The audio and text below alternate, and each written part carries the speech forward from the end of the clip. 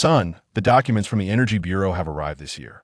All coal mines must upgrade to comprehensive mining, with an annual output requirement of at least 300,000 tons, or else they will be forcibly closed. Wang Xiuyan's anxious voice echoed in Chen Sheng's ears over the phone. Mom, I understand. Give me a moment to think.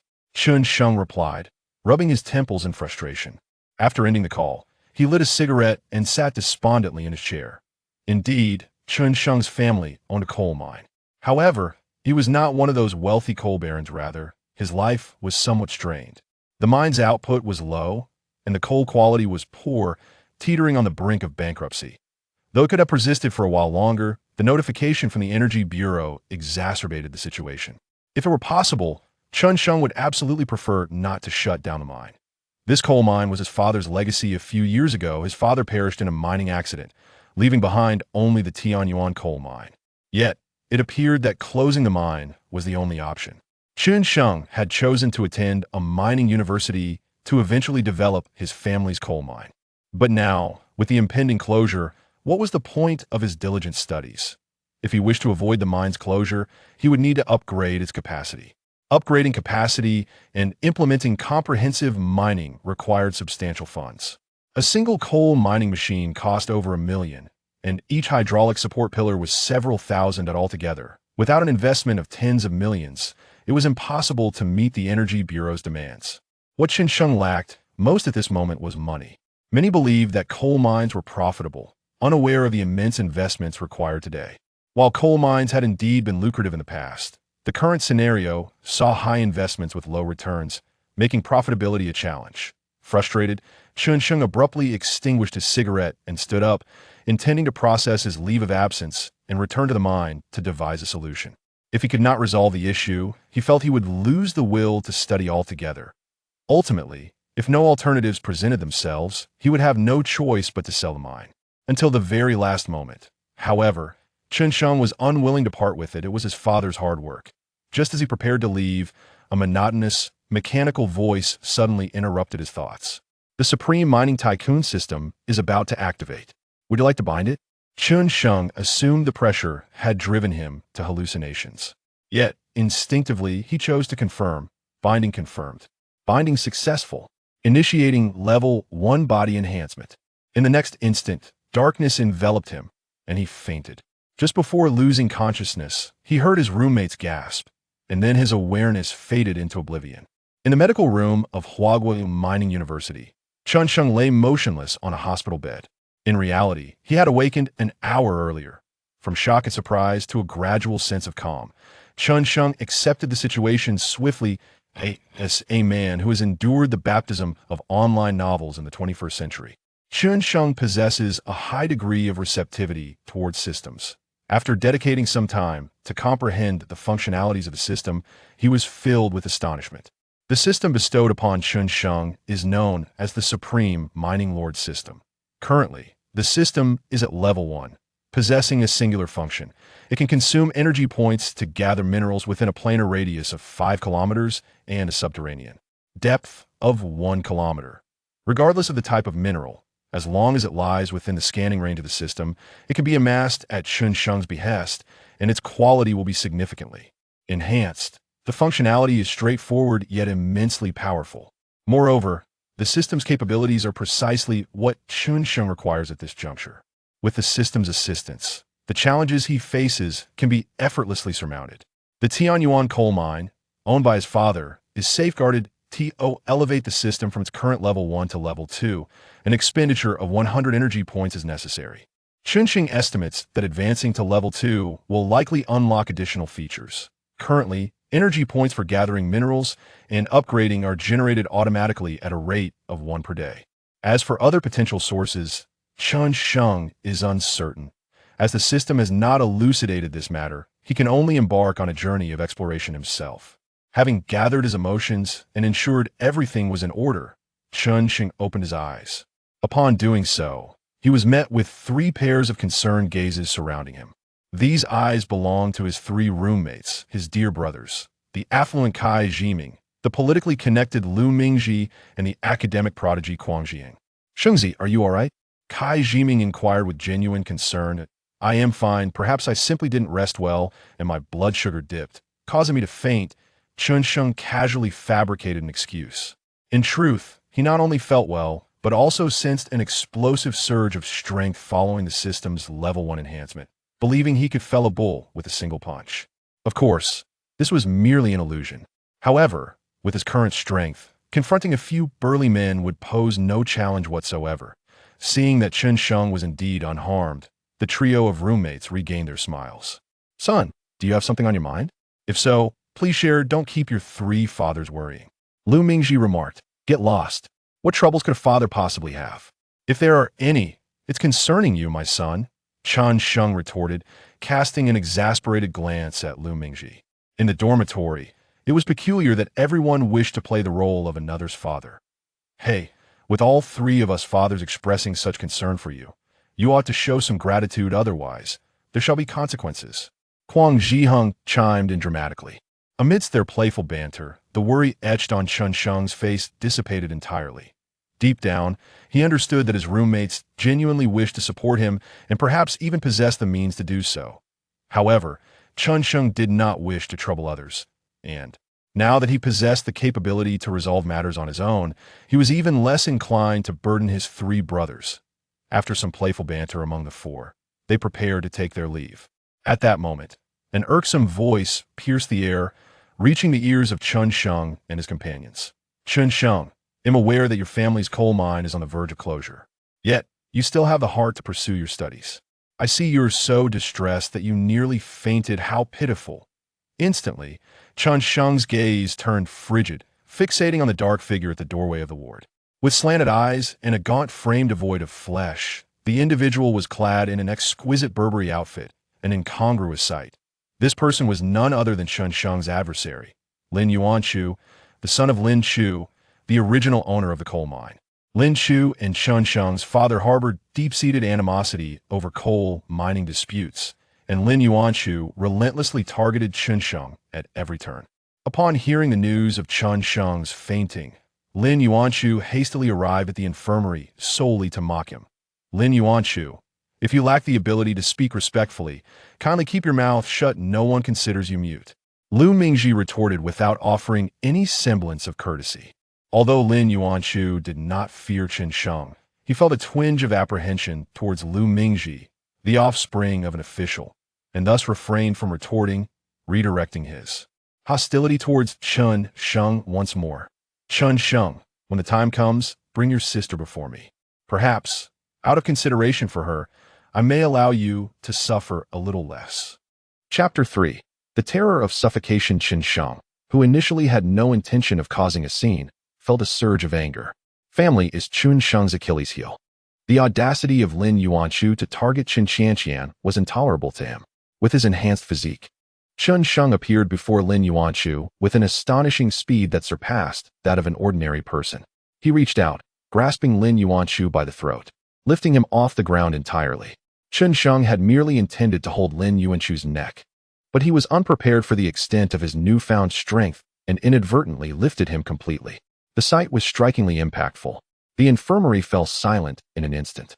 All eyes fixed on Chen Sheng's actions, rendered speechless by astonishment. Death by sudden impact is devoid of pain. However, suffocating to death is a harrowing ordeal. The average person can endure it for approximately 6 minutes, while those with superior physical conditioning may last longer.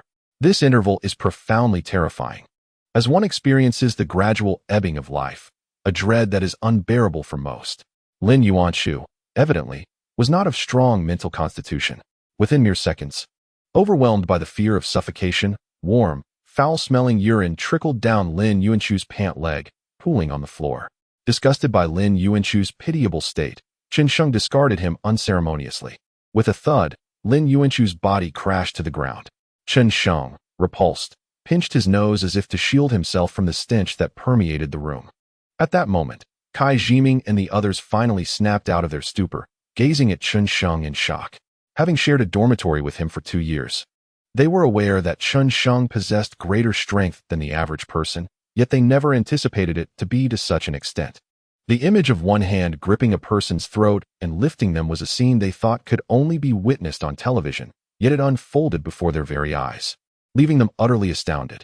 Old 2, you can't possibly be the legendary martial arts master. Kai Jiming exclaimed, his excitement palpable. I am no martial arts master. Merely someone with greater strength. And please, refrain from calling me old 2. Otherwise, you shall learn the consequences tonight. Chen Sheng replied, visibly irritated. In the dormitory, Chen Sheng was the second youngest, and was often referred to as old 2. He detested this nickname, and every time his roommates used it, it made him want to retaliate. All right, old 2, no problem, old 2. The three responded in unison, momentarily forgetting about Lin Yuanshu, who lay on the floor. Lin Yuanshu's two lackeys hurriedly assisted him to his feet. It took Lin Yuanshu a while to recover from the terror of near death. Feeling the dampness of his pant leg, heat flushed his face, and his heart brimmed with fury. Yet, the thought of provoking Chen Sheng again sent a shiver down his spine. Chen Sheng, this matter will not end here, just you wait. With that, Lin Yuanshu fled without looking back. Lin Yuanshu fled, and Chen Sheng and the others returned to their dormitory. Chen Sheng changed into a fresh set of clothes and headed to the playground, eager to familiarize himself with the sudden surge of power he had acquired. Power, once fully mastered, could transform into true strength. The playground of Huagua Mining University was expansive, and Chen Sheng began his slow jog along its perimeter. Due to the system's constraints, it was now close to dinner time, and thus, the matter of handling his withdrawal from school would have to wait until the morrow. The thought of the system's capabilities filled Chen Sheng with exhilaration. Upon returning home, he was certain that he would achieve greatness and become a superlative mining magnate. In due course, wealth and power would be his. Chen Sheng was determined to ensure that his mother and sister would be the happiest people in the world. Contemplating this bright future, a smile crept upon Chen Sheng's lips. He was now impatient to return and diligently develop his family's coal mine. Chapter 4. The Trap. While Chen Sheng was jogging, he unexpectedly spotted his brother, Kai Jiming, on the playground. Beside Kai Jiming walked a stunningly graceful woman, who was evidently accompanying him. Although Kai Jiming was born into wealth, he did not exhibit the typical flaws of a wealthy heir. Otherwise, Chen Sheng and the others would not have formed such a close brotherhood with him. Most importantly, Kai Jiming was not the type to be frivolous in matters of the heart. After 2 years at university, he had yet to have a girlfriend, a fact that was almost a disgrace for someone of his background. Now that he had finally shown signs of enlightenment, Chen Sheng's face bore a proud, paternal smile. It seemed his family's pig had finally learned to root among the cabbages, and this particular cabbage appeared to be quite enticing. However, Chen Sheng soon sensed something amiss. The woman by Kai Jiming's side was none other than Bai Ye, a notorious figure at Huagua Mining University known for her manipulative charm. For Bai Ye, stealing her friends' boyfriends and maintaining a plethora of backup suitors was quite the norm. Furthermore, Chen Sheng recalled that Bai Ye had a boyfriend named Ruan Xingwen, who was also somewhat well known at the university. Ruan Xingwen's uncle was the director of the mining school, a figure whom students dreaded, a veritable black-faced deity. Thus, Bai Ye's presence alongside Kai Jiming struck Chen Sheng as decidedly suspicious. He felt an inkling that this was a setup. Kai Jiming's reputation as a wealthy heir preceded him, and his gentle nature made him appear to be an easy target. With this thought igniting a sense of urgency within him, Chen Sheng resolved to protect his brother from any potential harm. Kai Jiming's focus was entirely on Bai Ye, oblivious to Chen Sheng jogging in his hooded attire. Though aware of Bai Ye's less-than-stellar reputation at Huagua Mining University, the recent ambiguous behavior she had displayed towards him did not deter Kai Jiming from accepting her advances. As a wealthy heir, he believed himself impervious to manipulation, thinking that as a man, he would not be at a disadvantage. If Bai Ye wished to pursue him, he would simply allow it. Today, Bai Ye invited Kai Jiming for a leisurely stroll, to which he readily acquiesced without a second thought. As he beheld Bai Ye's graceful figure, a surge of warmth coursed through Kai Jiming's heart. After all, if one does not seek a romantic partner during their university years, what purpose does their education serve? While academics hold great significance, the experience of love is equally enriching. Lost in these thoughts, a smile blossomed on Kai Jiming's face. However, as they approached a secluded corner of the playground, a group of burly men suddenly encircled them.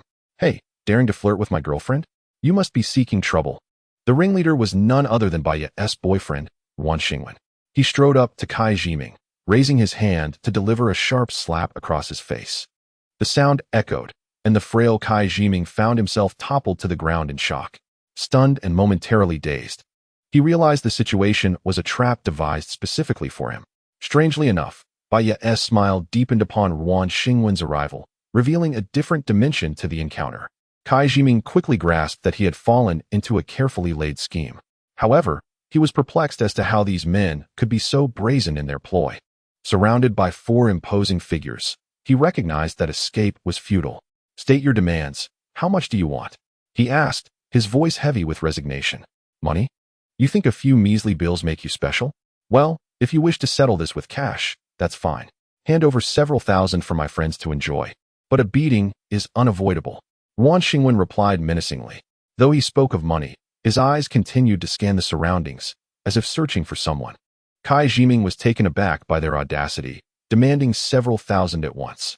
Nevertheless, he dismissed the amount as insignificant. What he could not accept was the notion that they would demand money and still resort to violence. Clenching his fists tightly, he contemplated resistance, but ultimately let go. Despite being a wealthy heir, he was not foolish. Faced with the 5 towering men, he understood escape was not an option. He silently vowed to reclaim his dignity. Enduring humiliation was not in Kai Jiming's nature. Chapter 5. Targeted Strike Him. Ruan Xingwen commanded, and his companions lunged toward Kai Jiming. In the distance, Chen Sheng raced toward the scene, having kept a wary eye on Baiya.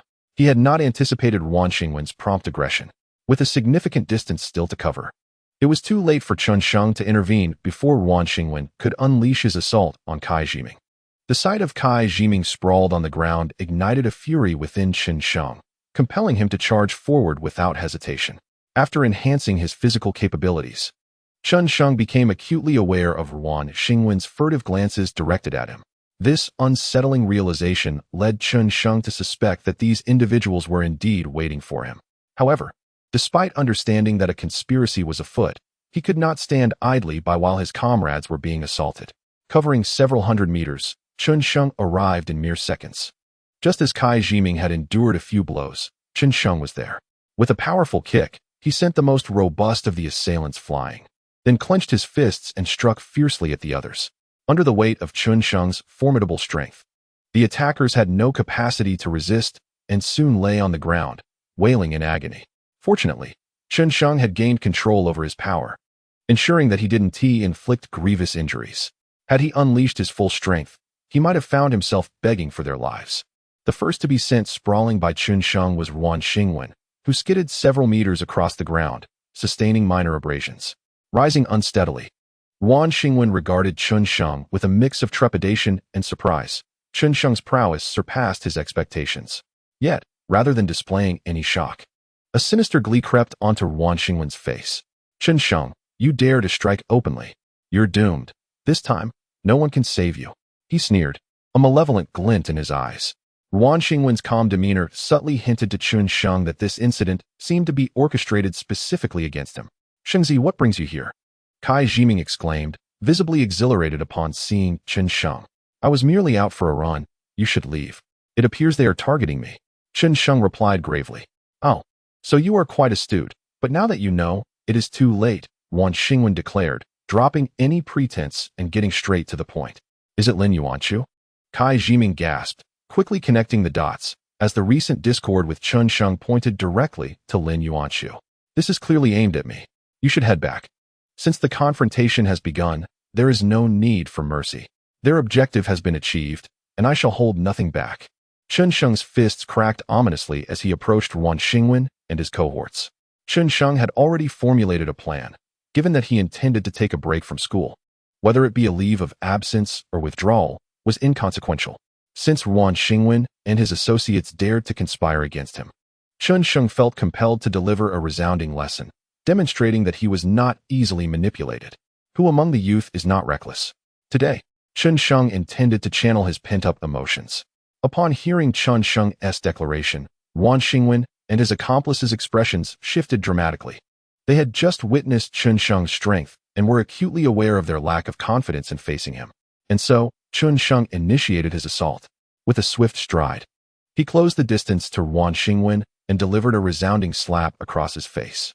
With a sharp crack, Ruan Xingwen found himself dizzy from the blow dealt by Chen Sheng, collapsing onto the ground. Several others attempted to assist him, but were deterred by a mere glance from Chen Sheng, rendering them motionless. The sound of slaps echoed continuously and gradually. A growing crowd of students gathered to witness the scene. "Chen Sheng, you scoundrel!" Ruan Xingwen shouted in a fit of rage, yet his words were slurred and comical. After Ruan had been sufficiently chastised, Chen Sheng turned his gaze toward the other burly men and the remaining Baiya. Upon meeting Chen Sheng's fierce stare, the men shuddered and fled. Baiya, however, stood paralyzed with fear, unable to move.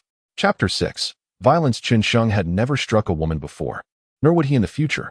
However, given the dire situation brought about by Baiya's treachery against Kai Jiming, he felt no qualms. The circumstances had escalated beyond redemption, and Kai Jiming, too, had shed any reservations. A sharp slap jolted Baiya from her terror. "What do you want from us?" she cried, covering her face with a look of sheer fright as she gazed at Kai Jiming. "Explain the situation," Chen Sheng interjected, preventing Kai Jiming from striking again. His voice cold and commanding. "It was Lin Yuanqiu. He paid Ruan Xingwen 100,000 yuan to have you expelled. Ruan Xingwen instructed me to find Kai Jiming. He saw you running on the playground and told me to bring Kai Jiming there. It's all Ruan Xingwen's doing, all him." Baiya, trembling with fear, divulged the entire truth, igniting the fury of the onlookers who had initially come merely to spectate. They were taken aback that such occurrences could transpire within their ivory tower. What if they found themselves in a similar predicament? Would they be able to escape? The answer was a resounding no. They would undoubtedly face the same fate. This realization instilled a sense of dread among the students, compelling them to eradicate such malignant elements. When events do not directly threaten one's interests, the reaction tends to be muted. Yet, when the situation poses a potential danger to oneself, urgency prevails. Such individuals cannot be tolerated and must be dealt with severely. The fervent cries of the students filled Ruan Xingwen and his companions with trepidation. They had not anticipated the situation would escalate to this extent. "Make way, make way!" Just as the crowd surged with fervor, a group of security personnel clad in uniforms arrived on the scene, parting the throng of spectators. "What is going on? Who is causing the disturbance?" The leading guard bellowed. "It's Chen Sheng. He attacked me. Someone arrest him," Ruan Xingwen exclaimed, his face flushed with agitation. These guards were also part of Ruan Xingwen's scheme. He had intended to delay their arrival to teach Chen Sheng a lesson. However, now, the guards had unwittingly become his lifeline. Ruan Xingwen feared that if he remained here any longer, he would be torn apart by the agitated students. Moreover, he was deeply troubled by the escalation of this incident, which had exceeded his expectations. Even his uncle might not be able to contain it. Ruan's gaze fell upon Chen Sheng, the catalyst for this deviation from his plans, and he vowed to ensure Chen's downfall. "Daring to fight in school? It seems you no longer wish to study. Behave yourselves and follow me to the academic office." The head of the security team, uninterested in the unfolding events, sought to apprehend Chen Sheng directly. With a face marked by bulk, he appeared quite intimidating. However, his ferocity was merely effective against ordinary students and held no sway over Chen Sheng. Moreover, Chen had surmised that these individuals were undoubtedly arranged by Ruan Xingwen. Otherwise, why would they arrive precisely at this moment? As the security attempted to lay hands on him, Chen Sheng offered no courtesy. Grabbing the outstretched hand of a security officer, he executed a shoulder throw, sending one of them crashing to the ground. In mere moments, several security personnel who had surrounded him lay defeated. Their faces contorted in anger as they glared at Chen Sheng. "You," the head of the security team pointed at Chen Sheng, his expression furious. "Leave, but do not lay hands on us." Chen Sheng replied coldly, undeterred. With the confrontation already escalated, he felt no need for restraint. He was curious to see what methods Ruan Xingwen would employ. Chapter 7. The Dean. After witnessing Chen Sheng's display of strength, the security team dared not approach him further, instead surrounding him from a distance as they marched towards the Dean's office. "Shengzi, I've dragged you into this. If the Dean questions us, shift the blame entirely onto me. They would not dare take action against me," Kai Jiwen whispered to Chen Sheng, not wishing to implicate him.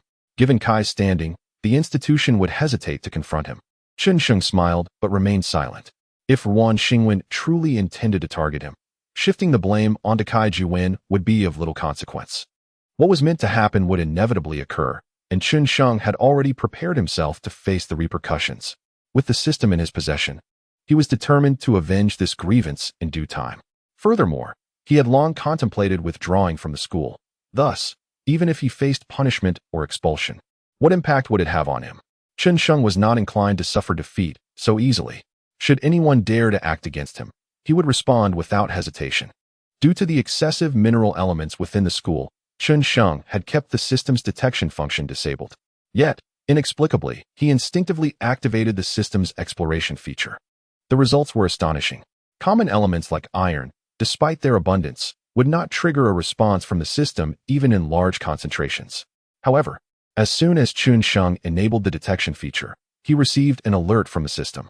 Proceeding towards the 3 o'clock direction, a distance of 100 meters. A substantial presence of gold was detected. In Chen Sheng's line of sight, a considerable mass of virtual gold bars materialized, nestled within the trunk of a vehicle. The accumulated weight of these gold bars was at least approximately 10 kilograms. Given the current market price of gold, their worth would exceed 3 million yuan. The owner of this vehicle was none other than Ruan Xingwen's uncle, Ruan Tian, who drove a sleek black BMW 523. It was quite unusual for a mere department head to own such an extravagant car. However, it could be somewhat justified. Yet, the presence of 3 million yuan worth of gold in the trunk rendered any explanation implausible. This could only point to one conclusion. It was acquired through corruption.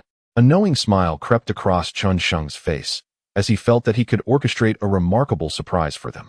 Huaxiao Mining University possesses a comprehensive reporting system, and Chen Sheng swiftly retrieved his mobile phone, composing a report. After sending the message and disabling the detection function, he strode confidently towards the department head's office. Initially, he had contemplated the notion that a gentleman's revenge is best served after a decade. However, his mindset had shifted. He now believed that a petty person seeks revenge from dawn till dusk. If the Ruan family sought to undermine him, he would ensure their downfall. Kai Jiwen noticed Chen Sheng's demeanor and attempted to persuade him once more, but Chen Sheng had already followed Ruan Xingwen and others into the office. Inside, Ruan Tian glared at Chen Sheng with his shifty little eyes, exuding an aura of malice. Having received considerable benefits from Lin Yuanshu, he was determined to uphold his end of the bargain and deal with Chen Sheng accordingly. Moreover, Chen Sheng had dared to confront Ruan Xingwen, further inciting Ruan Tian's wrath. Chen Sheng, your transgressions are quite grave. Ruan Tian's tone was deliberately harsh, seeking to elicit a reaction of terror, anger, and helplessness from Chen Sheng. Ruan Tian often punished students, sometimes merely for the pleasure of witnessing their fear and despair. Each instance filled him with a perverse sense of control. However, Ruan Tian was destined for disappointment. His expectations were fated to remain unfulfilled. Chen Sheng possessed a potent trump card and harbored no fear of Ruan Tian. Director, I believe I have done nothing wrong. Chen Sheng feigned innocence. Indeed, you dare to claim innocence? Assaulting fellow students and resisting security personnel? I suppose you no longer wish to remain at Huaxiao Mining University. Ruan Tian slammed his palm onto the desk, his voice raised in fury directed at Chen Sheng. Director, they attacked me in numbers, and there exists no legal stipulation that prohibits me from defending myself. As for the security personnel, they acted without discernment upon their arrival, and I showed them mercy. Chen Sheng maintained an expression of innocence, contrasting sharply with Ruan Tian's desire to see him engulfed in anger and despair. After years of wielding authority over the academy, Ruan Tian was accustomed to students trembling in his presence. Chapter 8. Recording Chen Sheng's demeanor was a source of great irritation for Ruan Tian. Chen Sheng, summon your parents to handle your withdrawal procedures, Ruan Tian declared, unleashing his final trump card. Chen Sheng remained momentarily stunned, while Kai Jiwen sprang to his feet. Dean, the altercation was instigated by me. It has nothing to do with Chen Sheng. Kai Jiwen refused to allow Chen Sheng to bear the consequences. Kai Jiwen, you may leave for now and submit a self-reflection report upon your return. Ruan Tian waved dismissively, intending to send Kai Jiwen away.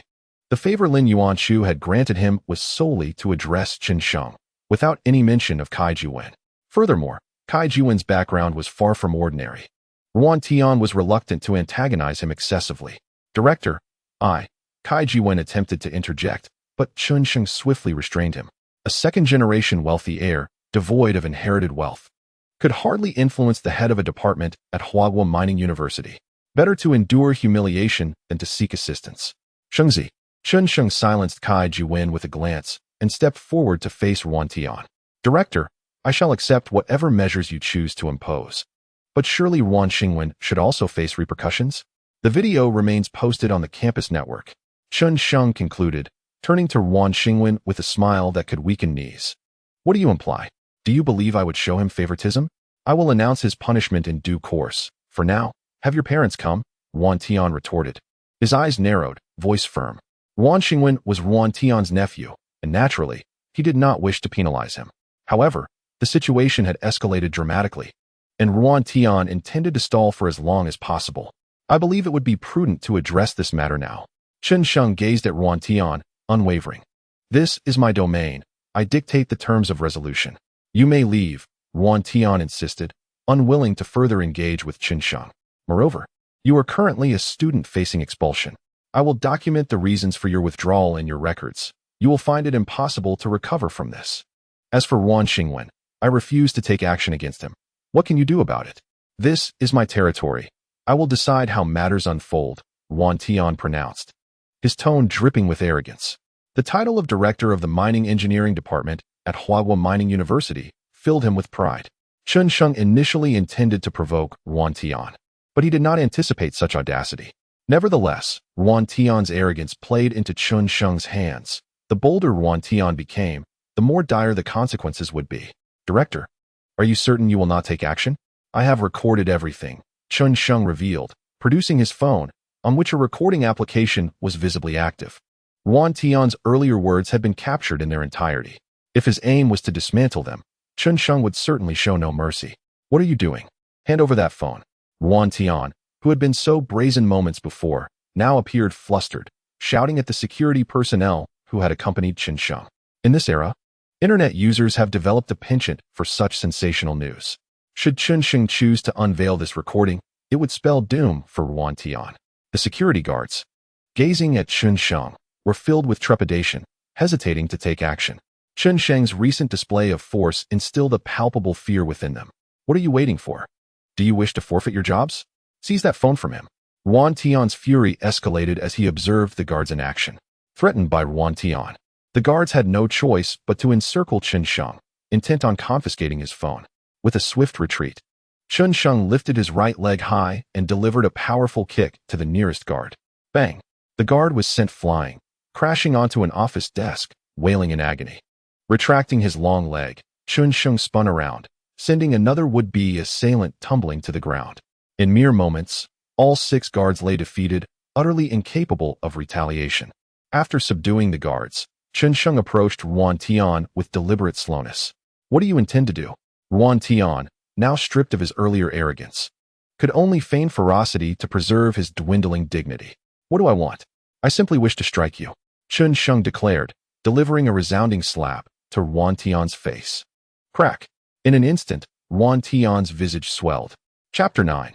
Reporting when had Wan Tian ever suffered such humiliation? Seated on the floor, he glared at Chen Sheng with venomous resentment. Chen Sheng, I can rescind your punishment if you delete that recording.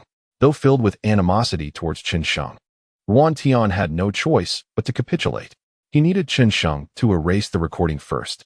As long as there was no evidence in Chen Sheng's possession, Wan Tian vowed to make him regret crossing paths with him. I will not delete the recording.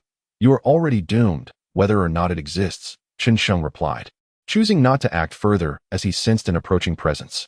He had a good idea of who it might be. Chen Sheng's words stirred an unsettling anxiety within Wan Tian, though he couldn't quite place why. Knock, knock, knock. The door to Wan Tian's office was rapped upon. After several knocks, the door swung open, revealing several stern-faced individuals who appeared to be leaders. Upon entering, Li Shuren was taken aback by the sight before him. It took a few moments for him to regain his composure and inquire, what is happening here? Sir, it is Chen Sheng. He has assaulted me. He must face severe consequences, Wan Tian exclaimed, springing to his feet upon seeing Li Shuren. Indeed, I am the one who struck him. And I am also the one who reported Wan Tian for embezzlement, Chen Sheng boldly admitted, showing no intention to deny his actions. His declaration sent Wan Tian's heart racing with anxiety. The thought of Chen Sheng accusing him of bribery filled Wan Tian with profound unease. However, the thought of having chosen gold over cash that morning brought a sense of calm to Wan Tian. Surely no one could be aware of what he had concealed in his vehicle. Chen Sheng, do not slander me.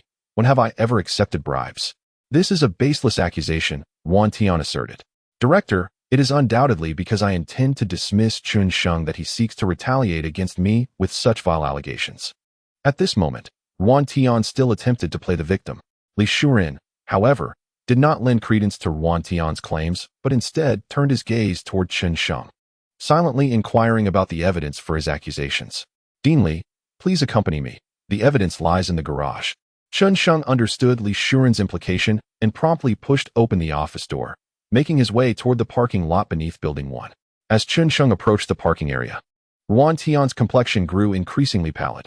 Yet, he reassured himself that Chen Sheng was certainly unaware of the truth. Despite this self-comfort, an unsettling anxiety compelled Yuan Tian to hasten after Chen Sheng. Within minutes, they arrived at the parking lot. Upon seeing Chen Sheng standing before his car, Yuan Tian could no longer maintain his composure. Director Yuan, would you kindly open your trunk? Chen Sheng inquired with a disarming smile, emphasizing the title of director with a palpable weight. Sweat beads streamed down Yuan Tian's forehead, and his face turned ghostly pale.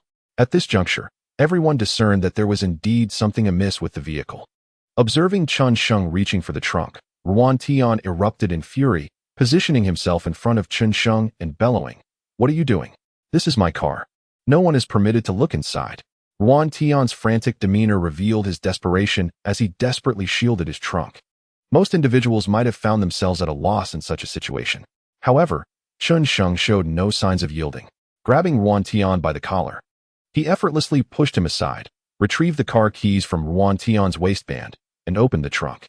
Upon lifting the trunk lid, Chen Sheng tore through the layer of padding to access the hidden compartment of the BMW S toolbox. To his dismay, the toolbox was absent, replaced only by a small bag wrapped in black plastic. Chen Sheng unwrapped the bag, revealing 10 glimmering gold bars that radiated a resplendent glow. Upon sighting the gold bars, Yuan Tian collapsed to the ground, utterly defeated. He comprehended the gravity of his predicament. Accepting bribes was not merely a matter of returning money. What awaited him was the grim prospect of imprisonment. Chapter 10. The regretful Yuan Tian. Yuan Tian was engulfed in remorse, lamenting why he had antagonized Chen Sheng. Yet, in this world, there is no remedy for regret. Every adult must bear the consequences of their actions. Contemplating the bleak future that lay ahead, Yuan Tian, who had previously crumpled to the ground, suddenly sprang up and lunged toward the oblivious Yuan Xingwen. "It's all your fault. If not for you and Lin Yuanqiu, I wouldn't be in this predicament. I will kill you. I will kill you." Yuan Tian screamed, consumed by madness as he hurled himself at Yuan Xingwen. In Yuan Tian's perspective, had it not been for Yuan Xingwen, he would not have taken action against Chen Sheng. All of this was instigated by Yuan Xingwen. As for the bond of uncle and nephew, it had long been cast aside. The two engaged in a comical scuffle, while Li Shuren looked on at Yuan Tian with a countenance full of ire. "Very well, Yuan Tian, the school will surely investigate this matter thoroughly," Li Shuren declared. His finger pointed accusingly at Yuan Tian. "Chen Sheng, rest assured, the school will provide you with an explanation. The allegations of Yuan Tian's corruption will be investigated with utmost diligence," he said sincerely to Chen Sheng. "Principal, it matters not to me. I am merely seeking revenge," Chen Sheng replied candidly, without uttering any lofty sentiments. His sincerity took Li Shuren by surprise, improving his impression of Chen Sheng. Indeed, the most challenging trait in humanity is authenticity. After a brief conversation with Chen Sheng, Li Shuren and several leaders decided it was time to depart, leaving Yuan Tian to be dealt with by others. Just as Li Shuren was about to leave, Chen Sheng suddenly grasped his arm. "Principal, our director is currently unable to assist me with my withdrawal procedures. Could you possibly help me with it?" Chen Sheng asked, a smile gracing his face, showing no fear in the presence of a principal. "You wish to withdraw?" Li Shuren responded, somewhat astonished. He had initially thought that Chen Sheng reported Yuan Tian to avoid expulsion.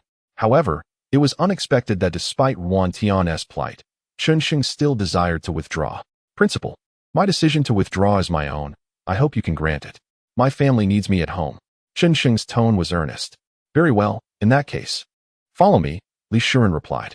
They returned to the principal's office, but instead of processing Chen Sheng's withdrawal, Li Shuren only arranged for a leave of absence. Huahua Mining University would retain Chen Sheng's enrollment for 2 years, allowing him the opportunity to return and continue his studies if he so wished, serving as a reward for exposing a malignant presence. However, Li Shuren did not anticipate that this decision would result in one of the university's most illustrious alumni in its history. Chen Sheng did not refuse Li Shuren's goodwill. He had a fondness for learning. In 2 years, with financial stability, Chen Sheng might very well return to complete his education. Soon, the punishments for Ruan Tian and Ruan Xingwen were announced. Not only was Ruan Tian's current misconduct uncovered, but past instances of bribery were also brought to light. The sum, nearing 10 million, was deemed substantial, warranting a minimum sentence of over 10 years. Ruan Tian's life, it seemed, was irrevocably ruined. Ruan Xingwen, Baiya, and others were expelled from Huagua Mining University, while Lin Yuanshu was merely placed under observation and not expelled. However, with Chen Sheng's return, he would undoubtedly target the Lin family. Once the Lin family faces bankruptcy, Chen Sheng is eager to see if Lin Yuanshu can still focus on his studies. The report has been issued, and Chen Sheng has already entered the province, traveling towards his home. Chapter 11. Returning home, the Chun family is not originally from this province, but hails from Wenzhou in Zhejiang province. The entrepreneurial spirit of the people from Wenzhou is renowned throughout the nation, leading many to believe that they are exceedingly wealthy. Chen Sheng recalls that when he first enrolled at Huagua Mining University, upon learning he was from Wenzhou, his classmates would invariably ask, "Do you Wenzhou people really have so much money that you store it in burlap sacks?" Such misconceptions have confronted Chen Sheng numerous times.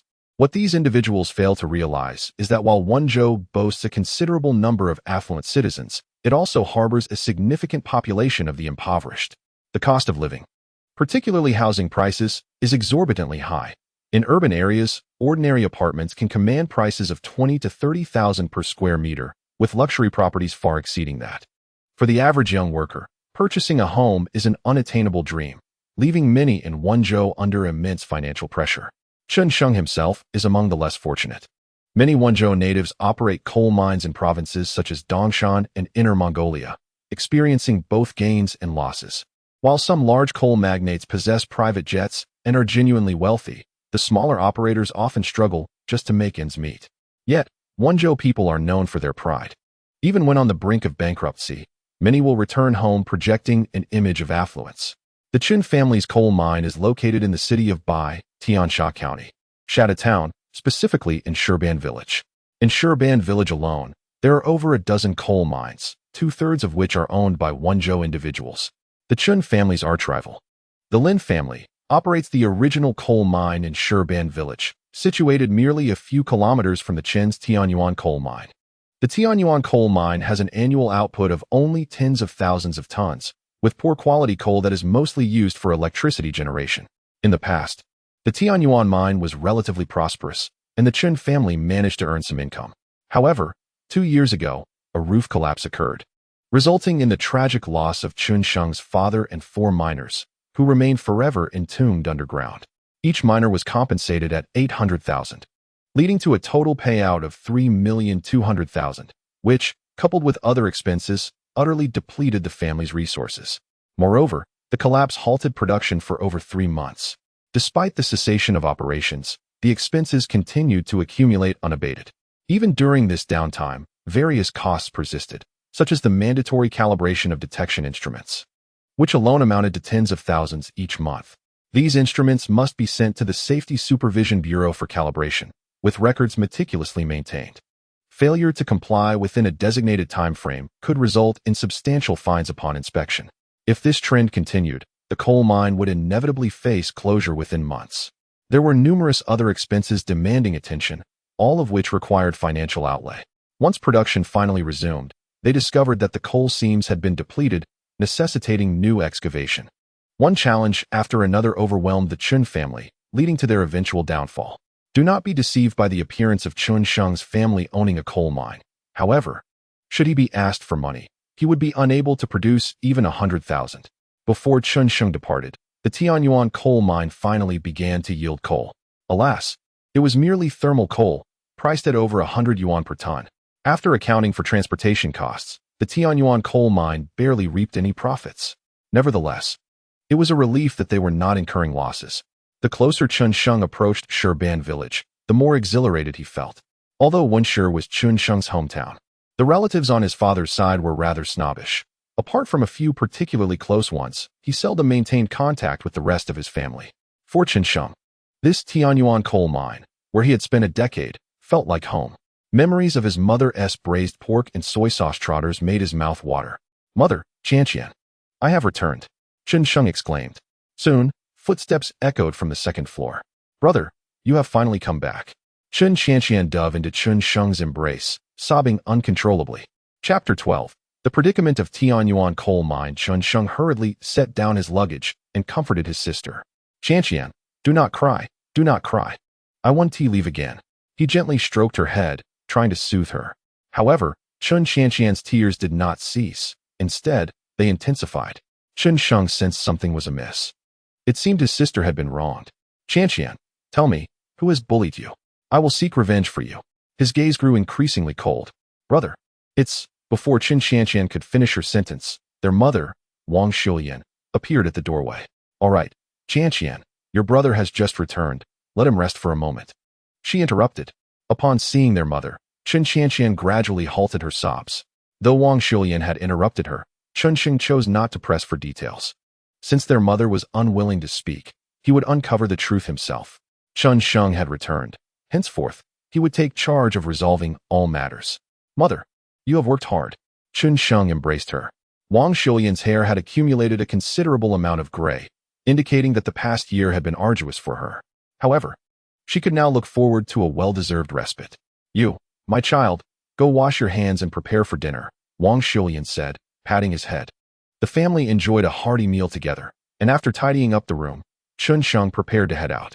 "Mother, I am stepping out for a while." He called to the second floor before striding towards the Tianyuan coal mine. The mine was located just over a mile outside Shirban village, making it a short walk for Chen Sheng. The Tianyuan coal mine, despite its many shortcomings, boasted one significant advantage. It was situated in a vast plain.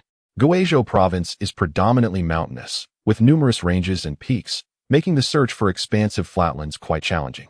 Yet, the location of the Tianyuan coal mine was a rare and substantial flat area.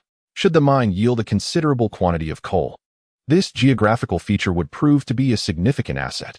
In the past, this place held little value for Chen Sheng, yet now it possesses immense significance. With the extraordinary grand mine owner system, resources are no longer a concern.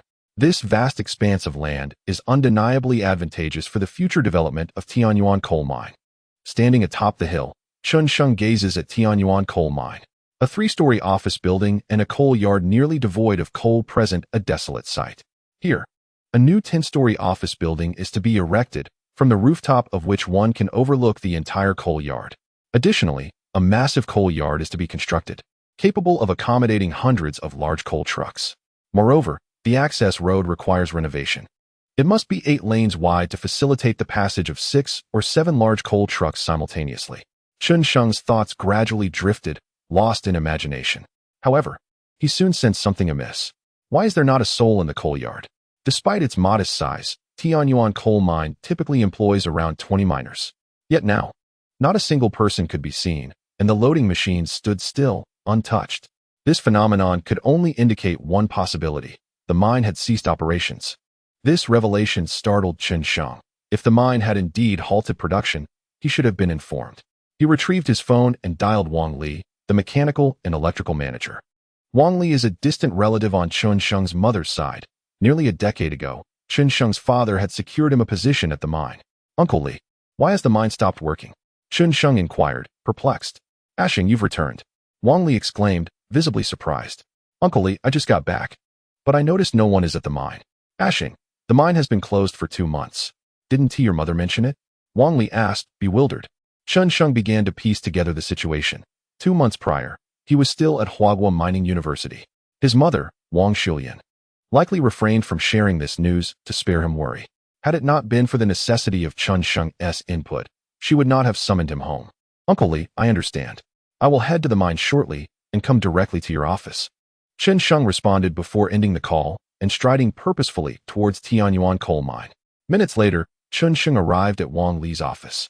"Uncle Li, I wish to know why operations have ceased," Chen Sheng said earnestly, his demeanor exuding a formidable presence. Such an aura may be intangible and invisible, yet it is palpable. For instance, a high-ranking official can emanate an aura built over years, instilling a sense of pressure in others. Chen Sheng's aura stemmed from the formidable vitality and inner confidence he possessed as a result of the Grand Mine Owner system. This newfound assurance ignited within him the belief that he could elevate Tianyuan coal mine to greatness. Nonetheless, Chen Sheng's confidence did not breed arrogance. The Grand Mine Owner system promised a smoother path ahead. However, the path must ultimately be traversed by Chen Sheng himself, step by step. Sensing the aura emanating from Chen Sheng, Wang Li felt a twinge of astonishment. Initially, he harbored concerns about the prospects of seeking employment following the bankruptcy of Tianyuan coal mine. Wang Li did not wish for Tianyuan coal mine to collapse. After all, he had developed an attachment to it over the past decade. Yet, given the current circumstances surrounding the mine, avoiding bankruptcy seemed a formidable challenge. The emergence of Chen Sheng ignited an inexplicable glimmer of hope within Wang Li's heart. He believed that Chen Sheng possessed the capacity to succeed. At times, the alteration of fate manifests in the most enigmatic ways. Wang Li had unwavering faith in Chen Sheng, perceiving him as a person of considerable ability. This choice would undoubtedly illuminate Wang Li's future. Lu Sun once remarked that it is better to follow the right person than to merely do the right thing. Although Lu Sun claimed he never uttered such words, they resonate profoundly with truth. As for this matter, it is indeed a lengthy tale. Through Wang Li's narration, Chen Sheng finally grasped the reason behind the sudden cessation of operations at Tianyuan coal mine. The malevolent force behind this disruption was none other than Yuanshu coal mine. Lin Yuanshu's father, Lin Chu, and elder brother, Lin Changxin, had long set their sights on acquiring Tianyuan coal mine. However, Chen Sheng had consistently rebuffed their advances, resolutely unwilling to relinquish ownership of the mine. With the recent directives from the Energy Bureau, Lin Chu surmised that Chen Sheng would inevitably be compelled to part with the mine.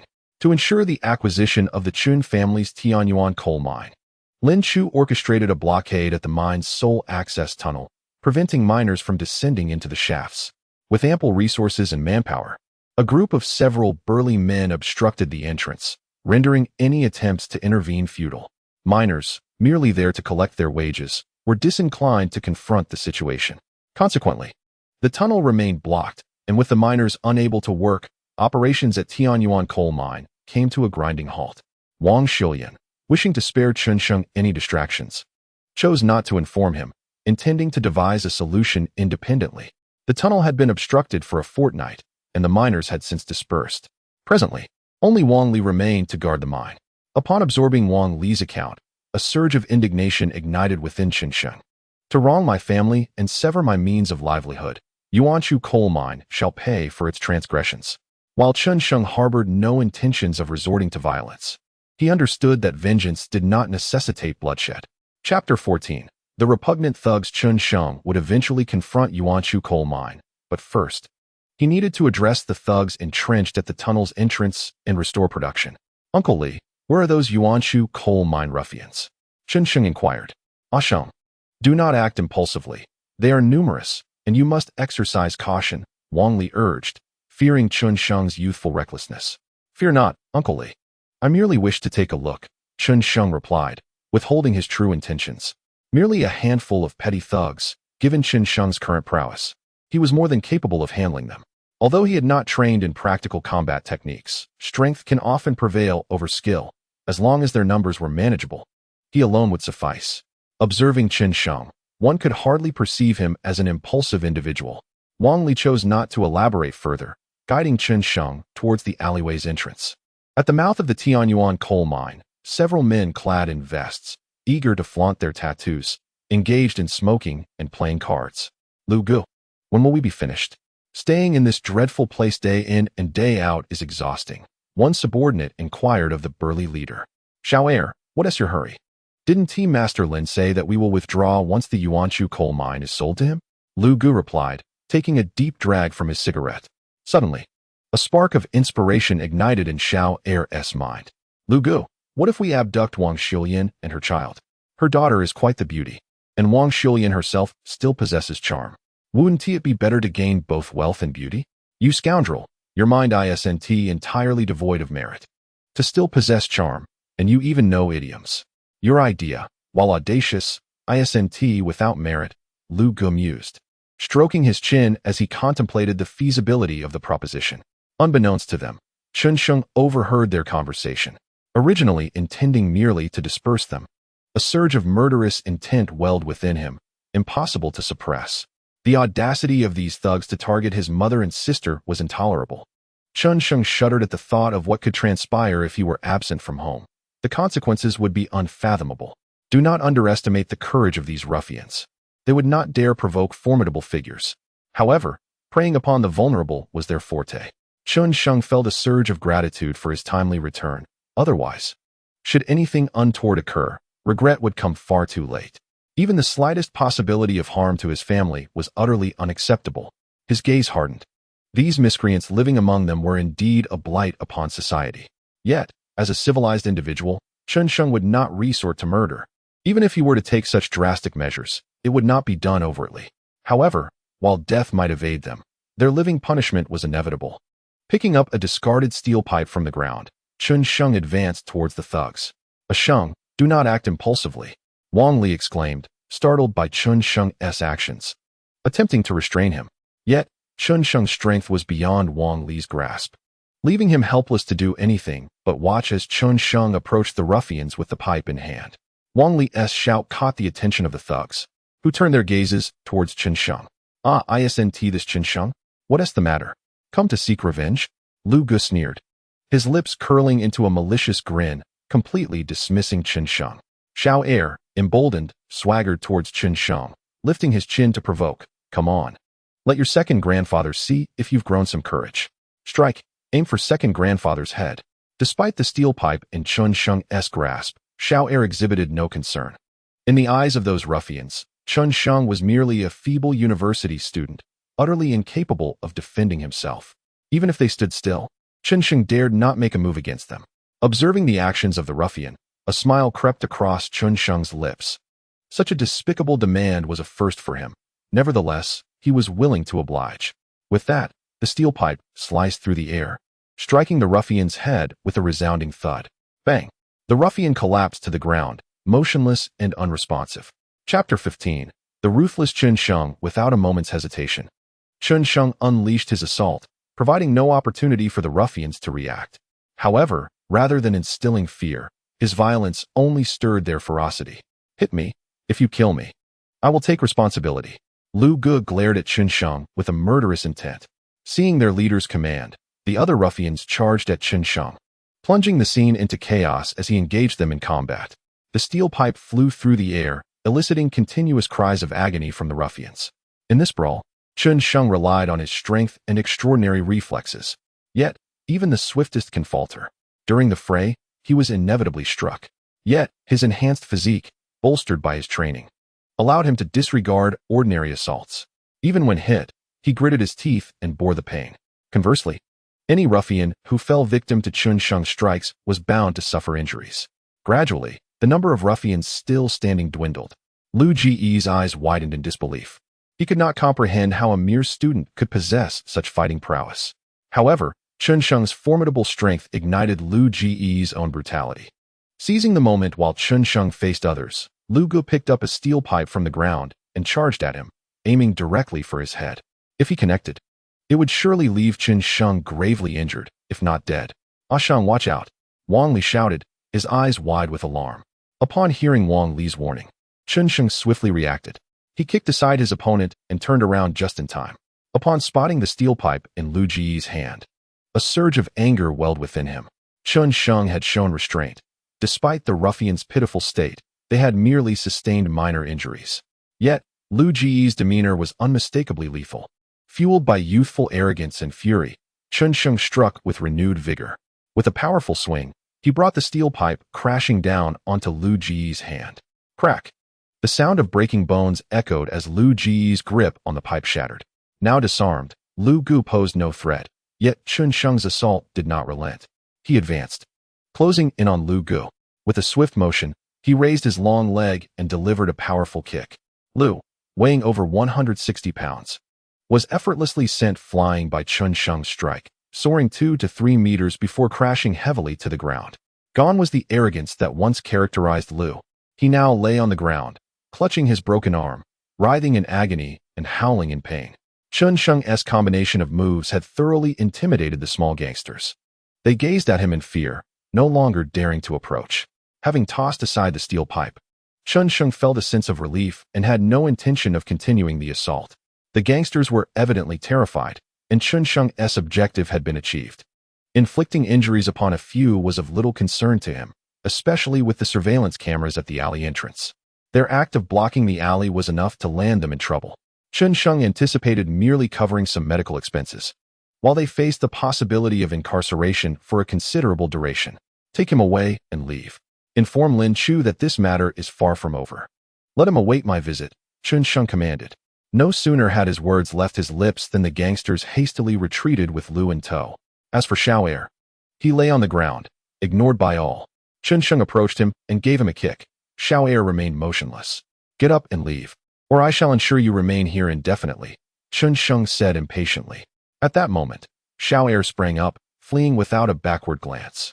Chen Sheng had sensed that Xiao Er was already awake, prompting his brusque demeanor. Although Xiao Er appeared gravely injured, Chen Sheng had intentionally held back. Chapter 16. Assessing reserves. Are you all right, Ah Sheng? Wang Li asked with a worried expression. I'm fine, Uncle Li, Chen Sheng replied. Though he had sustained a few blows, they were superficial injuries, nothing serious. Ah Sheng, you mustn't be so impulsive next time. But on another note, when did you become so skilled in combat? Wang Li was genuinely curious about Chen Sheng's display of strength. Chen Sheng mentioned that he practiced daily at school and had enrolled in a martial arts class, deftly steering the conversation away from the topic. Wang Li, being astute, recognized Chen Sheng's reluctance to elaborate and refrained from pressing further. After all, Chen Sheng's improvement would only bode well for the Tianyuan coal mine. With the situation resolved, Chen Sheng finally had the opportunity to conduct a thorough assessment of the coal reserves at Tianyuan mine. System, commence scanning, he commanded. Upon his directive, the system's scanning function activated. After a comprehensive scan, Chen Sheng felt a twinge of disappointment. Beneath the surface of Tianyuan coal mine, little coal remained. It was no wonder that after extensive digging, the mine had failed to yield quality coal, producing only subpar electric coal. For an ordinary individual, encountering such a depleted mine would necessitate abandonment. However, Chen Sheng was no ordinary individual. Recognizing the scarcity of coal at Tianyuan, he resolved to seek it elsewhere. Generally, Chen Sheng refrains from interfering with coal that is already owned by others. Although the system is remarkably powerful, he adheres to his own ethical boundaries. However, when it comes to the original coal mine, he feels no psychological burden whatsoever. His principle in dealing with adversaries is to strike decisively and relentlessly. Driving the only pickup truck on the mine, he heads towards the junction between the Tianyuan coal mine and the original coal mine, marked by a small hill. Instead of ascending to the hill's peak, Chen Sheng chooses to approach its lowest point. As the system operates only at a primary level with a limited detection range, he must maximize its potential. Activating the detection, invisible waves emanate from Chen Sheng as the epicenter, radiating outward. Suddenly, an exclamation escapes his lips. He has detected a substantial coal seam not far from the end of the tunnel in the original coal mine. His preliminary estimations suggest that these coal layers amount to several million tons. Additionally, system analysis indicates that the coal is of exceptional quality, characterized by low sulfur content, minimal impurities, and high caloric value. If extracted, the original coal mine stands to profit immensely. While one could argue that the Lin family is fortunate, their luck is indeed mixed. In a few days, they will be able to excavate that coal seam. Yet it is equally unfortunate for them to have crossed paths with Chen Sheng, especially given their significant conflicts with him. What should rightfully belong to them is now set to benefit Chen Sheng. The original coal mine possesses abundant coal, yet Chen Sheng's energy points are a mere 12. 10 points are provided by the system, with an additional 2 accumulated over the past 2 days. These energy points can only be slowly amassed over time, and he is cautious not to squander them. With a single thought, he expends all 12 energy points to gather 120,000 tons of coal. The coal he accumulates is located near the current excavation site of the original coal mine, leaving only half a meter of coal behind. Once this remaining coal layer is mined, the workers will despair upon discovering the absence of coal. However, should they choose to dig further, they may eventually uncover more coal. By the time they do, Chen Sheng's energy points will have sufficiently increased, allowing him to transfer all of the original coal mine's coal to the Tianyuan coal mine. Chapter 17. Preparing for resumption of production. Lost in thought, A wicked smile spreads across Chen Sheng's face. This feeling is undeniably exhilarating. Rather than concentrating the coal within the existing tunnels of the Tianyuan coal mine, he seeks an open area to gather the coal, positioning it 1 meter underground. This site has never been excavated or explored before. Even if coal layers are uncovered, others will merely attribute it to Chen Sheng's good fortune, never suspecting his involvement. This location is destined to become Shurban Village's sole open-pit coal mine. Indeed, Chen Sheng intends to establish an open-pit coal mine in the realm of mining. The allure of open-pit extraction is undeniable. The advantages of this method are manifold. It yields substantial outputs while requiring minimal investment. For Chen Sheng, who currently lacks significant capital, an open-pit coal mine is indeed the most suitable venture. In Guizhou, the majority of coal mines engage in underground operations, with only a scant few opting for open-pit extraction. And those that exist are generally quite small. It won't be long before Chen Sheng's Tianyuan coal mine rises to prominence as the largest in Tiansha County. Having secured a prime coal seam, Chen Sheng returned to the office building. Li Shu, do you still have the contact information for the miners? Can you bring a few back? Chen Sheng asked directly. If you're looking for miners, Shurban Village has plenty to offer, Wang Li replied. Assuming Chen Sheng intended to resume production. All right, Li Shu, please contact 10 miners today. I will need them tomorrow, Chen Sheng instructed, offering no further explanation. To avoid arousing suspicion, Chen Sheng planned to feign a prospecting endeavor. After all, he was well versed in this field, and should he genuinely uncover coal, no one would doubt his expertise. They would merely commend him for acquiring genuine knowledge. Conversely, simply pointing to a location and claiming the presence of coal would seem far too contrived. A semblance of effort was necessary to circumvent unnecessary complications. Wang Li did not press for more details and promptly set off to contact the miners. Meanwhile, as Chen Sheng prepared to embark on his ambitious project, a different scene unfolded at the Yuanshu coal mine, where Lu Gu was in distress, reporting to Lin Chu. Lin Yi, you must avenge us. Chen Sheng cannot be allowed to remain unscathed, Lu Gu exclaimed, his face twisted in anguish. Are you certain that it was Chen Sheng alone who inflicted this upon you? Lin Chu expressed skepticism. He found it hard to believe that a single individual could cause such damage to Lu Gu and his crew. We are not lying to you, Lu Gu insisted, growing impatient at Lin Chu's doubt. I do not disbelieve you. I am merely taken aback. Please, go and rest for now. I will address this matter. Lin Chu waved them off. Settling into his expansive office chair, Lin Chu contemplated strategies to deal with Chen Sheng. The Tianyuan coal mine was a prize he was determined to seize. Father, my younger brother also suffered a significant loss at Chen Sheng's hands. Should I take a few men and destroy the Tianyuan coal mine? Lin Chongxin burst into the room, his face reflecting his anger. Having learned from Lu Gu of his brother's misfortune, Lin Chongxin rushed to seek revenge on Chen Sheng. Do you think we live in an age where violence is the answer? Lin Chu shot him a disapproving glance. Then what do you propose we do? Lin Chongxin, whose impulsive nature often left him devoid of thoughtful solutions, pressed. Chen Sheng's return undoubtedly signals a resumption of production. To achieve this, he will need to recruit miners, and they are likely to be sourced from the village. You should take a few men to the village and warn them not to work at the Tianyuan coal mine. If they cannot find miners, production will falter, and they will not last long. Lin Chu's words were laced with cunning. Following his advice, the prospects for the Tianyuan coal mine's revival appeared grim. Given the current circumstances of the Chen family, it seems they cannot endure for much longer. When bankruptcy strikes, the Tianyuan coal mine will undoubtedly face a significant drop in its selling price. All right, Father, I will heed your advice and first warn the villagers, Lin Chongxin exclaimed, his eyes sparkling with enthusiasm. Chen Sheng remains oblivious to their intentions. Even if he were aware, it would not concern him. The demand for labor in open-pit coal mining is not particularly high. If necessary, Chen Sheng could easily recruit workers from other areas, perhaps offering slightly higher wages. As long as coal is being extracted, financial woes will be a thing of the past. Chapter 18. Commencement of exploration. Chen Sheng did not linger at the mine and returned home directly. Upon arriving, he found his mother and sister, Chen Xianxian, waiting for him to share a meal. After dinner, his mother called him into her room. Ashing, I understand your desire to develop the coal mine your father left behind, but please do not overexert yourself. If it becomes too difficult, we can simply live a stable life, she said, tears welling in her eyes. Over the past few days, Facing the pressures surrounding the Yuanchu coal mine, Wang Xiulian had indeed grown weary. "Mother, you need not worry. Everything will turn out fine," Chen Sheng assured her, holding her hand comfortingly. "I am not worried. I just wish for your safety."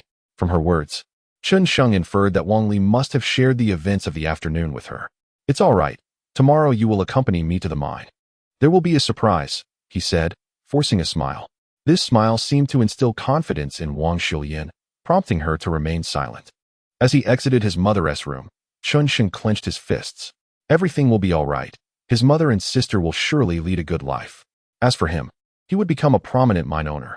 Early the next morning, Chen Sheng arose early to prepare breakfast for his mother and sister. Rarely at home, he chose to embrace the role of a devoted son and brother. Just as he finished cooking, his phone rang. Taking out his inexpensive domestic phone, he saw it was a call from Wang Li. Upon answering, he heard Wang Li's voice, tinged with resignation. "Ashing, the Yuanchu coal mine has taken action. They are preventing the miners from our village from working at our mine. I have managed to find 2 miners in the village, brothers Li Chun and Li Li." "That's fine. 2 is better than none," Chen Sheng replied, though a hint of anger simmered beneath the surface. He felt gratified that the 2 brothers would still come, despite the threats from the Yuanchu coal mine. Previously, their father had been gravely ill, and it was Chen Sheng's father who lent them a considerable sum for medical expenses and arranged employment for them. Knowing that the brothers had the courage to work at his mine reassured Chen Sheng that his father had placed his trust in the right individuals. Although the number of miners was somewhat scant, it would suffice for the time being. Today's task was merely exploratory, with the addition of Chen Sheng and Wang Li. They had enough manpower. When it came time for formal extraction, they could always seek additional workers elsewhere. "Uncle Li, please wait for me at the mine with brother Li Chun and the others. I shall arrive shortly," Chen Sheng said before hanging up. He then awakened Wang Xiulian and Chen Qianqian, and the 3 of them enjoyed a delightful breakfast together. Chen Sheng chose not to inform Wang Xiulian about the difficulty in locating the miners, as he believed he could resolve this matter on his own without causing his mother any undue worry. After their meal, the trio made their way toward the mine. Brother Sheng, Li Chun and Li Li greeted Chen Sheng warmly. Li Chun and Li Li were a few months younger than Chen Sheng, and they shared a close bond.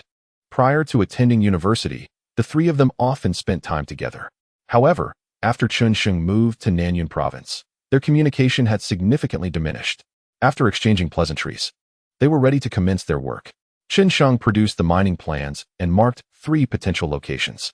"Uncle Li, I surveyed the area yesterday, and I believe these 3 sites might yield coal. Let us explore them further," Chen Sheng asserted, pointing to the map.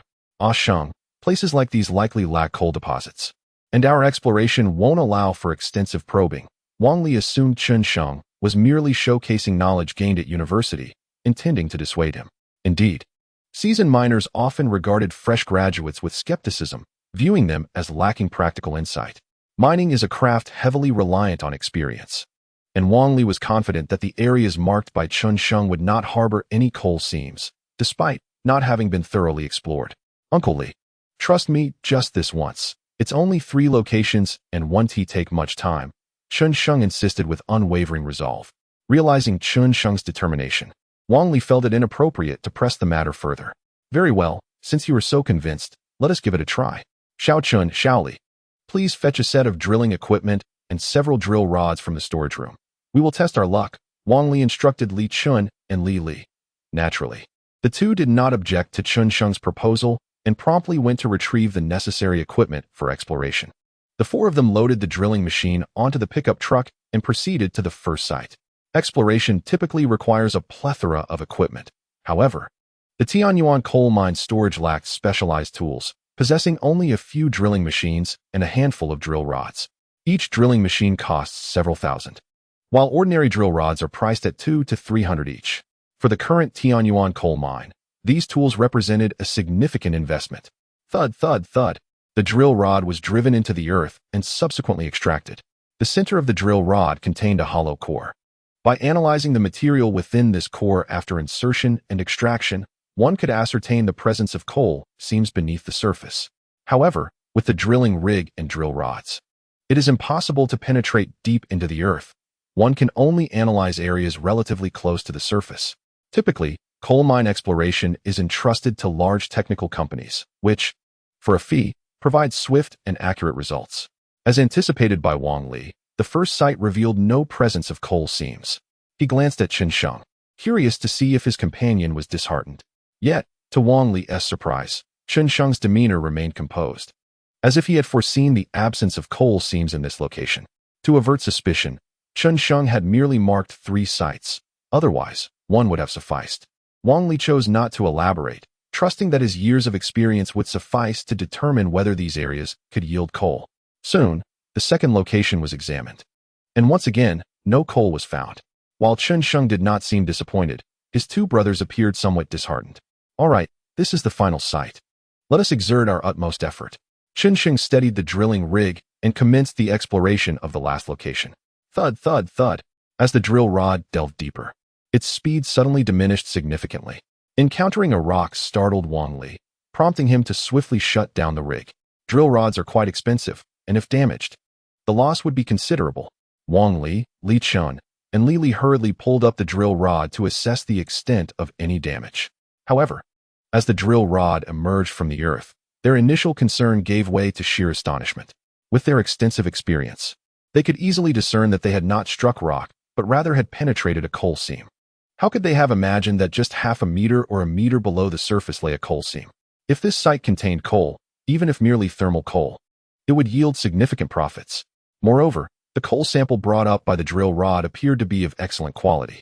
Not merely thermal coal, but the finest grade of lump coal.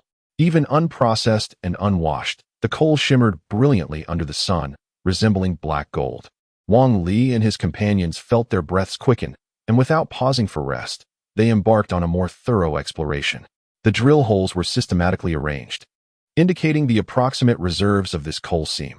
After several hours of diligent work, they only paused when Wang Xiuyan and her daughter arrived with meals, calling everyone to eat. You've struck it rich, Shengzi, you've hit the jackpot. Tianyuan coal mine is flourishing. Wang Li, hardly able to focus on the meal, embraced Chen Sheng, his face alight with excitement. According to Wang Li's preliminary exploration, the coal reserves here were estimated to exceed 1 million tons. In truth, this was a FAAD orchestrated by Chen Sheng. After all, he controlled the coal seams, adjusting their thickness at the sites Wang Li was exploring. Despite the fact that the coal seam underground currently contains only a few tens of thousands of tons, Chen Sheng firmly believes that it will not be long before the reserves surpass 100,000 tons or even reach millions of tons. Everything is progressing in a positive direction, and all will improve in due course. All right, Uncle Li, let us dine first. No matter how abundant the coal may be, it cannot serve as our meal just yet. Chen Sheng gently patted Wang Li's shoulder, signaling him to temper his excitement. If he is this exhilarated now, what will happen when we discover iron or gold mines, or even more coal deposits in the future? Among everyone, only Chen Sheng remained the calmest. It was not that he was devoid of excitement. Rather, he had already experienced that thrill long ago. Soon, Wang Li relayed the news about the coal seam to Wang Xiuyan and Wang Qianqian. Unable to contain her tears any longer, Wang Xiuyan wept uncontrollably, while Wang Qianqian wore a face of sheer exhilaration. Chen Sheng embraced his mother and sister, knowing this was just the beginning. Many more surprises awaited them in the future. After their meal, Chen Sheng drove the only dilapidated shovel truck at the mine, preparing to remove the layer of soil above. This shovel truck was the most valuable asset of Tianyuan coal mine, purchased by Chen Sheng's father for 600,000 yuan to facilitate coal extraction. A coal mine without a shovel truck would be exceedingly difficult to operate. For a coal mine, a shovel truck is of utmost importance. And Chen Sheng's open-pit coal mine had an even greater demand for it. He contemplated purchasing additional shovel trucks after selling the first batch of coal, significantly increasing their output. As the shovel swung, layers of soil were displaced, quickly revealing the dark coal seen beneath the surface.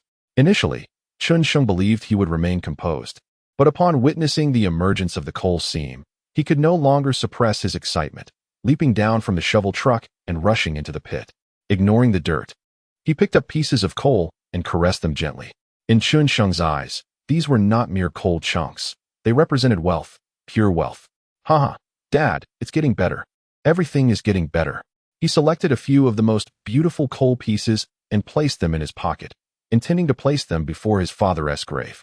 His father had dedicated his life to Tianyuan coal mine, and these coal pieces would serve as the finest tribute. Xiao Chun, Xiao Li, bring over a few woven bags. Chen Sheng called out, his voice brimming with excitement. Although the system had assured him that the quality of these coal pieces would be exceptional, a degree of uncertainty lingered in his mind. Thus, his immediate task was to take these coal pieces to a professional testing facility for thorough examination. Once tested, he would need to present the samples and certificates to potential buyers. The quality of the coal was evident, and it would not be suitable for use in power generation without proper testing. Moreover, the price of thermal coal is exceedingly low, and Chen Sheng would not be so foolish. In the past, the coal produced by Tianyuan coal mine primarily supplied power plants. Now, Chen Sheng must seek new buyers. Fortunately, although Tiansha County is not large, its substantial coal production attracts numerous enterprises in need of coal. Industries such as steel manufacturing, iron smelting, and chemical food processing all require high-quality coal. Furthermore, with the nation's increasing emphasis on environmental protection in recent years, these industries are raising their standards for coal quality. Coals with high sulfur content can undergo chemical washing to reduce some pollution. However, many still fail to meet national environmental standards, necessitating additional exhaust treatment. Unfortunately, domestic technologies for such treatment are not particularly advanced, and many effective devices must be imported, incurring substantial costs. These enterprises represent Chen Sheng's prime sales targets. Carrying samples, Chen Sheng set off for Tiansha County, prepared for testing. The testing report typically requires 3 days, during which Chen Sheng remained industrious, beginning the recruitment of personnel. Open-pit coal mining does not require a large workforce, and with only one loader at Tianyuan coal mine, the demand for labor was even less. Due to the initial coal mine circumstances, it was impossible to recruit locally in Shurban village. Wang Li directly took his brothers Li Chun and Li Li to Tiansha County, intending to recruit employees from the job market. The next day, the trio returned with 10 miners. In truth, finding miners is not particularly challenging. There is a widespread misconception regarding miners' wages. Many believe they should be quite high, with monthly earnings of 10,000 or more being easily achievable. However, this is merely an illusion, as miners' wages are generally modest, typically ranging from 5,000 to 6,000 per month. Safety personnel earn slightly more, around 10,000 monthly. But such earnings come at the cost of their lives. Although safety has improved considerably over the years, dangers still lurk underground. What is most disheartening is that, in the past, miners' wages were not guaranteed. Many coal bosses went bankrupt midway, leaving miners without months of unpaid wages. Chen Sheng is aware of at least 10 bosses in Wenshur who absconded abroad, owing tens of millions or even billions. These wages are essential for miners to support their families, yet the prospect of losing months or even years of hard work leaves them in dire straits. Many miners fervently hope that the coal mine where they work will prosper, ensuring the security of their wages. Chen Sheng's father excelled in this regard, having never delayed workers' wages, consistently settling accounts monthly. Chen Sheng's father has always believed that integrity is the cornerstone for establishing oneself in this industry. With the miners in place, the coal mine commenced production once more. However, Chen Sheng did not rush to extract coal in large quantities. Instead, he chose a more measured approach. Without the testing report in hand and no buyers identified, a surplus of coal would merely clutter the yard. Chen Sheng remained unperturbed, confident that optimizing the quality of the coal mine would undoubtedly attract those in need. It is worth noting that while Tiansha County is rich in coal resources, the quality is generally mediocre. Often, high-quality coal must be imported from abroad. Although Tiansha County is not coastal, its advanced railway infrastructure facilitates the smooth distribution of coal. Foreign high-quality coal comes at a steep price, with transportation costs even higher. In contrast, Chen Sheng's coal boasts superior quality at a more competitive price. He firmly believes that as long as these business owners are not foolish, they will not overlook the premium coal from Tianyuan mine in favor of foreign imports. While Chen Sheng remained leisurely, on the other side, Lin Chongxin of the original coal mine was seething with rage. The news of an open-pit coal mine at Tianyuan had not only been revealed by Chen Sheng, but was also impossible to conceal, quickly spreading throughout Shurban village. Initially, Lin Chongxin had been eagerly awaiting Chen Sheng's plea for assistance, but upon hearing this news, disbelief washed over him. It was inconceivable, surely. It was a ploy by Chen Sheng to deceive him. Lin Chongxin was furious, unwilling to accept this reality. Yet, Despite his vocal skepticism, his body betrayed him. Driving his imposing Land Rover, accompanied by his subordinates, Lin Chongqing set off towards Tianyuan Mine. He needed to witness for himself whether the rumors of an open-pit coal mine were true. Minutes later, as Lin Chongqing drove over the hill, he beheld the vast expanse of dark coal seams laid bare on Tianyuan Mine's property. The coal layers, exposed to the daylight, radiated a dazzling glow. This brilliance, however, only fueled Lin Chongqing's anger and jealousy. He believed that if Chun Sheng were to relinquish Tianyuan Mine to the original coal mine, that open-pit coal would rightfully belong to him. Everything ought to belong to Lin Chongqing, not to a pauper like Chun Sheng. Seething with rage, Lin Chongqing felt that Chun Sheng was unworthy of possessing such valuable resources. Follow me. Today, I will make Chun Sheng understand who holds the authority in Shurban village. Lin Chongqing declared, opening his trunk to retrieve a baseball bat, and charged directly towards Chun Sheng. Compared to Lin Shu, Lin Chongqing was vastly inferior, muscular yet lacking in intellect, relying solely on brute force. While this ferocity might intimidate others, it was insufficient in the face of Chun Sheng's composure. Standing amidst the coal yard, Chun Sheng furrowed his brow as he observed Lin Chongqing and his entourage rushing toward him. Chapter 22. The submissive Lin Chu. Despite Lin Chongqing bringing along 7 or 8 men, Chun Sheng felt no fear, merely because Wang Li and others were present. Chun Sheng feared that they might be implicated, which would be unfortunate. Uncle Li, you should depart first. If they dare to come today, I shall ensure they remain here, Chun Sheng declared, picking up a hollow pipe and addressing the trio. Brother Sheng, we are here to assist you. Li Chun and Li Li, undaunted, stepped forward. Excellent. Chun Sheng laughed heartily and led the charge towards Lin Chongqing. Upon seeing Chun Sheng boldly advance, Lin Chongqing's fury erupted. Attack him fiercely. The distance between the two parties was minimal, and soon they clashed. The brothers, Li Chun and Li Li, each confronted a subordinate of Lin Chongqing, while Chun Sheng directly faced Lin Chongqing himself. Chun Sheng, you refuse to obediently surrender the Tianyuan coal mine. Today, I shall demonstrate that mining is not as simple as you presume. Lin Chongqing growled, wielding a baseball bat menacingly aimed at Chun Sheng's head. With a swift flick of his hollow pipe, Chun Sheng disarmed Lin Chongqing, sending his bat flying. Teach me? You are not worthy, Chun Sheng retorted mercilessly, striking Lin Chongqing's hand with a powerful blow. In a single strike, Lin Chongqing's arm was shattered. The confidence he once possessed evaporated in an instant. The sudden, excruciating pain transformed Lin Chongqing's eyes into a crimson hue. Chun Sheng, I will kill you, he bellowed, frantically swinging his remaining arm in an attempt to strike Chun Sheng. With a deft retreat, Chun Sheng unleashed another blow. Crack! The sharp sound echoed as Lin Chongqing's remaining arm succumbed to the same fate. Having initiated this confrontation at the Tianyuan coal mine, Chun Sheng showed no mercy. With the surveillance in place, as long as he did not kill Lin Chongqing, there would be no repercussions, perhaps just a monetary compensation. Though Chun Sheng was currently without funds, he thought little of it. Young men, revel in the thrill of vengeance. If one suppresses everything, what is the purpose of living? What worth is there in earning money? Lin Chongqing writhed on the ground, howling in agony as Chun Sheng turned his attention to the remaining ruffians. After a brief exchange, they too lay moaning on the ground, faces contorted in pain. Li Li and Li Chun stood agape, astonished by Chun Sheng's prowess. They had anticipated a struggle, but never imagined Chun Sheng would dispatch Lin Chongqing with such ease. Only Wang Li, having witnessed it once before, remained unfazed. All right, bind them all and call the police, Chun Sheng instructed the two, still in a daze. At this moment, the brothers finally regained their composure. Brother Sheng, you are incredibly formidable, they exclaimed in admiration. Oh no, it was all just luck, Chun Sheng replied modestly, feeling no pride in the matter. The strength he exhibited was bestowed upon him by the system, not a result of arduous training. The only source of pride for Chun Sheng may well be his own fortune. The three of them, with their hands and feet intertwined, bound the small rascals together and piled them in a heap.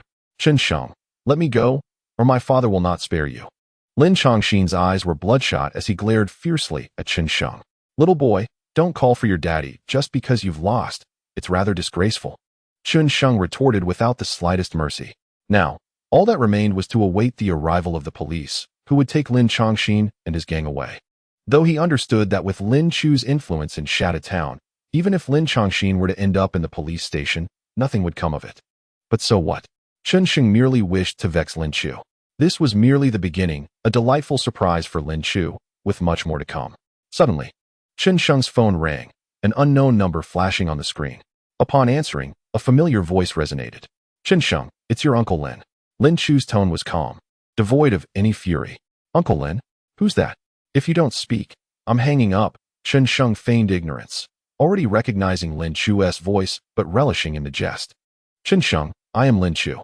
I wish to discuss the matter concerning my son, Lin Chongxin. Lin Chu continued, still composed. Clearly, someone had informed Lin Chu about the police report, and he could no longer remain passive, opting instead to confront Chen Sheng directly. As for Lin Chongxin's affair, there's no need for discussion.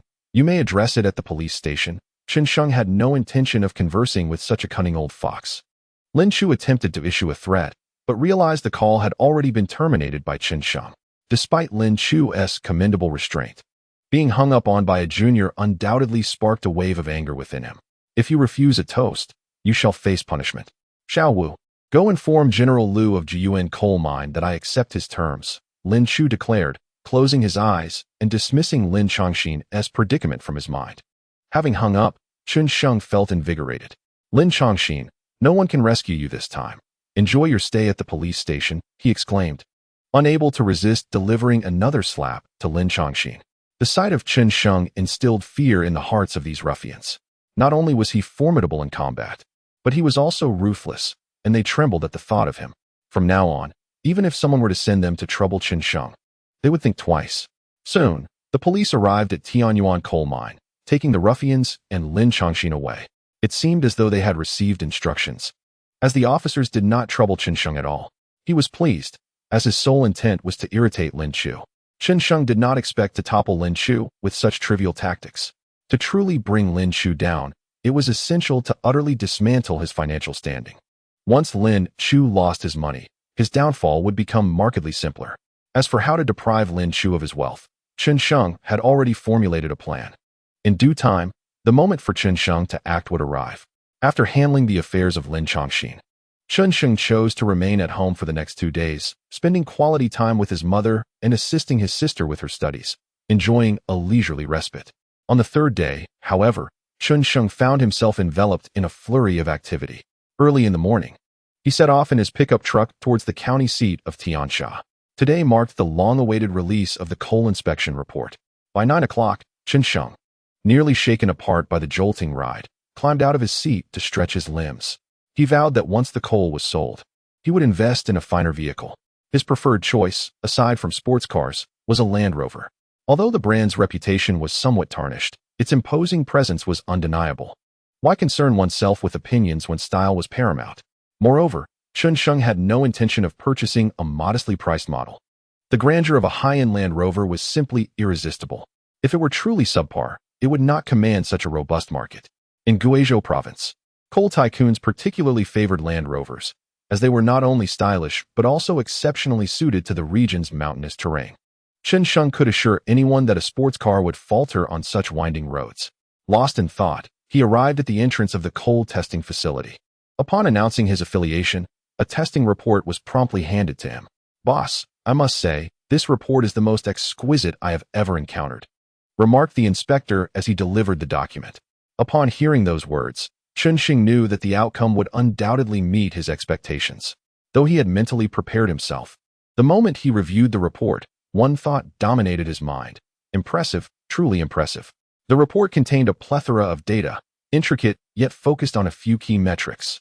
Typically, the calorific value of coal hovers around 5,000 kcal per kilogram, with higher quality coal reaching up to 6,000 or 7,000 kcal.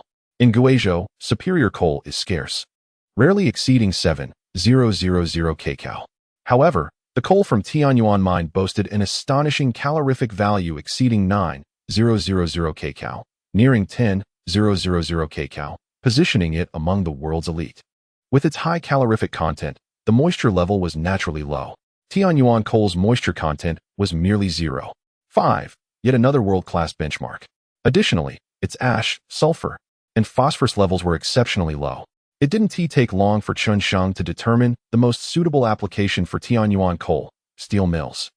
Steel mills utilize coal in the coking process, which involves high-temperature carbonization to produce coke, while simultaneously recovering coal gas, coal tar, and various other chemical products.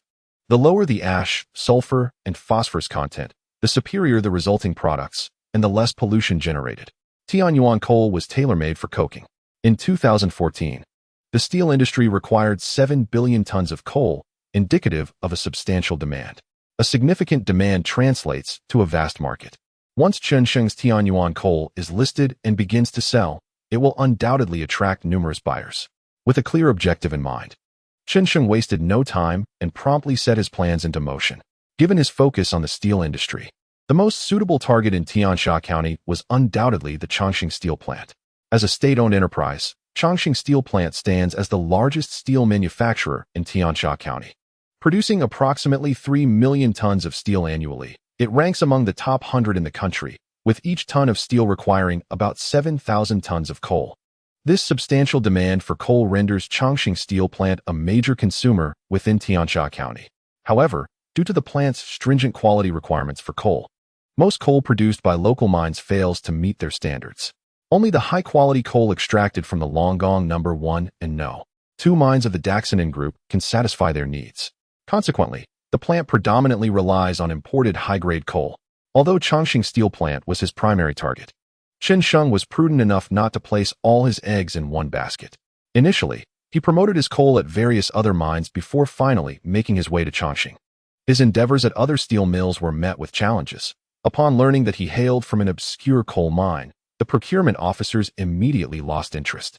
Unlike power plants, steel mills have much higher requirements for coal quality, and the coal from this province is generally regarded as subpar. Apart from a few renowned mines, the coal from most local sources is not even eligible for consideration by steel manufacturers. Nevertheless, Chen Sheng remained undeterred, leaving behind procurement reports and samples at each site. Whether they would take the time to examine them or dismiss him as a fraud due to the impressive testing results was of little concern to him. The net had been cast, and if they chose not to bite, it would be their own loss. After visiting a few major steel mills, Chen Sheng decided to focus solely on the largest, Chongqing Steel Plant. Situated in the outskirts of Tiansha County, the plant was somewhat isolated. After a considerable amount of time navigating through numerous facilities, he finally located the coal procurement department. "Hello, may I speak with the coal procurement team?" Chen Sheng inquired of a man who appeared to be a procurement officer. "That would be us, regardless of which coal mine you represent. We at Chongqing Steel Plant do not just accept any low-grade coal," the officer replied dismissively, glancing at Chen Sheng's battered pickup truck with disdain. As a member of the procurement department at Chongqing Steel Plant, Qin Luxing wielded considerable authority. Those who came to sell coal were typically seen arriving in luxury vehicles, and thus, Chen Sheng's old pickup truck was beneath his notice. Rather than feeling angered by Qin Liuxing's derision, Chen Sheng chose to remain unperturbed. It was simply not worth his time to engage with such a minor figure. "Hello, I come to promote the coal from Tianyuan coal mine. May I inquire who is responsible for this matter?" Chen Sheng offered a cigarette, yet Qin Luxing did not accept it, displaying a rather unfriendly demeanor. Even with Chen Sheng's cultivated temperament, it was difficult not to feel a twinge of irritation at Qin Liuxing's attitude. Nonetheless, Chen Sheng understood that escalating the situation would serve no purpose and would only reflect poorly on himself. After all, this was their territory, and he was acutely aware of that. "Allow me to leave my materials here. You can examine them whenever convenient," Chen Sheng remarked, refraining from further conversation as he turned to depart without hesitation.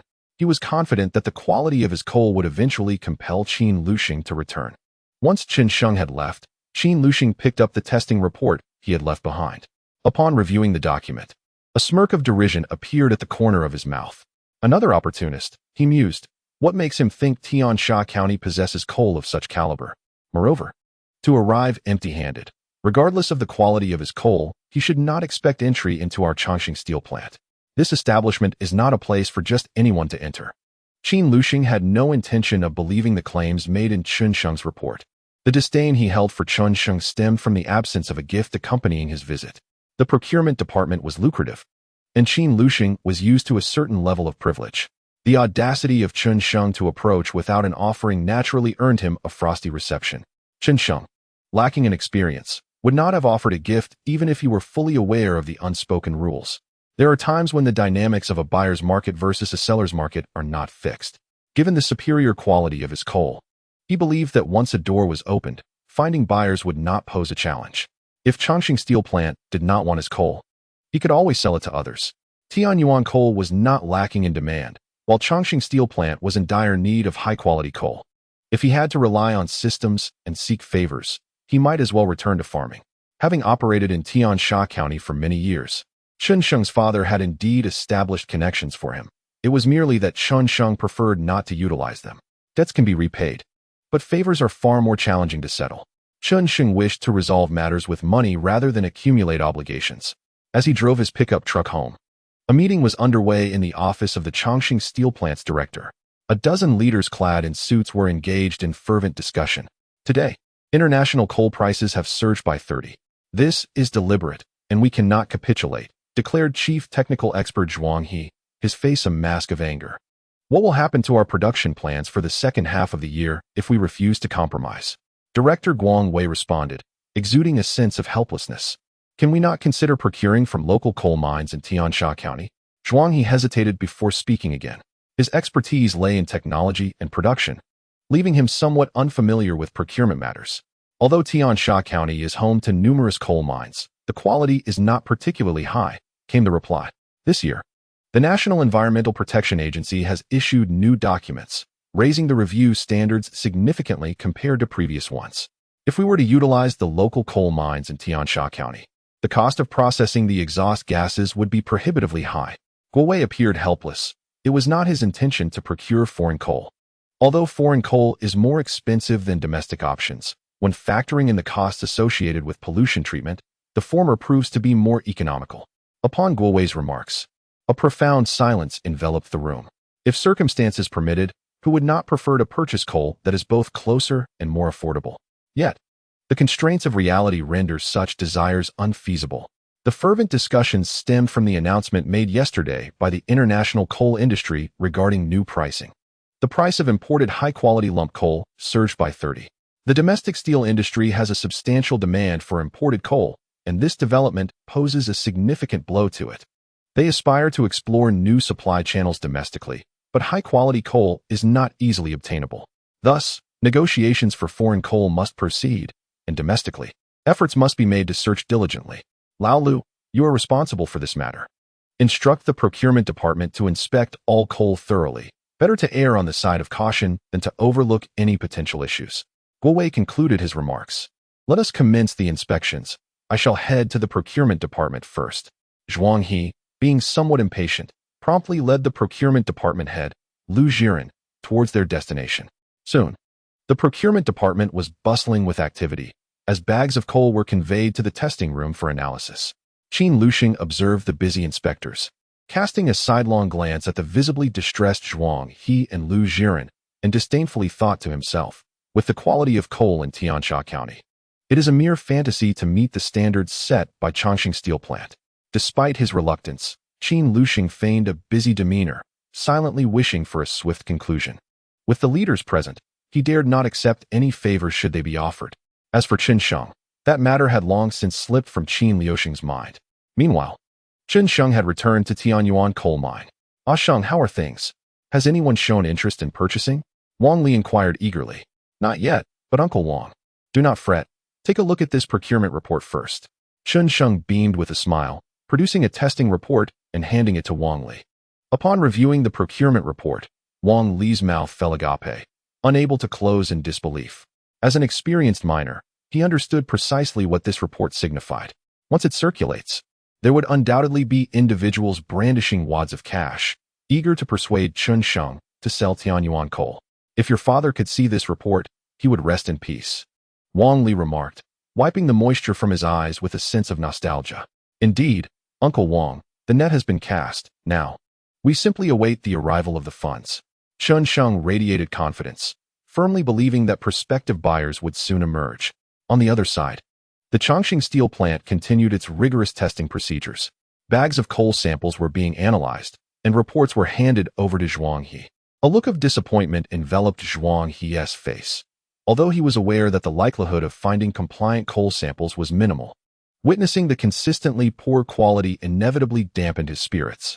Should it come to pass that they must resort to purchasing expensive foreign coal, the profits of the Chongqing steel plant would plummet significantly. A reduction in profits would consequently diminish the funding available for his research, a prospect that Zhuang He found utterly unacceptable. One report after another was discarded onto the desk, and gradually, Zhuang He's patience was wearing thin. Chapter 26. An elated Zhuang He. Just as Zhuang He was preparing to depart, a particular test report captured his attention. Upon reviewing this document, his immediate reaction was one of disbelief. The quality was too exceptional to originate from a coal enterprise in Tiansha County. However, Zhuang He was not one to jump to conclusions without verification. He resolved to ascertain the truth before forming a judgment. Xiao Lu, come here and bring me the coal sample from this report. He summoned the chief inspector with a firm command. In no time, Xiao Lu arrived, cheerfully carrying a bag of coal. Under Zhuang He's directive, Xiao Lu felt no sense of discomfort. After all, Zhuang He was a prominent figure in the steel industry, a doctoral advisor at Huqing University, and one of the foremost experts in the field. Were it not for Zhuang He's roots in Tiansha County, necessitating care for his aging mother, the Chongqing steel plant would scarcely have had the privilege of retaining such a talent. Officially, the plant manager held the highest position. Yet in practice, the manager often sought Zhuang He's counsel. Naturally, Xiao Lu was inclined to heed Zhuang He's words. As Xiao Lu opened the woven bag, revealing the coal samples within, a palpable thrill surged through the room. Those present were seasoned individuals, well acquainted with coal, and merely by appearance. They could discern that the quality of these samples was undoubtedly superior. Xiao Lu, I intend to personally assess the quality of this coal, Zhuang He exclaimed, his excitement palpable as he examined the samples with great care. Upon inspecting the coal, Zhuang He was convinced that these samples were not imported, and their extraction site was likely within Tiansha County, perhaps even within its borders. The extraction time could not have exceeded 2 days, making it virtually impossible for foreign coal samples to reach Tiansha County within such a brief period. The notion of chartering a flight to deliver coal samples to Tiansha County was even more implausible. Such an extravagant expense would serve no purpose. While some might engage in high-stakes ventures, no one would undertake a losing proposition. Although he was confident in the quality of the samples, Zhuang He felt a twinge of doubt and resolved to conduct a personal examination of the coal's quality. Zhuang He had long lost track of how many years it had been since he personally inspected the quality of coal. Given his position, it was typically not his responsibility to take such matters into his own hands. However, today, an inexplicable urge compelled him to witness firsthand the exceptional quality of these coal samples. The testing procedures unfolded methodically, with a stream of data illuminating the screen before him.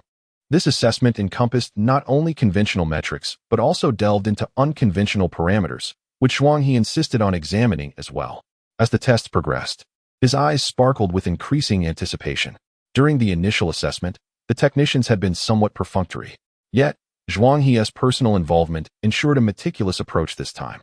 The results that emerged were far more impressive than those previously recorded. A radiant smile spread across Zhuang He's face. This coal was undeniably ideal for the Chongqing steel plant.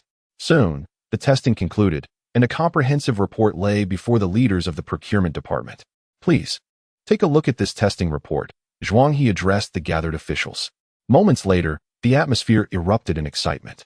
Is this truly the quality that our Tiansha County coal mine can offer? One leader exclaimed in astonishment. The quality is extraordinarily high, Lu Jiren exclaimed, his face alight with enthusiasm. Should they procure this coal, the procurement department's burdens would considerably lighten. After all, spending less meant greater year-end bonuses. Such matters, closely tied to their personal interests, naturally stirred their passions. Which enterprise provided this coal? We must inquire immediately. We need to purchase in large quantities. Zhuang He called out to the procurement team. The staff members were momentarily stunned. They had no idea where this coal had originated. Someone scoured the visitor logs but found no entries, as if the coal had materialized from thin air. Meanwhile, in a corner, Chen Lusheng was drenched in sweat, his expression one of sheer panic. Chapter 27. The resentful Chen Lusheng. He suddenly recalled that this coal had indeed been delivered by Chen Sheng. Disdainful of Chen Sheng, he had rudely dismissed him without even following the proper procedures, resulting in the absence of any registration. Chen Lusheng could hardly fathom that Chen Sheng's testing report might be genuine. How could coal from an unheard-of mine produce such exceptional quality? Now, faced with Zhuang He and the probing leaders, he found himself at a loss for words, only wishing to evade this predicament as swiftly as possible. Yet, the more one fears a situation, the more likely it is to confront them. Soon enough, someone leaked that it was Chen Lushing on duty in the procurement department today. The scene descended into chaos as everyone began searching for Chen Lushing. With the situation escalating, he could no longer hide and was forced to step forward, steeling himself. Esteemed leaders, it's not that I neglected to take his contact information. It's just that the individual was exceedingly arrogant, leaving without a word.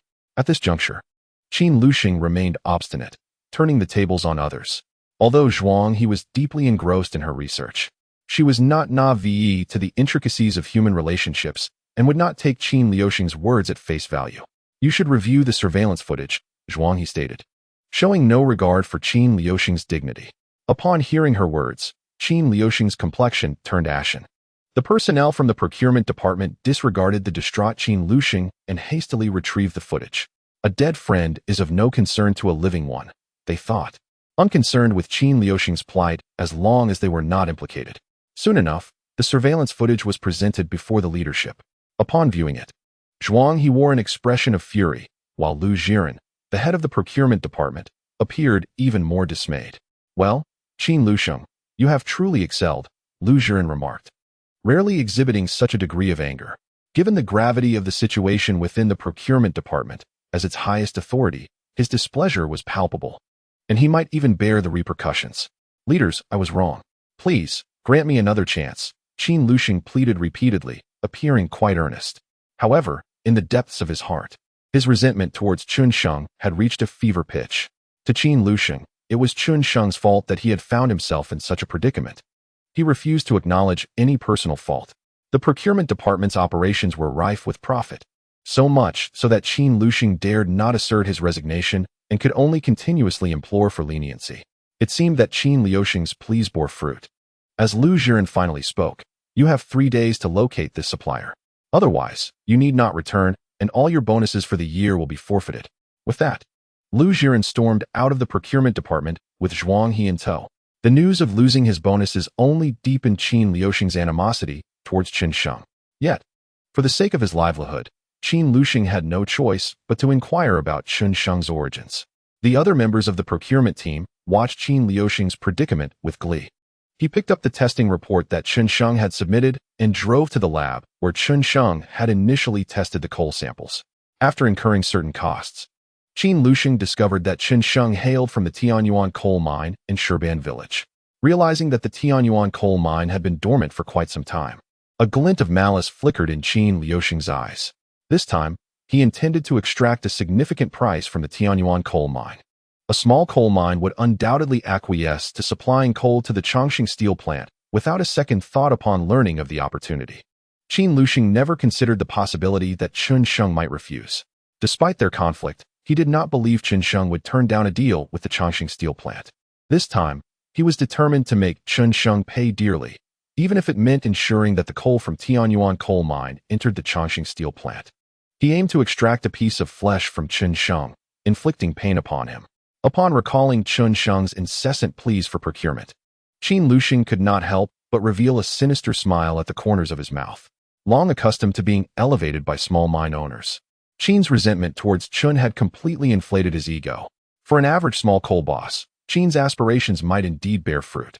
For those modest coal mines, securing a deal with Chongqing steel plant would signify immense wealth. Who would turn their back on such fortune? However, the same could not be said for Chen Sheng's situation. After uncovering the location of Tianyuan coal mine, Chen Luoxing boldly drove to Shurban village. 3 hours later, he arrived at Tianyuan coal mine. Do you not have a cleaner office? Upon entering Wang Li's office, Chen began to express disdain for various aspects of the place. After surveying the entirety of Tianyuan coal mine, Chen felt an overwhelming confidence. Once he declared his intent to acquire Tianyuan coal, Chen Sheng would undoubtedly capitulate. Tianyuan coal mine was the most impoverished mine Chen had ever encountered. I apologize, esteemed leader. I beg your indulgence, Wang Li said with a face full of flattery. Upon realizing that Chen Luoxing was sent by Chongqing steel plant to discuss procurement, Wang Li nearly leaped with excitement. After all, who in Tiansha County was unaware of Chongqing Steel Plant. The dream of countless coal miners in Tiansha County was to sell their coal to this esteemed plant. Yet, within the vast expanse of Tiansha County, with its hundreds of coal mines, only 2 from the Dashi Southwest Group could meet the requirements of Chongqing Steel Plant. This underscored the challenges of gaining entry into such a prestigious establishment. Thus, when a procurement officer from Chongqing Steel Plant appeared to negotiate, how could Wang Li contain his exhilaration? Chapter 28. Expelling guests. Wang Li's politeness greatly pleased Chen Lushing, who believed it reflected the proper demeanor expected from a small coal mine. Hurry and summon your mine manager. I have little time to spare, Chen asserted, adopting an air of superiority. In his mind, he began to contemplate how he might extort Chen Sheng later. Faced with Chen's urgency, Wang Li did not dare delay. He swiftly dialed Chen Sheng's number, anxious about the possibility of losing this opportunity. It was not surprising that Wang Li felt such urgency. Which small coal mine could maintain composure in the face of a procurement contract from Chongqing Steel Plant? When Chen Sheng received Wang Li's call, he happened to be at home and, without further thought, hopped into his pickup truck and drove straight to the mine. Chongqing Steel Plant certainly has discerning taste. Chen mused contentedly. He had anticipated that the plant would come to procure, but he did not expect them to arrive so swiftly. However, upon reaching the office and seeing Chen Lushing, who was impatiently seated on the sofa, Chen's expression immediately soured. Wang Li, oblivious to the change in Chen's demeanor, quickly began to introduce them. Sheng, this is Director Chen from Chongqing Steel Plant. Director Chen, this is my manager, Chen. Chen Lushing, unaware of Chen Sheng's reaction, also forgot the words of Zhuang He that had been imparted to him. Director Chen, we at Chongqing Steel Plant find your lump coal quite satisfactory. Chen Lushing held his ground, not insisting on a purchase, but rather adopting a nonchalant demeanor. In the past, Chen had employed such tactics to extort numerous benefits. Other coal mine owners, sensing the glimmer of opportunity, would go to great lengths to ensure their coal reached Chongqing Steel Plant. Today, however, Chen Lushing attempted to apply his usual methods on Chen Sheng, yet Chen remained impervious to his schemes. Well, if that is the case, I shall not sell to you. Chongqing Steel Plant. Chen Sheng waved dismissively, signaling him to leave. Chen was well aware of Chen's ulterior motives. Nevertheless, he was unyielding. Even if Chen Lushing sought no advantage, Chen had resolved not to sell him coal, simply out of stubbornness. Upon hearing Chen's words, Chen's eyes widened in disbelief. It was the first time he had encountered someone unwilling to sell coal to Chongqing Steel Plant. Did you not realize that selling coal to Chongqing would yield a handsome profit? Surely you know that Chongqing Steel Plant is not lacking in funds. Chen's expression was one of incredulity. And what if I do know? I simply refuse to sell to you. Uncle Wang, please escort our guest out. Chen had no intention of engaging further with Chen Lushing. After all, the output of Tianyuan coal mine was modest, and he could sell it elsewhere without issue. As the procurement officer for Chongqing Steel Plant, Chen was typically treated like royalty, yet Chen's demeanor incensed him to the point of trembling. Chen, already harboring resentment towards Chen, seethed, Chen Sheng, opposing me will lead you to regret it. Beyond his threats, Chen found himself powerless. Chen's refusal rendered Chen's authority ineffective. Without that power, he was nothing. Wang Li, observing the palpable tension between Chen and Chen, noted the evident discord. Though somewhat regretful that coal was not sold to Chongqing Steel Plant, Wang Li would not dare contradict Chen's decision. Director Chen, let me escort you out. Wang Li stepped forward, closely following Chen without a hint of the previous courtesy. Chen Sheng's adversaries were Wang Li's adversaries as well, so he felt no need to be polite. Very well. If coal from Tianyuan mine manages to reach Chongqing Steel Plant, I shall write my name backwards, Chen Lushing declared darkly, leaving Wang Li's office without a backward glance. Chen's fury clouded his judgment. Chapter 29. Jiyuan Coal Mine. Not long after departing Tianyuan Coal Mine, Chen Lushing regained his composure and suddenly realized, what about the procurement now that I've been dismissed by Chen Sheng? The thought of the furious Zhuang He and Lu Jiren made Chen break out in a cold sweat. Yet, the prospect of returning to plead with Chen Sheng was something he could not bring himself to do. Even if he were to return and plead with Chen Sheng would not grant him any favor. In that moment, Chen Lushing felt utterly distressed. He regretted his own greed. Had he been less avaricious and approached the situation with a more sincere demeanor, perhaps he could have sought Chen Sheng's forgiveness. Pondering over the matter without arriving at a solution, Chen Lushing felt a throbbing headache. However, For the sake of his position, he persisted in contemplating a strategy. Before long, a sudden plan formed in his mind. You refuse to sell to our Chongqing iron and steel plant, do you? Very well. I shall wait for several leaders to arrive and see if you dare to refuse then. Qin Lushing resolved to refrain from mentioning his expulsion by Chen Sheng and intended to assert that Chen Sheng looked down upon him as a mere nobody, insisting that the higher-ups should negotiate instead. Qin Lushing was convinced that once the senior leaders arrived, Chen Sheng would have no choice but to comply. Without further delay, he hastened back to the Chongqing iron and steel plant. Meanwhile, an unexpected visitor appeared in Chen Sheng's office. Chen Sheng, this is Lu Zhong, the nephew of General Manager Lu from the Jiyuan coal mine. Lu Zhong, this is my nephew, Chen Sheng. A sharp-featured man introduced a fair-skinned individual beside him. Chen Zhe, what do you mean by this? Before Chen Sheng could respond, Wang Li coldly addressed Chen Zhe. Observing Chen Zhe's sycophantic demeanor, a cold smile crept across Chen Sheng's face. This Chen Zhe was a distant cousin of Chen Sheng. When Chen Zhe found it difficult to make a living in Wenshi, he had implored Chen Sheng's father for a job. Chen Sheng's father was subsequently transferred to the Tianyuan coal mine as an accountant, although the finances were still managed by Wang Xiuli. Nevertheless, Chen Zhe remained restless, entangling himself with individuals from other coal mines. Despite the familial ties, Chen Sheng's father could not voice his disapproval and chose to turn a blind eye. At times, Chen Sheng felt his father was overly indecisive. Some matters demanded resolute action. Keeping someone like Chen Zhe around was merely inviting trouble. Chen Sheng, is this how Tianyuan coal mine conducts itself? Our general manager Lu is doing you a favor by coming to discuss matters with you. Otherwise, do you truly believe you have the standing to negotiate with General Manager Lu? Chen Zhe glared at Chen Sheng, entirely oblivious to the fact that he was an employee of Tianyuan coal mine. Chen Zhe now resembled a dog, eagerly wagging its tail to please its master.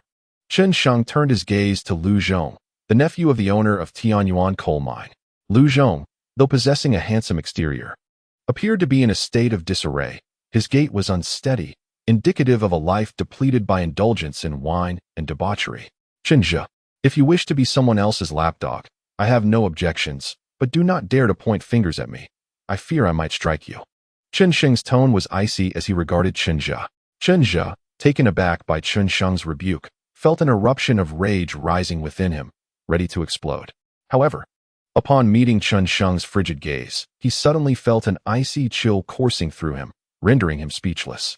Chen Sheng's stare was terrifying, as if he were looking at a corpse. Chen Zhe was inherently timid. Had it not been for the backing of Jiuyuan coal mine, he would never have dared to approach.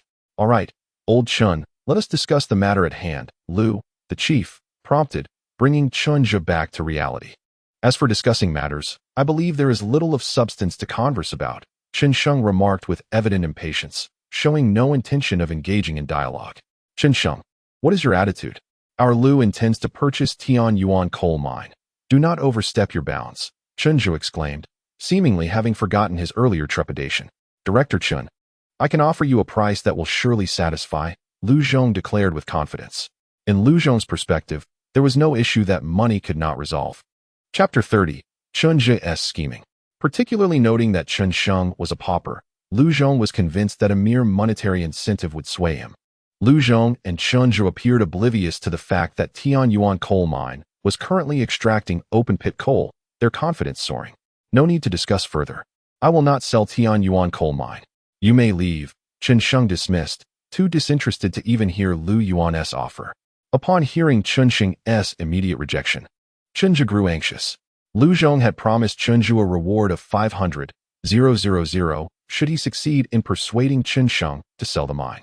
500,000 was a fortune for Chen Zhe, and witnessing the potential loss of this substantial sum rendered him restless. Chen Sheng, you must sell today. I am your uncle. And Tianyuan coal mine is devoid of funds. You have no choice. As he spoke, Chen Zhe attempted to grab Chen Sheng's collar. Seeing Chen Zhe's movement, Chen Sheng's anger surged. While his father might refrain from striking Chen Zhe, Chen Sheng would not hold back. Such individuals, without a lesson, would never learn fear. Just as Chen Zhe's hand was about to grasp Chen Sheng's collar, Chen Sheng delivered a powerful slap to Chen Zhe's face. Chen Zhe was sent sprawling to the ground, sliding over a meter before coming to a halt. His face swelled as he lay groaning on the floor. Lu Zhong, startled by Chen Sheng's ferocity, retreated, wary of approaching him too closely. You dare strike me? Chen Mu managed to rise, glaring at Chen Sheng, visibly agitated. You already know whether I dare or not. If you continue to chatter, I can assure you, next time you want to be getting up. Chen Sheng stepped forward, preparing to act again. Chen Sheng, just wait. If you do not act against this pitiful coal mine, it will rot in your hands. Chen Zhe, no longer daring to be arrogant before Chen Sheng, uttered a harsh threat before fleeing. Lu Zhong, witnessing Chen Zhe's retreat, cast a deep glance at Chen Sheng before turning to leave. Chen Sheng had long harbored disdain for Chen Zhe, a traitor among allies. Having vented his long-standing anger with that slap, Chen Sheng felt immensely relieved. Come, Uncle Wang, let us go celebrate with some drinks, he decided. Believing today warranted a proper celebration, Chen Sheng celebrated joyfully, while on the other side, Chen Zhe, who had just departed, incessantly complained to Lu Zhong, urging him to assist in avenging his grievances. Mr. Lu, this matter cannot simply be brushed aside. We must ensure that Chen Sheng understands the consequences of crossing us. It cannot be overlooked, Chen Zhe lamented, resembling a persistent fly. At that moment, a bodyguard clad in a black suit approached Lu Zhong and remarked, Mr. Lu, the Tianyuan coal mine is now ready for open-pit mining. What? You cannot be serious. Lu Zhong exclaimed, visibly taken aback. I have verified this information. And it is indeed accurate, the bodyguard reassured him. No wonder. Lu Zhong's eyes began to gleam with realization. He had never anticipated that the Tianyuan coal mine could be exploited through open-pit methods. Chen Zhe, is there any way to prevent the Tianyuan coal mine from commencing operations? Lu Zhong inquired, turning to Chen Zhe. Chen Zhe, upon hearing Lu Zhong's words, was jolted from his astonishment. Upon learning that the Tianyuan coal mine could be mined openly, he began to regret betraying Chen Sheng. Open-pit mining could potentially yield substantial profits, and as a senior figure, he would undoubtedly benefit greatly. However, it was too late for regrets now. Even if he were to return and apologize, Chen Sheng would surely not accept him back. Moreover, the thought of apologizing to Chen Sheng, who was his junior, was something Chen Zhe could not bring himself to do. Faced with no way to return, he resolved to endeavor for Jiyuan coal mine to acquire Tianyuan coal mine, at least to secure some financial gain. As Lu Zhong spoke, an idea flickered in Chen Zhe's mind. Mr. Lu, I do have a plan to prevent the Tianyuan coal mine from commencing operations, Chen Zhe declared. Lu Zhong, somewhat impatient, urged, if you have a plan, speak quickly, do not dawdle. For the Tianyuan coal mine to operate, they will need equipment, particularly a bulldozer. Currently, they possess only one bulldozer. If we were to render this bulldozer inoperable, they would certainly be unable to commence mining in the short term. Moreover, Tianyuan coal mine is currently out of funds and cannot afford to purchase a second bulldozer.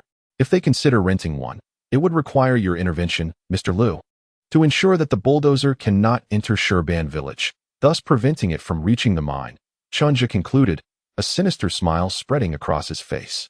Chapter 31. Chen Zhe's scheme. Since I cannot have it, I shall ruin him. Chen Zhe's thoughts, though ruthless, struck directly at Chen Sheng's current vulnerability. The lack of development funds posed a significant setback for Chen Sheng. Well, your idea is quite commendable. I shall entrust this task to you. Lu Zhong laughed heartily. Jiyuan Coal Mine's intention to acquire Tianyuan Coal Mine was merely a strategy to expand its influence during an industrial upgrade. Presently, a coal mine quota was exceedingly valuable. With a quota, other methods could potentially be realized. Thus, despite the current depletion of resources at Tianyuan Coal Mine, it remains an object of great desirability. However, the unexpected discovery of surface extractable coal seems at Tianyuan Coal Mine is a fortuitous windfall for Lu Zhong. Securing this mine would undeniably enhance his standing with his uncle, Lu Chang, the magnate behind Jiyuan Coal Mine, who has no heirs. Gaining Lu Chang's approval could potentially lead Lu Zhong to become his successor, a tantalizing temptation he finds hard to resist. Therefore, acquiring Tianyuan Coal Mine is an imperative for Lu Zhong. Upon receiving Lu Zhong's command, Chen Zhe was filled with exhilaration, eager to exact revenge on Chen Sheng. That very night, he wasted no time gathering personnel and equipment to stealthily infiltrate Tianyuan Coal Mine. Amidst the thunderous roar of the impact drill, the hydraulic lines, oil tanks, and cylinders of the bulldozer were ruthlessly dismantled. Before long, the bulldozer lay in ruins, reduced to mere scrap metal. Chen Sheng, let us see how you contend with me. Chen Mu laughed heartily as he surveyed the wreckage before him. Meanwhile, Chen Sheng, unaware of the turmoil, was at home drinking with Wang Li. It was not until the break of dawn the following day that the situation was revealed. Chen Sheng's phone abruptly rang, and his robust constitution mitigated the effects of his hangover. Groggily, he fumbled for his phone and answered the call. "Ah Sheng, it's bad news. Our bulldozer has been smashed." Wang Li's anxious voice crackled through the line. Instantly alert, Chen Sheng hastily donned his clothes and rushed towards Tianyuan coal mine. Driving at breakneck speed, he arrived at the mine within minutes. "Uncle Wang, what transpired?" he inquired, bursting into Wang Li's office. "Ah Sheng, see for yourself," Wang Li replied, opening the surveillance footage to reveal a recording. "Chen Mu, you wretched scoundrel," Chen Sheng seethed, his fists clenched in fury. The footage was dimly lit, yet familiar figures could be discerned, with Chen Mu leading the charge. However, due to the video's lack of clarity, it could not serve as conclusive evidence against him. Leaving Tianyuan coal mine to suffer the consequences, Chen Sheng was tempted to storm Jiyuan coal mine and confront Chen Mu. But he understood that such an action would yield no tangible results. The immediate priority was to restore operations. With the sole bulldozer rendered inoperable, repairs were out of the question, necessitating the search for a replacement. Whether through rental or purchase, funds were essential, and at this moment, money was precisely what Chen Sheng lacked. "Uncle Li, how much capital do we have left?" he asked, furrowing his brow at Wang Li. Since Chen Sheng seldom visited the mine, the financial affairs were managed by Wang Li.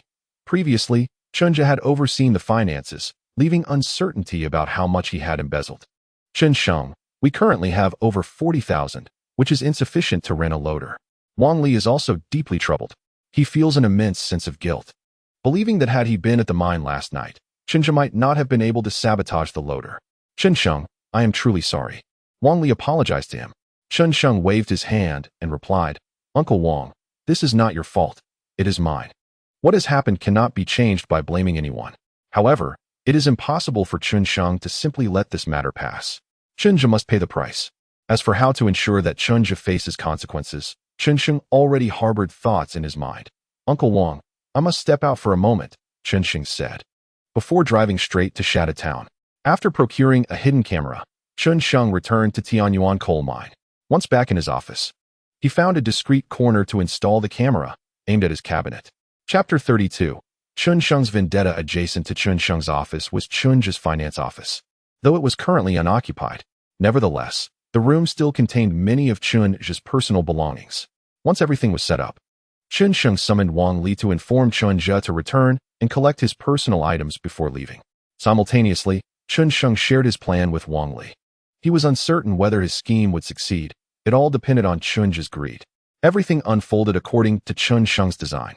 Upon receiving Wang Li's call, Chen Mu felt a mixture of suspicion and uncertainty, pondering whether it was a trap. Ultimately, Chen Mu resolved to visit. After being slapped by Chen Sheng the previous day, he had harbored resentment and was eager to witness Chen Sheng's reaction following the loader's destruction. The thought of Chen Sheng's furious expression thrilled Chen Mu. Eventually, he brought along 2 henchmen and headed for Tianyuan coal mine. Meanwhile, at Chongqing Steel Factory, Zhuang He and Lu Jiren, accompanied by Qin Luxing and others, were en route to Tianyuan coal mine. In the lead vehicle, Zhuang He and Lu Jiren engaged in conversation. "Old Zhuang, this Tianyuan coal mine is quite imposing, isn't it?" Lu Jiren expressed his dissatisfaction with Chen Sheng. After returning, Qin Luxing had exaggeratedly portrayed Chen Sheng as an arrogant and petty individual, attempting to diminish his standing in the eyes of Zhuang He and others. The procurement department staff, upon hearing Qin Luxing's remarks, clamored to teach Chen Sheng a lesson. Regardless of the authenticity of their sentiments, Qin Luxing had partially achieved his goal. The ideal outcome would be to incite the ire of Chongqing Steel Factory and persuade Zhuang He and others to abandon the acquisition. However, Qin Luxing was disheartened to find that Zhuang He, contrary to expectations, was determined to lead the team to Tianyuan coal mine. This outcome left Qin Luxing somewhat disappointed, though he did not dwell on it. Given Zhuang He's stature, Tianyuan coal mine would undoubtedly comply, thus fulfilling his objective. As long as the Tianyuan coal mine and the procurement department have signed a contract, Qin Luxing believes that opportunities to manipulate Chen Sheng will abound in the future. It is quite simple for the procurement department to impose stricter inspection standards and create difficulties for the Tianyuan coal mine. Qin Luxing is skeptical that the quality of all the coal from Tianyuan coal mine can be consistently excellent. Should the quality of the coal deteriorate, he is prepared to obstruct Cheng Sheng, ensuring that his coal returns from whence it came. In response to Lu Jiren's discontent, Zhuang He chuckled and said, "Little Lu, some matters are not as they seem. Your procurement department could certainly use some restructuring." Upon hearing Zhuang He's words, Lu Jiren felt a chill in his heart. It seemed as though Zhuang He's words were a subtle admonition directed at him. If anyone else had said this, Lu Jiren would have ignored it. But Zhuang He's remarks compelled his attention.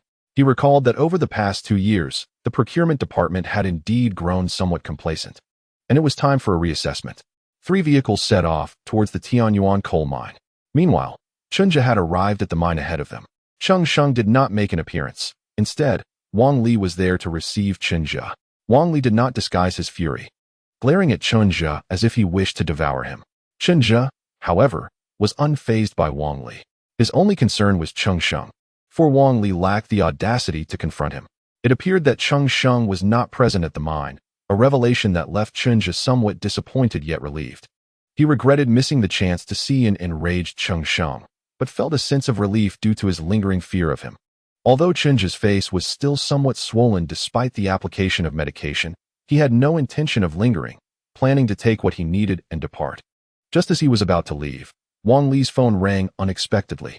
"Li Shu, please retrieve the last 40,000 in cash from my office cabinet and rent a loader." Cheng Sheng's resonant voice echoed through the phone. Wang Li's voice was rather loud, catching Chunja's attention. A glimmer of intrigue flashed in Chunja's eyes upon hearing Cheng Sheng's words. Wang Li, suddenly alert, turned away and sought a corner, seemingly to shield his conversation from Chunja's ears. The call ended swiftly, and Wang Li headed directly towards the office building. At that moment, Li Chun rushed over, exclaiming, "Li Shu, my brother has collapsed. Please take him to the hospital. I beg you." Li Chun's face was filled with urgency, as if on the verge of tears. Wang Li, who was about to enter the office, abruptly changed direction and ran towards the warehouse, quickly driving off in a pickup truck with Li Chun. If Cheng Sheng had witnessed this scene, he would surely applaud the performances of Wang Li and Li Chun, for they were truly worthy of the title of Best Actor, deserving of an Oscar for their dramatics. After witnessing Wang Li and Li Chun depart, Chunja's mind sparked with a cunning idea. Lu Zhong was opposed to the operation of Tianyuan coal mine. If he were to stealthily abscond with the remaining 40,000, it would be a significant achievement. Perhaps he could even extract a bit more money from Lu Zhong afterward. Contemplating this, a smug smile crept across Chunja's face. He stealthily ascended to the 3rd floor of the office building, feigning the act of organizing his workspace. Minutes later, upon realizing the floor was deserted, Chunja surreptitiously made his way to Cheng Sheng's office and began rummaging through the cabinets. Before long, he stumbled upon an envelope within the drawer. Upon opening it, he was astonished to find it contained the sum of 40,000 yuan. "Ah, Chen Sheng, let us see how you managed to resume operations this time," he thought. Chunja felt no pangs of guilt for his theft. Rather, he was consumed by a sense of vindictive exhilaration. "Grab my things, we shall depart," he commanded his 2 underlings with an air of bravado. At that moment, however, Chen Sheng appeared in the corridor, flanked by Wang Li and Li Chun, effectively obstructing Chunja's escape. "Chunja, you cannot leave just yet. We suspect you of stealing my money," Chen Sheng stated, no longer inclined to play games. It was evident that Chen Sheng had not coerced Chunja into thievery. It was Chunja's own avarice that led him to this predicament. Sensing the unfortunate timing of Chen Sheng's arrival, Chunja's heart sank. He recognized he had fallen into a trap. "Chen Sheng, what do you mean by this? Are you accusing me falsely? Step aside, I must leave." At this juncture, Chunja was desperate to make his escape. Yet, after all the planning, Chen Sheng was not about to permit Chunja to slip away unscathed. "You may wish to leave, but first, let me ascertain whether my money is in your possession," Chen Sheng declared, cracking his knuckles in preparation to search him personally. "Chen Sheng, do you dare to lay hands on me? Move aside. I have no time to waste on you." Chunja feigned defiance. "The time for your bravado has passed," Chen Sheng retorted, lunging towards Chunja. Seeing Chen Sheng's advance, Chunja panicked and shouted to his lackeys, "What are you doing? Stop, Chen Sheng." Clinging to hope, Chunja believed that if he could break free and elude capture, he could deny the theft. After all, there were no surveillance cameras in the office building, and he felt emboldened. The two lackeys reached out to intercept Chen Sheng, but being scrawny and inexperienced, they were no match for the formidable Chen Sheng. With a mere tug, Chen Sheng hurled the two miscreants aside, disregarding the flustered Chen Jia. Chen Sheng seized the bag tucked under Chen Jia's arm. Unzipping the bag, he extracted an envelope, much to Chen Jia's dismay. As the file bag was opened, four stacks of pristine $100 bills came into view, captivating the onlookers. Chen Sheng, you have framed me, haven't you? Chen Jia shouted furiously at Chen Sheng, his face contorted with madness. Indeed, I have framed you. However, had you not been so greedy, you would not have fallen into this trap. Whom can you blame? Chen Sheng replied with a smirk, his gaze fixed on Chen Jia. You have framed me? I will fight you. Chen Jia suddenly lunged at Chen Sheng. Chen Sheng calmly lifted his foot and delivered a swift kick, sending Chen Jia sprawling to the ground, where he writhed in agony. Just as the Li brothers were about to subdue Chen Jia, he abruptly plopped down on the ground, his earlier urgency replaced by a confident demeanor, devoid of any panic. Chen Sheng, how dare you strike me? This matter is far from over. And now you accuse me of theft? You are finished. Who has seen me steal? You, or your subordinates? Their testimonies will not hold up. I have done nothing wrong.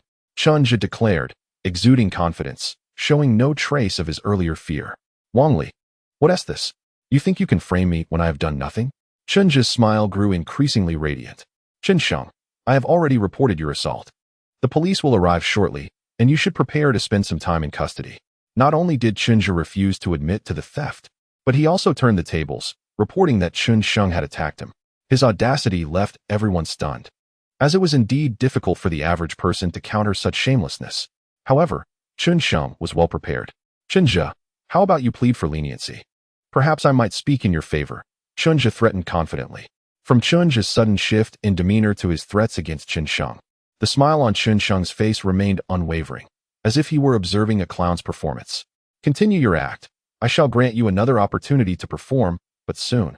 You may find that such opportunities will vanish, Chen Sheng said, arms crossed, inviting Chen Jia to proceed. Chen Sheng's calm demeanor began to unnerve Chen Jia. Yet at that moment, Chen Jia had no option but to press forward. Chen Sheng, cease your bluster. Do you believe I fear you? Chen Jia reassured himself, convinced that Chen Sheng had no cards left to play. Chen Jia's arrogance stemmed from his knowledge that the entire office building was devoid of surveillance cameras. Had there been any, he would never have dared to act so brazenly. Installing cameras would require a substantial investment, a significant burden for Tianyuan coal mine. Thus, surveillance was only present at the mine entrance and the coal yard. Chen Jia was aware of the surveillance distribution at the Tianyuan coal mine, which emboldened him to act so defiantly. The installation of cameras in Chen Sheng's office was a secret known only to him. No one else was privy to this information. Witnessing Chen Jia's arrogance, Wang Li and Li Chun, both brothers, felt a surge of anger but dared not intervene. Chen Sheng remained silent, understanding that any further action on their part could potentially complicate matters for him. Observing the anxious expressions of his companions, Chen Sheng decided it was time to cease the charade and reveal the truth. Chen Jia, your audacity is merely a ploy to evade responsibility. However, I regret to inform you that there are cameras in my office. At that moment, Chen Jia, who had been brimming with arrogance, turned ashen upon hearing these words, as if a vice had gripped his heart, making each breath a laborious task. Impossible. You are lying. You must be deceiving me. Chen Jia shouted frantically at Chen Sheng, clinging to a flicker of hope that this was all a ruse and that no surveillance existed. Yet, reality swiftly delivered a harsh blow. Chen Sheng produced his phone, which displayed footage of Chen Jia stealing money from a cabinet. Before the video had even concluded, Chen Jia crumpled to the ground, utterly defeated, like a puddle of mud. The video showcased his entire act of thievery, including the moment he retrieved money from an envelope to confirm his actions. Now, he found himself bereft of any means to manipulate the situation. Chapter 35. Despairing Chen Jia. Chen Sheng, you cannot do this. I am your uncle. You cannot treat me this way. At that moment, Chen Jia attempted to plead for mercy, but it was far too late. From the instant he had vandalized the excavator, his fate had been sealed. Even had he resisted the temptation to steal today, he would still have faced Chen Sheng's relentless retribution. One must bear the consequences of their actions. Chen Sheng had grown weary of Chen Jia's pleas. What awaited him now was a fate of imprisonment. Chen Sheng had calculated that the theft of 40,000 constituted a significant amount, with a prison sentence of 3 to 10 years looming over Chen Zhe. As Chen Zhe was apprehended, it offered a sense of relief to those who had harbored grievances. Chen Sheng, spare me, please. Chen Zhe attempted to rush forward and cling to Chen Sheng's leg in desperation, but was swiftly intercepted by Wang Li and Li Chun. Chen Zhe, you cannot go anywhere now. Remain here quietly, they instructed as they restrained him, awaiting the arrival of the police. Meanwhile, Chen Zhe's two subordinates stood frozen, paralyzed by fear and uncertainty. Deep down, Chen Zhe was terrified yet unwilling to accept his fate. He resolved to wait for Lu Ji, believing fervently that Lu Ji would come to his rescue. However, instead of Lu Ji's arrival, the police arrived first. Upon seeing the two uniformed officers, Chen Zhe trembled uncontrollably, barely able to stand. Did you call the police? The lead officer inquired, directing his question at Chen Sheng. Yes, we reported the incident, Chen Sheng confirmed. Chen Sheng recounted the sequence of events and presented the surveillance footage from his mobile phone. Once verification was complete, the two officers prepared to escort Chen Zhe away. At that critical moment, the sound of a car braking echoed from downstairs, and Lu Zhong finally arrived. Mr. Lu, save me. Chen Zhe cried out in a fit of desperation, as though he had glimpsed a glimmer of hope. Gentlemen, might I request a moment of privacy with Director Chen? Lu Zhong addressed the two officers. Recognizing Lu Zhong's reputation associated with Jiyuan coal mine, the officers refrained from further discussion and stepped aside. With the officers gone, Lu Zhong turned to Chen Sheng and implored, Director Chen, could you do me the favor of dropping the charges against Chen Zhe? Chen Zhe fixed his gaze intently on Chen Sheng, eager to discern his response.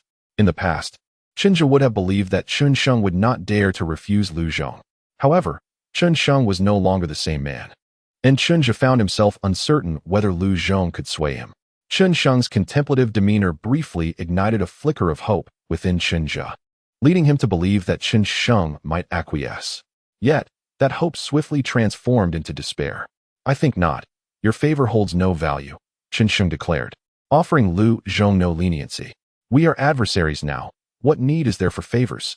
If Lu Ji had seized this opportunity, would he have spared me? Certainly not. Chen Sheng, are you intent on ruining me? Then I shall retaliate. Chen Zhe, consumed by utter hopelessness, shouted in madness, yearning to confront Chen Sheng. However, restrained by the imposing presence of the Li brothers, he found himself immobilized. I do indeed wish to see your downfall. When you vandalized the excavator, you should have anticipated this outcome, Chen Sheng replied coldly. Had Chen Zhe not destroyed the excavator, perhaps Chen Sheng would have been magnanimous enough to spare him. Yet now, no plea for mercy would avail, for in this province, a lack of resolve invites predation. Only by being resolute will others learn to fear and refrain from provoking you. Chen Sheng's unwavering stance ignited Lu Zhong's fury. Chen Sheng, are you truly this obstinate? What are you to demand respect? Your worth is negligible. I will see Chen Zhe imprisoned today, and should you attempt any underhanded tactics, you shall be next, Lu Zhong seethed, his voice dripping with menace. Chen Sheng showed no inclination to disguise his intentions. If you dare to challenge me, I shall ensure your demise first. Very well, Chen Sheng. If you are bold enough to imprison Chen Zhe, I will ensure that not a single ton of coal leaves your possession. I shall relish in witnessing who dares purchase your coal, Lu Zhong responded with a furious smile, gritting his teeth. At that moment, several vehicles pulled up to the office building, and a dozen individuals filed out, approaching Chen Sheng.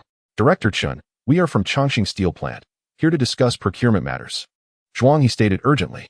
Upon arriving at the mine, Zhuang he had already observed the exposed coal seam and confirmed that the previously tested coal was devoid of moisture. Moreover, the Tianyuan coal mine appears exceedingly outdated, and its extraction capacity is evidently limited. The mere thought of its reputation spreading and an influx of individuals vying for resources makes Zhuang he eager to expedite the contract signing. After all, once the quality of the coal improves significantly, sales will no longer pose a challenge. The only potential issue lies in production capacity. Fearing that their Longxing steel plant may be overlooked once their operation becomes known, Zhuang he is anxious to act swiftly. Upon arriving at the office, Zhuang he wasted no time in expressing his intentions. However, as soon as Zhuang he spoke, Lu Zhong's expression darkened. Just moments before, he had threatened Chen Sheng, declaring that not a single piece of his coal would be sold, and now, representatives from Longxing steel plant were at his doorstep, eager to procure.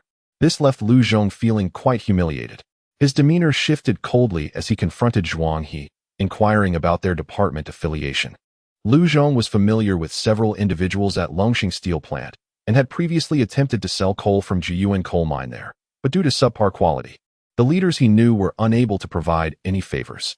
Nonetheless, through repeated public relations efforts, Lu Zhong had acquainted himself with a few leaders at Longxing Steel, including the deputy director of the procurement department, Xue Bao.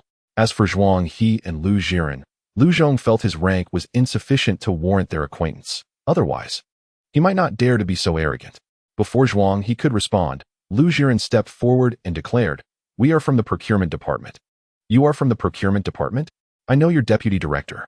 Let me inform you that the Tianyuan coal mine has significant issues. You are not permitted to procure from them.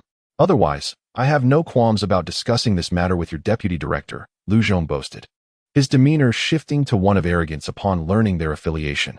Relying on his connection to Xue Bao, Lu Zhong dismissed these individuals with disdain. Given that Xue Bao was the influential deputy director of the procurement department, Lu Zhong felt assured that even if he invoked Xue Bao's name today, there would be no repercussions, as Xue Bao had benefited from their relationship in the past. The notion that anyone among the group before him might hold a higher position than Xue Bao never crossed Lu Zhong's mind. After all, the Tianyuan coal mine was merely a small, nearly bankrupt operation. What legitimacy did it possess to warrant the attention of high-ranking officials from Longxing Steel Plant? "Oh, you know Deputy Director Xue? How can you prove that?" Lu Jiren feigned surprise. Zhuang He had previously suggested that the procurement department required reform, and Lu Jiren had taken note. Now, a person threatening them in Xue Bao's name had emerged, and Lu Jiren was determined not to let this opportunity slip away. If they could implicate Xue Bao, Lu Jiren contemplated, it might be prudent to eliminate a deputy director to instill fear in others. You don't believe me? I will contact Xue Bao right now." Observing the astonished expressions of Lu Jiren and his associates, Lu Zhong grew even more arrogant and promptly dialed Xue Bao's number. "Director Xue, I have a group from your procurement department seeking to purchase coal from a small coal mine. Please assist by informing them that they are not to procure coal from this particular mine." Lu Zhong spoke while casting a glance at Chen Sheng, aiming to convey the consequences of offending him. On the other end of the line, Xue Bao was nearly rendered faint by Lu Zhong's words. He had not forgotten the last warning from Zhuang He, and he was acutely aware that Zhuang He and Lu Jiren had just dispatched individuals to Tianyuan coal mine today.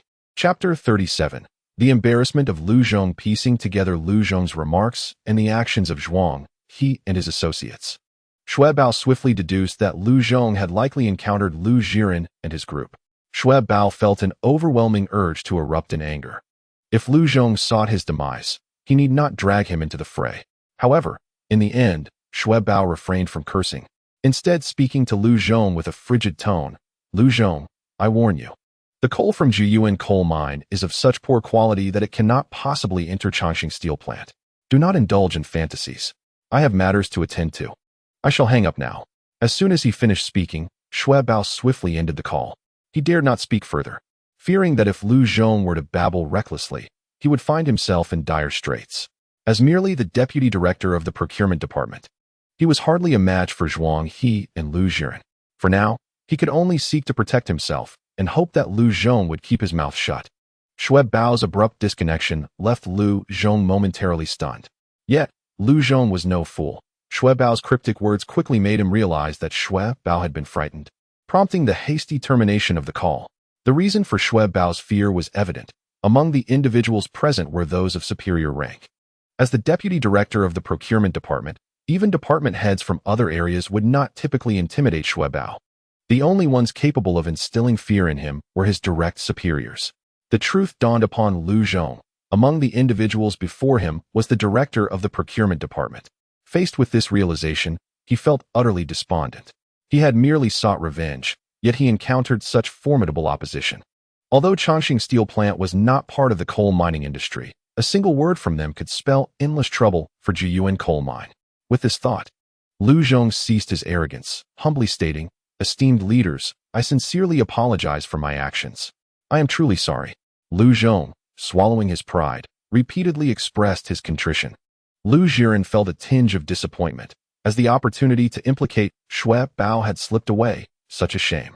Recognizing that he was in the presence of individuals beyond his capacity to confront, Lu Zhong no longer dared to linger and, accompanied by his subordinates, prepared to depart. Chen Mu, seeing Lu Zhong's intention to leave, became frantic and shouted, "General Lu, please save me. I beg you." Chen Mu understood that if Lu Zhong abandoned him, his fate would be sealed. However, at this moment, Lu Zhong was consumed by a desire to throttle Chen Mu, having no inclination to assist him. Upon hearing Chen Mu's shout, Lu Zhong, without even turning his head, drove away from the Tianyuan coal mine with his subordinates. Two police officers, witnessing the entire spectacle, were left utterly astonished. They had initially presumed that Chen Sheng would surely settle the matter privately today. Yet they did not anticipate his resolute demeanor in confronting Lu Zhong directly. With Lu Zhong's departure, the officers were acutely aware that Chen Mu was undoubtedly in dire straits. After exchanging a brief greeting with Chen Sheng, they proceeded to handcuff Chen Mu and escort him away. As for the matter of taking a statement, there was no need for Chen Sheng to be present. Wang Li could handle it instead. Given Chen Sheng's recent conduct, the two officers were wary and allowed Wang Li to accompany them. With all unrelated parties having left, the focus shifted to discussions regarding procurement. Although Chen Sheng harbored considerable displeasure towards the Chongqing steel plant, he acknowledged that Zhuang He had indeed assisted him earlier and therefore refrained from displaying any hostility. Guiding the group toward the office, Chen Sheng was a man who remembered both kindness and grievances. He would undoubtedly repay those who aided him. Yet he was equally forthright in expressing animosity toward those he opposed. Just as Qin Luxing was about to enter the office with the crowd, Chen Sheng intercepted him. "Director Qin, your stature is too grand. Our office cannot accommodate you.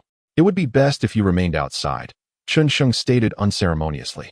Upon hearing this, Qin Liuxing's countenance darkened significantly. He could not fathom why, in the presence of so many leaders, Chen Sheng would dare to disregard him so brazenly. Did Chen Sheng truly possess such audacity, or was he simply a fool? Did he not wish to sell coal to the Chongqing steel plant? In truth, Qin Liuxing's suspicions were not unfounded. Chen Sheng indeed had no desire to sell coal to the Chongqing steel plant. Had it not been for Zhuang He's timely assistance, Chen Sheng would have been disinclined to engage in any negotiations whatsoever.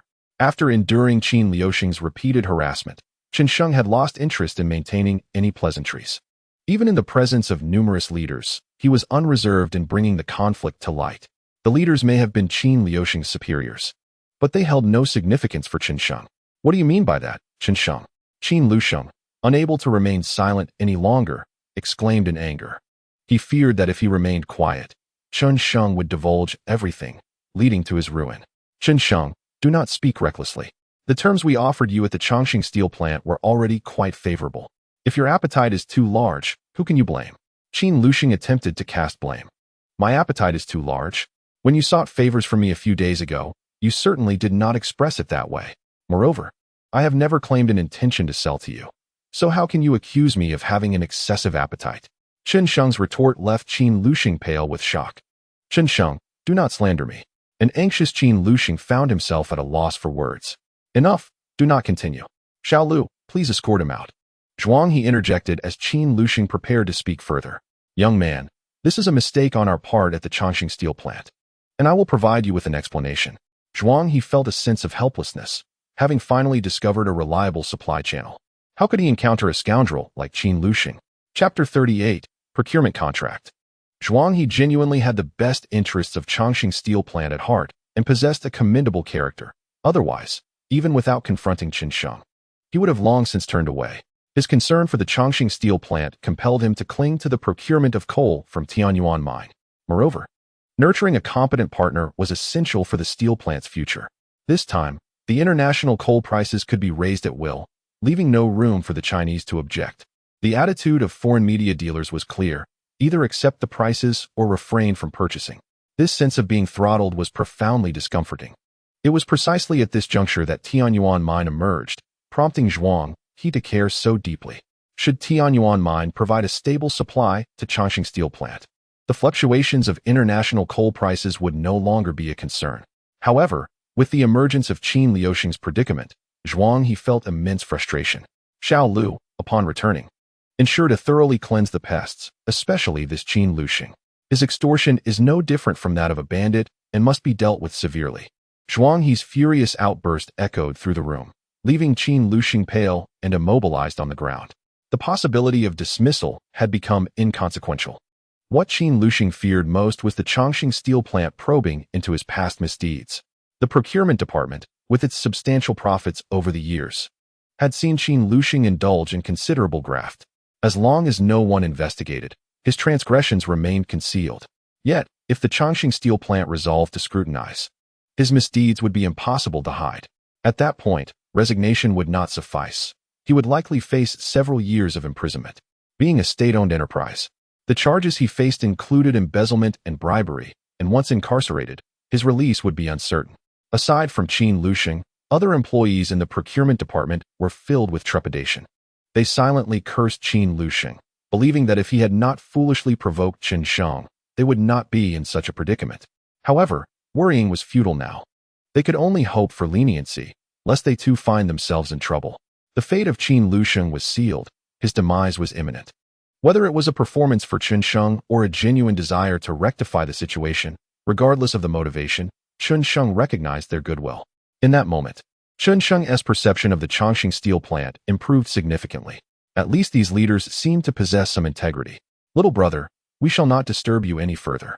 Given the circumstances, Zhuang He felt it inappropriate to continue discussing procurement matters and intended to take his leave. Just then, Chen Sheng spoke up. What? Are you no longer going to discuss procurement? Zhuang He, realizing the implication, responded with surprise. Are you suggesting that we can talk now? Chen Sheng nodded in affirmation without uttering a word. The Chongqing steel plant demonstrated its sincerity to Chen Sheng, who, naturally, no longer regarded them with disdain. Soon, negotiations commenced. Although Chen Sheng felt positively towards the Chongqing steel plant, he remained steadfast in his business acumen and would not relinquish the benefits he sought. In due course, the negotiations concluded and the procurement contract was officially signed. The Chongqing steel plant agreed to purchase Tianyuan coal at a price of 1,400 yuan per ton, with transportation to be managed independently. Tianyuan coal mine was required to provide the Chongqing steel plant with 100,000 tons of high-quality lump coal within a 6-month time frame. Had Tianyuan coal mine's production capacity been more robust, Zhuang He would have preferred to sign a contract for 1 million tons, thereby fulfilling the entire half-year requirement in one go. Nevertheless, both parties also signed a supplementary contract which granted the Chongqing steel plant the right of first refusal at the same price once Tianyuan coal mine's output increased. This contract can be regarded as a win-win situation. The price of 1,400 yuan per ton marked a new high for coal prices in Tiansha County in recent years. In 2015, when the average coal price in Tiansha County was merely 540 yuan, Tianyuan coal mine managed to sell at the elevated price of 1,400 yuan, underscoring that quality is indeed the decisive factor in the market. Despite the high price, the Chongqing steel plant did not suffer losses. 1,400 yuan per ton is considered high domestically, but remains significantly cheaper compared to imported coal prices. Zhuang He had already formulated plans in his mind. Once Tianyuan coal mine's production increased, he could entirely abandon imports in favor of coal from Tianyuan. Sheng, should you need anything in the future, do not hesitate to seek out your uncle Zhuang. Zhuang He kindly remarked to Chen Sheng before departing. Zhuang He was aware that Chen Sheng had returned from school to manage his family's coal mine, and just days prior, Tianyuan coal mine had been on the brink of bankruptcy. Chen Sheng's efforts to revive it had greatly improved Zhuang He's attitude towards him. As a traditional individual, Zhuang He harbored a particular fondness for someone like Chen Sheng. Uncle Zhuang, I will ensure the coal mine thrives. Next time I visit, let us share a drink. Chen Sheng replied, supporting Zhuang He, embodying a camaraderie that transcended generations. After bidding farewell to the representatives of the Chongqing steel plant, Chen Sheng could finally release the excitement he had been suppressing. Gazing at the price inscribed in black and white on the contract, he erupted into laughter. I'm rich. I'm rich. Ha ha. Ultimately, Chen Sheng was merely a young man on the cusp of adulthood, unable to maintain the stoic demeanor of a seasoned fox. To laugh when warranted and to cry when necessary.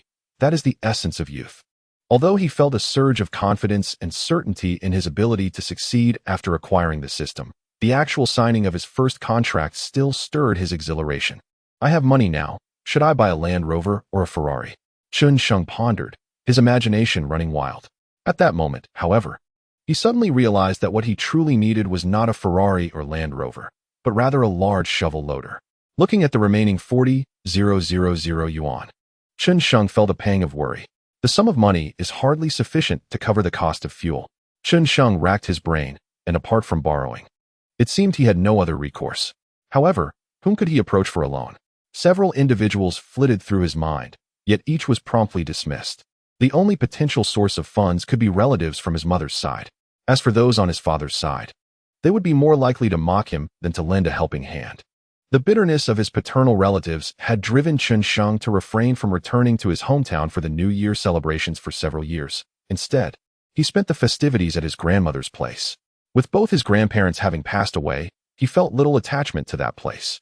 Just as Chen Sheng was engulfed in his vexation, the phone rang unexpectedly. "Son, how's life treating you back home?" came the voice of Kai Jiming, instantly dispelling Chen Sheng's gloom. "You rascal, not behaving, I see. Of course, life is treating me well. Want to come and join me? Stop relying on your old man. Let's carve out a future together," Chen Sheng teased with a smile. This was their customary way of greeting each other. While he might not wish to be their brother, he certainly intended to be their father. "Son, stop pretending. Your strength is making me worry." The voice on the other end shifted, revealing Lu Mingji. "What am I pretending about? Are you doubting your father?" Chen Sheng retorted, not out of defiance, but to spare his friends from concern. "Brother, hurry back. Huang Zhiheng and the others brought a feast for us. You must come back and join us." This time, it was the excited voice of his sister, Chen Qianqian, that reached him. It dawned on Chen Sheng that they had come to visit him. During the summer of their freshman year, Lu Jiming and the others had spent half a month at Chen Sheng's home, so he was not surprised they had managed to find their way.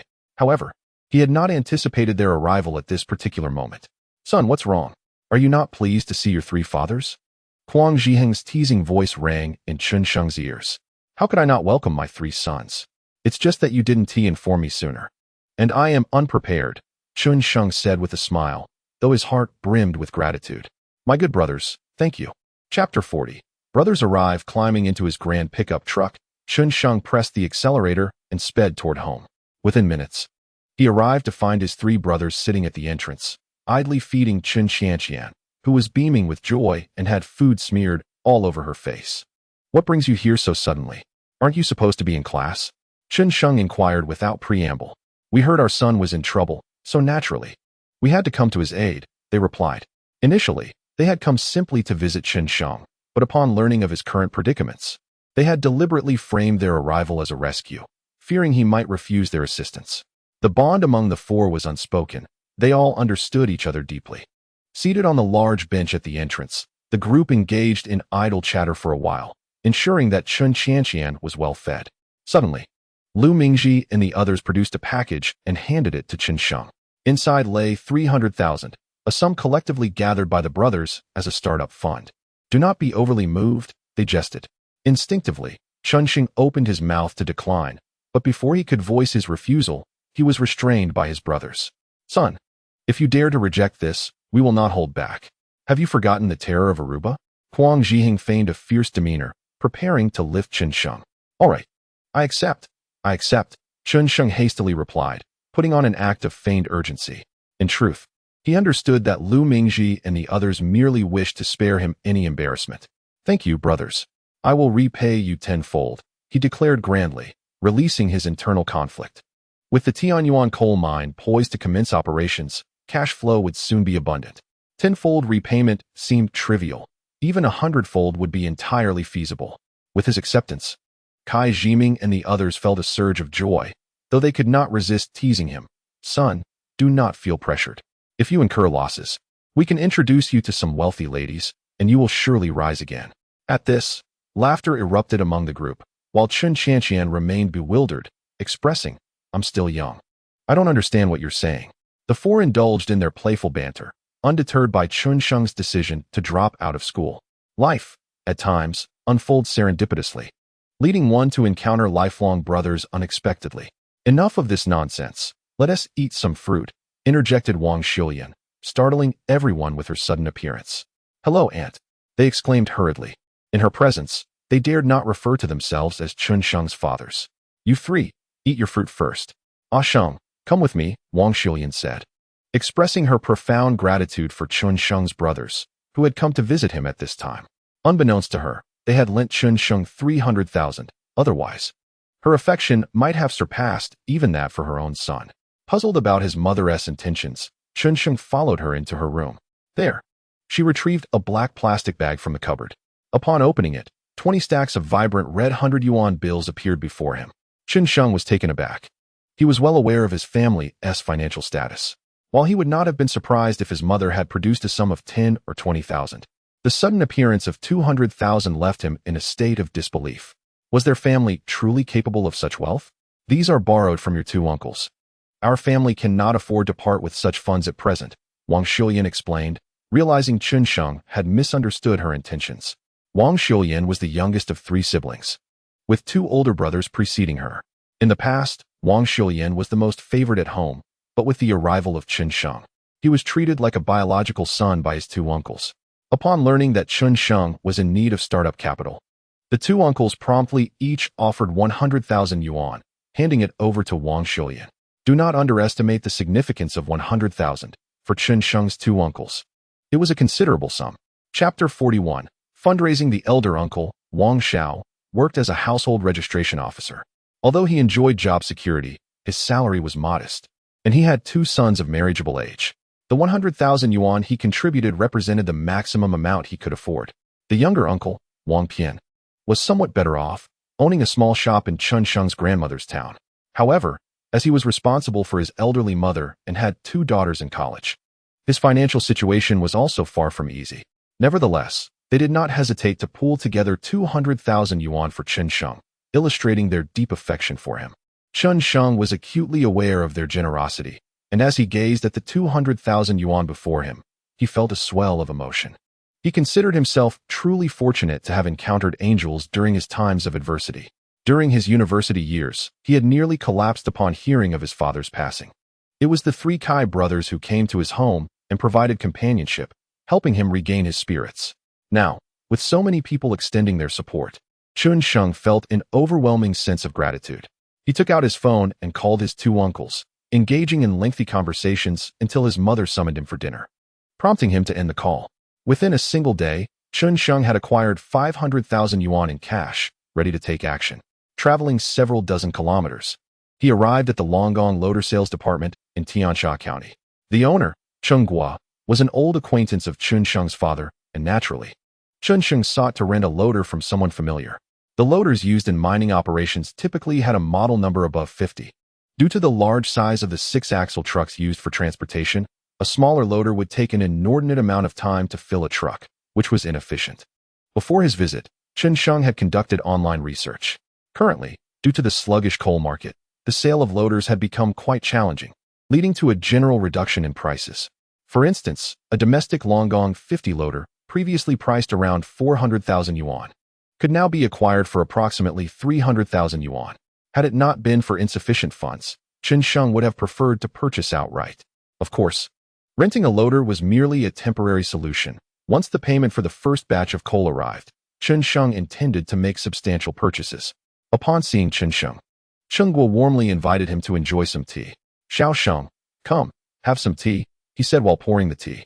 Thank you, Uncle Cheng, Chen Sheng replied, accepting the tea and preparing to discuss the rental of the loader. Uncle Cheng, I would like to understand the current market conditions for loaders, he said with a smile. Though he couldn't shake the feeling that Cheng Guo's smile seemed somewhat insincere. The powerful 5 senses endowed Chen Sheng with a remarkable ability to read others' emotions. Although the man before him, Cheng Guo, appeared warm and welcoming, there existed an underlying, peculiar indifference beneath that facade. It resembled a disingenuous smile, evoking an unmistakable sense of insincerity. Ah, Xiao Sheng, the market price of loaders has seen some fluctuations recently. They've become quite expensive, Cheng Guo remarked with a grin. Upon hearing this, Chen Sheng realized that Cheng Guo was not a trustworthy individual. From Chen Sheng's understanding, the price of loaders had actually decreased significantly. Cheng Guo's assertion that prices had risen was clearly an attempt to deceive him. Though displeased internally, Chen Sheng maintained an expression of feigned ignorance and inquired, Uncle Cheng, may I ask how much a 50 loader costs nowadays? Our loader at the mine has broken down, and we intend to purchase a new one. Cheng Guo's eyes lit up at Chen Sheng's words, and he replied, Ah, Sheng, I won't keep you waiting. I'll offer you a special price, The latest 50 model from Longong. Yours for just 500,000. What do you think? Chen Sheng was taken aback by Cheng Guo's outrageous offer. A loader worth 300,000 was being sold for 500,000, as if Cheng Guo considered him a fool. Chen Sheng pondered the audacity of Cheng Guo, who believed he could swindle him. Despite his disdain for Cheng Guo's greed, Chen Sheng, acknowledging their past friendship, resolved not to sever ties. Uncle Cheng, that price is far too steep for me to accept. I think I shall explore other options first. Chen Sheng gently declined, wishing to avoid a confrontation. After all, Cheng Guo had previously treated him well, even if he had become somewhat unrecognizable now. Chen Sheng believed his words would convey his intentions clearly. However, he had evidently underestimated the depths of some individuals' repulsiveness and avarice. Ah Sheng, what do you mean? Do you think your uncle is trying to swindle you? Cheng Guo's displeasure was palpable. Uncle Cheng, that's not it at all. It's simply that I don't have that much money on hand. Chen Sheng replied stiffly. How much do you have? I can arrange a loan for you right here. 500,000, with a down payment of around 300,000 to 400,000, and the rest can be paid in installments. Cheng Guo suggested shamelessly. Cheng Guo's relentless pursuit began to wear on Chen Sheng's patience. He could not comprehend why some individuals persistently acted with such shamelessness. Uncle Cheng, I truly must decline. I will seek something more affordable, perhaps even consider a second-hand loader. Chen Sheng's expression grew increasingly cold. Cheng Guo's greed incited Chen Sheng's disdain. Were it not for their prior acquaintance, he might have been provoked to utter harsh words. Chen Sheng was reluctant to engage, yet Cheng Guo pressed on. Chen Sheng, what do you mean by this? I am showing respect to your father, and you are not returning the favor to me? Cheng Guo's demeanor was menacing, suggesting that if Chen Sheng did not make a purchase today, he would not be allowed to leave. Finally, Chen Sheng could no longer maintain his tact and spoke directly. Uncle Cheng, I came here to support your business out of respect for my father's past association with you. Profit is profit, regardless of the source. However, do not mistake me for a fool. Chen Sheng's expression turned icy, as Cheng Guo's shamelessness shattered his perception of morality. He had heard of individuals who preyed on acquaintances, but this was his first encounter with such blatant exploitation. Cheng Guo's demeanor shifted to one of cold hostility. Chen Sheng, are you implying that you do not trust me? Trust you? Selling me a 300,000 yuan excavator for 500,000 yuan. How could I possibly trust you, Uncle Cheng? The weight of the term uncle was heavy in Chen Sheng's mouth. This would be the last time he set foot in Cheng Guo's establishment. From now on, even if he had to pay a premium, he would seek excavators elsewhere. Upon hearing Chen Sheng's words, Cheng Guo ceased his pretense and stated plainly, if you do not purchase today, do you think you can leave this place? The veneer of civility fell away, revealing Cheng Guo's true nature. His predatory instincts laid bare. Chen Sheng felt exasperated. Was this truly the era we lived in, where such tactics were still employed? He had no desire to prolong the conversation and intended to depart. Go ahead, try to leave. Cheng Guo rose, glaring fiercely at Chen Sheng. What? Are you forbidding my departure? Chen Sheng laughed, though a tempest of anger brewed within him as he took a step towards the exit. Just then, several individuals who had been repairing excavators set down their tools and closed in around him. Go ahead, leave if you can. If you walk out of that door today, I will call you uncle. Cheng Guo sneered at Chen Sheng. Are you implying you wish to resort to violence? Chen Sheng halted and turned, smiling as he spoke. In the past, such a scenario might have unsettled him, but now, having dealt with ruffians from the mines on multiple occasions, he felt no fear towards these mechanics. The imposing figures before him could intimidate the average person, wielding wrenches as they approached with a practiced ease that suggested this was not their first encounter with a victim. Kid, I suggest you sign the contract. It will spare you pain. Otherwise, our methods may be unrefined, and you might get hurt. One of the burly men threatened with a menacing grin. Cheng Guo nodded in satisfaction and added, Xiao Sheng, your uncle is only looking out for your best interests. It would be wise to comply. He was utterly confident that Chen Sheng would acquiesce to his demands, having employed this tactic successfully on numerous occasions. Naturally, Cheng Guo was no fool. He only targeted those he was familiar with, careful to avoid provoking individuals who could retaliate. Such caution has allowed Cheng Guo to thrive in recent years, expanding his business significantly. While many in the machinery industry have suffered losses, Cheng Guo's fortunes have only grown, indicating that he has undoubtedly engaged in numerous and scrupulous dealings. Cheng Guo, Are you certain you wish to proceed in this manner? Chen Sheng turned to face Chen Guo, who wore a smug expression. Xiao Sheng, I am merely looking out for your best interests. You would do well not to resist. Chen Guo's arrogance only intensified. Chapter 43. The assault on Chen Sheng. Chen Sheng realized that without subduing these individuals, he would not escape from this place today. If that is the case, then let us engage.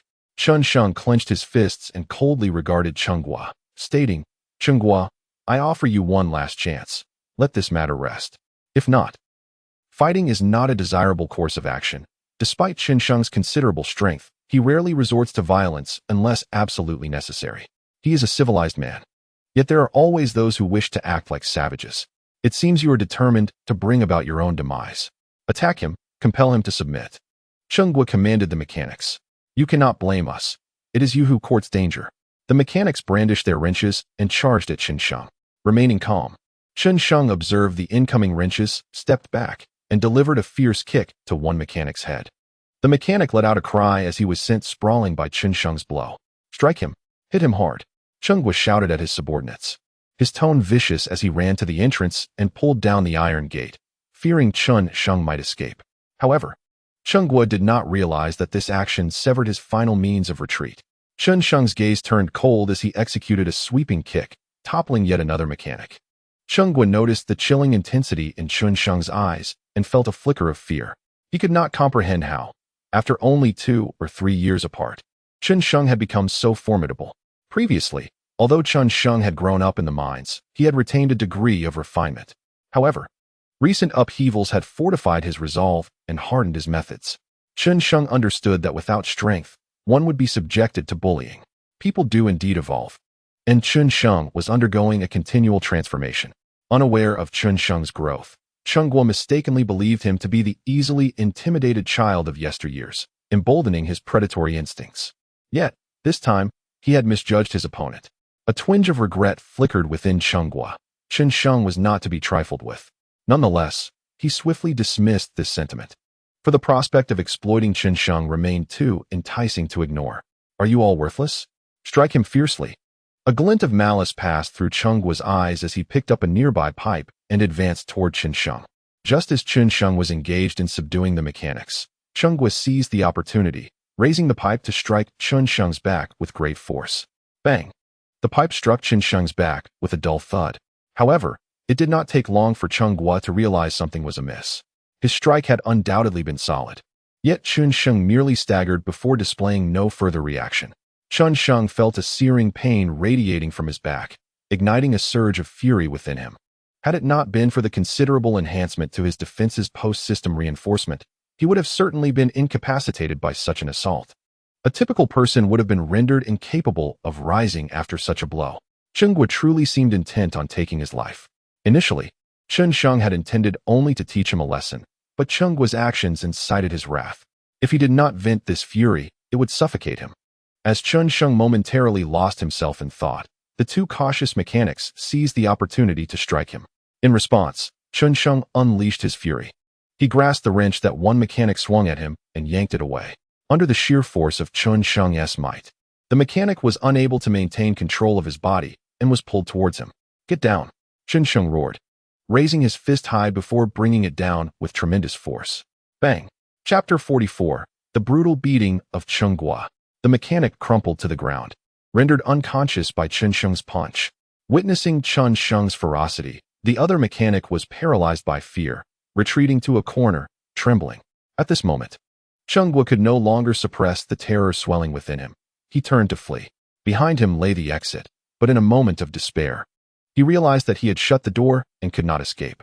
Chen Guo cursed himself, berating his own foolishness for sealing the door. Was he seeking his own demise? As he scolded himself, he frantically attempted to lift the iron door. Was it too late to flee? Chen Sheng appeared behind Chen Guo, coldly observing him. What do you want, Chen Sheng? Please don't do anything rash, Chen Guo stammered, his face a mask of fear. Rash? You call this rash? Let me show you what rash truly is. Chen Sheng reached out, grasping Chen Guo by the collar, effortlessly lifting him off the ground. Faced with Chen Sheng's proximity, Chen Guo felt his legs weaken, devoid of any strength to resist. Rash, I'll teach you a lesson. With one hand gripping Chen Guo, he delivered a fierce slap across his face. Dare to ambush me? I'll make you regret it. You despicable creature, I'll end you. The sharp sound of slaps echoed throughout the shop, and within moments, Chen Guo's face swelled grotesquely. Chen Sheng, please stop. It was Lin Chu. Lin Chu made me do it. Chen Guo, gripped by fear, could no longer conceal the truth and hurriedly confessed. Lin Chu? Upon hearing that name, a shadow passed over Chen Sheng's heart. Lin Chu had tormented him on several occasions, attempting to seize control of the Tianyuan coal mine, and now resorted to such underhanded tactics. If it hadn't been for Chen Sheng's formidable strength, he would have surely suffered a significant loss. If this money were to vanish, Tianyuan coal mine would meet its demise. The fruits of my father's labor would fall into the hands of others. Lin Chu's actions have already crossed Chen Sheng's bottom line. Yuan Chu coal mine is quite commendable. If they wish to play, Chen Sheng shall indulge them in their game. He is curious to know how audacious Lin Chu would be if Yuan Chu coal mine were to run out of coal. Lost in thought, Chen Sheng delivered another slap across Chen Guo's face. The sound echoed sharply. Chen Guo felt tears welling up. Why, despite his protestations, was Chen Sheng still striking him? Chen Sheng merely wished to convey that the act had become second nature. Chen Guo's chubby cheeks made the slap somewhat gratifying. Although Chen Guo had divulged the mastermind behind the scheme, Chen Sheng had no intention of letting him off lightly. When one errs, they must face the consequences. Otherwise, the cost of wrongdoing would be unreasonably low. As for the punishment, Chen Sheng had already devised a plan. He would have Chen Guo sell him a bulldozer at a bargain price, and any losses incurred by Chen Guo would simply be considered a form of compensation for the psychological distress he had endured. After all, given the recent assault on Chen Sheng by so many, it was only fair that he felt a sense of trauma. Grabbing Chen Guo, Chen Sheng proceeded to sign the contract. Faced with Chen Sheng, Chen Guo dared not resort to any tricks and complied docilely with the agreement. All Chen Guo desired was for Chen Sheng to depart quickly. He could accept a minor financial loss. At this moment, Chen Guo was filled with trepidation towards Chen Sheng. Devoid of any thoughts of retaliation, he simply did not have the audacity. Ultimately, he was merely a small-time businessman, managing a few individuals, hardly a thug. Confronted by a formidable figure like Chen Sheng, how could he possibly voice dissent, especially given his initial wrongdoing? Chapter 45. A great bargain with the contract signed and the process smooth. Chen Sheng spent 100,000 to acquire a brand new 50 bulldozer from Chen Guo. Thank you, Uncle Chen, for granting me such a generous discount. Chen Sheng beamed as he accepted the contract from Chen Guo. Watching as the bulldozer was loaded onto a flatbed truck bound for Tianyuan coal mine. Just before departing, Chen Sheng suddenly halted, retrieved his phone, and played a recording. The audio captured Chen Guo threatening Chen Sheng with extortion. This served as a warning to Chen Guo not to overstep his bounds. Upon hearing the recording, a chill ran down Chen Guo's spine. This Chen Sheng was unfamiliar to him, meticulous in his dealings. Was he still the same youth from before? Any lingering thoughts of revenge Chen Guo had were completely extinguished. He realized he could not contend with Chen Sheng. Simultaneously, he resolved never to ally himself with Yuan Chu coal mine again. Lin Chu was no match for Chen Sheng. This absurd but resolute thought took root in Chen Guo's mind. Conclusively, he vowed to steer clear of the enmity between Lin Chu and Chen Sheng. He had grown fearful. Meanwhile, Chen Sheng, having saved 200,000 on the bulldozer, felt emboldened to purchase additional equipment to swiftly increase production. 40 may appear to be a substantial number, yet for a coal mine, it remains woefully insufficient. Merely arranging for a fuel station to deliver a truckload of diesel has cost Chen Sheng nearly 200,000. The Tianyuan coal mine possesses an oil tank capable of storing a significant quantity of diesel, nearly filling with just one truckload. Some might perceive such a bulk purchase as wasteful. However, when excavators are on site, refueling becomes inconvenient, necessitating direct refueling at the mine itself. Conversely, if one opts for a smaller purchase, the fuel station may decline delivery, thus acquiring approximately 100,000 worth of diesel in one go is quite commonplace for a coal mine. This diesel should suffice for the excavators for around a month. After a little over a month, Chen Sheng's financial situation is expected to stabilize. An additional expenditure of 100,000 was made to procure essentials such as engine oil, gloves, and work attire, after which Chen Sheng returned home, laden with supplies.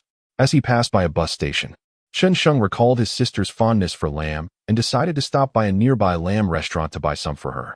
However, en route to the restaurant, he observed a group of disheveled delinquents surrounding a young girl. The girl appeared furious and was attempting to leave, yet was trapped by their presence. Witnessing this scene, Chen Sheng furrowed his brow. Not one to meddle in others' affairs, he nonetheless felt compelled to act. Driven by a sense of moral obligation as a man witnessing a vulnerable girl being mistreated. This was not mere impulsive bravado. It was an expression of the values instilled in him through proper education. Of course, if one finds themselves powerless in such situations, no one would cast blame. Nonetheless, when one possesses the ability to intervene, it is one's duty to do so. And Chen Sheng, indeed, had that capability. With a deft maneuver, he brought his vehicle to a halt beside the ruffians. Upon noticing the cargo piled in the bed of his pickup truck, the delinquents exchanged glances of disdain. "Kid, mind your own business and scram," threatened a green-haired miscreant. The others readied themselves to teach Chen Sheng a lesson, brimming with bravado. Chen Sheng felt a twinge of exasperation. Even in such dire circumstances, these ruffians maintained their poor taste. In truth, they barely qualified as delinquents, merely a group of aimless youths with nothing to their name. Chapter 46. A heroic rescue. Their outlandish appearance was merely an attempt to assert their uniqueness. Yet, to Chen Sheng, they were inconsequential. Observing Chen Sheng's refusal to depart, the leader, the green-haired miscreant, felt belittled and launched a punch at him. Chen Sheng glanced at the feeble fist, skeptical that such a weak blow could breach his defenses. However, standing idly by to be struck was not in Chen Sheng's nature. As the fist approached his face, a smile crept onto the green-haired miscreant's lips. But it was then that Chen Sheng chose to act. His hand moved swiftly, catching the green-haired miscreant's fist with a firm grip. Grasping tightly, the green-haired turtle emitted a wail of agony. It hurts terribly. Let go, please." The once arrogant creature now pleaded for mercy. A trace of disdain flickered on Chen Sheng's lips. These ruffians were truly beneath contempt. With a push, he sent the green-haired turtle sprawling onto the ground. The turtle gazed at Chen Sheng with eyes filled with resentment and fear. "Who are you? Mind your own business." The other delinquents dared not confront Chen Sheng directly, resorting instead to idle threats from the sidelines. "I am not affiliated with anyone. Just get lost," Chen Sheng replied impatiently, advancing toward the group. Terrified by his boldness, the delinquents fled, abandoning even the fallen turtle. The green-haired turtle, despite the pain, could only muster the strength to scramble away. While not particularly bright, they possessed enough awareness to discern that their typical bullying tactics were ineffective against someone of Chen Sheng's caliber. His formidable presence instilled fear in them, rendering them incapable of even uttering harsh words as they scurried away. With the ruffians gone, Chen Sheng had no inclination to pursue them. "Thank you." A soft voice reached his ears. He turned to see the girl he had rescued standing nearby, curiosity dancing in her eyes. "It's nothing, just a simple act." He waved off her gratitude, having acted out of a sense of justice rather than any particular interest in her. Though the girl was undeniably beautiful, Chen Sheng had no intention of fostering any deeper connection at this moment. His focus lay solely on financial pursuits.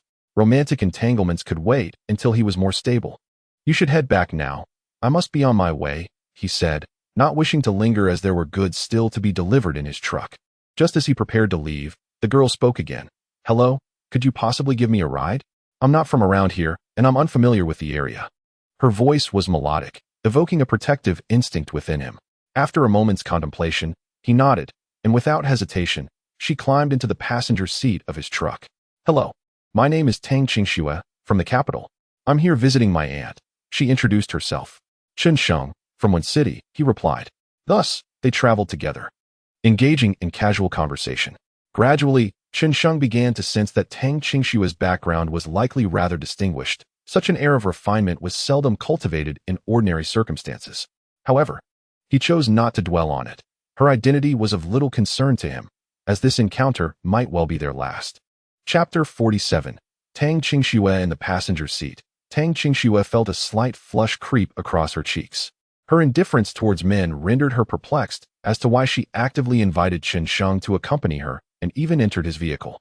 Tang Qingxue pondered that perhaps it was because Chen Sheng did not flatter her like other men, which led her to behave this way. "Where are you headed?" Chen Sheng inquired, his words jolting Tang Qingxue back from her reverie, causing her cheeks to flush even deeper. Observing her demeanor, Chen Sheng found himself bewildered. Was the weather too warm, causing her to blush so easily?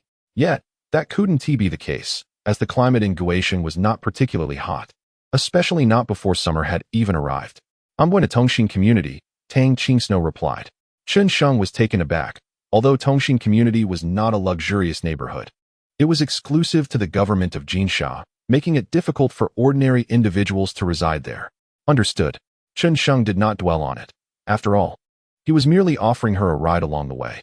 Where Tang Qingsno hailed from was of little consequence to him. Perhaps they would never cross paths again. While Chen Sheng appreciated beauty, he was not one to pursue relentlessly. He drove with a calm mind, free from excessive thoughts. The aura Tang Qingsno exuded was not something that could be cultivated in an ordinary family. Individuals of her caliber were not easily trifled with. Chen Sheng had confidence in his future, yet he needed to focus on his development at present, leaving little room for romantic entanglements. Before a man has wealth, he should not overthink. Earning money should be his sole concern. Once financial stability is achieved, all other pursuits will naturally follow, even without direct effort. As for being a sycophant, Chen Sheng held no disdain for it, yet he had no inclination to adopt such a role himself.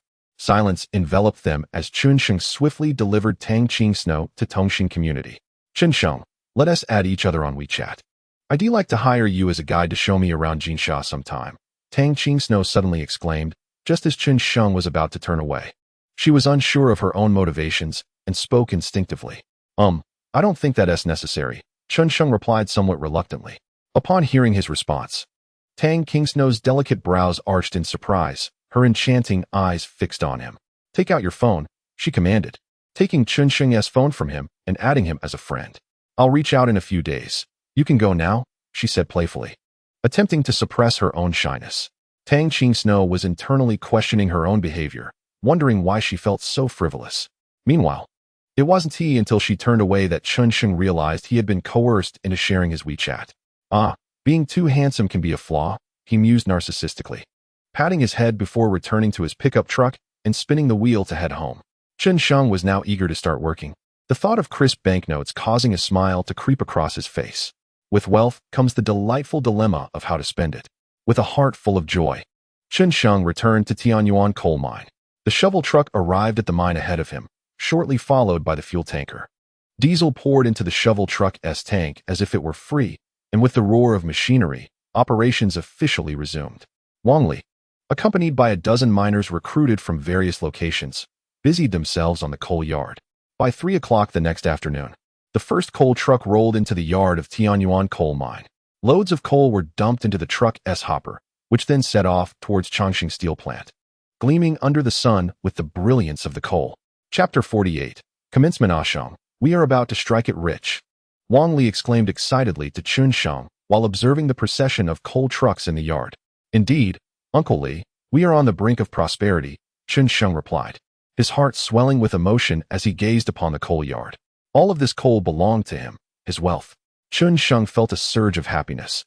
Though a hint of dissatisfaction lingered, the production was simply too low.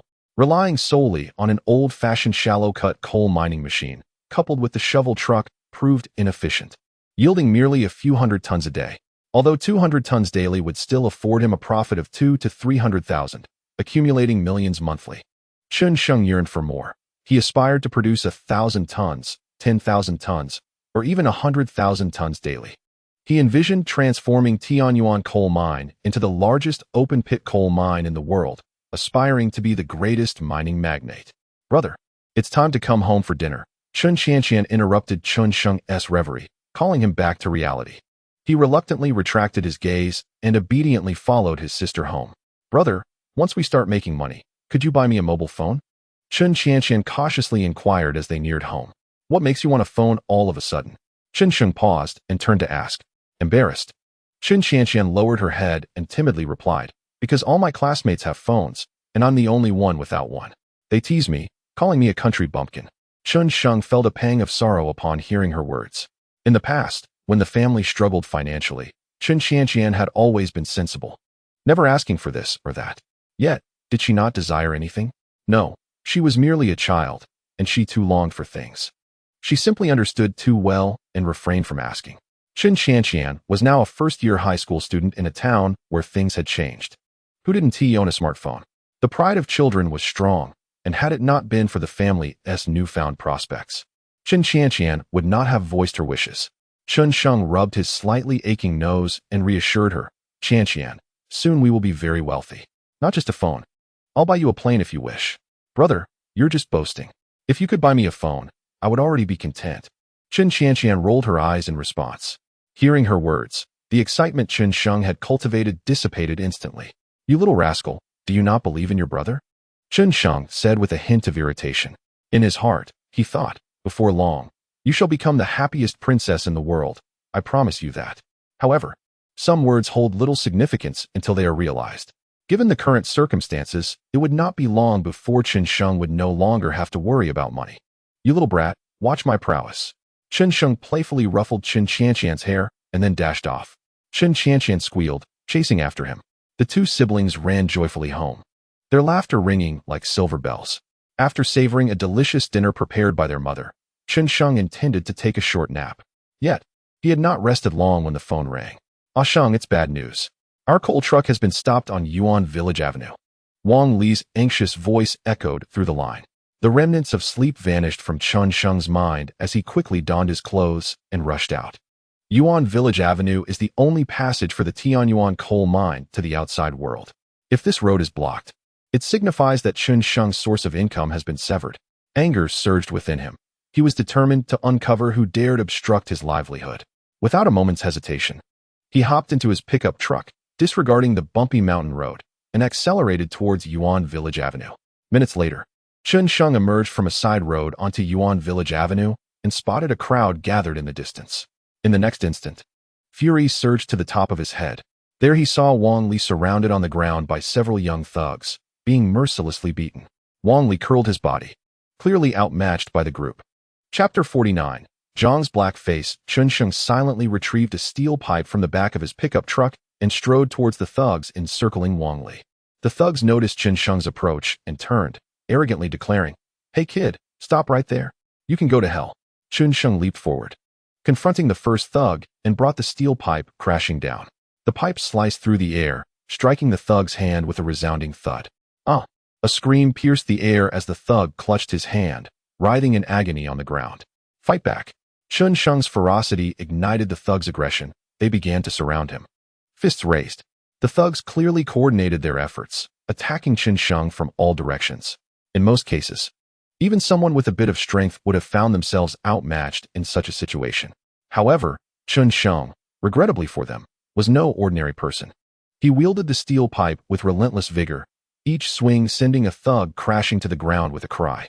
Before long, not a single thug remained standing. The onlookers were left in stunned silence. They had never witnessed such a display of power. Moreover, the capacity to fight is not the most crucial aspect.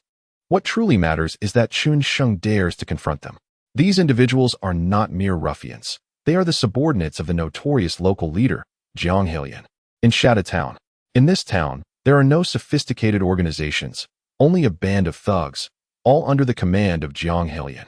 With these thugs at his disposal, Jiang Heilian has flourished, instilling fear in the hearts of all who dwell in Shada Town. Even the major coal mines, when faced with Jiang Heilian's extortion, often choose to pay a sum to maintain peace.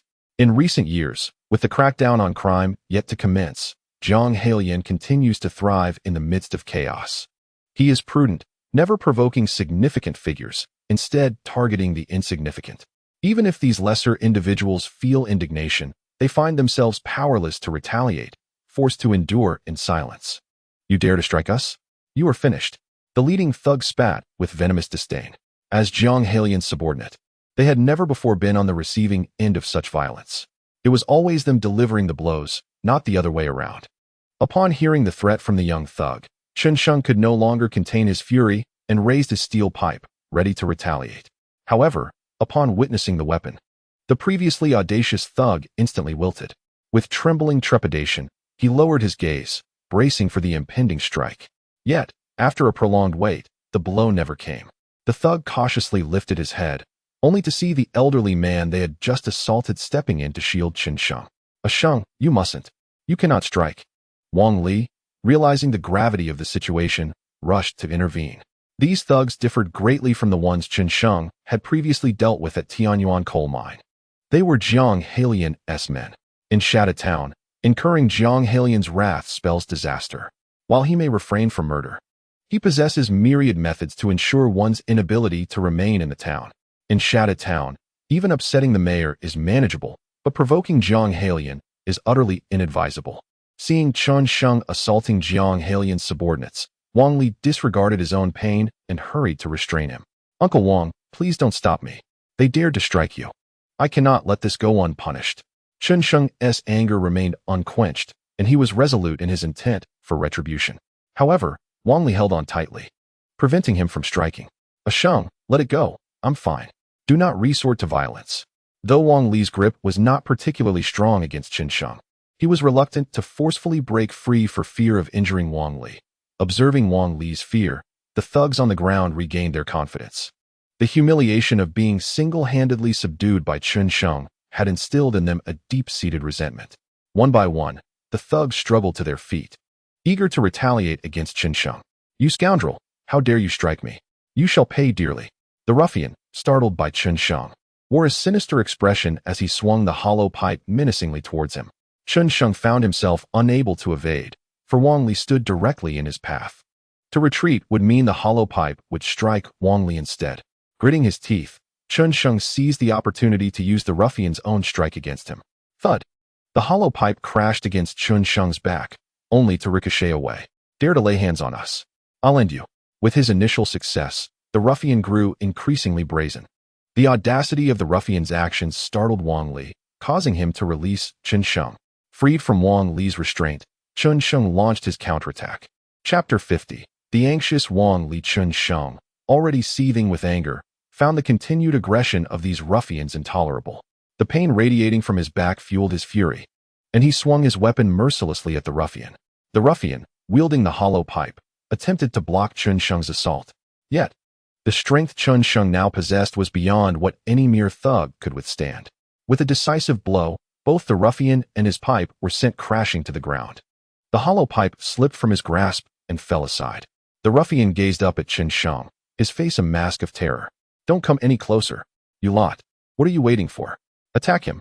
The ruffian yelled in fear, directing his panic at his companions. Only then did the others spring into action, rushing towards Chen Sheng.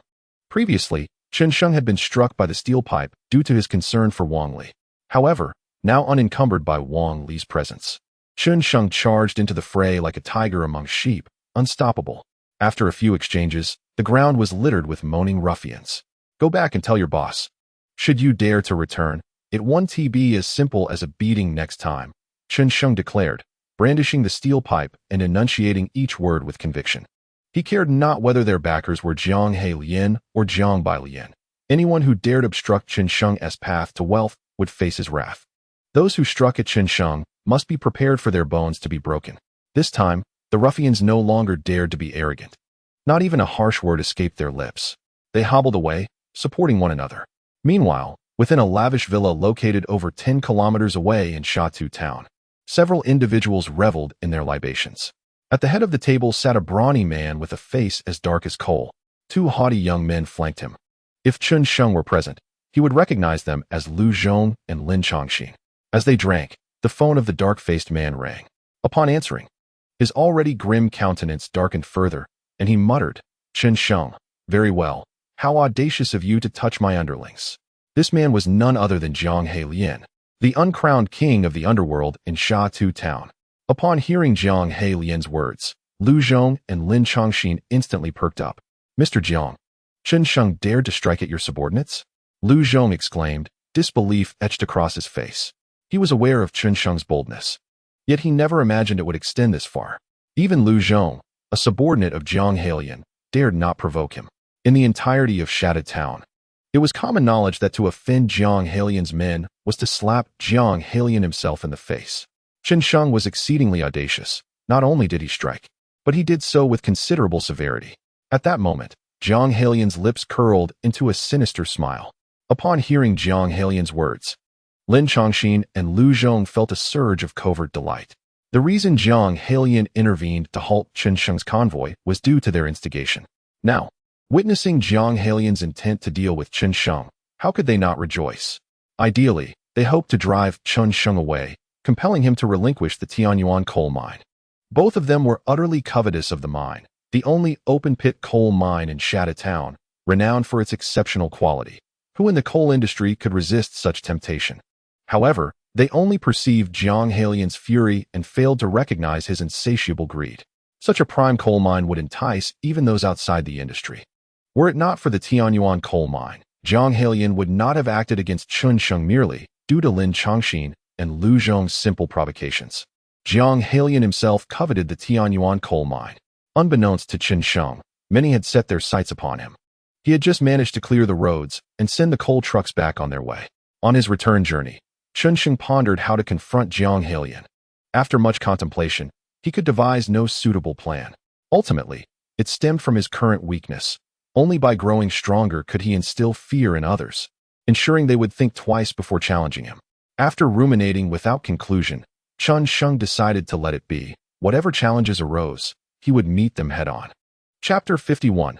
Journey to Qishui. Having organized his convoy, Chen Sheng, accompanied by Wang Li, headed towards Shada Town. They found a hospital where Wang Li underwent a thorough medical examination, and once assured of Wang Li's well-being, Chen Sheng finally returned home. After several hours of bustling activity, even Chen Sheng, despite his stamina, felt a touch weary. He enjoyed a bowl of noodles prepared by his mother and took a refreshing shower, planning to retire early that night. Just as he intended to set his phone down and close his eyes, a WeChat notification chimed. Chen Sheng, do you have time tomorrow? Would you take me out for a stroll? The voice of Tang Qingsu resonated through the voice message. Chen Sheng initially contemplated declining, but after a moment's reflection, he chose not to voice his refusal. After all, it would be rather ungracious to dismiss a beauty such as Tang Qingsu. Chen Sheng prided himself on not being overly straightforward, so he acquiesced to her request. Meanwhile, within the municipal compound, Tang Qingsu clutched her phone, feeling a flutter of anxiety. She herself was unsure why she sought Chen Sheng's company for an outing. Perhaps it was due to Chen Sheng's resemblance to her father, exuding a soldier's vigor and charisma. Coming from a family with a long military tradition, Tang Qingsu had grown up amidst the atmosphere of the barracks. Thus, for a man of responsibility and courage, one is likely to feel a certain fondness. All right, where shall we go tomorrow? The sound of Chen Sheng's agreement over the phone brought a sigh of relief to Tang Qingsu. Thankfully, she had not been rejected, for that would have been utterly embarrassing. I am not familiar with this area, so you may choose the destination, Tang Qingsu suggested after pondering for a moment. Chen Sheng contemplated where would be most enjoyable. Although Guizhou province is not particularly prosperous, it boasts splendid mountains and rivers, offering numerous delightful spots for recreation. Nearby attractions, such as the 100-mile azalea, are particularly suitable for couples. However, Chen Sheng felt that such a location might lead Tang Qingsu to misconstrue his intentions, thinking he harbored feelings for her and clinging to him, which would be quite bothersome. Furthermore, the 100-mile azalea is best visited around the Qingming festival, and that time had already passed. Having rarely ventured out for leisure, Chen Sheng finally resolved to take Tang Qingsu to the Qishui River for an outing. Climbing mountains and admiring waterfalls would not only be enjoyable, but also a good form of exercise. Chen Sheng was quite pleased with his decision, declaring, "It shall be the Qishui River." Upon hearing his choice, Tang Qingsu sensed an inexplicable discomfort, yet she could not pinpoint the source of her unease. The following day, Tang Qingsu finally discerned what felt amiss. This was hardly a leisurely trip, it was more akin to a vigorous workout. Hesitant to inquire with her aunt, she had readily accepted Chen Sheng's suggestion. The next morning, Chen Sheng arose early, driving his pickup truck to collect Tang Qingsu. Though the vehicle was somewhat shabby, he felt no embarrassment. One drives what one can afford. While he had managed to accumulate some wealth, it was primarily allocated for the operation of the Tianyuan coal mine, and he would not squander it. As for renting a vehicle to create an impression, he deemed it unnecessary. He was merely taking someone out for a day of fun, not seeking romantic pursuits. Driving towards Tongxin community, amidst the envious gazes of passers-by, he picked up Tang Qingsu and set off. After a 2-hour journey on the highway, they arrived at the Qishui River scenic area and began their ascent. "Chen Sheng, it's so beautiful here. The air is so fresh," Tang Qingsu exclaimed, her excitement palpable as she inhaled the pristine air, coming from the heavily polluted Kyoto directly to Tiansha County, which suffers from emissions from 3 power plants. She found the air quality quite lacking. In contrast, the Qishui River, nestled deep within the mountains, was virtually untainted, resulting in exceptionally pure air. Thus, the moment Tang Qingsu stepped out of the vehicle, her exhilaration was unmistakable. Chen Sheng cast a sidelong glance at her, slightly skeptical. Was this Tang Qingsu truly from Kyoto? She seemed utterly unaccustomed to such surroundings. Noticing Chen Sheng's gaze, Tang Qingsu's cheeks flushed as she cast a flirtatious glance in his direction. That fleeting look left Chen Sheng momentarily entranced. She was undeniably captivating. Upon witnessing the dazed expression of Chen Sheng, Tang Qingxue felt a surge of triumph within her. Ah, the oblivious straight man finally recognizes my beauty. However, her moment of pride was fleeting, as Chen Sheng soon regained his composure. Chapter 52. Revelry regarding his earlier lapse. Chen Sheng felt no shame. After all, the desire for beauty resides within us all. Moreover, he possessed a thick skin, utterly indifferent to Tang Qingxue's thoughts. Let us go? Onward, Chen Sheng declared, leading the way up the mountain. Tang Qingxue, who had only just begun to feel a sense of accomplishment, found her moment interrupted by Chen Sheng. Dejected, she followed closely behind him. At the Qishui River scenic area, aside from the local cuisine, the Qishui waterfall was the sole attraction worth seeing. Chen Sheng's destination was clear, the waterfall. As they progressed, the pair moved swiftly, quickly surpassing a group of tourists. Chen Sheng, having undergone systematic enhancement, boasted exceptional stamina and speed, but Tang Qingxue struggled to keep pace. Initially, she managed to stay alongside him, but soon her steps grew slower, and she began to fall behind. Chen Sheng, absorbed in his own stride, paid no heed to her lagging presence. Despite her struggles, Tang Qingxue remained silent, determined to see how long it would take for this oblivious man to notice her. Unfortunately, she overestimated Chen Sheng. He was entirely unaware of her dwindling distance. As he continued to pull away, Tang Qingxue could no longer contain herself and called out, "Chen Sheng, could you please wait for me?" Only then did Chen Sheng turn around, belatedly realizing how far behind she had fallen. Feeling a touch embarrassed, he beckoned, "Hurry up, I'll wait for you here." Tang Qingxue rolled her eyes at his words. Is this how one speaks? Yet, seeing that Chen Sheng showed no intention of coming to her aid, she gritted her teeth and trudged toward him. The path ahead was steep, demanding considerable physical exertion. As they continued, Tang Qingxue suddenly felt her legs weaken, and she began to topple forward. Panic-stricken, she closed her eyes, bracing for a fall. To her surprise, she found herself caught. Slowly, she opened her eyes to discover that Chen Sheng had arrived just in time, grasping her backpack to steady her. "Are you all right?" Chen Sheng inquired, scratching his head sheepishly. Tang Qingxue's cheeks flushed at his gesture. Although he had been a gentleman, refraining from embracing her, the pressure of the backpack against her chest made her feel somewhat embarrassed. Determined to rise, she recalled Chen Sheng's earlier insensitivity and, with a sudden resolve, declared, "I can't go on. You must carry me." Her unwavering gaze unnerved Chen Sheng, who instinctively withdrew his hand, clutching his chest in mock horror as he looked at her in disbelief. "My pure and pristine body cannot allow such indulgence." As I met Chen Sheng's gaze, the initially bashful Tang Qingxue suddenly erupted, lunging towards him with wild abandon. Unfazed, Chen Sheng grasped her hand and took off running, the two of them frolicking and continuing their playful pursuit. Although Chen Sheng did not carry Tang Qingxue on his back, he did not ascend the mountain any further either. They opted for the scenic cable car to complete the remainder of their journey.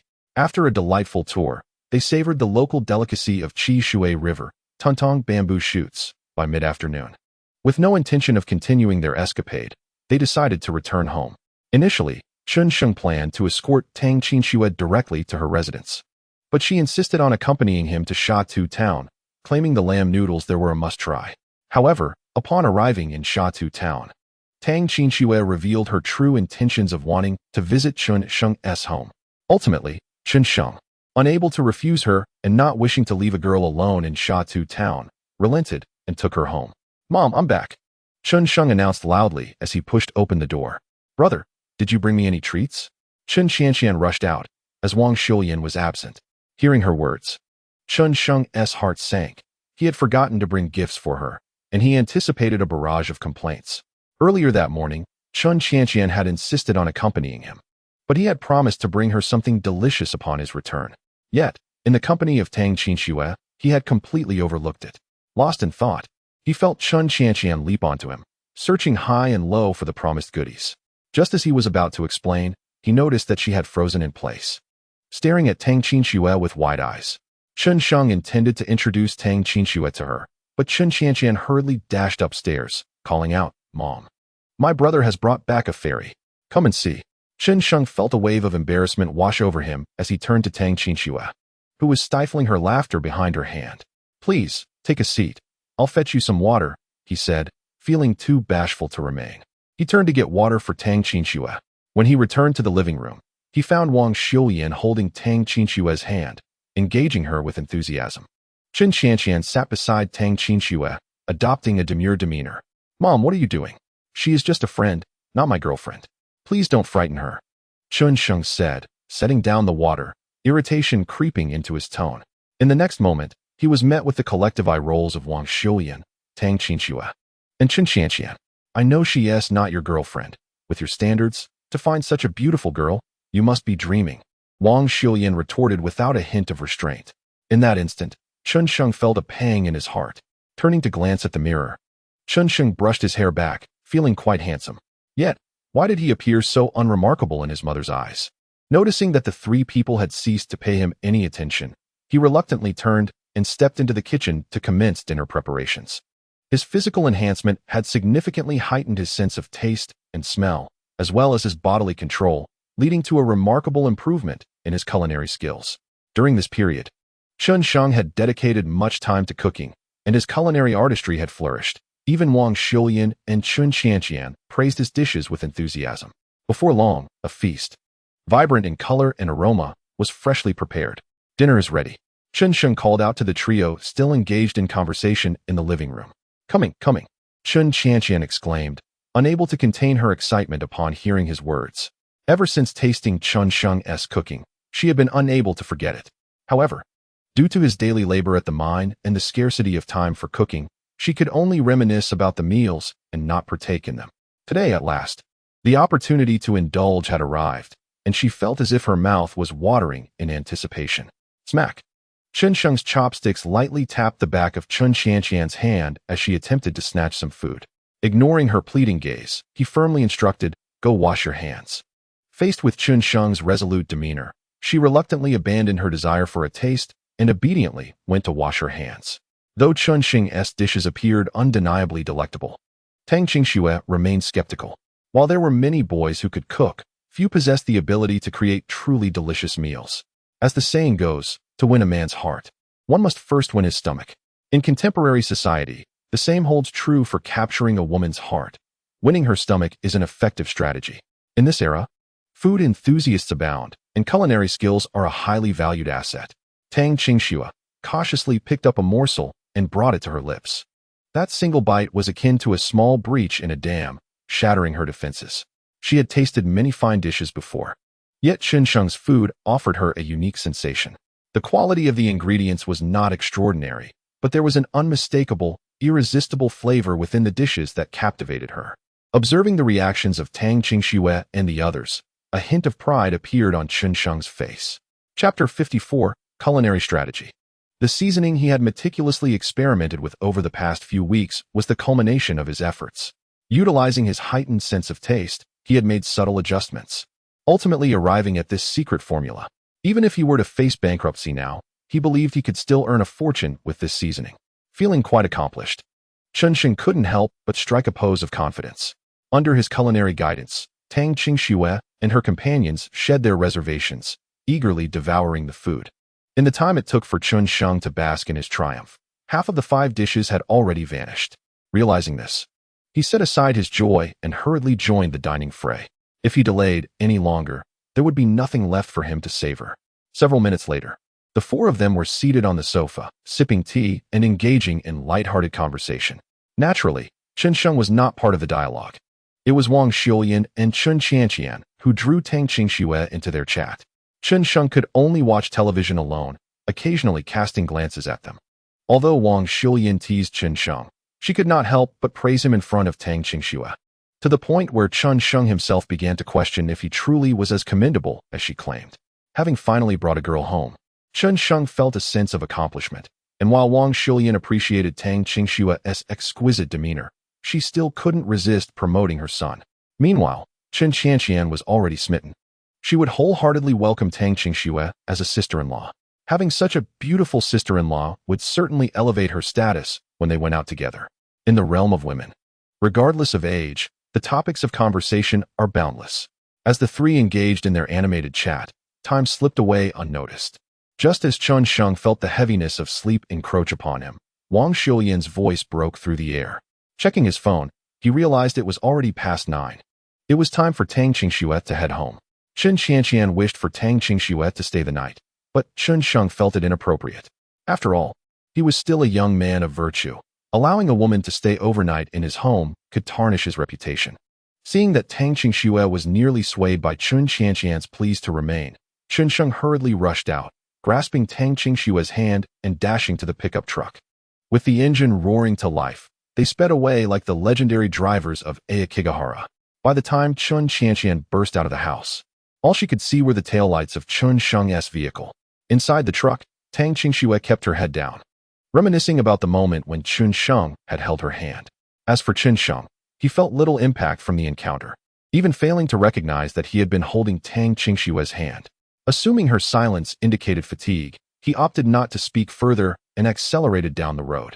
What should have taken an hour and a half, he managed to complete in just 1 hour, arriving at the foot of the Tongxin community. "I'll come find you to hang out again," a now composed Tang Qingxue said before exiting the vehicle. Chen Sheng, wanting to express that perhaps she should refrain from visiting since he was busy with work, found himself unable to voice his thoughts as she walked away. Chen Sheng did not shy away from the idea of romance. However, he recognized that his career was just beginning, leaving him little time to devote to a relationship. Why delay her when he could not be present? He understood that the time was not yet ripe. If fate truly existed, it would withstand the test of time. With these thoughts in mind, he drove home. As Chun Sheng departed, Tang Qingxue turned her head, casting a deep glance at his retreating figure before she too made her way home. Chun Sheng left an unusual impression on her, yet Tang Qingxue remained cautious, choosing not to reveal her innermost feelings. Unbeknownst to her, a round-faced figure was peering out from a second-floor window at home, observing the scene unfold. "Sister, do tell. Was that person just now your boyfriend?" As Tang Qingxue returned home, someone rushed forward, brimming with excitement. Startled, Tang Qingxue recoiled, and upon recognizing the individual, she retorted sharply, "Zhao Xian, could you refrain from being so frightening?" Unfazed by Tang Qingxue's complaint, Zhao Xian, in fact, grew even more animated, exclaiming, "Sister, with your discerning eye, is there truly anyone in this small place of Tiansha County worthy of your attention?" From Zhao Xian's perspective, it would indeed be miraculous for someone of Tang Qingxue's stature to find interest in a locality such as Tiansha County. While the county boasted its fair share of affluent tycoons due to its coal mining, they paled in comparison to the remarkable figures from Kyoto. Furthermore, Tang Qingxue's family, though not at the pinnacle, was formidable enough in Kyoto, attracting numerous suitors. Chapter 55. Out of money, neither the second-generation heirs nor the first-generation men met Tang Qingxue's standards. The individual who had just escorted her home, although Zhao Xian could not ascertain much, drove a pickup truck, indicating a lack of substantial wealth. This only intensified Zhao Xian's curiosity regarding Chun Sheng's identity. In response to Zhao Xian's remarks, Tang Qingxue rolled her eyes and said, "You should focus on yourself for now. Auntie mentioned she would introduce you to someone in a couple of days to help you settle down." With that, Tang Qingxue turned on her heel, retreating to her room and slamming the door behind her, leaving Zhao Xian bewildered in the living room.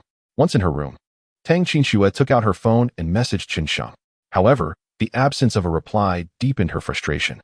In the following days, Chen Sheng continued to neglect reaching out to her. The increasing volume of coal production kept him exceedingly busy, and without a ground supervisor, he had to personally oversee the surface operations. As July approached, the heat intensified. Standing under the blazing sun, Chun Sheng often found himself drenched in sweat, feeling quite fatigued. Yet, despite the exhaustion, a smile never left his face. Watching truckloads of coal being dispatched from Tianyuan coal mine, Chun Sheng saw not merely coal, but money, his own money. Days turned into weeks, and this period unfolded with remarkable tranquility. Lin Shu and Lu Zhong seemed to have vanished, causing no disruptions. During this week, Chen Shi also reaped significant rewards. In just a week, Tianyuan coal mine produced 500 tons of premium coal. given the mine's profit margins. This week alone would yield approximately 1 million in pure profit for Qinsheng. Such figures, while seemingly modest, were based on Qinsheng's current low production levels, suggesting a monthly income of over 4 million and an annual profit nearing 50 million. Once the initial funds arrive, Qinsheng will undoubtedly invest a substantial amount of cash. At that point, a modest target of 100 million will be exceedingly effortless for him. However, increasing production is not something that can be achieved overnight, and Qinsheng remains unhurried. The challenge that accompanies a surge in coal output is that the Tianyuan coal mine's financial reserves have dwindled to a mere few thousand yuan. The Chongqing steel plant settles its accounts on the 15th of each month for the previous month's bills. To receive his first payment, Qinsheng must wait nearly 20 days. Given the current daily expenses of the Tianyuan coal mine, a few thousand yuan will hardly suffice for that duration. Furrowing his brow, Qinsheng realizes he needs to seek additional funds to address his immediate predicament. The options for acquiring money are limited, either borrowing or securing a loan. Given the Tianyuan coal mine's current credentials, obtaining a loan should pose no problem. Yet, loans are not disbursed instantly, and by the time the funds are available, Qinsheng may no longer require such a trivial sum. Conversely, finding someone to borrow from proves challenging.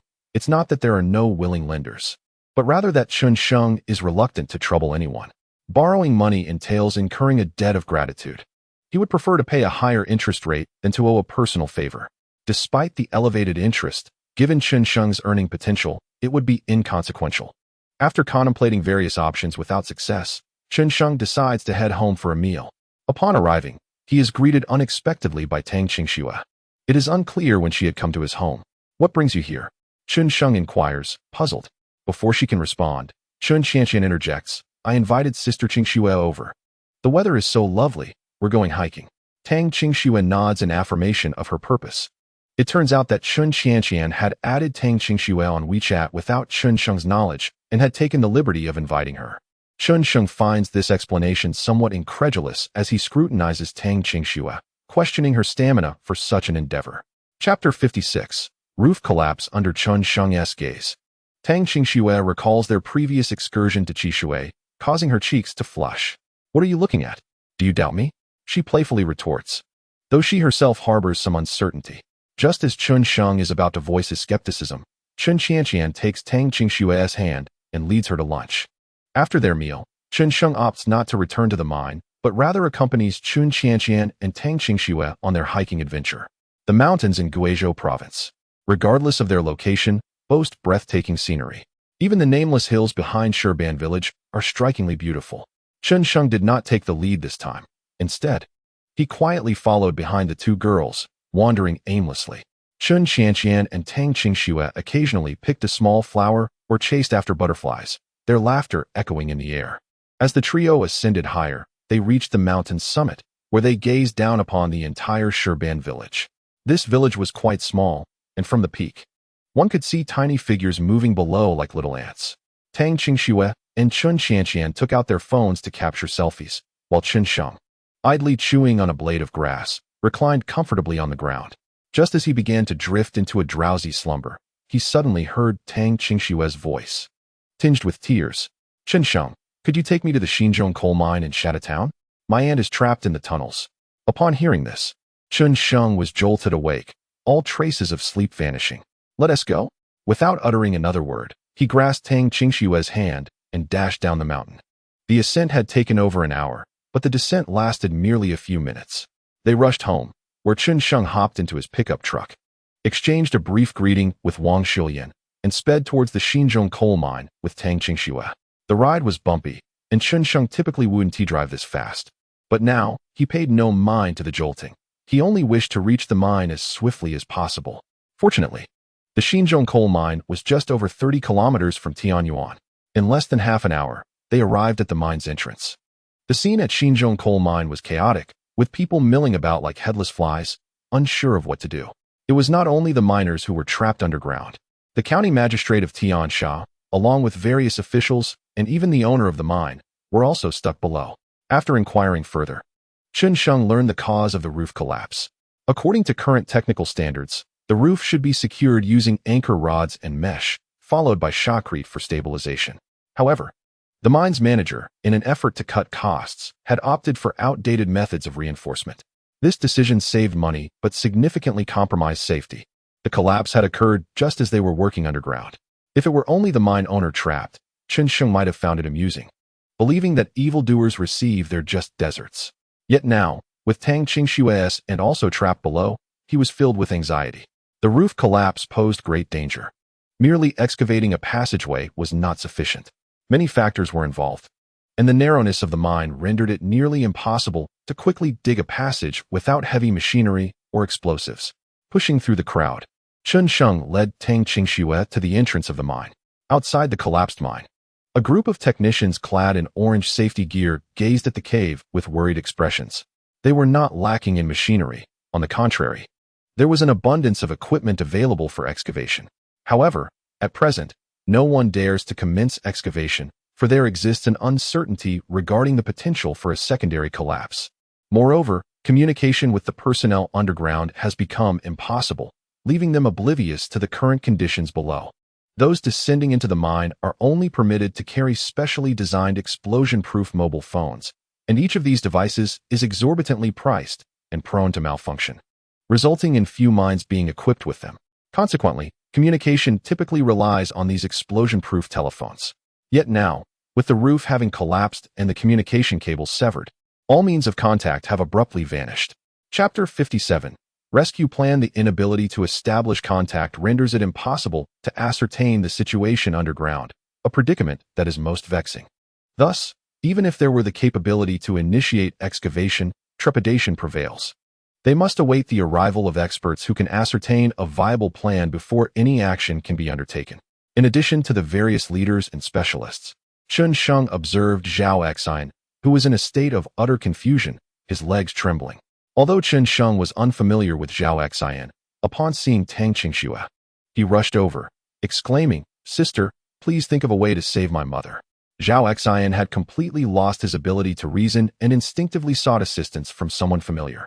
Yet what power did Tang Qingxue possess to effect a rescue? All she could offer was comfort to Zhao Xian. The trio arrived at the rescue command center, where a group of experts huddled around the architectural blueprints of the coal mine, incessantly deliberating on how to facilitate a rescue. However, after much discussion, no one dared to propose a feasible solution. The individuals trapped underground included prominent leaders. Should any complications arise, the burden of responsibility would be unbearable for them. Thus they remained exceedingly cautious. Observing this, Chen Sheng felt an inner urgency. At their current pace, by the time a plan was devised, it would be too late. Can you not formulate a viable plan? What are you waiting for? A deputy county head exclaimed in exasperation. The experts exchanged glances, rendered speechless. The atmosphere descended into a heavy silence, fraught with tension. Realizing the unreliability of these individuals, Chen Sheng understood that the ventilation shafts had been obstructed and without airflow. The personnel stranded below could not endure for long. Action was imperative. If the experts possessed a solution, Chen Sheng had no desire to seek the limelight. Yet now, he could no longer afford such considerations. He could not stand idly by while Tang Qingxue's aunt faced peril. To possess the ability and refrain from intervening would haunt him for a lifetime. System, initiate scan. With the activation of the system's functionality, the entire subterranean structure of the coal mine unfolded within Chen Sheng's mind.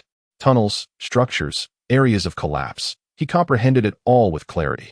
Initially, he had presumed that even with knowledge of the underground conditions, implementing a rescue would not be a straightforward endeavor. However, upon utilizing the system's scanning feature, Chen Sheng was pleasantly astonished to discover that they were indeed trapped in close proximity to the site of the collapse. It was likely during their ascent that a sudden collapse occurred, trapping them not far from the well's mouth. They were somewhat fortunate. Had they emerged just a few minutes earlier, they might have walked directly into the collapsed area and been buried alive. Furthermore, their location, being in close proximity to the well, was also a vulnerable section of the mountainside. With excavation from another direction, they could reach their location with a mere 10 meters of digging. However, Chen Sheng discovered that, in addition to their group, another set of individuals was trapped deeper within. Rescuing these individuals would prove to be considerably more challenging. Regardless of the outcome, Chen Sheng was determined to attempt a rescue. He once more reviewed the blueprints, confirming his plan was indeed feasible. With a plan in hand, Convincing the others of his capabilities would require considerable persuasion. After all, Chen Sheng was merely a minor who had not even completed his university education. Earning their trust and having them adopt his strategy was no simple task. Contemplating his approach, Chen Sheng approached Zhao Xian. Zhao Xian, do you trust me?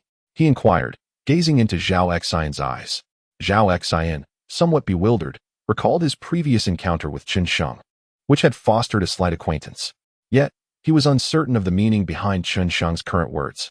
Nevertheless, upon seeing the earnestness in Chen Sheng's eyes, a sense of instinctive trust began to form, and he nodded. All right, I can save your mother, but I need your affirmation, Chen Sheng stated without hesitation, laying out his plan. Chapter 58. The expert's assault. Rescuing someone is akin to extinguishing a fire. Every passing moment enhances the hope of survival. Upon hearing Chen Sheng's plan, Zhao Xian's eyes lit up. Brother, I'll follow your lead as long as you can save my mother, he exclaimed with fervor. At that moment, Zhao Xian resembled a drowning person clutching onto the last lifeline, filled with exhilaration. Tang Qingsu, upon hearing Chen Sheng's words, also felt a surge of hope. She understood that Chen Sheng was not a reckless individual. He would not make baseless claims. Since he asserted the plan was viable, it undoubtedly held merit. Receiving Zhao Xian's affirmation brought a wave of relief to Chen Sheng. If even Zhao Xian did not trust him, his chances of executing the plan would be greatly diminished. Although Chen Sheng was eager to save lives, he would never act if it meant exposing his own capabilities. The three of them pushed through the crowd and approached the vice county chief and the assembled experts, who were engaged in intense discussion. Uncle Peng, my brother-in-law believes he can rescue my mother and the others. Please, urge them to commence the operation, Zhao Xian implored excitedly to vice county chief Peng Jin. Initially, Peng Jin felt compelled to scold him, but upon recognizing Zhao Xian, he halted his reprimand. He was acquainted with Zhao Xian and was aware that County Chief Tang Xiaoyan had influential connections to a prominent family from the capital. Thus, regarding Zhao Xian, Peng Jin naturally would not assume any authoritative demeanor. Zhao Xian, may I inquire who your brother-in-law is? Peng Jin asked, perplexed. To his knowledge, in Tang Xiaoyan's family, there was only Zhao Xian as the sole son, with no sister in sight. Meanwhile, behind Zhao Xian, Chen Sheng, upon hearing the term brother-in-law, found himself momentarily bewildered, as he did not even have a girlfriend, let alone be someone else's brother-in-law. Tang Qinshue's cheeks flushed with embarrassment, sharing in the awkwardness of the moment. Only Zhao Xian remained anxious to clarify matters with Peng Jin. Uncle Peng, my brother-in-law claims he has a way to rescue those trapped in the well, Zhao Xian stated. As soon as Zhao Xian made his declaration, before Peng Jin could respond, the experts present erupted in indignation. Zhao Xian's assertion was undeniably an affront to their credibility. After deliberating for so long without resolution, the emergence of an outsider claiming a solution felt like a slap in their faces. It seems anyone dares to step forward these days. Should something go awry, will you take responsibility? One expert sneered. Indeed, let us hope nothing goes wrong later. Another expert chimed in. During their earlier debate, these experts regarded one another with the animosity of sworn enemies. Now, confronted by an outsider, they united in their exclusionary stance. To them, it was inconceivable that anyone outside their circle could intervene, regardless of their own inability to devise a solution. Initially, Chen Sheng had intended to rescue just one individual and refrain from excessive discourse. However, the expert's attitude incensed him. Whether or not I have a solution is my concern, and it's certainly better than your incessant bickering that yields nothing. By the time you arrive at a conclusion, those below may very well perish. Chen Sheng replied with a grim expression, unreservedly. His words were akin to disturbing a hornet's nest, provoking an explosive reaction from the experts who were typically revered. Particularly upon noticing Chen Sheng's youth, they seized upon a target for their vitriol. You lack experience. I advise you to return and study for a few more years lest you embarrass yourself, one expert retorted. Director Peng, please expel this person, do not disrupt our discussion.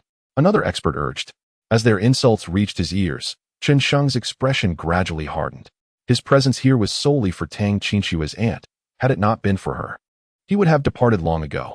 However, since these individuals displayed such ingratitude, Chen Sheng resolved not to prolong the engagement. After all, should calamity strike, he would not bear the blame. As he contemplated leaving, Zhao Xian suddenly erupted. Who do you all think you are? Say one more word, and I swear I will make you pay. Chapter 59. The Furious Zhao Exine. Zhao Exine's eyes glowed with fury, his nostrils flaring as he fixed his gaze on the experts who had launched their attacks on Chen Sheng. These experts had deliberated for an extended period without proposing a single solution, and Zhao Exine had grown increasingly discontented with their ineffectiveness. Now that Chen Sheng professed he could save his mother, it provided Zhao Exine with a glimmer of hope. Regardless of the likelihood of success, Zhao Exine clung to this hope. Without it, he felt on the brink of collapse. However, now, due to the presence of these experts, such hopes were on the verge of shattering, a reality Zhao Exine found unbearable. His sudden outburst left the experts momentarily stunned. Yet, it was not long before they regained their composure and, with furrowed brows, prepared to reprimand him. Having just reprimanded Chen Sheng and Peng Jin without consequence, the experts felt emboldened, their arrogance swelling. "Who do you think you are, daring to speak to us in such a manner?" exclaimed the most vociferous of the experts, stepping forward to chastise Zhao Exine. "What am I? Uncle Peng. I believe these individuals require thorough investigation," Zhao Exine declared, an aura of authority emanating from him, intimidating all present. As a scion of a prominent family, Zhao Exine naturally possessed an inherent gravitas, which was often masked by his usual jovial demeanor. However, as he now adopted a serious expression, the atmosphere shifted, leaving everyone, including Peng Jin, in a state of shock. Peng Jin, taken aback, had long suspected that Zhao Exine's family was not ordinary. Now, he was certain of it. Realizing he could no longer remain a mere spectator, he understood that failure to act might lead to his own downfall. "Enough! Are you all waiting to perish?" Peng Jin bellowed at the assembled experts, his face a mask of fury. Faced with his wrath, the experts hesitated to voice their thoughts, ultimately retreating into sullen silence. Deputy County Head Peng, "Should you allow them to take action, any ensuing mishap will be of no concern to us. This matter will have nothing to do with us," retorted the most irate expert, a clear threat lurking beneath his words. Yet, as a deputy county head, Peng Jin was not one to be easily intimidated. "You need not concern yourselves with responsibility, young brother. It is now in your hands," Peng Jin stated coldly, then turned with warmth to Chen Sheng. Standing aside, Chen Sheng marveled at Zhao Exine, the chubby youth, surprised by this newfound side of him. Reflecting on Zhao Exine's near-tears moments earlier, he could not help but acknowledge the complexity of individuals from distinguished families. Initially, Chen Sheng had no intention of getting involved, but seeing Zhao Exine stand up for him compelled him to act. "Very well," Chen Sheng replied succinctly, then began to organize the necessary efforts. Upon witnessing Chen Sheng's readiness to engage, the experts discarded their tools, ceasing their discussions, signaling their withdrawal from involvement. Yet, they did not leave. Instead, they remained nearby, skeptical of Chen Sheng's ability to resolve the situation, eagerly awaiting the spectacle of his failure, anticipating that he and Zhao Exine would soon seek their assistance to mitigate the embarrassment they had just inflicted. As for Peng Jin, they dared to toy with his temper. The true threat posed by Peng Jin was not taken lightly. They lacked the audacity to confront it. Chen Sheng produced a blueprint, swiftly marking several locations before commanding the excavator to proceed to the designated site confirmed by recent scans. Upon observing the locations drawn by Chen Sheng, the experts wore expressions of derision, their scorn palpable. His reckless actions would only exacerbate the situation, providing ample entertainment for onlookers. The experts, perhaps fearing Chen Sheng might overhear, deliberately elevated their voices. Chen Sheng chose to disregard the experts, prioritizing the rescue of lives over their mockery. Once the individuals were saved, he would have ample opportunity to retaliate. The excavator roared to life, its shovel digging into the earth with fervor. A passage merely a few meters wide sufficed. Given the modest scale of the project, the excavator achieved an impressive 9 meters in less than an hour. Just as the crowd began to rejoice, a formidable rock face emerged before them. "Huh, a rock wall lies ahead. Let us see how you plan to dig through it." One expert guffawed at the sight. At that moment, the top stratum posed a significant risk, rendering blasting operations unsafe due to the potential for secondary collapses. The only recourse was to rely on machinery for excavation. Chapter 60. Breaking through the rock wall. However, the extent of the rock wall remained uncertain, and employing small machinery to chisel through stone could prove a lengthy endeavor. The experts relished Chen Sheng's predicament, their amusement evident. His smile ignited a wave of indignation among the onlookers. While Chen Sheng and his team labored to save lives, The experts continued their derisive commentary, provoking further ire. With a cold glance, Chen Sheng ordered the excavator to halt. It was time to employ the rock drill. Upon uttering the command, he set up the drill and approached the rock face. Through systematic scanning, Chen Sheng had discerned that the rock wall before him was less than a meter thick. Creating a passage wide enough for a person to pass through would not take long. The sound of the drill grinding against stone reverberated through the air. After more than 2 hours of tireless effort, Chen Sheng finally spoke. Cease operations. He realized that something was amiss. Behind the final thin layer of rock lay the passageway. While he understood this, the others remained oblivious, mistakenly believing he had chosen to give up. Upon hearing Chen Sheng's command to halt, Zhao Xian's complexion drained of color, his resolve faltering. I told you it wouldn't work. Now we have given up. I thought we could endure a little longer. The experts, having momentarily quieted, resurfaced with renewed vigor. Silence. Everyone be quiet, Zhao Xian declared, enunciating each word with precision. What are you doing? Do you intend to strike us? One expert retorted defiantly. Zhao Xian, unable to contain his fury any longer, felt a long-standing resentment towards these experts boil over. At present, Zhao Xian teeters on the brink of collapse.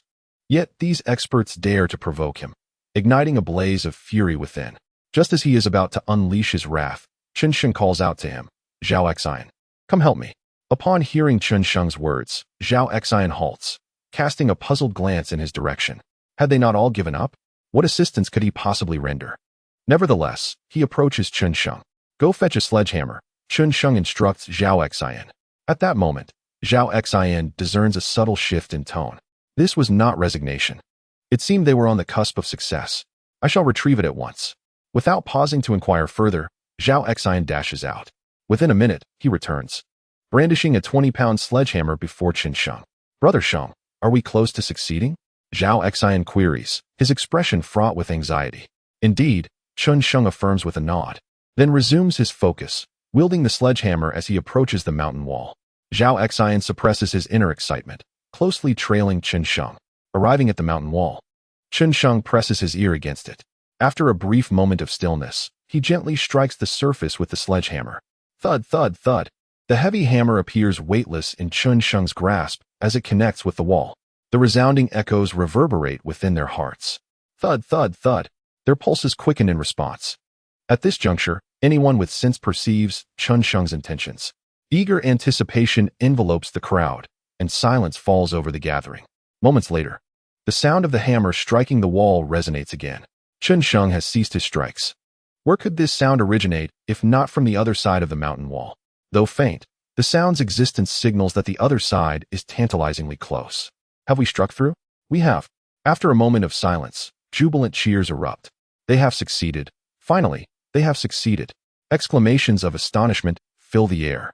Only a few experts remain pale, muttering in disbelief. Impossible, unscientific. Yet, at this moment, no one pays them any heed. All eyes are fixed on Chen Sheng's hands.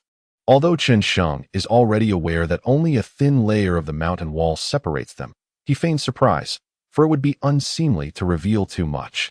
The next step is to break through the wall. Chen Sheng steps back, takes a deep breath, and then raises the sledgehammer, delivering a powerful strike. Thud! The wall trembles, dust cascading down. With one blow unsuccessful, Chen Sheng's muscles tauten as he swings again. Chapter 61. The sledgehammer breaks through. Thud, thud, thud, thud. 5 resounding strikes land upon the mountain wall. Bang! The final impact is distinctly different, revealing a dark, gaping hole in the surface. Chen Sheng cast aside the hammer and leaned over the cave's entrance. Are you all unharmed? He inquired with urgency, though he was aware of their presence. He could not ascertain their physical condition and could only voice his concern. We are all fine. A commanding female voice resonated from within the cave. Very well. If all is well, please stand back. I shall widen the entrance to facilitate your exit. Once Chen Sheng confirmed that everyone had retreated to a safe distance, he resumed his efforts. His reluctance to breach the rock face directly stemmed from a fear of injuring those behind him with flying debris. Now reassured of their safety, he finally felt free to exert himself. Thud! Thud! The sound of the hammer striking the rock echoed relentlessly. And just as Chen Sheng began to feel the weariness in his arms, he succeeded in creating a passage wide enough for passage. Setting down the hammer, He noticed Peng Jin and the others had already surged forward, with medical personnel gathering at the cave's mouth. Quietly, Chen Sheng withdrew to the side to rest. As the tension eased, the after-effects of his exertion manifested. Chen Sheng felt his arms grow weak and a twinge of pain, as if he had strained a muscle. One might wonder why, after confirming the absence of others, he opted for a hammer instead of a rock drill. Chen Sheng would admit that in his eagerness to save lives, he had simply forgotten. His thoughts had been solely focused on rescuing the trapped individuals. And with the hammer in hand, he had wielded it with fervor. Now, as he rested, he regretted not employing the drill. The toil was indeed burdensome. Yet, he harbored no true regrets, for the satisfaction of saving lives was unparalleled. Just as he contemplated relaxing his hands, a pair of delicate little hands alighted upon his arms, gently massaging him. Turning his head, he discovered Tang Qinxue had arrived unbeknownst to him, gazing at him intently. Clearing his throat, he said, "Why aren't you attending to your aunt?" Feeling somewhat embarrassed, he withdrew his hands. Despite his decent appearance, he had scarcely held a girl's hand before. Being massaged by Tang Qinxue left him feeling quite uncomfortable. Noticing his awkwardness, Tang Qinxue couldn't help but roll her eyes before breaking into a smile. After all, this was precisely the Chen Sheng she found endearing. Chen Sheng, perplexed by her mixed expressions of exasperation and delight, was at a loss for understanding. Before he could inquire further, Zhao Xian appeared, leading a stern-looking woman in her 30s to Chen Sheng. "Mom, this is Brother Chen Sheng. He is the one who rescued you," Zhao Xian introduced proudly, as if he himself were the hero of the tale. Thankfully, Zhao Xian had exercised restraint this time and refrained from calling Chen Sheng brother-in-law, or else Chen Sheng would have found himself in quite the predicament.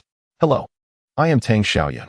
Thank you for saving me," Tang Xiaoyan said, her face illuminating with a genuine smile as she expressed her heartfelt gratitude to Chen Sheng.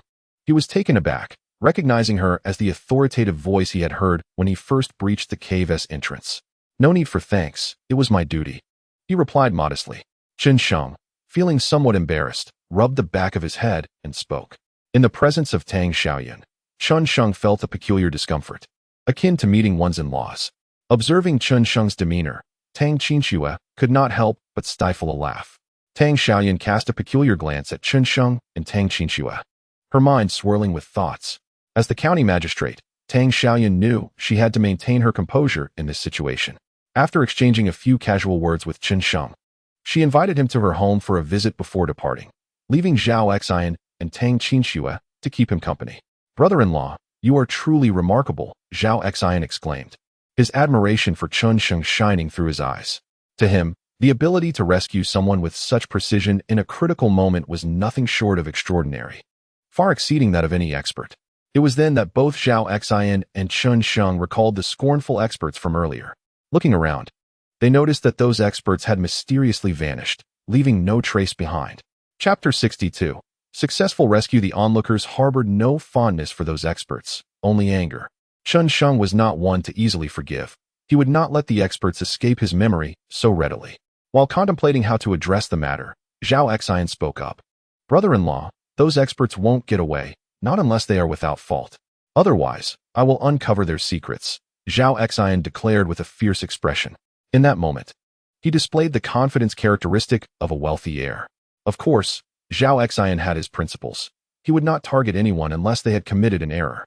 Chen Sheng had no objections to Zhao Xian's resolve. He had no sympathy for those individuals. His mind was not so clouded.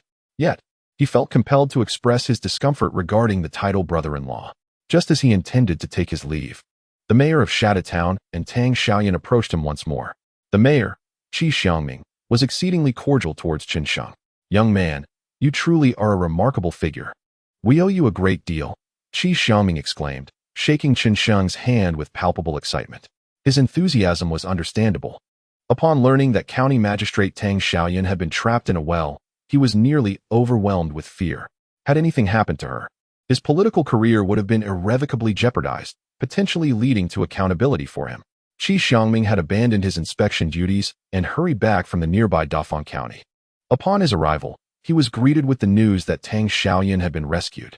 At that moment, it felt as if he had been transported back to paradise, his heart brimming with elation. For Chen Sheng, the man who had saved Tang Xiaoyan, Qi Xiangming felt an immense gratitude, regarding him as his savior. A few individuals engaged in casual conversation, and upon discovering that Chen Sheng was, in fact, the owner of the coal mine in Shada Town, Qi Xiangming patted his chest, asserting that Chen Sheng could approach him with any issues, provided they were not illegal. Naturally, Chen Sheng would not disregard the authority of his direct superior. He placed considerable importance on Qi Xiangming's promise. Chen Sheng certainly had no intention of engaging in unlawful activities, as long as others did not provoke him. He remained quite compliant.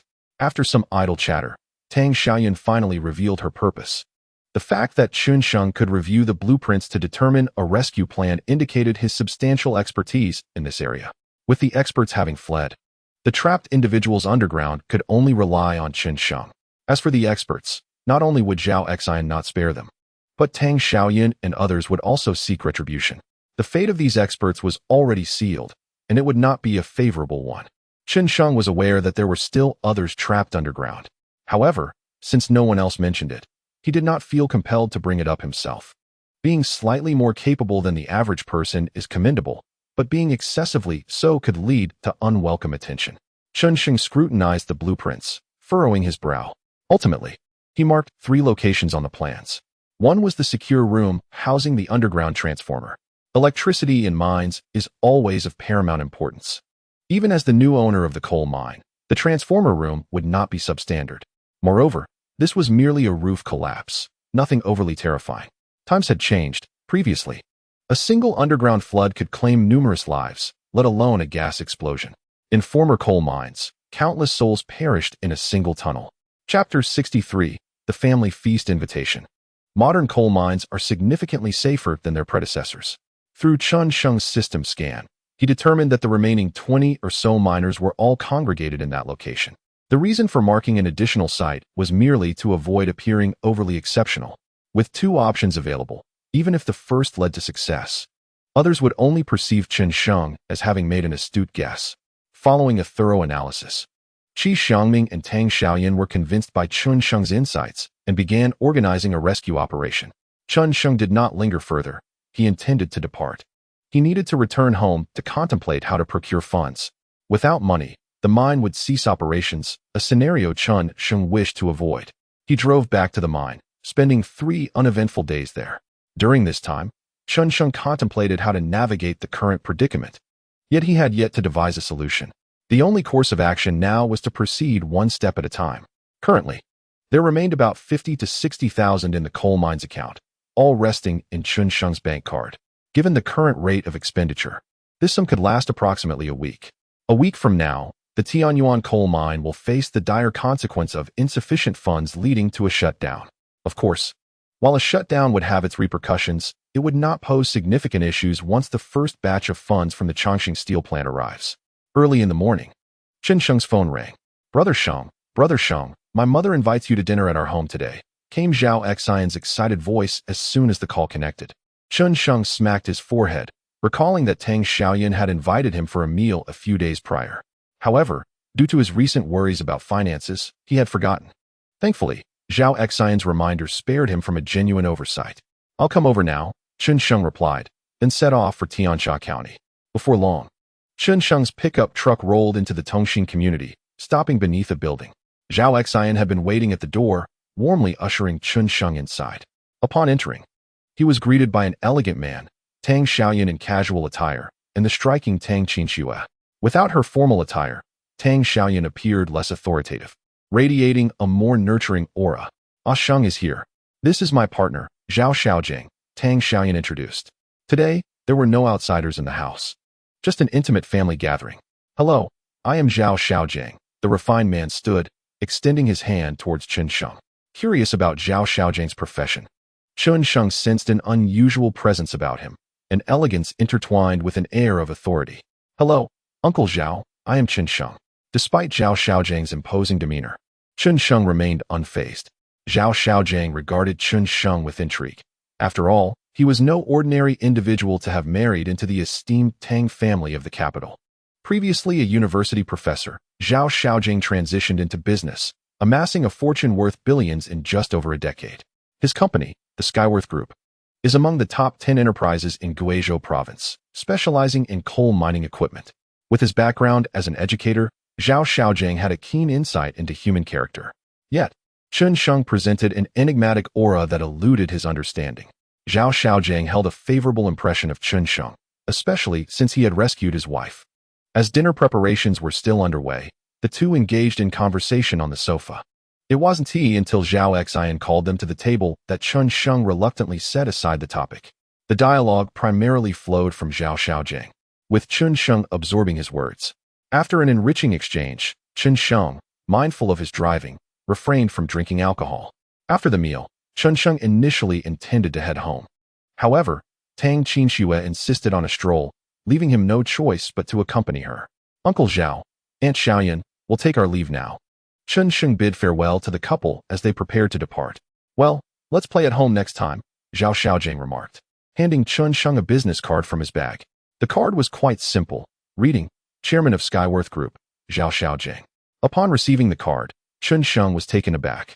He never anticipated that Zhao Xiaojing was, in fact, the chairman of Skyworth Group. Chapter 64, Skyworth Group in Guizhou Province.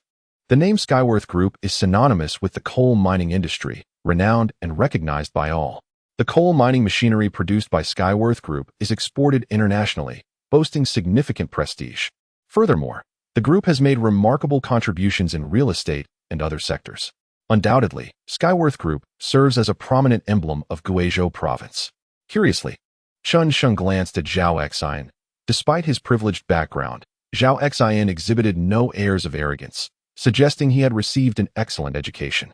Naturally, Chen Sheng's astonishment was fleeting, as it is only natural to be shocked upon discovering that someone one knows is a substantial figure in business. Nonetheless, Chen Sheng had no intention of seeking anything from Zhao Xiaojing, thus maintaining his composure. Unlike others who may have lost their poise in such a situation, he was confident that it would not be long before he reached the heights of Skyworth Group, perhaps even surpassing it. After tucking away the business card, Chen Sheng exchanged pleasantries with Tang Xiaoyan before departing with Tang Qinxue. Noticing Chen Sheng's swift return to tranquility, Zhao Xiaojing regarded him with newfound respect. This young man indeed has a promising future. Upon leaving Tongxin community, Chen Sheng opted not to drive his own pickup, but rather to ride in Zhao Xian's Land Rover. As he admired the interior of the vehicle, a thought crossed his mind. Once the payment for his goods settled next month, he could also consider acquiring a Land Rover for himself. What man does not appreciate luxury cars? Chen Sheng certainly had an affinity for them. In the past, he couldn't afford one, but in the future, he could potentially own several. While Tang Qinxue had little interest in shopping for clothes, she was quite fascinated by crafts and antiques. Conveniently, there was an antique street in Tiansha County. Although this street could not be compared to Lulikang and other renowned areas, an afternoon stroll there would be quite enjoyable. The antique street was situated in the old town, inaccessible by car. Zhao Xian, familiar with Tiansha County, found a nearby parking lot and parked the car, after which the trio proceeded on foot to the antique street. Chen Sheng initially presumed that an antique street in a small county would be sparsely populated. However, upon entering, he was surprised to find it bustling with visitors, each stall teeming with patrons. Lacking knowledge about antiques, Chen Sheng refrained from purchasing anything, merely content to observe. Contrarily, Tang Qinxue displayed considerable expertise. She never ventured into the larger shops, preferring to browse smaller stalls for trinkets. However, these trinkets, while inexpensive, often lacked quality. After perusing for quite a while, Tang Qinxue did not end up purchasing a single item. After wandering for half a day, even with Chen Sheng's stamina, he began to feel a hint of fatigue. Yet, Tang Qinxue remained vibrant and full of energy, showing no signs of weariness. Chen Sheng couldn't help but marvel at her resilience. When it came to shopping, he was clearly no match for her. The antique street was merely a 200-meter-long stretch, and after 3 hours, they had nearly reached its end. The lively atmosphere of the earlier section had dissipated, leaving only a few scattered individuals browsing. As they approached the last few meters, Chen Sheng longed to find a place to sit and rest. Suddenly, a lively crowd appeared ahead, bustling with excitement. Chen Sheng noticed Tang Qinxue's eyes light up, and she eagerly pulled him into the throng. As they navigated through the crowd, he spotted a collection of stones artfully arranged on the ground. Though he lacked expertise in antiques, he was well versed in literature. This was reminiscent of a classic trope in novels, the gamble on stones. In every gambling stone narrative, The protagonists effortlessly earned substantial sums. Chen Sheng had often fantasized about striking it rich with a rare jadeite, but reality was harsh. The odds were overwhelmingly against success. And how many truly profited from such ventures? He was acutely aware of this truth and did not harbor illusions of grandeur. Thus, he intended to simply observe this spectacle and broaden his horizons. The stone gambling market within the antique street was modest, occupying merely a small area of about 10 square meters, designated for displaying stones. Despite the apparent crowd, very few were genuinely interested in making purchases. Modern individuals were not as easily deceived as in the past. The vendors, however, remained unhurried, watching the proceedings without making any attempts to sell. For them, a single fortunate sale could sustain them for years. Tang Qinxue seemed genuinely intrigued, crouching down to examine the stones one by one, occasionally inquiring about their prices. The stones were relatively small, roughly the size of a volleyball or even smaller, and their prices ranged from a few thousand to several tens of thousands. However, in a small place like Tiansha County, anything pricier would likely go unsold. If one truly wished to gamble on stones, wouldn't the larger public auctions be more appealing than this modest locale? Shenggu, why don't you give it a try? Zhao Xian nudged Chen Sheng playfully. Forget it. We have no money. It's best not to get involved. Chen Sheng shrugged, resolutely unwilling to pretend to be affluent. Just as Chen Sheng and Zhao Xian were engaged in casual conversation, 2 or 3 young men gradually approached Tang Qinxue. Beautiful lady, interested in gambling on stones? We could teach you a thing or two, the leader of the group teased. Indeed, gorgeous. How about I teach you the art of stone gambling? And you can enlighten us on romance? Upon hearing their words, Tang Qinxue's expression instantly darkened, her face a picture of cold disdain. No need, she replied icily, casting a glance at Chen Sheng as she made her way towards him. Beautiful lady, please don't leave, the young man exclaimed, attempting to obstruct Tang Qinxue's path. At that moment, both Chen Sheng and Zhao Xian took notice. Zhao Xian's demeanor morphed into a frigid glare upon witnessing someone daring to flirt with Tang Qinxue. How dare they toy with his sister? Chen Sheng's face hardened, and he remained silent as he approached Tang Qinxue directly. The young ruffian extended his hand once more, intent on making his move. However, in the next instant, Chen Sheng seized his wrist with a grip of formidable strength. With a force akin to several hundred pounds, he crushed the ruffian's hand, eliciting a wail reminiscent of a wounded animal. Let go. Who are you? Release me, the young thug shouted, his eyes filled with malice directed at Chen Sheng. Unfazed, Chen Sheng showed no inclination to relent. Did you not hear me? Let go. The thug's companions, witnessing their ally's plight, erupted in fury, raising their fists to strike Chen Sheng. A glimmer of coldness flickered in Chen Sheng's eyes as he released his grip and pushed the ruffian away. The thug was sent flying as if he were a mere rag doll. Faced with the onslaught of the remaining ruffians, Chen Sheng sprang into action. Zhao Xian, initially intending to rush to Chen Sheng's aid upon seeing him surrounded, found that by the time he arrived, all the thugs lay sprawled on the ground. Brother Sheng, are you all right? Zhao Xian inquired as he finally reached him, feeling a sense of humiliation wash over him. As the territory of Tiansha County was ostensibly under his domain, he felt utterly disgraced that anyone would dare to act so brazenly before him. Though Zhao Xian was known for his carefree nature, he had his limits. These thugs had crossed a line, and the consequences would be dire. Moreover, dealing with them required no elaborate tactics. Their past misdeeds sufficed for them to face severe repercussions. As the ruffians struggled to rise from the ground, intent on retaliating against Chen Sheng, they found their opportunity thwarted by the sudden entrance of several police officers clad in uniforms. The sight of the thugs elicited a grim expression from the officers, for these ruffians were no strangers to the precinct. Yet, due to their lack of serious offenses, the police had been unable to take substantial action against them. They were akin to a persistent nuisance, annoying but harmless. What are you lot doing? Stand down. The lead officer barked at the young thugs. Upon hearing his authoritative voice, the ruffians trembled, their faces paling. We haven't done anything, they stammered, their bravado evaporating in the presence of law enforcement. Chapter 66. The Bully and the Coward. Indeed, we did nothing but engage them in conversation. The once arrogant ruffians suddenly transformed into submissive figures, casting menacing glances at Chen Sheng, signaling him to remain silent. An elderly police officer pushed through the crowd and approached the thugs. In a moment of serendipity, His peripheral vision caught sight of Zhao Xian beside Chen Sheng, causing his eyes to widen in astonishment. As the most prominent young man in Tiansha County, Zhao Xian's reputation was considerable, bolstered by his adherence to propriety and commendable standing. Recognizing Zhao Xian instantly, the seasoned officer discerned from his expression that these ruffians had crossed paths with a person of significant stature. "You lot, behave yourselves," the officer admonished, his tone now notably more severe as he addressed the group of thugs. They promptly fell silent, heads bowed, afraid to utter a word. Only their leader dared to covertly signal a warning to Chen Sheng. The officer approached Chen Sheng and Zhao Xian, inquiring politely, "Gentlemen, might I ask what transpired just now?" His demeanor was markedly different from how he had addressed the thugs moments before, exuding courtesy. Chen Sheng was somewhat taken aback. He had anticipated a scenario akin to those depicted in novels, where law enforcement intervened on behalf of the villains only to be met with retribution.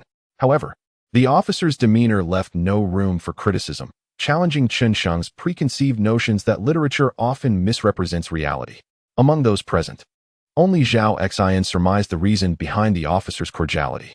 Were it not for Zhao Xian's presence, the police would have likely maintained a neutral stance, rather than extending such warmth. After all, law enforcement is expected to uphold authority, and an overly amiable attitude could be counterproductive. Casting aside his peculiar thoughts, Chen Sheng began recounting the events that had just unfolded, sticking to the straightforward truth without embellishment. Upon hearing his account, the officer felt a wave of relief wash over him. It was fortunate that Chen Sheng possessed formidable strength. Had Zhao Xian been assaulted by these ruffians, they would have found themselves in a precarious situation. Even if they were to pursue accountability later, it would undoubtedly be a headache. "Thank you for your cooperation. Please escort these individuals back for proper processing," the officer commanded, his expression once again turning grave. The thugs glared at Chen Sheng with venomous eyes, as though they wished to devour him. Yet, Chen Sheng paid them no heed. At present, he regarded them with indifference, and in due time, he would view them with even greater disdain. With commendable efficiency, the officers led the ruffians away, eliciting applause from the onlookers. At this juncture, the campaign against organized crime had yet to commence, and such petty criminals were rampant in the streets, much to the chagrin of the general populace. However, due to the scarcity of police relative to the abundance of thugs, ordinary citizens often found themselves powerless to retaliate against their oppressors, fostering deep-seated resentment towards these miscreants. Amidst the resounding cheers, the ruffians were taken away. After the ruffians were taken away, Zhao Xian promptly made a phone call. "Uncle Chen, please investigate thoroughly." With that brief remark, Zhao Xian hung up. It could be inferred that if these delinquents had a significant criminal record, their chances of release would be exceedingly slim. With the matter resolved, he could resume his quest for treasures. The incident with the ruffians did not dampen Tang Qinshue's enthusiasm. She remained engrossed in examining the raw stones. However, she had no intention of making a purchase, merely indulging in observation. Chen Sheng assumed that Tang Qinshuo refrained from buying due to a lack of confidence and gave it little thought. He himself had no plans to acquire any raw stones, choosing instead to engage in idle conversation with Zhao Xian while keeping an eye on Tang Qinshuo. Amid their conversation, a sudden thought struck Chen Sheng. Are raw stones considered ores as well?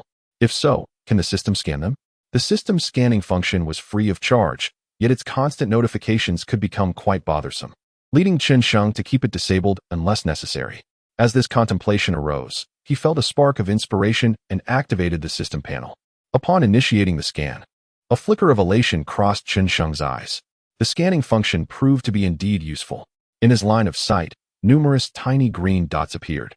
These dots were minuscule, emitting a faint glow, and the quantity was scant, starkly contrasting with the dense clusters observed during coal scans. Nevertheless, even this modest revelation could not suppress the excitement swelling within Chen Sheng. He was on the brink of striking it rich. Moreover, he noticed that Tang Qinshuo seemed to possess a discerning eye. The raw stones that failed to pique her interest were devoid of any valuable contents, indicating her expertise in this domain. Chen Sheng couldn't help but reflect on the sophistication of today's noble women. None were to be underestimated. This particular skill set was not something just anyone could possess. With such an ability, one need not aspire to immense wealth. At the very least, one could secure a comfortable livelihood. Prominent families were willing to invest time and resources in nurturing their heirs. while those without wealth had to rely solely on their own efforts. It could be said that in this era, the chasm between the affluent and the impoverished was widening. Ultimately, only a fortunate few could alter their destinies. Chen Sheng felt grateful for his possession of the system. After calming his racing heart, he resolved to take action to alleviate his current financial struggles. Securing just one piece of jadeite would suffice to sustain him until the payment day at the Chongqing steel factory. Unlike the protagonists in novels, Chen Sheng did not enjoy the serendipity of discovering jadeite veins upon initiating a scan. However, with a modest expenditure of energy points, he could concentrate all the jadeite from various raw stones into a single piece. Rather than hastily gathering, he feigned nonchalance and squatted down to inspect the raw stones. "Brother Sheng, do you also understand the art of stone gambling?" Zhao Xian inquired with palpable excitement. In Zhao Xian's perspective, Chen Sheng possessed remarkable skills. Even if he genuinely knew how to gamble with stones, it was entirely reasonable. Upon hearing Zhao Xian's words, Chen Sheng rolled his eyes and replied, "I don't understand. I'm merely browsing." Despite having a system at his disposal, Chen Sheng had no intention of seeking the spotlight. Accumulating wealth quietly was the true path. Those who recklessly sought attention rarely survived beyond 2 episodes. Stealthily entering the village, avoiding gunfire. This encapsulated Chen Sheng's philosophy of life. Once he resolved to take action, Chen Sheng naturally ceased his idle observation. He moved closer to the raw stone, squatting down to examine it. Affecting an air of seriousness, he picked up the stone and scrutinized it in his hands. After a while, he realized he truly lacked the understanding needed. He could not comprehend it at all. Fortunately, Chen Sheng had a system. With the scanning function of the system, the presence of jade within the raw stone was laid bare, entirely revealed before Chen Sheng's eyes. Even the most formidable gambling king paled in comparison to Chen Sheng. One was guessing, the other was observing. How could they be alike? "Can you understand it, Chen Sheng?" Just as Chen Sheng became engrossed in his examination, Tang Qingxue appeared by his side, inquiring. "I don't understand. I'm just looking around," Chen Sheng replied. Setting the raw stone down. The stone he had just inspected was valued at several tens of thousands, but Chen Sheng had no intention of purchasing it. After all, he was only making this one transaction. Naturally, he aimed to maximize profit with minimal cost. "Shall I help you choose one?" Tang Qingxue asked with a smile. Chen Sheng rubbed his nose and responded, "No need. I'm just playing." He had no intention of allowing Tang Qingxue to assist, as he was confident that any selection he made would yield profit. "Oh," Tang Qingxue replied, a hint of disappointment in her tone. Chen Sheng remained oblivious to her unusual demeanor, continuing to observe the stones. After a considerable time, he finally settled on a stone. It was roughly the size of 2 fists, perhaps due to its lackluster appearance. This sizable stone was priced at a mere 5,000 yuan, which was exceptionally cheap. Chapter 68. Selecting the raw stone. While there were even cheaper options available, Chen Sheng had no intention of continuing his search. Smaller stones could not harbor a significant amount of jade, making this larger, more rounded stone a preferable choice. He did not comprehend terms like blemish or crack. All he recognized was that this stone was sufficiently regular in shape. Regularly shaped stones concealed treasures well. Consuming a small amount of energy points, he concentrated. With the expenditure of energy points, the jade within the raw stone within his scanning range instantaneously gathered into the stone held in Chen Sheng's hands. The raw stone was of a considerable size. Chen Sheng did not attempt to gather all of its contents at once, but instead concentrated a significant portion. He was merely seeking to amass some development funds, not intending to make a living from this venture. Success in gambling with stones, if consistently achieved, would inevitably raise suspicions among others. Rather than exerting oneself in contemplating how to gamble on stones without arousing suspicion, it would be far more prudent to focus on the development of the mining industry.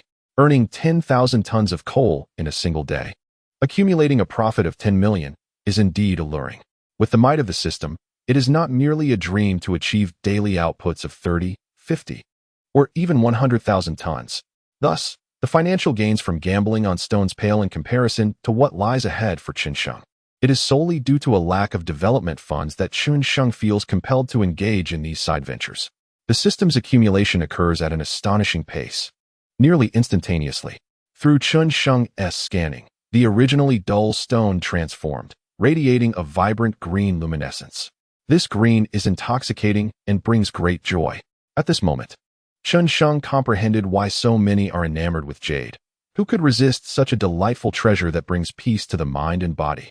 Boss, how much for this piece? Chen Sheng inquired, directing his question to the proprietor. Tang Qinxue was taken aback by Chen Sheng's swift decision, casting him a surprised glance. Nevertheless, she attempted to dissuade him, reasoning that it was merely a few thousand yuan. If he lost, it could be considered a lesson learned. Yet, she harbored an inexplicable conviction that Chen Sheng would prevail. This sentiment was perplexing to her, but her faith in him was unwavering. In her mind, Chen Sheng was not one to engage in ventures lacking certainty. The price for this raw stone is 5,000. I can offer you a discount of 20%. So let us say 4,000, the proprietor said, his demeanor obsequious.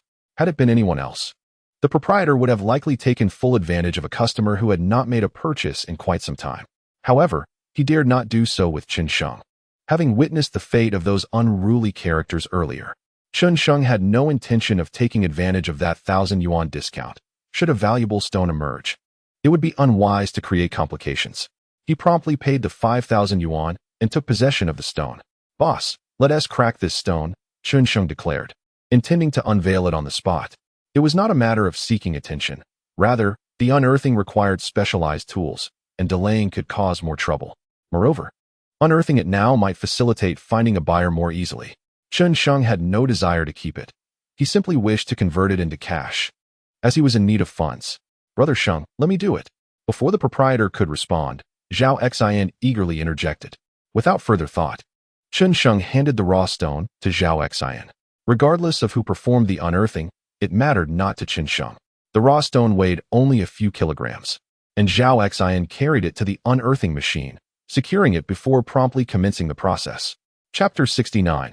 High Ice Type Xingyang Green at long last. Someone had purchased the raw stone and was prepared to unveil it immediately, which drew the attention of onlookers. Zhao Xian secured the stone on the unearthing machine. With a crack, the process began. As the blade made contact with the surface of the raw stone, a cloud of dust ascended. The stone cutter grasped a hose, rinsing the edge of the blade. Soon, a small incision was made in the surface of the raw stone. Chen Sheng recognized this operation as opening a window. In the next moment, a vibrant green jadeite came into view for all to behold. The excitement surged. Gasps of astonishment erupted from the crowd. This single window alone was worth over $5,000. It was evident that Chen Sheng was assured a substantial profit this time. Witnessing this spectacle, Tang Qinxue was somewhat taken aback. From its appearance, the stone seemed devoid of value. Yet, Chen Sheng had unearthed such exquisite jade flesh. How could Tang Qinxue not be astonished? However, she quickly dismissed her thoughts, for it is often said that even the most seasoned experts can misjudge the worth of jade. Instances where seemingly worthless stones yield remarkable treasures are not uncommon in the realm of stone gambling. Most in the crowd merely marveled at Chen Sheng's good fortune, without delving deeper into other possibilities. Yet, a persistent notion lingered in Tang Qinxue's mind. Chen Sheng's success was surely not a mere stroke of luck. Meanwhile, the owner of the raw stone stood agape, his heart heavy with regret. Had he known the true value of this stone, he would never have sold it to Chen Sheng. But now, lamentations were futile. What could he do to reclaim the stone? If he dared to attempt recovery, the consequences would be dire. Ultimately, the owner could only force himself to find solace, assuring himself that the sale of this remarkable stone would lead to even better opportunities in the future. As the surface of the raw stone continued to be meticulously removed, more and more jade flesh revealed itself before the crowd's eyes. Their expressions widened in awe, envy, and greed.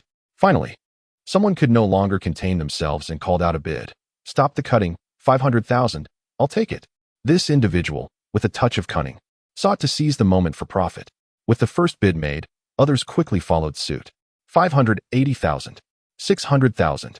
The prices escalated, ultimately reaching a staggering 1 million. For an ordinary person, the escalating bids might have prompted a hasty decision to avoid risk. However, Chen Sheng was well aware of the stone's true potential and would not be swayed so easily. If he were to seize this opportunity, he intended to do so with great effect.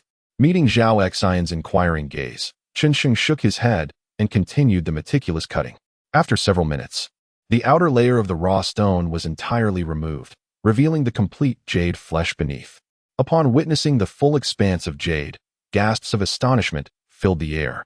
Clear and resplendent, the jade was met with unanimous admiration. Although it had yet to be sculpted, the sheer artistry of nature left onlookers entranced. Of high ice variety, nearing the coveted Xinjiang green, it was not far from the brilliance of fully saturated glass-like jade. This substantial piece of jade could yield at least 2 bangles, along with numerous other smaller items. Just 2 bracelets could potentially fetch an astounding price of 5 million.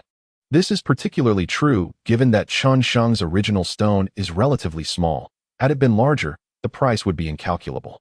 Faced with such immense wealth, even Chen Sheng found it difficult to maintain his composure. Until recently, his financial status had peaked at merely several hundred thousand. Now, with a few million suddenly before him, it was only natural for his emotions to surge. However, Chen Sheng, having undergone the trials of the system, quickly regained his composure. Though several million is a significant sum, to him, it merely represented a goal he would soon achieve. With the Longxing steel plant set to settle accounts next month, he would soon possess a fortune in the tens of millions. While Chen Sheng calmed himself, the crowd of onlookers began to lose their composure. Witnessing another's sudden wealth stirred excitement among them. Many pulled out their phones to capture the moment. Some even contacted reporters, hoping to profit from the spectacle. The individuals who had been previously rebuffed by Chen Sheng now resumed their offers, and this time, the stakes were much higher. 1,800,000. 2 million. I'll bid 260,000. Chen Sheng was momentarily taken aback. To be honest, someone who had rarely even visited a jewelry store was unprepared to ascertain the market value of jadeite. Thus, he was uncertain of how much his treasure was truly worth. Yet, while Chen Sheng was oblivious, others were not. Zhao Xian pondered for a moment before addressing Chen Sheng. Brother Sheng, this original stone is worth at least 6 to 7 million. If you are willing, I can connect you with potential buyers. Upon hearing Zhao Xian's words, Chen Sheng replied without hesitation, then please handle it.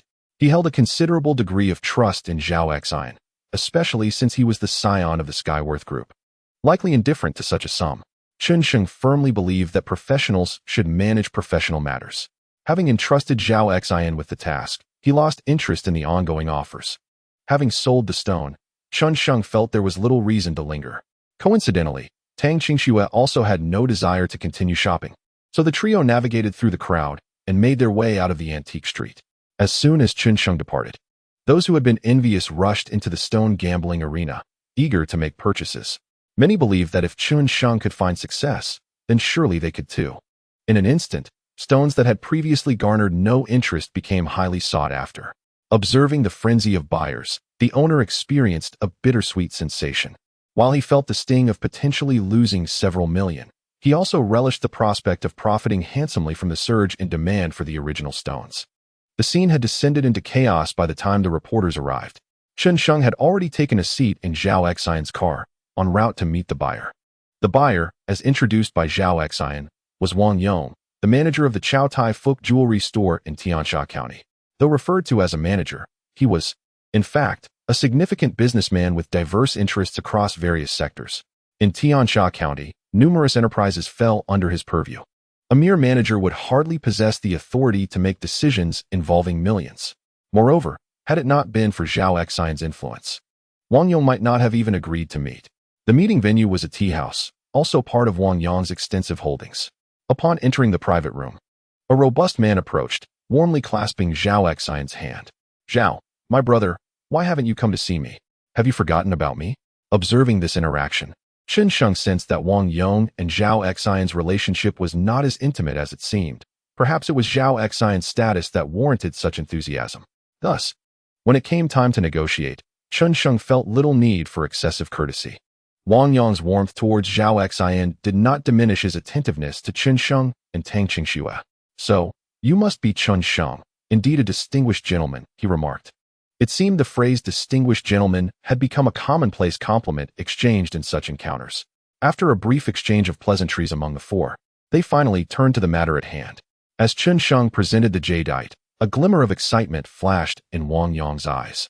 The current jadeite market was vast, and demand was exceptionally high. However, in recent years, the availability of high-end jadeite had dwindled, compounded by many large corporations accumulating stock. Thus, locating a quality piece had become increasingly challenging. Chen Sheng's offering could be considered relatively premium, albeit rare. Yet in a county-level city like Tiansha, Such a find was indeed remarkable. Securing it would undoubtedly yield substantial profits. Wang Yong's expression shifted momentarily. Had Chen Sheng not been observant, he might have missed it. Brother Chen Sheng, this jadeite is indeed impressive. I want to take advantage of you. How does 4 million sound? Wang Yong suggested after a brief silence. Before Chen Sheng could respond, Zhao Xian interjected, Boss Wang, that is not quite fair.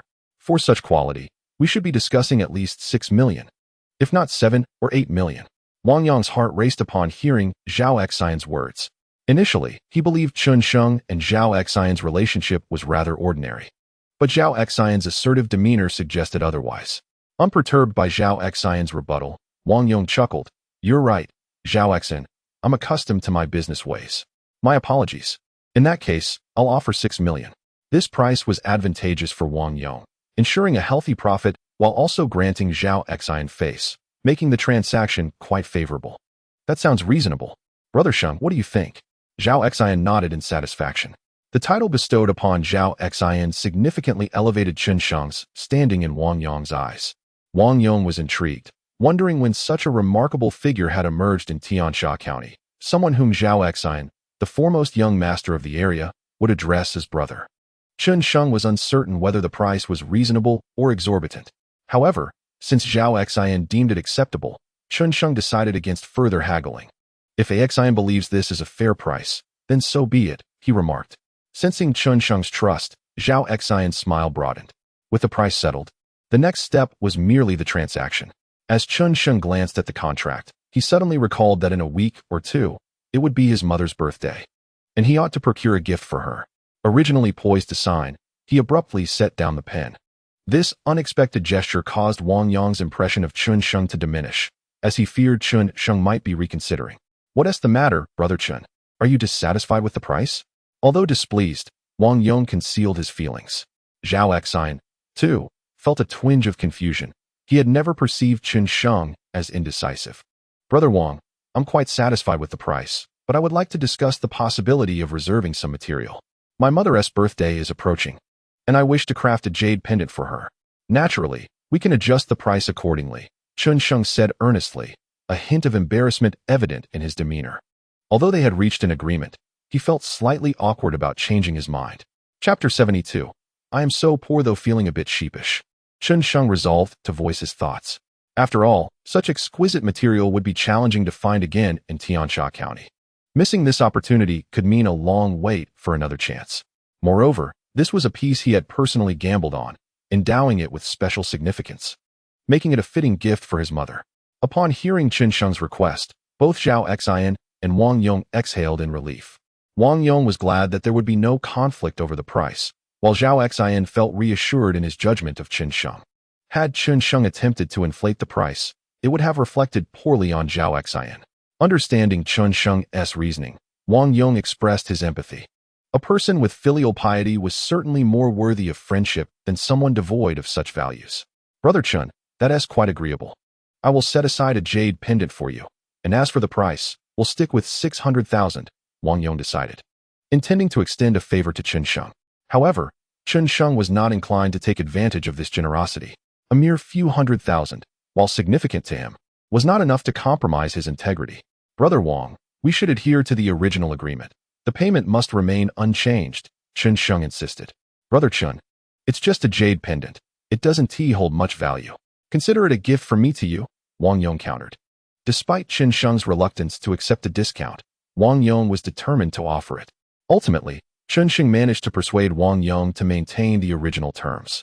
Finally, Wang Yong decided to charge Chen Sheng 300,000 for a jade pendant, equating to the cost price. Ultimately, they signed a contract for 5.7 million plus the jade pendant, which brought satisfaction to both parties. After the contract was finalized, Wang Yong's demeanor towards Chen Sheng became notably warmer, as he insisted on inviting Chen Sheng and his companions for a meal. However, Chen Sheng had prior commitments to dine at Zhao Xian's home and had to graciously decline the invitation. Wang Yong expressed his regret and left a business card, proposing they meet again for leisure before allowing Chen Sheng and the others to depart. Barely a few minutes after leaving Wang Yong's tea house, Chen Sheng received a text notification. At 16:12:21 on June 30th, 2015. Wang Yong had initiated a transfer of 57 million renminbi to your Bank of China account ending in 9527. Please check your account. This message does not serve as a receipt. Bank of China. Since the transfer was completed before 5 p.m., Wang Yong acted promptly, and the sum of 5.7 million was immediately credited to Chen Sheng's bank account. Gazing at the notification on his phone, Chen Sheng felt a surge of exhilaration. He could now consider himself affluent. While idly seated in the car, Chen Sheng opened the China Coal Mining Equipment Network, and instantly, his excitement waned. A belt conveyor costs 1.2 million. A tunneling machine, 1.8 million. Well, it seems I am still quite impoverished. Chen Sheng's momentary elation dissipated rapidly, as he realized that this amount would merely suffice for purchasing a few pieces of equipment, reinforcing his sense of financial inadequacy. Initially, he had contemplated indulging in a lavish purchase, perhaps a Range Rover Vogue long wheelbase, to flaunt his newfound wealth. However, at this moment, Chen Sheng reconsidered, thinking that with this money, acquiring several loaders would be far more prudent. As he calculated, Chen Sheng soon realized he was out of funds. Unbeknownst to him, Zhao Xian was encouraging him to splurge on a sports car. Although Zhao Xian's family was affluent, his parents did not indulge his whims. The Range Rover he owned had been a gift from his mother on his 18th birthday, out of sympathy for him, and he had been driving it for several years. As for a sports car, such aspirations would have to wait until he took over his father's company. Brother Sheng, how about I take you to check out some sports cars tomorrow? Zhao Xian exclaimed excitedly to Chen Sheng. Zhao Xian was eager for Chen Sheng to buy a sports car, as he could also enjoy it through his connection with Tang Qingxue. While the Range Rover was indeed impressive, what young person doesn't dream of a sports car? The experience of driving a sports car is entirely distinct from that of a vehicle like the Range Rover. However, Chen Sheng's words swiftly shattered Zhao Xian's daydreams. This amount isn't even sufficient to purchase 2 sets of equipment. A sports car will have to wait. Chen Sheng unceremoniously interrupted Zhao Xian's fantasies. Brother Sheng, why do you lack a sense of fun? Lamented Zhao Xian in despair. In truth, Chen Sheng did not refrain from purchasing luxury cars or residing in opulent residences. He merely felt he had not yet earned that privilege. Once his finances permitted, he would consider such indulgences, but for now, his primary focus was on enhancing production capacity.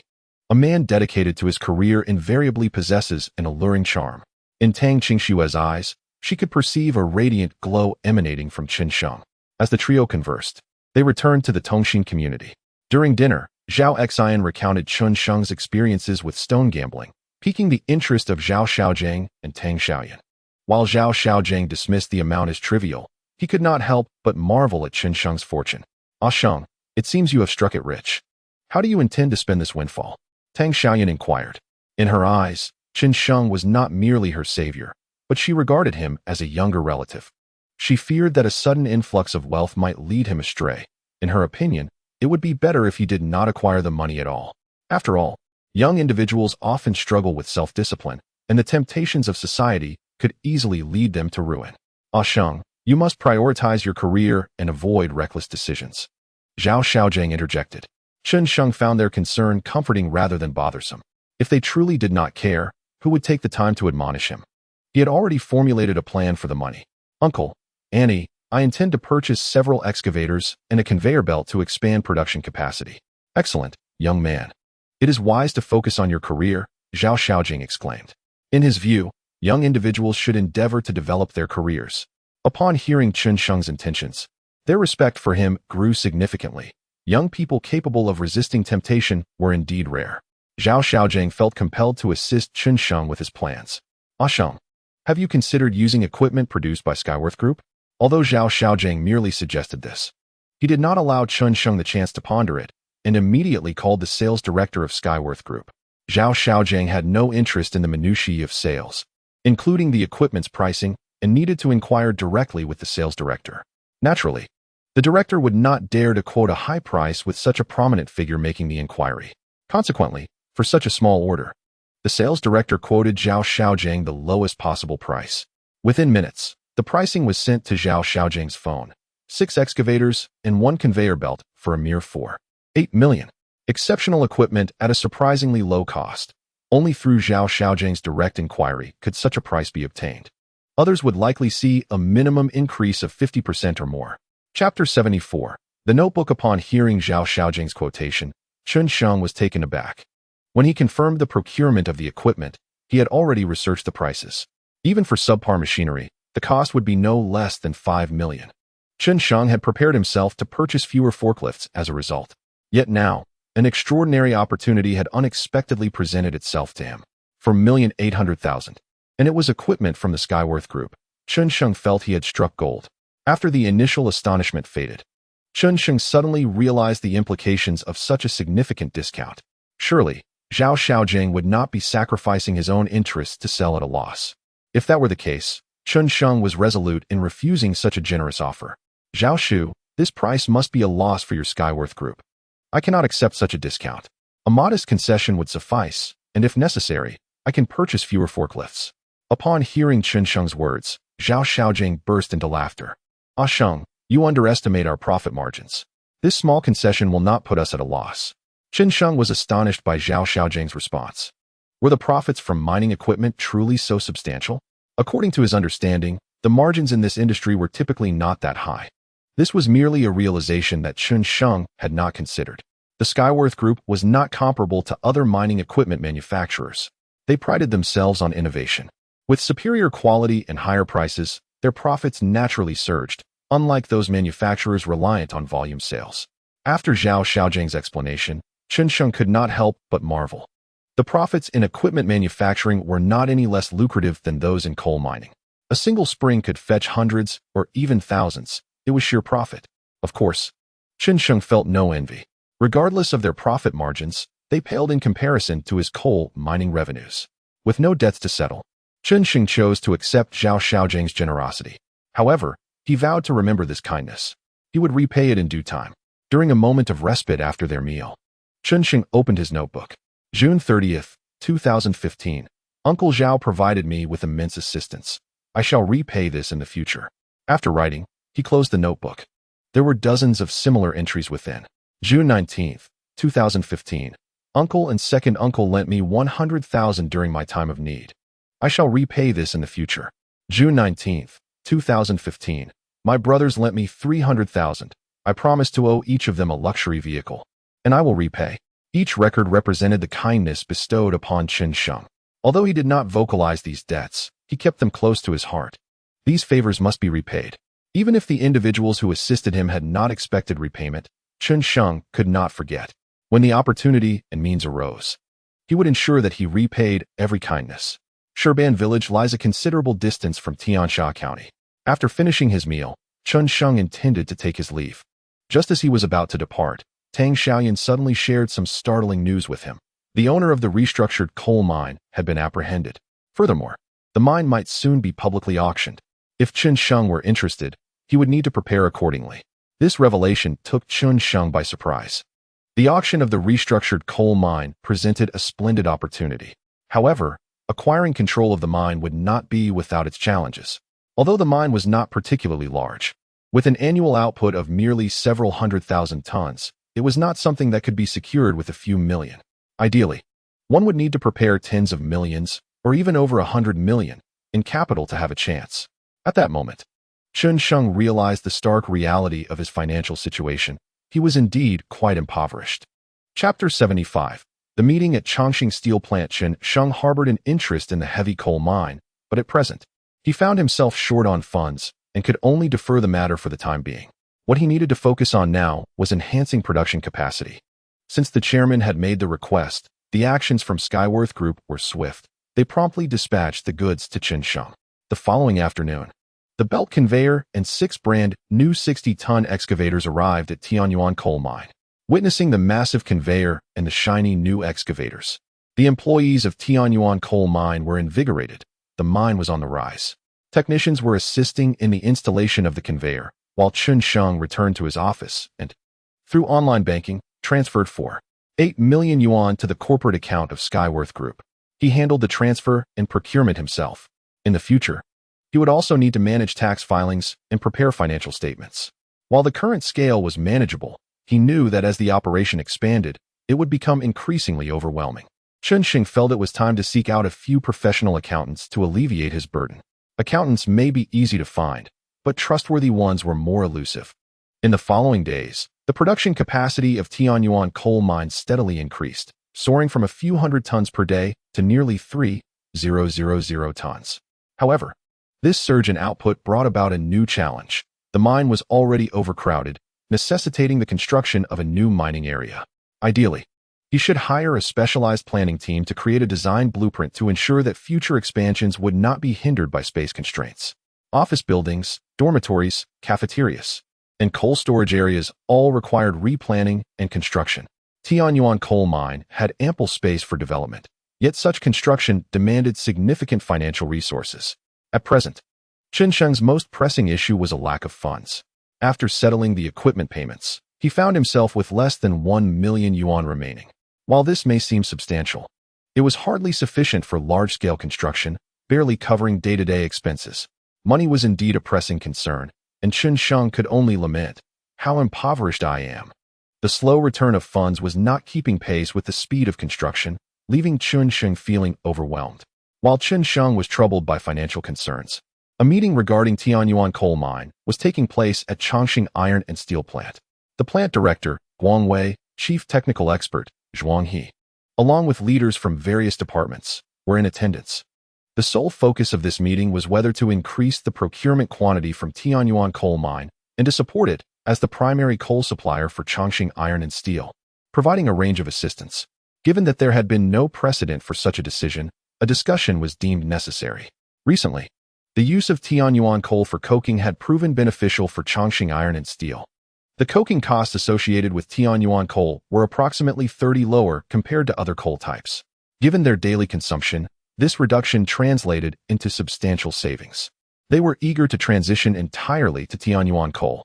For a company of their stature, even a 10% reduction in consumption was a significant achievement, let alone 30%. Even with the relatively higher price of Chen Sheng's coal, they had already reaped considerable profits. However, the regrettable reality was that the current output of Tianyuan coal was still insufficient. Not only was it impractical to completely switch to Tianyuan coal, but its share in their daily consumption was less than 10%. The low output not only hampered the development of Tianyuan coal mine, but also left Chongqing Iron and Steel feeling quite frustrated. Chapter 76. The new contract in pursuit of increasing the output of Tianyuan coal. The meeting was convened. Ladies and gentlemen, what are your thoughts on the contract with Tianyuan coal mine? Guang Wei inquired. Director, I find this approach questionable. If we open this door, what will happen if other coal mines make similar requests in the future? A leader countered. Zhuang He, who had remained silent until now, could no longer contain himself and responded, if other coal mines can match the quality of Tianyuan coal, we would offer them the same contract. If they cannot, then they can leave. Zhuang He was known for his forthright nature, unafraid to voice his opinions. Seeing Zhuang He's passionate reaction, those who might have opposed him fell silent. Ultimately, the decision was made to proceed with the contract with Tianyuan coal mine, committing to a 1 million-ton agreement, with an initial 20% advance payment. However, prior to signing the contract, Chongqing Iron and Steel would dispatch a professional exploration team to assess the specific reserves of Tianyuan coal mine. Should the reserves amount to only a few 100,000 tons, there would be no need to finalize the contract. If long-term development was not feasible, Chongqing Iron and Steel would naturally refrain from providing support. This time, no one dared to oppose the decision. After all, Tianyuan coal had been utilized by Chongqing Iron and Steel for some time, and everyone had gained a certain level of understanding regarding its quality. If a complete transition to Tianyuan coal were possible, the plant's consumption could certainly be significantly reduced, leading to substantial benefits by the year's end. Even if the Tianyuan coal mine were to indeed penetrate the Chongqing steel plant, there would be no conflict of interest between them. They had never considered that a single Tianyuan coal mine could sufficiently meet the consumption demands of the Chongqing steel plant. The coal from the mines they supported could still be supplied to the Chongqing steel plant. Therefore, what reason would they have to oppose it? However, not everyone favored the idea of Tianyuan coal entering the Chongqing steel plant. For instance, Deputy Plant Manager Liang Wang was vehemently opposed to the idea of Tianyuan coal gaining entry, preferring that not a single coal contract be signed. Yet, as merely a deputy manager, he lacked compelling reasons and was powerless to prevent Tianyuan coal from entering the plant. After the meeting concluded, the leaders departed one after another. Once Liang Wang returned to his office, he retrieved his phone and dialed a number. Beep, beep, beep.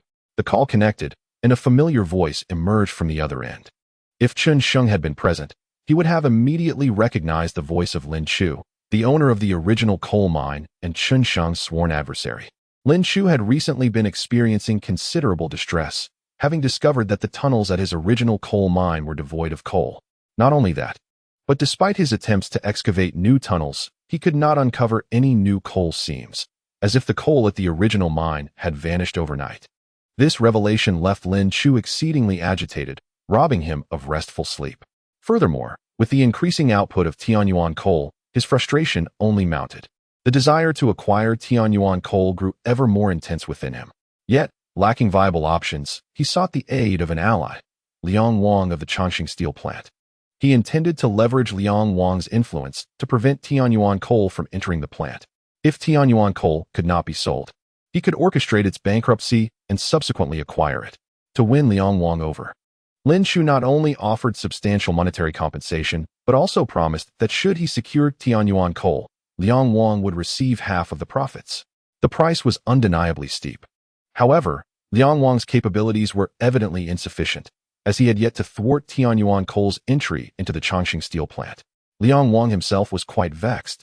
The quality of Tianyuan coal was so exceptional that he could find no grounds for objection, forced to watch as Tianyuan coal made its way into the Changqing steel plant. With Zhuan He and Guang Wei keeping a watchful eye, Liang Wang dared not act recklessly. During a meeting today, the Changqing steel plant planned to sign a contract for 1 million tons of coal with Tianyuan. After a moment of silence, Liang Wang spoke up. "What? Chairman Liang, you did not express this sentiment initially," came Lin Chu's dissatisfied voice from the other end. "What can I do? The director has made the decision. Unless there is a significant issue with Tianyuan coal, I am powerless to intervene," Liang Wang replied, his tone equally irritable. The thought of such a sum of money slipping away was exceedingly displeasing to him. Was there truly no way to change this outcome? Lin Chu's tone had significantly darkened. Unless the reserves of the Tianyuan coal mine were insufficient, the contract would likely remain unchanged. Liang Wang pondered for a moment before speaking. At that moment, Lin Chu, who had previously sounded despondent, suddenly became animated and exclaimed, "The reserves of the Tianyuan coal mine are not nearly as high as one might think." The earlier gloom had vanished from Lin Chu's face, replaced by a vibrant spirit. During this time, although Lin Chu had refrained from sabotage, he had stealthily assessed the coal mine's reserves and found them lacking compared to expectations. His desire to acquire the Tianyuan coal mine was not driven by the coal itself, but rather for other purposes. It was not Lin Chu who coveted the mine, but rather other influential figures. "Are you certain?" Liang Wang, who had initially intended to concede, was now invigorated. "I have conducted an assessment, and I am quite confident," Lin Chu replied with a significant undertone. "Very well, if its reserves are not substantial, I shall ensure they are expelled from the Changqing steel plant. In a few days, proceed accordingly." The two lowered their voices, beginning to strategize against the Tianyuan coal mine. Unbeknownst to them, Chen Sheng was in a state of exhilaration. After the meeting, Zhuang He informed Chen Sheng of the procurement plans from the Changqing steel plant, detailing the contract's contents and exploration requirements. Chen Sheng harbored no concerns regarding the exploration. His thoughts were solely consumed by the prospect of a 20 advance payment. 1 million tons of Tianyuan coal at a price of 1,400 per ton amounted to a staggering total of 1.4 billion, a jaw-dropping contract. The 20 advance payment would therefore be over 200 million, approaching 300 million. While it was certain that this sum would not be deposited into the Tianyuan coal mine's account in one single transaction, Zhuang He had assured Chen Sheng that within 3 months, there would be a monthly influx of 100 million in cash to the coal mine's account, aimed at enhancing production capacity. Given the Changqing steel plant's annual procurement expenditures in the billions, 200 to 300 million was not an excessive amount. However, for Chen Sheng, it represented a substantial fortune. He even began to contemplate whether to purchase 10 Land Rovers, showcasing them one after another. Perhaps a few Toyota Land Cruisers would suffice, or even 10 of those. The Ford F-150 could work, but why not go straight for the F-750 instead? After a considerable time, Chen Sheng wiped the drool from the corner of his mouth, gathered his employees, and prepared to convene a meeting. This was Chen Sheng's inaugural meeting, marking a new experience for him. During the meeting, he announced the impending signing of a contract for 1 million tons. Once the contract was finalized and the funds received, bonuses would be distributed to everyone. As soon as Chen Sheng finished speaking, the uproar of cheers resonated throughout the building. Not far away, atop a mountain, Lin Chu heard the jubilant shouts emanating from the office building, and a sinister smirk crossed his lips. This is your final cheer. Tomorrow, I shall see if you can still wear that smile. Chen Sheng. Chapter 78. Exploration of reserves. 3 fleeting days passed, and the output of Tianyuan coal mine continued to rise steadily. The workers were harmonizing increasingly well, and the production figures kept climbing. Meanwhile, the exploration team from Chongqing Steel Plant finally arrived at Tianyuan coal mine in the morning. A sizable contingent, equipped with specialized exploration apparatus, gathered before the administrative building of the mine. Old Zhuang, I appreciate your assistance. Chen Sheng personally welcomed Zhuang He. Chen Sheng, once the exploration concludes, as long as the reserves exceed 1 million tons, we can proceed to sign the contract. Zhuang He replied, his delight evident. He held a great fondness for the quality of Tianyuan coal. The increase in output from Tianyuan coal mine would undoubtedly yield substantial benefits for Chongqing Steel Plant. With a steady supply of Tianyuan coal, both the plant's production capacity and profits could see significant enhancement. As a member of Chongqing Steel Plant, Zhuang He was naturally inclined to appreciate these advantages. While Zhuang He did not possess an overwhelming desire for wealth, his true aspiration lay in the freedom to pursue his research endeavors without the constraints of financial worries. Old Zhuang, shall we first have a meal before commencing the exploration? Chen Sheng proposed a gathering for lunch. However, Zhuang He clearly preferred to forego the meal. His singular focus was on expediting the contract signing. Let us skip the meal and proceed directly, he insisted, and Chen Sheng concurred without objection. He too was eager to finalize the contract and secure the advance payment, which would provide him ample resources to develop Tianyuan coal mine effectively. With the necessary funds in place, Chen Sheng was confident that the day of producing 10,000 tons daily was not far off. At that point, it would not merely be a matter of accumulating wealth daily, but rather a significant influx of riches. Given the profit margins of Tianyuan coal mine, it would not be long before Chen Sheng was free from financial concerns. Leading the exploration team, they arrived at the coal yard. Chen Sheng still had a dozen or so energy points left, sufficient for the exploration activities. He assured that the method of exploration employed would yield astounding results. Under the continuous maneuvering of cranes, drilling machines were positioned at designated spots. With a thunderous roar, the machines roared to life, and drill rods were plunged into the earth as the exploration commenced. On the periphery of the crowd, Liang Wang and Lin Chu wore cold smiles, eager to witness the moment when Chen Sheng, upon concluding the exploration, would discover the scant reserves beneath the surface and the expression that would accompany such a revelation. As the exploration progressed steadily, Chen Sheng's system remained perpetually activated, ready to mobilize resources from the primitive coal mine to supplement Tianyuan coal mine. What is happening? We have reached 20 meters and still no end in sight. How thick can this coal seam be? After some time, the exploration personnel, astonished, remarked as they observed the drilling machines still in operation. A seam of such thickness and expansive range was a rare sight, especially in an open-pit coal mine. The last occurrence of such a situation was at the Longgong No. 1 well of the Southwest Group. Now, the Longgong No. 1 well has transformed into the largest coal mine in Tiansha County, ranking among the foremost coal mines in the entire Bai City. The estimated reserves alone amount to several tens of millions of tons. Presently, the Longgong No. 1 well yields over 2 million tons of high-quality coal annually and is expected to continue mining for several decades. Observing the astonishment etched on their faces, Chen Sheng could not help but smile. In order to avoid further explanations in the future, Chen Sheng aimed to astonish the entire Tiansha County with the reserves this time. In the distance, Lin Chu and Liang Wang, who had just moments ago displayed cold smiles, now wore expressions of deep concern. The reserves of several 100,000 tons could typically be assessed within a couple of hours.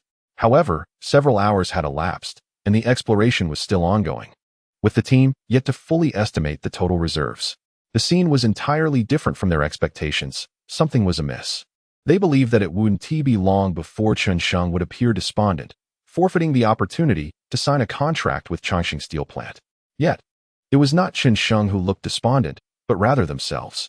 As another half-hour passed, the exploration concluded, not due to the discovery of reserves, but because the exploration team had run out of equipment. Nevertheless, The reserves identified thus far indicated that Tianyuan coal mine possessed at least several tens of millions of tons. Furthermore, according to the exploration results, such a substantial reserve exhibited remarkably consistent quality, bordering on the unbelievable. Even based on the current assessed reserves, Tianyuan coal mine was not only the leading mine in Tiansha County, but was also in a league of its own. Chen Sheng, this is a fortune bestowed upon you by the heavens. You must utilize it wisely, Zhuang he remarked, unable to suppress his admiration as he received the report from the exploration team. Rest assured, old Zhuang, I will diligently enhance production and will not disappoint you. Chen Sheng replied, his excitement palpable. The exploration report indicated that the estimated reserves of Tianyuan coal mine exceeded 50 million tons, justifying Chen Sheng's investment of energy points to gather coal blocks. Energy points had become exceedingly precious to him. Chen Sheng planned to initially boost the production to 10,000 tons per day before gradually slowing down. Additionally, the pursuit of methods to rapidly increase energy points became a matter of utmost importance. Otherwise, the enhancement of production would inevitably encounter bottlenecks. The Tianyuan coal mine did not genuinely possess such vast reserves. Meanwhile, upon receiving the exploration report, Lin Chu and Liang Wang exchanged incredulous glances, their eyes wide with disbelief. Impossible. This is absolutely inconceivable, Lin Chu exclaimed, unable to accept the findings. He had discreetly explored the Tianyuan coal mine himself and was certain that the reserves could not be so extensive. A slight discrepancy might be plausible, but such a vast difference was unfathomable to him. There must be an error with the exploration team. Director Liang, we cannot allow them to sign the contract like this, Lin Chu said urgently. Recalling the words spoken by that influential figure during their initial encounter, Lin Chu could not help but shudder. The Tianyuan coal mine must not be allowed to flourish. Are you certain? Liang Wang inquired, his own confidence wavering slightly. I am certain. The exploration team must have encountered issues, Lin Chu affirmed resolutely. Under no circumstances can we allow the contract to be finalized. Moreover, Lin Chu was convinced that the Tianyuan coal mine could not possibly possess such vast reserves. He even suspected that Chen Sheng had bribed individuals within the exploration team. Otherwise, such an outcome would be inconceivable. In that case, I know what needs to be done. I hope you are not deceiving me, for if you are, there will be no favorable outcomes for you, Liang Wang stated, gazing intently at Lin Chu, his words deliberate and measured. At this juncture, Lin Chu found himself devoid of options, and he steeled himself to respond. Manager Liang, I will not let you down. Liang Wang nodded, refraining from further discussion, and proceeded towards the office building. The conditions presented by Lin Chu were exceedingly favorable, and if there was indeed hope, Liang Wang was reluctant to abandon it. Chapter 80. Magnetic Detection Method. Liang Wang strode purposefully into the conference room where the contract was being signed, fully aware that once the contract was finalized, even he would be powerless to alter the outcome. In this moment, he chose to place his faith in Lin Chu, gambling on the situation. The allure of wealth had unsettled his heart. Just as Chen Sheng was about to affix his signature to the contract, Liang Wang burst into the office. Wait. This contract cannot be signed yet, he interjected, interrupting Chen Sheng's pen stroke. What do you mean, Liang Wang? Zhuang he retorted, displeased. I have received information indicating that the reserves of the Tianyuan coal mine are not as plentiful as claimed. We must conduct a re-evaluation. Liang Wang, resolute in his decision to prevent Chen Sheng from signing, showed no signs of retreat. Zhuang He's displeasure deepened at Liang Wang's words. You didn't mention this earlier, yet now that we are about to sign, you come to disrupt the process. Where did you obtain this information? Zhuang he pressed. I cannot disclose my sources, but this contract cannot be signed until further assessment is completed, Liang Wang reiterated. In truth, even if he had remained silent, Chen Sheng could surmise the source. Who else but the original coal mine? Chen Sheng was the most aware of the actual reserves of the Tianyuan coal mine. I have invited the provincial exploration team. They will employ magnetic detection methods to accurately assess the reserves of the Tianyuan coal mine. Before Zhuang he could respond with anger, Liang Wang unveiled his trump card. This revelation left Zhuang he at a loss for words. As the deputy director of the Changxing steel plant, Liang Wang indeed held the authority to question the findings of the exploration. The magnetic detection method is among the most advanced techniques available, leveraging the mineral's inherent magnetic field to estimate reserves with considerable accuracy. However, this method comes with its own caveat. it is relatively costly and time-consuming. Upon hearing Liang Wang's words, Chen Sheng furrowed his brow. The Tianyuan coal mine's ability to detect such substantial reserves is entirely attributed to Chen Sheng's cunning use of energy points, which deceived the drilling apparatus and enabled him to operate under the radar. However, had magnetic detection methods been employed, Chen Sheng's ruse would have undoubtedly been exposed. Given the current circumstances, the most prudent course of action would be to relinquish the new contract with Chongqing Steel Plant. Yet, Chen Sheng is unwilling to concede. The advance payment of 20 of the contract sum holds immense significance for him. The difference between possessing this capital and lacking it is akin to the chasm between walking and driving. Thus, securing this contract is of utmost importance to Chen Sheng. The magnetic detection method requires at least a week before it can commence. During this interval, if Chen Sheng can devise a means to access the energy points, all obstacles could be surmounted. He has already formulated a plan in his mind regarding how to seek such a solution. As for its potential success, Chen Sheng remains uncertain. He can only proceed step by step. Even if all efforts ultimately prove futile, the worst outcome would merely be a slower pace of development, posing no significant loss to him. Meanwhile, Liang Wang, who had been somewhat anxious, found solace in Chen Sheng's furrowed brow. Reassured by the notion that if the reserves were indeed as vast as purported, Chen Sheng would have no need for subterfuge. Conversely, Chen Sheng's apparent concern suggested that the actual reserves might not be as extensive, prompting fears of exposure. Although Liang Wang remained oblivious to the methods Chen Sheng had employed to deceive Zhuang he now felt entirely at ease. Once the detection team arrives, it would be the moment of reckoning for Chen Sheng. The anticipation of the benefits to be gained from the Tianyuan coal mine elicited an excited smile from Liang Wang. Chapter 81. Cobalt. 60 Zhuang he was unaware of Chen Sheng's true circumstances. With Liang Wang having already presented the proposal, Zhuang he had no choice but to comply. If all goes well, I hope you can provide us with an explanation, he stated stiffly. My apologies, young brother Chen. I hope you won't take offense, Zhuang he expressed, placing considerable importance on Chen Sheng. Chen Sheng nodded in acknowledgement, replying, Old Zhuang, I have no issues. With Chen Sheng's reassurances, Zhuang he departed with the representatives from Chongqing Steel Plant. Satisfied with the outcome, Liang Wang also chose not to linger and left promptly. Shortly thereafter, in the conference room of the Yuanshu coal mine, Liang Wang addressed Lin Chu, saying, This time, do not let me down. Rest assured, as long as they agree, I will certainly provide you with a satisfactory response. If Tianyuan coal mine dares to buy off the exploration team, what do we have to fear? Lin Chu replied with a smile. Liang Wang was exceedingly pleased with Lin Chu's response. He cared not for the methods employed, as long as the results were guaranteed. While Liang Wang and Lin Chu conspired, Chen Sheng began to take action. During this time, he had formed a preliminary understanding of the concept of energy. Energy, he mused, signifies high-energy substances. Energy can be broadly categorized into several types: electrical energy, biological energy, and nuclear energy, among others. Chen Sheng resolved to experiment with all of them, hoping to discover a means to augment the energy points. In truth, most forms of energy are relatively inexpensive and can be procured through conventional channels. A few days later, with a furrowed brow, Chen Sheng gazed despondently at a heap of batteries and other paraphernalia, beset by worry. Was he truly destined to abandon this contract? If he resorted to magnetic detection methods, he would undoubtedly expose himself, rendering the million-ton contract impossible to secure. The prospect of rapid development would then become exceedingly challenging. Chen Sheng had already experimented with most viable energy sources, yet none had proved effective. He was uncertain whether the energy concentration was too low or if there were other underlying reasons, but none succeeded in enhancing the system's energy. On his notebook, only one energy type remained untested: nuclear energy.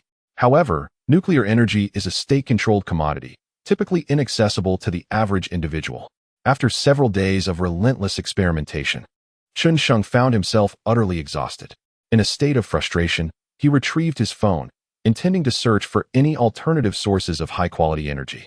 If all else failed, he contemplated the possibility of locating a uranium mine or a nuclear power station to explore.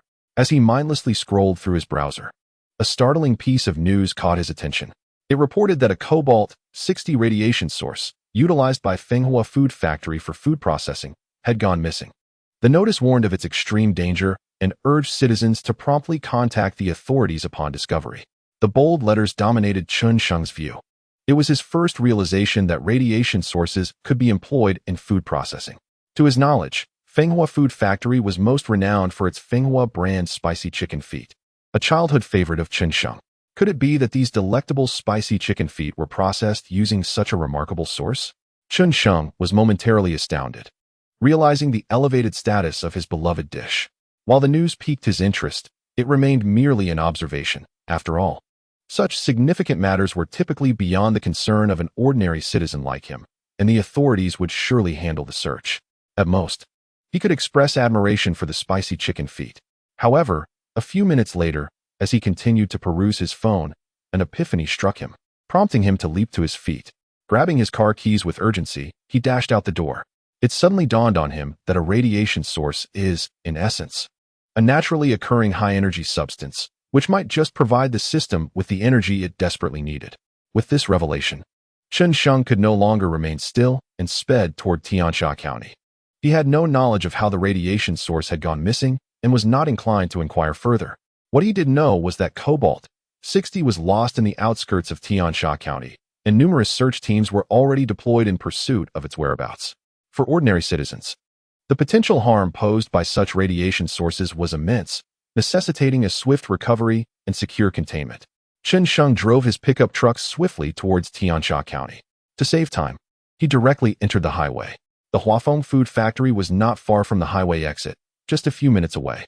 As he sped along, Chen Sheng finally arrived at Tiansha County. Suddenly, he received a phone call. Checking his phone, he saw it was Zhao Xian calling. "Brother Sheng, would you like to come to Tiansha County for a visit?" Zhao Xian inquired. "I am currently in Tiansha County, but I have some matters to attend to, so I will come find you later." At this moment, locating the energy source was of utmost importance to Chen Sheng. He naturally would not pursue other distractions. Hearing Chen Sheng's words, Zhao Xian expressed a hint of disappointment and replied, "Why does everyone have something to attend to? My mother and the others are in a hurry today as well. They mentioned something about a lost radiation source in the Dabi Mountains." Zhao Xian's words brought Chen Sheng a surge of joy. It turned out to be in the Dabi Mountains. Initially, Chen Sheng had assumed it would be near the Huafeng Food Factory, but he hadn't anticipated it would be in the Dabi Mountains. The Dabi Mountains, the tallest in Tiansha County, spanned across Dafeng and Tiansha counties, forming a vast mountain range. Finding a small radiation source within such a large expanse would indeed prove challenging. Moreover, the Dabi Mountains and Huafeng Food Factory were located on opposite sides of Tiansha County, quite a distance apart. If Chen Sheng had foolishly searched near the Huafeng Food Factory, he would have exhausted himself without success. Fortunately, before he began, he received Zhao Xian's message, sparing him the unnecessary detour. "Xian, I happen to be heading to the Dabi Mountains. I'll treat you to a feast later," Chen Sheng stated before abruptly ending the call and racing towards the Dabi Mountains. Zhao Xian, hearing Chen Sheng's enthusiastic response, felt somewhat perplexed. Why was Brother Sheng suddenly so excited? Chen Sheng had no time to explain to Zhao Xian. His sole focus was on locating the radiation source to determine whether it could augment the system's energy points. Whether the radiation source could indeed enhance the system's energy points was crucial for signing a contract with Chongqing Steel Plant and for rapidly upgrading the system's level. Such significant matters naturally filled Chen Sheng with urgency. Thus, the most important task for him was to hasten to the Dabi Mountains and find the energy source. With a roar, the pickup truck revved up, and Chen Sheng sped towards the Dabi Mountains. Meanwhile, within the Dabi Mountains, Tang Xiaoyan and several county officials glared angrily at the director of Chongqing Food Factory, standing not far away. Were it not for their positions as leaders, they would have already berated the director. They could hardly fathom that this director would lend out cobalt-60 for a mere sum of money. Such an act bordered on criminality. Should anyone suffer harm due to the cobalt-60, the repercussions would also weigh heavily on their shoulders. Therefore, to swiftly locate the cobalt-60, they assembled a large number of personnel to conduct a thorough search of the Dabi Mountains. Chapter 83. At the foot of the mountain, the Dabi Mountains are indeed vast. And despite the large number of people searching, they are unable to locate the trace of cobalt-60, particularly in certain areas of the Dabi Mountains, where human footprints are seldom seen. Access is almost impossible for the average person, thereby exacerbating the difficulty of the search. As time slowly passes, the county leaders grow increasingly anxious. The longer the search drags on, the greater the possibility of unforeseen incidents. Should something untoward occur, the consequences would be dire. By the time Chen Sheng arrives, the search team is still scouring the mountainside, yet they have not ventured deep into the Debi Mountains.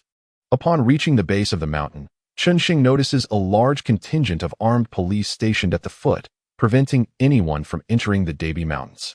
This sight causes Chen Sheng to furrow his brow. If entry is prohibited, it poses a significant dilemma. Having just arrived at the Debi Mountains, Chen Sheng had already activated the system's detection function, but no trace of cobalt-60 had been found. Thus, it is essential to enter the mountains if there is any hope of discovering it. However, the presence of so many armed police makes it evident that gaining access will be challenging. This unforeseen circumstance is quite vexatious for Chen Sheng. He decides to attempt entry into the mountains, and, should that fail, he will seek alternative routes. Halt! Entry into the Debi Mountains is currently prohibited. Comes the authoritative voice of the police. As anticipated, Chen Sheng finds that he cannot enter through the main path. The armed police have effectively blocked his way. I have urgent business in the Debi Mountains. Could you make an exception? Chen Sheng inquires. Regrettably, there are hazardous elements within the Debi Mountains. An entry is not permitted at this time. The police reply, unwavering in their duty. Their stance is understandable. Should Chen Sheng encounter any misfortune upon entering, the responsibility would fall squarely upon them. Realizing that he cannot proceed along this route, Chen Sheng understands he must devise another plan. Abandonment is not an option. Since entry is not feasible, he resolves to seek another path, as the sooner he can enter the Debi Mountains, the greater his chances of finding cobalt-60. Just as Chen Sheng prepares to turn and search for an alternative route, a familiar figure appears in his line of sight. Sheng, what brings you here? Tang Xiaoyan exclaims in surprise. Aunt Tang, you are here as well. I have urgent matters concerning the Debi Mountains. Chen Sheng had initially intended to enter stealthily. But now that he has been spotted by Tang Xiaoyan, he cannot pretend otherwise and must greet her. What urgent matters do you have in the Debi Mountains? There are issues currently preventing entry. Tang Xiaoyan inquires with curiosity. Chen Sheng, of course, cannot reveal that he is searching for cobalt-60, so he responds vaguely. I heard there is a herb in the Debi Mountains that can alleviate back pain, and I came to investigate. Such is the case. You may proceed, but exercise caution. Should you encounter any anomalies, report them promptly. Tang Xiaoyan harbored no doubts regarding Chen Sheng's rationale. In the realm of folk wisdom, numerous remedies exist, some yielding remarkably effective results. Thus, Chen Sheng's justification remains credible. As for Chen Sheng's venture into the mountains in search of cobalt-60, such a notion never crossed Tang Xiaoyan's mind. After all, any rational individual would naturally steer clear of such radioactive sources, who would actively seek them out. Chapter 84. The Abandoned Black Mine. Initially, Chen Sheng had contemplated an alternative route. However, he unexpectedly found a glimmer of hope. Since Tang Xiaoyan had sanctioned his entry, Chen Sheng naturally chose not to complicate matters. He halted the vehicle and re-entered the Debi Mountains. This time, the armed police did not impede Chen Sheng's passage, allowing him to venture into the mountains freely. The leaders accompanying Tang Xiaoyan were initially curious about Chen Sheng's identity, but it soon became apparent to some that this was the very individual who had rescued several leaders during the coal mine incident. Consequently, the leaders could no longer maintain their aloof demeanor and approached Chen Sheng with cordiality. After all, he had saved a significant portion of their leadership. Even without a notable status, they could not afford to overlook him. After exchanging pleasantries with the leaders, Chen Sheng made his way on foot into the heart of the Debi Mountains. The mountains of Guizhou province are typically not overly rugged, though they may pose challenges for the average person. However, for Chen Sheng, traversing them was akin to walking on level ground. As he ventured deeper, he soon found himself in the depths of the Debi Mountains. Throughout this journey, Chen Sheng kept the system's scanning function activated, yet he found no trace of cobalt-60. The primary scanning function extends 5 kilometers outward and can penetrate 1 kilometer underground. In terms of search capabilities, Chen Sheng alone could rival hundreds or even more.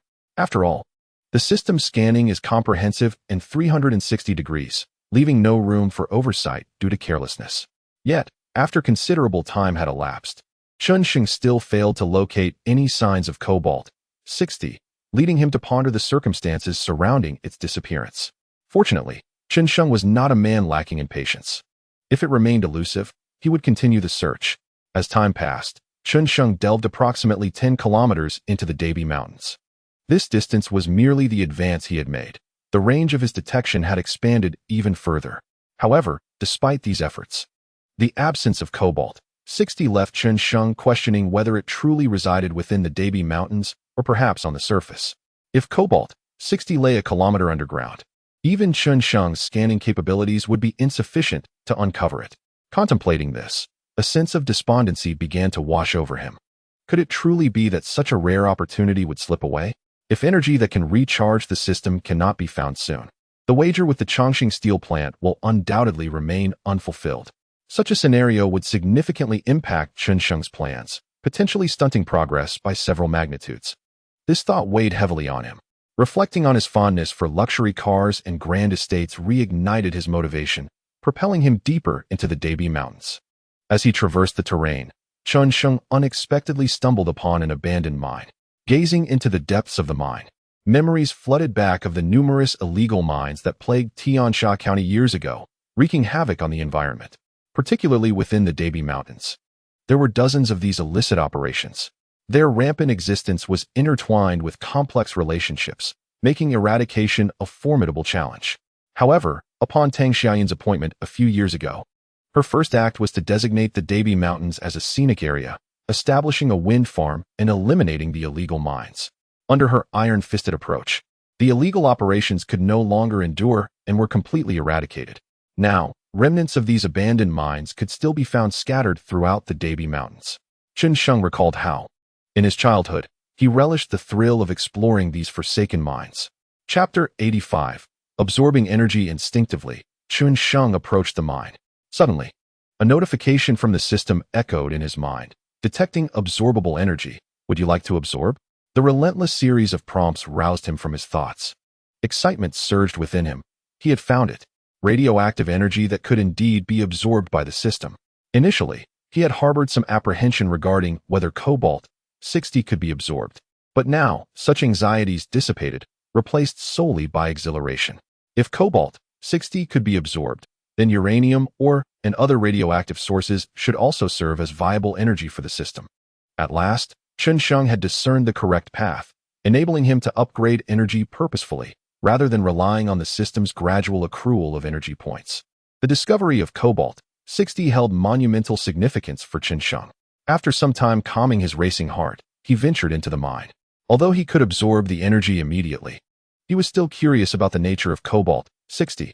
Taking out his phone, he activated the flashlight feature and slowly made his way into the mine. Observing the dim light from his phone, he mused that it was time for an upgrade. Once he had the means, he would purchase a new phone, perhaps an iPhone 6.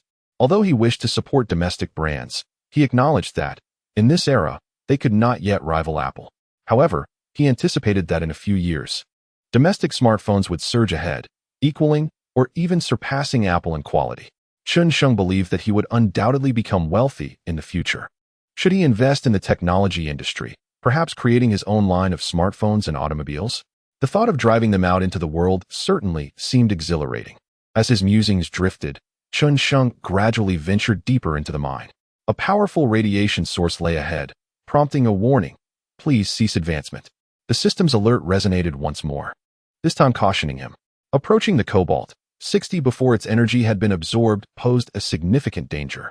Upon hearing the system's prompt, Chen halted, refraining from any attempts to proceed further. Life is singular, and Chen was inherently cautious. He would never recklessly confront danger as those audacious individuals might. Pausing, he relied on the dim light and his enhanced vision, finally catching sight of the cobalt-60 in the darkness. It resembled a glittering crystal. To the untrained eye, it appeared innocuous.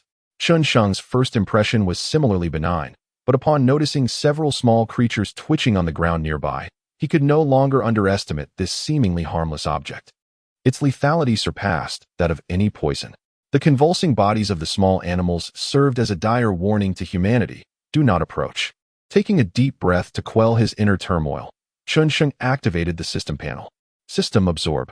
Following his command, an invisible wave emanated from his being, and upon contact with the cobalt-60, the system's energy began to rise. 6, 7, 8, 9, 10, 11. The energy points, which had been nearly depleted, began to gradually increase.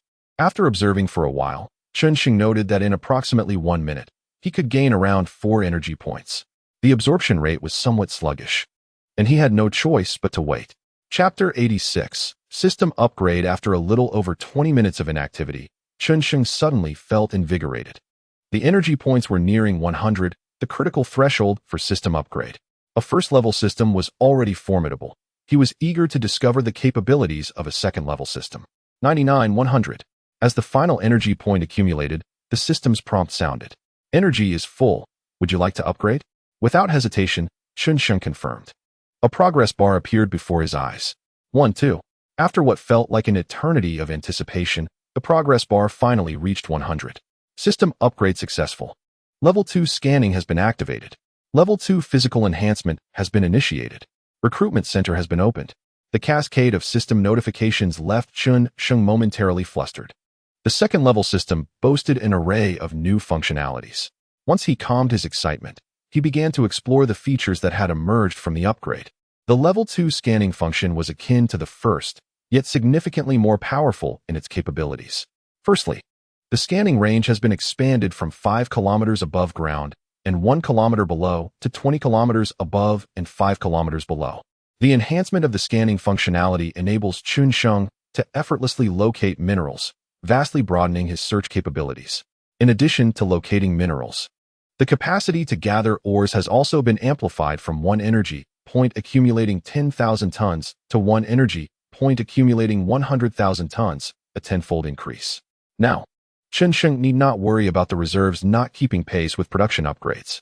Even in the absence of energy to absorb, he can rely on the secondary system's daily increase of 2 energy points to amass 200,000 tons of minerals.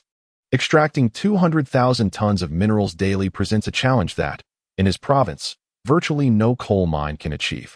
Moreover, on a global scale, few coal mines can boast such a daily yield. However, if Chen Mu were to spearhead the development, it is certain that future production could exceed 200,000 tons. The largest coal field in the world is the Appalachian coalfield, with an annual output surpassing 400 million tons and a daily yield exceeding 100,000 tons. This is the benchmark Chen Mu aspires to surpass, with hopes of transforming the Tianyuan coal mine into the largest coal field globally. This endeavor is indeed arduous, but with the support of the system, there is a promising opportunity to realize this ambition. Aside from the scanning function, Chen Mu has also experienced the body enhancement feature. As for the talent recruitment center, he has an inkling of its functions. Nevertheless, now is not the time for delving into new features that can wait until later. Following the system upgrade, the energy points reset to 0, necessitating further energy absorption. As long as the energy points are sufficient, the recent difficulties posed by Lin Chu and Liang Wang will be trivial. Chen Mu eagerly anticipates witnessing their expressions once the exploration concludes. Once again, he activates the system to absorb energy. After the upgrade, the rate of energy absorption has significantly improved, now allowing him to absorb 8 energy points per minute. Furthermore, the upper limit of energy points has risen to 1,000. However, Chen Mu is not entirely pleased, as this indicates that upgrading to a level 3 system will require 1,000 energy points. If 100 points are so challenging to amass, when will he ever gather 1,000? Chen Mu believes he must seek an opportunity to explore for uranium mines. It remains uncertain whether unrefined natural ores can yield energy points. This question can only be addressed in the future. For now, the priority is to resolve the immediate matters at hand. Chapter 87. Reporting location in anxious anticipation. Over 40 minutes have elapsed. The system energy has once again reached over 300 points, and Chen Mu fantasizes about potentially reaching level 3 in a single leap. However, the outcome is disappointingly clear. When the energy points reach 376, the system can no longer absorb any further energy. Although he has not achieved level 3, Chen Mu feels quite satisfied. With 376 energy points amounting to 37.6 million tons of minerals, that is more than sufficient. If so many mines were truly gathered together, at the current extraction rate of Tianyuan coal mine, it would take a considerable amount of time to deplete them. Once the energy is fully absorbed, it would be time to depart. However, Chen Mu gazed with concern at the nearby cobalt, 60, pondering whether he should inform Tang Xiaoyun of his discovery. Initially, Chen Sheng intended to slip away after absorbing the energy without drawing attention to himself.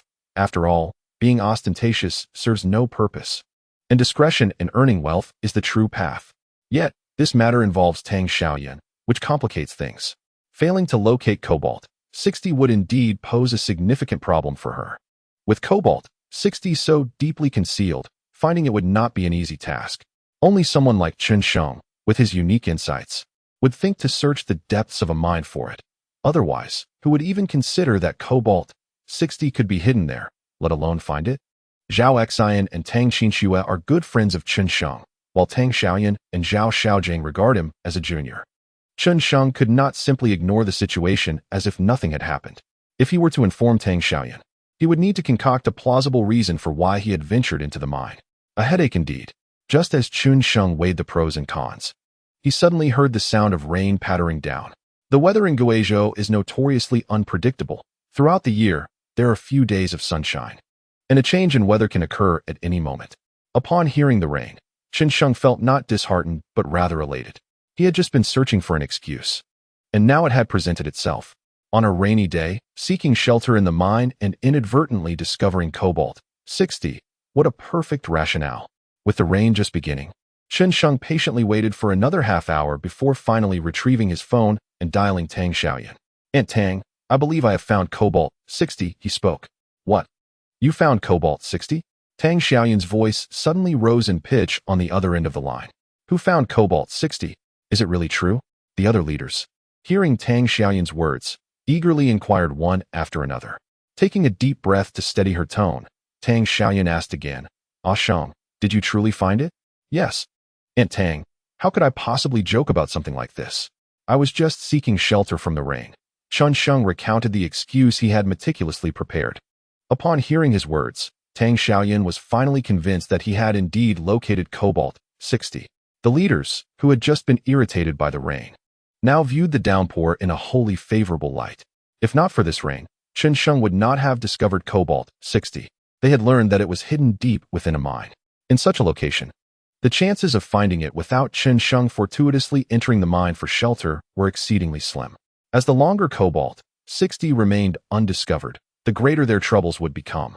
"Ah Sheng, please send me the location. We will head over immediately." "Do not touch the Cobalt 60, Tang Xiaoyan instructed Chen Sheng. After hanging up the phone and receiving the location sent by Chen Sheng, the leaders could no longer afford to seek shelter from the rain. They ventured directly into the downpour towards the mine where Chen Sheng was located. At this moment, locating Cobalt 60 was of utmost importance. Chapter 88. The alarm. They held no doubts regarding Chen Sheng's reasoning. Although the situation seemed rather suspicious, they merely acknowledged Chen Sheng's good fortune. After all, who could have anticipated that Chen Sheng possessed a system? Inside the cave, Chen Sheng sat somewhat bored at the entrance, awaiting the arrival of Tang Xiaoyan and others. As he gazed at the rain outside, his boredom prompted him to activate the system and commence scanning the vicinity. The results of this scan startled him considerably. Nearby, there lay a mine, specifically a remarkably rich iron ore deposit. Iron ore is primarily categorized into three types: magnetite, hematite, and limonite. Among these, hematite is the most commonly found. However, the iron ore identified within Chen Sheng's scanning range was magnetite, the finest quality of iron ore, theoretically boasting a maximum grade of 724. Of course, while these iron ores might be abundant, their grade was not particularly high. High-quality iron ores are scarce in Huagua, with most of them still reliant on imports. Yet, Chen Sheng was unconcerned. As long as the quantity of iron ore was substantial, with the support of the system, he regarded it all as high-quality iron ore. The iron ore detected was not situated in the Debi Mountains, but rather in a place nearby known as Songshan. Songshan is of modest elevation and is largely uninhabited. According to Chen Sheng's knowledge, there existed a small iron mine on Songshan, though it appeared to have been inactive for quite some time. This prompted Chen Sheng to contemplate whether it might be possible to acquire that small mine. Of course, that would not be feasible at the moment. Currently, he had no funds at his disposal. He would wait until the contract with the Chongqing steel plant was finalized before pursuing such an endeavor. Half an hour later, the rain continued to pour, and numerous small dark figures emerged within Chen Sheng's line of sight. The mountain path was treacherous, and the rain only compounded the difficulty of movement. After more than half an hour, The nearest search personnel finally arrived at the abandoned mine where Chen Sheng was located. "Hello, are you the one who discovered Cobalt-60? They regarded Chen Sheng with respect. After all, someone capable of directly contacting their superior could hardly be an ordinary individual. Unlike those who had previously disregarded Chen Sheng and attempted to claim credit, such behavior did not manifest here. Cobalt-60 is located not far from this mine. I discovered it while seeking shelter from the rain," Chen Sheng explained. Upon hearing his words, the expressions of several researchers turned serious as they retrieved protective gear from a large box, fully arming themselves before following Chen Sheng into the mine. Several high-powered lighting devices led the way as Chen Sheng guided them deeper into the tunnel. Before long, they arrived at the location of Cobalt-60. A researcher took out a radiation detection device and slowly approached the Cobalt-60 source. Beep, beep, beep. As Chen Sheng approached the Cobalt-60 source, the detector emitted a piercing alarm, highlighting the severity of the radiation.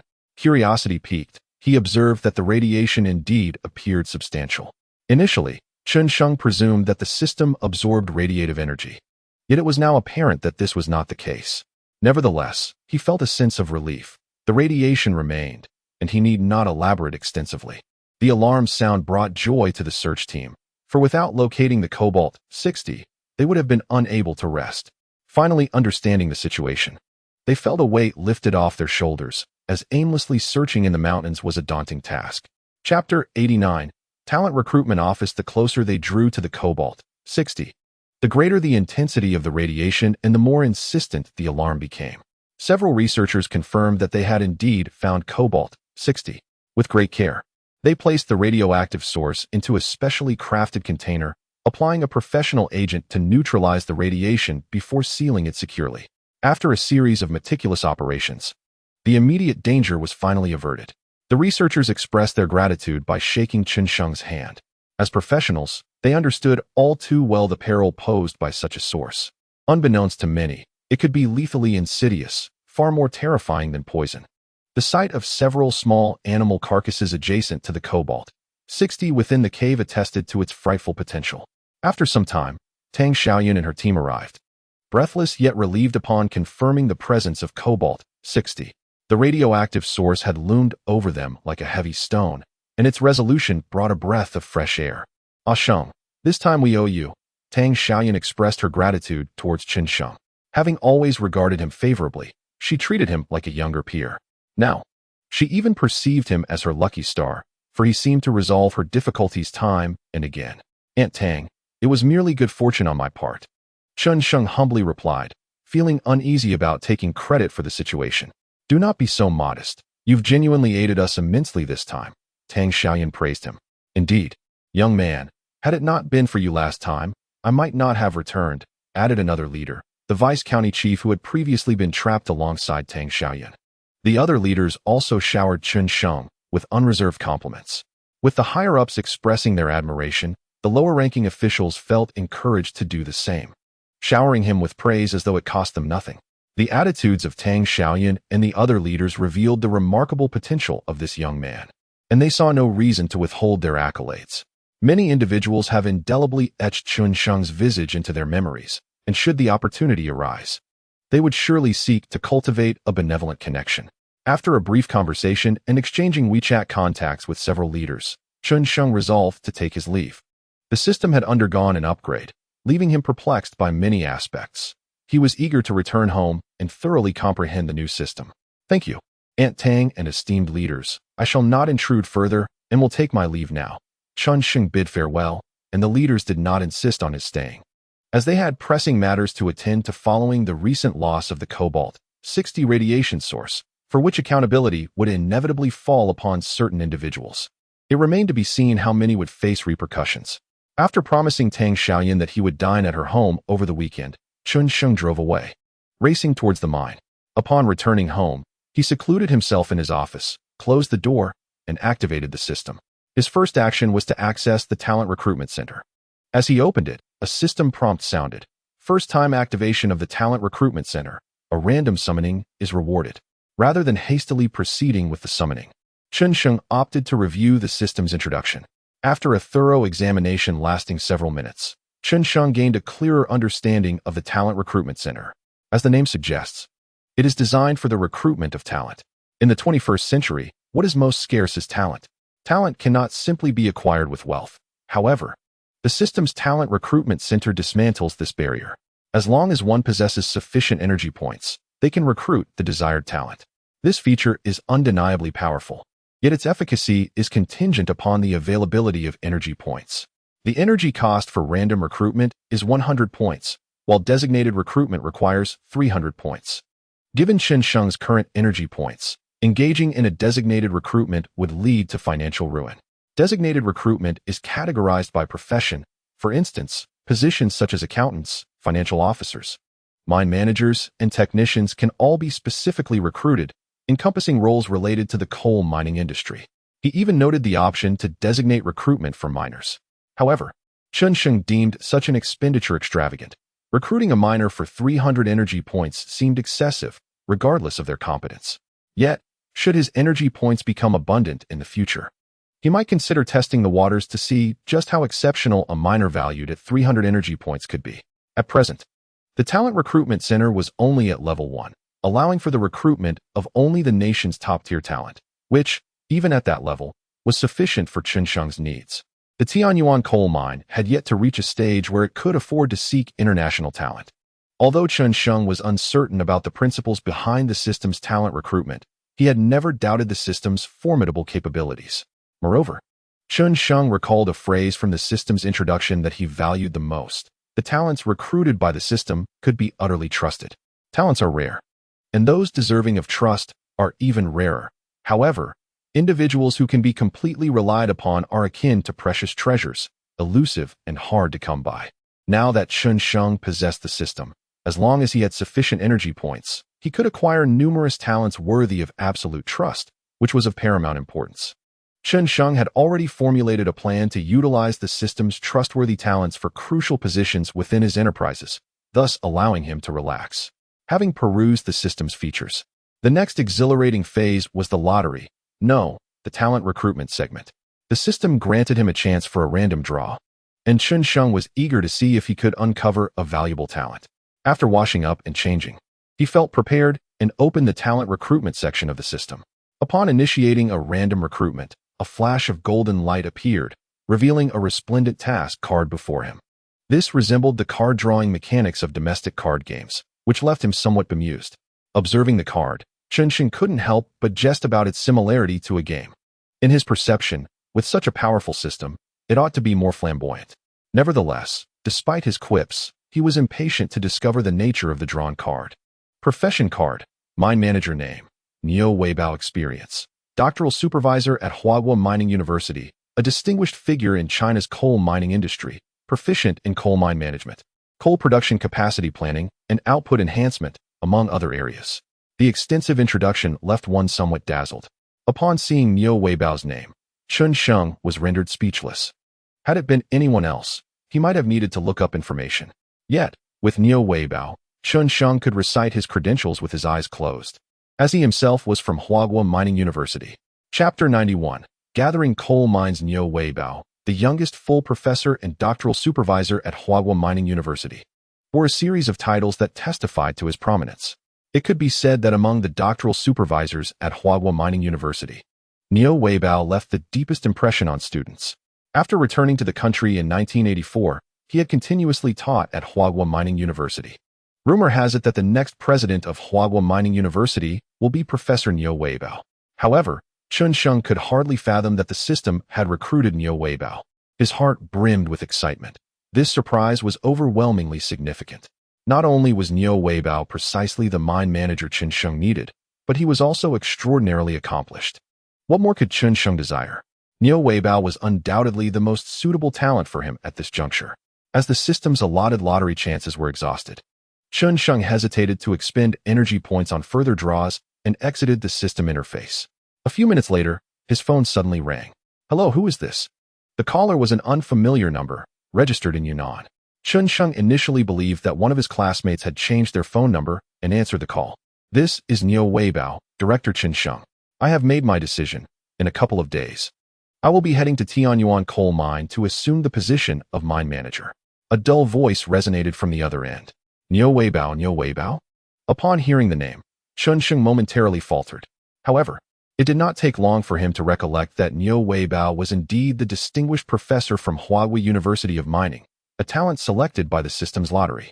Chen Mu had initially presumed that, no matter how impressive the system was, it would require some time for preparation.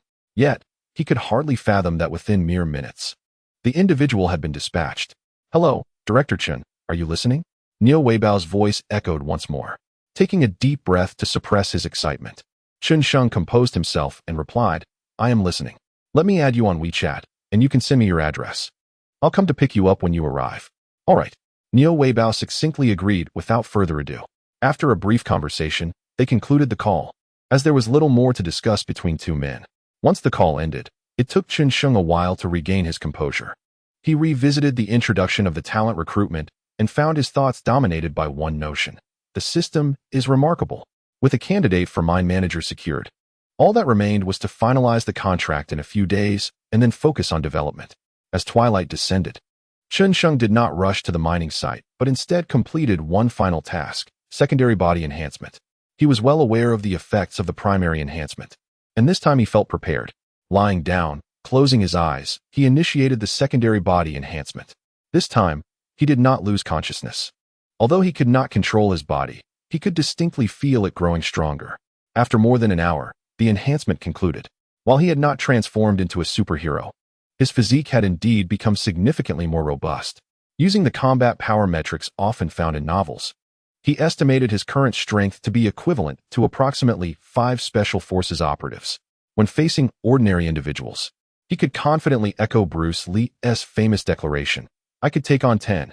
Rising from his bed, he practiced a few sets of punches, familiarizing himself with his newfound strength before sinking into a deep slumber. At dawn the next day, Chen Mu drove to the small hill situated between Tianyuan Coal Mine and Yuanshu Coal Mine, activating the scanning function.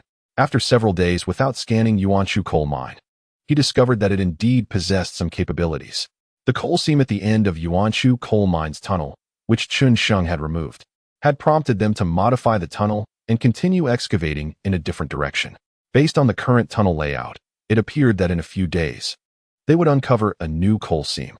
However, now that Chen Mu had resolved to take action, he would certainly have no further dealings with Yuanshu Coal Mine. He would not forget Lin Chu's repeated attempts to undermine him.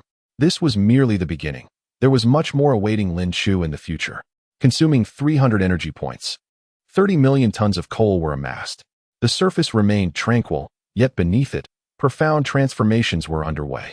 The original coal mine had been nearly exhausted by Chen Mu's relentless excavations. Henceforth, regardless of which direction the original coal mine ventured, not a single particle of coal could be found. Chapter 92. The arrival of Niu Weibao. The original coal mine was essentially doomed, unless resources were repurchased. However, even if new resources were acquired, the outcome would not be substantial. The nearby coal deposits had been largely depleted by Chen Mu. Where could he procure more? The only remaining option was to seek new coal mines far from Chen Mu's reach. Yet, acquiring a new coal mine proved to be no simple task.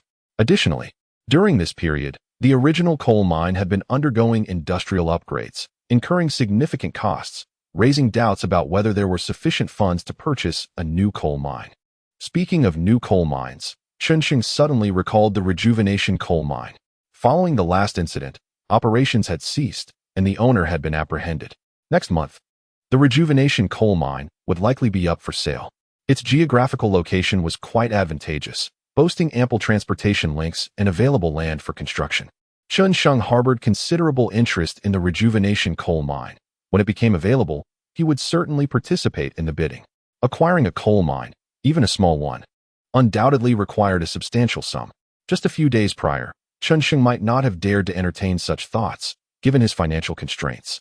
However, in a few days, once the contract was signed, he would possess the necessary funds. Money emboldens a man. With tens of millions or even billions at stake, Chen Mu felt increasingly confident. Thanks to the system's capabilities, the accumulation of coal occurred almost instantaneously.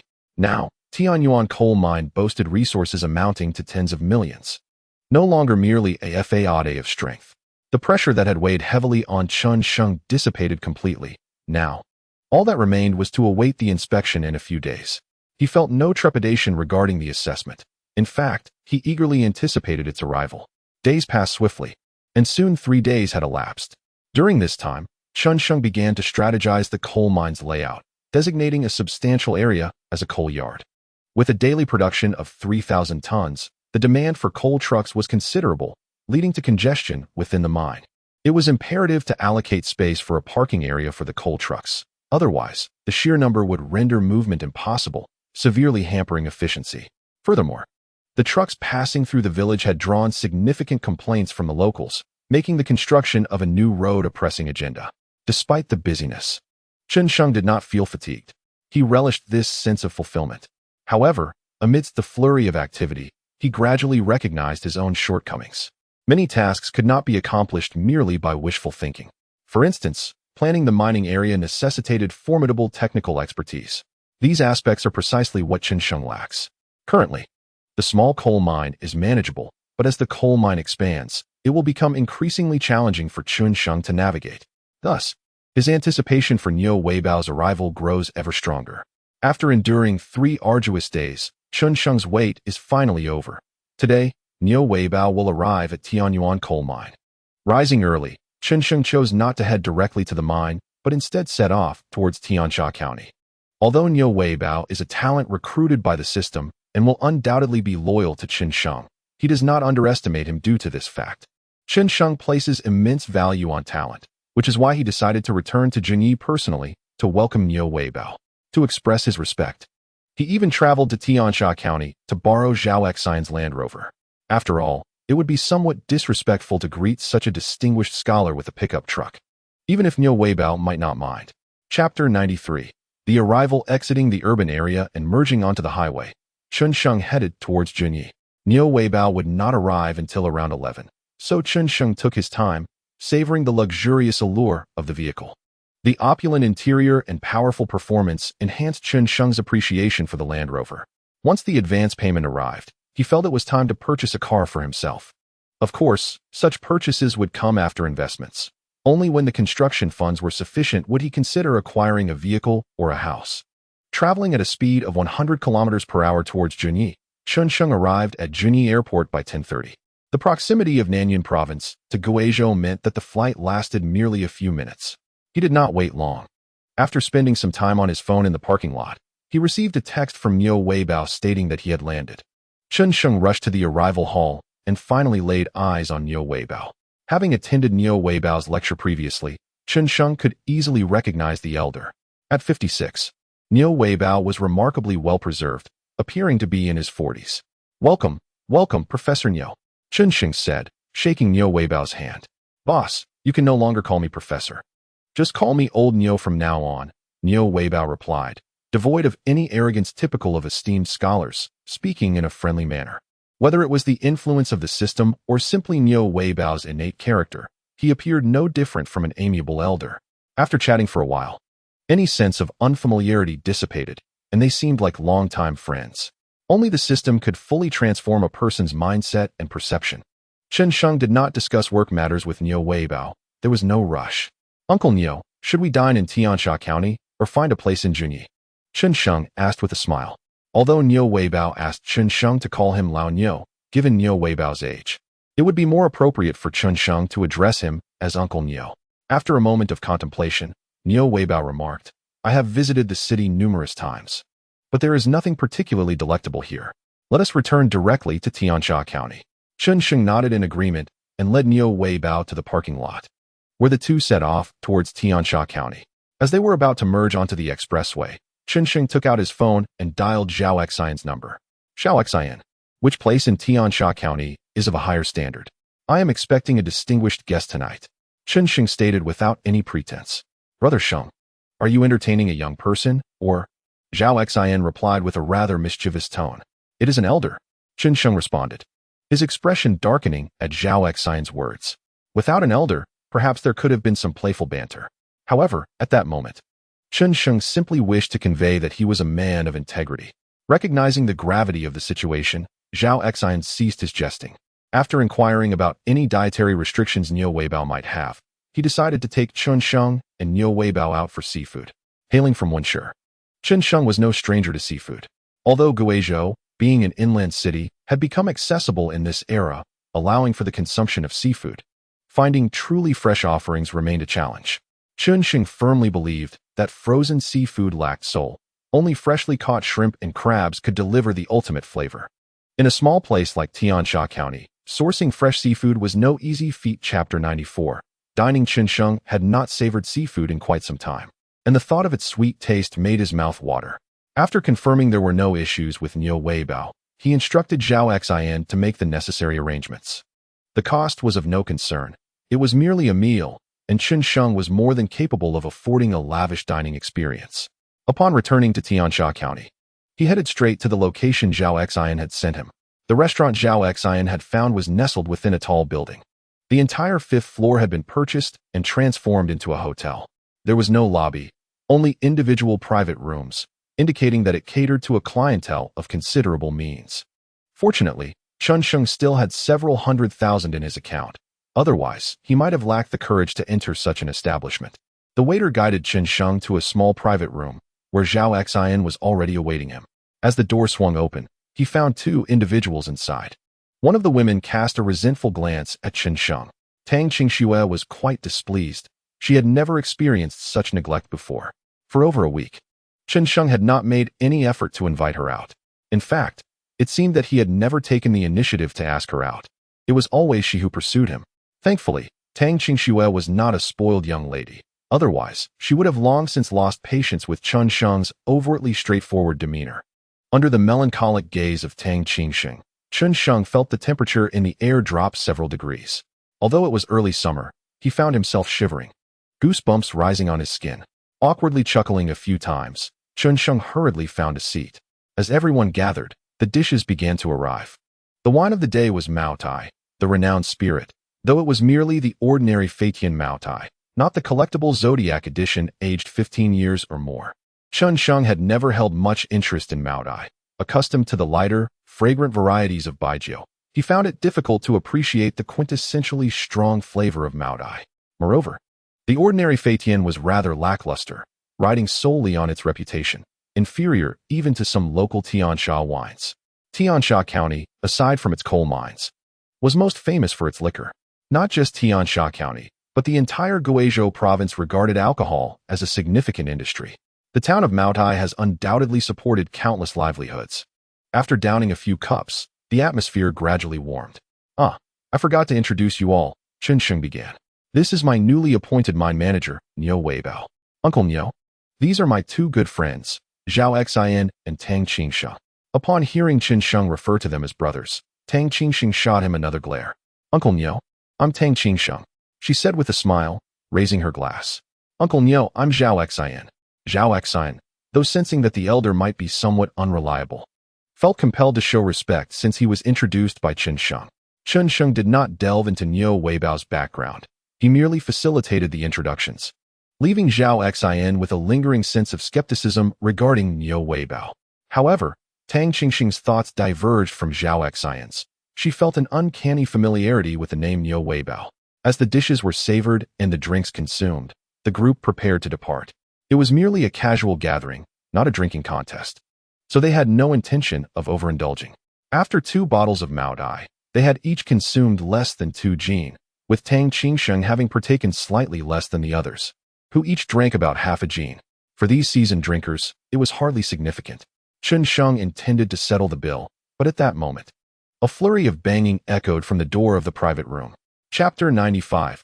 Feeding the duck. The knocking grew increasingly frantic until, suddenly, the door burst open, and a drunken figure stumbled into the room.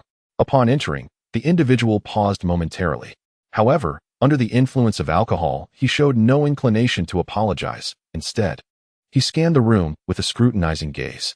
When his eyes fell upon Tang Qingxing, a spark of interest flickered within them. Ignoring Chen and the others entirely, the inebriated man approached Tang Qingxing directly. Beautiful lady, would you care to join us in our room for a drink? The boss of the Southwest Group is here as well, he boasted with an air of arrogance. The drunken antics of the ruffian darkened Zhao Xian's countenance. In his own territory, someone dared to flirt with his sister right before his eyes. This was intolerable. However, Before Zhao Xian could take action, another individual intervened. Chen Sheng approached Tang Qingxue, seizing the hand of the drunken man that was reaching for her. "You are inebriated. I believe it is time for you to regain your senses," Chen Sheng stated with an icy demeanor. The once jovial expression on the drunkard's face immediately soured into one of rage. "Kid, let me go," he barked, straining against Chen Sheng's grip. Yet, even in his intoxicated state, he was no match for Chen Sheng, who had undergone secondary physical enhancement. He was as defenseless as a fledgling chick. Chen Sheng was not averse to trouble, but he also had no desire to invite it. The ruffian's behavior incensed him. With a gentle yet forceful tug, he yanked the drunkard away as if he were a mere rag doll. "If you remain inebriated, allow me to assist you," Chen Sheng declared as he reached for the teapot on the table and doused the ruffian's head with scalding tea. The searing liquid elicited a howl of agony from the drunkard. "Do you have any idea who I am? I am with the Southwest Group. Dare to touch me, and you'll regret it."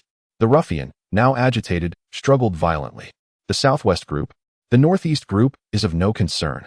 Chen Sheng continued his relentless assault, pouring every last drop of tea over the drunkard before seizing him by the neck and tossing him out the door. At this point, the ruffian had regained his senses.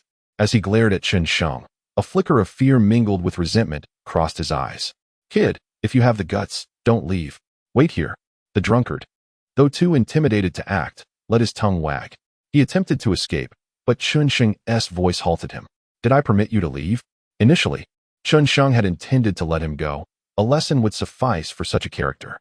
Yet, the drunken man dared to issue a threat, prompting Chen Sheng to reconsider. It was preferable to resolve the trouble now rather than face the repercussions later. "What do you intend to do?" The ruffian trembled at Chen Sheng's words and made a bid for flight, only to have a hand seize his neck, pulling him back. "Fear not. Allow me to treat you to some tea," Chen Sheng proclaimed as he poured the remnants of the soup from the dining table into a bowl, then advanced to force the bowl toward the ruffian's mouth. Faced with the impending deluge, the drunkard's bravado evaporated. "I was wrong. Let me go. I swear I won't do it again." The ruffian's pleas fell on deaf ears, for it was too late. Chen Sheng pinched the drunkard's cheeks with force, prying his mouth open. He then proceeded to pour the concoction into the ruffian's mouth. The scene resembled that of a rural farmer fattening a duck by stuffing food into its beak. The only distinction being that a human possesses awareness while a duck does not. Chapter 96. The Southwest Group. A bowl of soup was poured into the mouth of the inebriated man, every last drop. This scene sent a chill down Zhao Xian's spine. He would rather endure a beating than be subjected to such treatment. It was not merely a physical torment, but a psychological one as well. However, witnessing the drunkard's plight brought Zhao Xian a sense of satisfaction. Chen Sheng released his grip, causing the drunkard to collapse to the ground, where he finally succumbed to his nausea and vomited profusely. Even when there was nothing left to expel, the drunkard continued to heave. That bowl of soup had transformed into a nightmare for him, likely rendering him unable to consume even a sip of broth in the future. After delivering this lesson to the inebriate, Chen Sheng felt a modicum of his anger dissipate. Just as Chen Sheng intended to drag the drunkard out of the private room, a throng of people surged into the space, blocking the entrance completely. "What is the meaning of this?" queried a man who exuded an air of authority. "Chairman, you have finally arrived." Upon seeing this figure, the drunkard could no longer contain his emotions and burst into tears. The chairman's face displayed clear disdain, yet he could not allow his subordinates to be bullied without consequence. "I would like to know where you are from and why you have mistreated my people. Shouldn't you provide me with an explanation?" The chairman gestured, and one of his underlings promptly fetched a stool for him to sit upon. The chairman radiated an aura of someone who had long held a position of power, a presence that few could withstand. Yet, in this setting, who among them was merely an ordinary person? Zhao Xian and Tang Qingxue, both hailing from prestigious families, could easily intimidate these individuals with their lineage. As for Niu Weibao, a businessman worth billions, he was accustomed to dealing with those of similar wealth. The least affluent among them was perhaps Chen Sheng, but he was a man endowed with a system that enhanced his capabilities. "I believe there is nothing to explain. Your man barged in here and caused trouble. We were merely imparting a lesson in civility," Chen Sheng boldly asserted, unperturbed.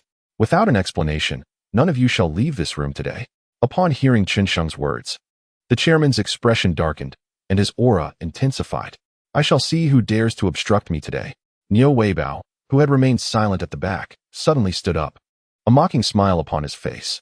"And who might you be?" Repeatedly contradicted, Li Hui, as the chairman of the Southwest Group, was accustomed to flattery, and his temper flared. However, upon recognizing Niu Weibao's face, Li Hui's words faltered, as if he had been grasped by the throat. It was not that he felt his remarks were excessive. Rather, he had identified the speaker. As the chairman of the Southwest Group, he had attended numerous coal mine conferences, and while Li Hui held a respectable status, he was not particularly prominent among the attendees. Yet, the man before him was indeed a significant figure among the elite. Both individuals are entrenched within the coal mining industry. And for Niu Weibo, expanding the Southwest Group requires minimal effort. As this realization dawned upon Li Hui, a cold sweat began to form on his brow. He silently lamented, utterly taken aback that such a formidable figure would manifest here. Tiansha County is his stronghold, and Li Hui, accustomed to arrogance, never anticipated encountering such an insurmountable obstacle today. As he pondered, his thoughts inevitably turned to the instigator, the drunkard. Were it not for the drunkard, he would never have found himself at odds with Niu Weibo. Chapter 97. The face-changing of Sichuan opera. The drunkard remained oblivious to the unsettling atmosphere, still reveling in the fact that Chen Sheng and Niu Weibo were disregarding Li Hui. He dared not seek revenge against Chen Sheng on his own. Instead, he was counting on Li Hui to exact vengeance for him. Now that this goal was nearing fruition, how could the drunkard not feel exhilarated? As he contemplated this, a smile crept across his face. Li Hui, troubled and frowning, could hardly believe that the instigator dared to smile. He could no longer contain himself. With a resounding slap, he struck the drunkard's face, leaving the latter sprawled on the ground, even worse off than before. "Why did you hit me, Chairman?" The drunkard gazed at Li Hui in disbelief. He had anticipated Li Hui would assist him in seeking retribution, but instead, he was caught off guard by the sudden assault, having been completely unprepared for such an outcome. The unexpected turn of events left the drunkard in shock. After delivering the slap, Li Hui turned back, his fury evaporated, replaced by a broad smile. "I have long instructed my subordinates that humility is essential." His audacity warranted such punishment. Li Hui appeared humble, shedding any semblance of his previous arrogance. Had it not been for Chen Sheng and the others witnessing Li Hui's earlier demeanor, they would never have believed him capable of such hubris. The swiftness of his transformation rivaled that of a Sichuan opera face-changer. Indeed, Yunnan, Guizhou, and Sichuan are akin to one family. Li Hui had mastered the art of changing faces. The sudden shift in Li Hui's demeanor left many perplexed, especially regarding the catalyst for this transformation, Niu Weibo. They understood well that the sole reason for Li Hui's rapid change was a single remark from Niu Weibo. What kind of powerhouse was this man who could so easily provoke such a transformation in Li Hui? Only Chen Sheng possessed any insight into Niu Weibo. Chen Sheng found nothing peculiar. Given Niu Weibo's status and connections, it would be relatively simple for him to deal with Li Hui. After all, how many in the coal mining sector operate without a hint of corruption? The average person lacks the standing to confront them, while those who do possess that standing can act with remarkable ease. Where does the immense consumption of coal each year originate? The bulk of it lies in cultivating interpersonal relationships. Yet, none of this held any relevance for Chen Sheng. With a systematic safeguard in place, Chen Sheng conducts his affairs with utmost integrity, necessitating no compromise on his part. In the future, it is others who will seek his favor, rather than him pursuing theirs. Li Wei's abrupt change of demeanor left Zhao Xian quite displeased. Just as an opportunity presented itself, Zhao, the esteemed young master, had yet to showcase his prowess, only to be subdued by another, which deeply irked him. In an effort to assert his presence, Zhao Xian, despite Li Wei's capitulation, remarked, "You, Li Wei, are truly impressive. I am quite curious if I might be able to exit this private room." His words drew the attention of others in the room. Previously, all focus had been directed towards Chen Sheng, neglecting the other notable figures present. Now, as attention shifted back, it became evident that the most inconspicuous individual was indeed Chen Sheng. The rest were prominent figures. They had inadvertently overlooked the other dignitaries, fixating solely on Chen Sheng. Upon redirecting their focus, they realized the room was filled with formidable personalities. Chapter 98. Apology. The moment Li Wei laid eyes on Zhao Xian, his mind erupted in disbelief. Not only had Li Wei recognized Zhao, but other high-ranking officials from the southwestern region also acknowledged him. As the foremost young master of Tiansha County, Who among those familiar with the area was unaware of his reputation? This recognition incited a collective glare from the high-ranking officials towards the drunken man. Were it not for him, they would not find themselves in such a precarious situation. As the group remained momentarily stunned, Li Wei suddenly surged forward, delivering a powerful kick to the drunkard, sending him sliding several meters across the floor. Once the drunken man regained his breath, he let out another lament. After dealing with the drunkard, Li Wei turned to Chen Sheng and, in a formal manner, bowed respectfully, stating, "Young brother, this time it is our fault, and we are willing to offer compensation." In a brief span, Li Wei discerned that Chen Sheng was indeed the nucleus of this gathering. All present had congregated because of him, and Li Wei was profoundly curious about Chen Sheng's identity, pondering when such a figure had emerged in Tiansha County. Yet, now was not the moment for such musings. Li Wei, with resolve, proceeded to apologize. After addressing Chen Sheng, he turned to Niu Weibo and Zhao Xian, saying, "Professor Niu, young Master Zhao, we regret the disturbance and accept our punishment." Acknowledging the situation, Li Wei displayed a willingness to accept the consequences. He preferred to apologize rather than confront. Such a flexible attitude marked him as a formidable leader. However, Niu Weibo and Zhao Xian did not accept Li Wei's apology outright. Instead, they looked to Chen Sheng, indicating that the decision rested with him. Chen Sheng harbored no particular fondness for Li Wei, yet he did not feel significant animosity either. The drunkard deserved his punishment. But Li Wei could be seen as a leader willing to stand up for his subordinates. He had erred, but his transgressions were not unforgivable. If one were to truly engage in a fierce confrontation, perhaps Niu Weibo and Zhao Xian could bring about the demise of Li Wei, albeit at a considerable cost. However, such actions do not stem from Chen Sheng's own capabilities. He does not wish to derive satisfaction from vengeance through the hands of others. Should revenge be necessary, Chen Sheng would take matters into his own hands. Since Li Wei has issued an apology, and there exists no insurmountable enmity, Chen Sheng has no intention of pursuing the matter further. Take your people and leave. Drag along any drunken fools. Chen Sheng waved his hand and stated. Upon hearing Chen Sheng's words, the members of the Southwest group collectively exhaled in relief. If Chen Sheng had truly sought retaliation, it would undoubtedly have been a calamity for the Southwest group. Fortunately, Chen Sheng accepted the apology. His magnanimity significantly enhanced the regard in which the members of the Southwest group held him. He is indeed a figure of merit, worthy of befriending. The conflict seemed to have been resolved, avoiding any further escalation. The hotel staff also breathed a sigh of relief. They could not afford to offend either side, and any ensuing trouble would implicate them as well. This outcome was the most favorable. My young friend, I sincerely apologize for the incident. Next time, allow me to host and properly express our contrition. Li Wei's demeanor was exceedingly cordial, devoid of any arrogance. He retrieved a golden business card from his bag and handed it to Chen Sheng with both hands. Chen Sheng did not refuse and accepted the card. As he gazed at the gilded card in his hand, a singular thought crossed Chen Sheng's mind. Those in the coal mining industry are indeed ostentatious nouveau riches. The card bore merely a name and a phone number, yet it was crafted from gilded material. Extravagance, indeed, sheer extravagance. Nevertheless, Chen Sheng found himself intrigued by the prospect of indulging in such opulence. The card astonished onlookers, evoking a sense of admiration. Chapter 99. The investigation of Li Wei's such lavishness had no bearing on Chen Sheng's current circumstances. Even if he were to partake in such extravagance, it would only be once he possessed a gold mine of his own. Creating a business card from one's own gold signifies true luxury, while utilizing purchased gold for such a purpose diminishes one's prestige in the eyes of a formidable mining magnate. Accepting the card symbolized the acceptance of their mutual grievances, establishing a nascent acquaintance. The nature of their future rapport would depend on how both parties chose to interact henceforth. Despite some initial turbulence, the meal culminated in a satisfactory conclusion. Upon learning of Niu Weibo's identity from Chen Sheng, Zhao Xian gazed at Niu Weibo with admiration. In Zhao Xian's perspective, such an accomplished individual surpassed his own status as a privileged second-generation heir. Zhao Xian was acutely aware of his position. He was merely a beneficiary of his family's legacy and never considered himself particularly remarkable.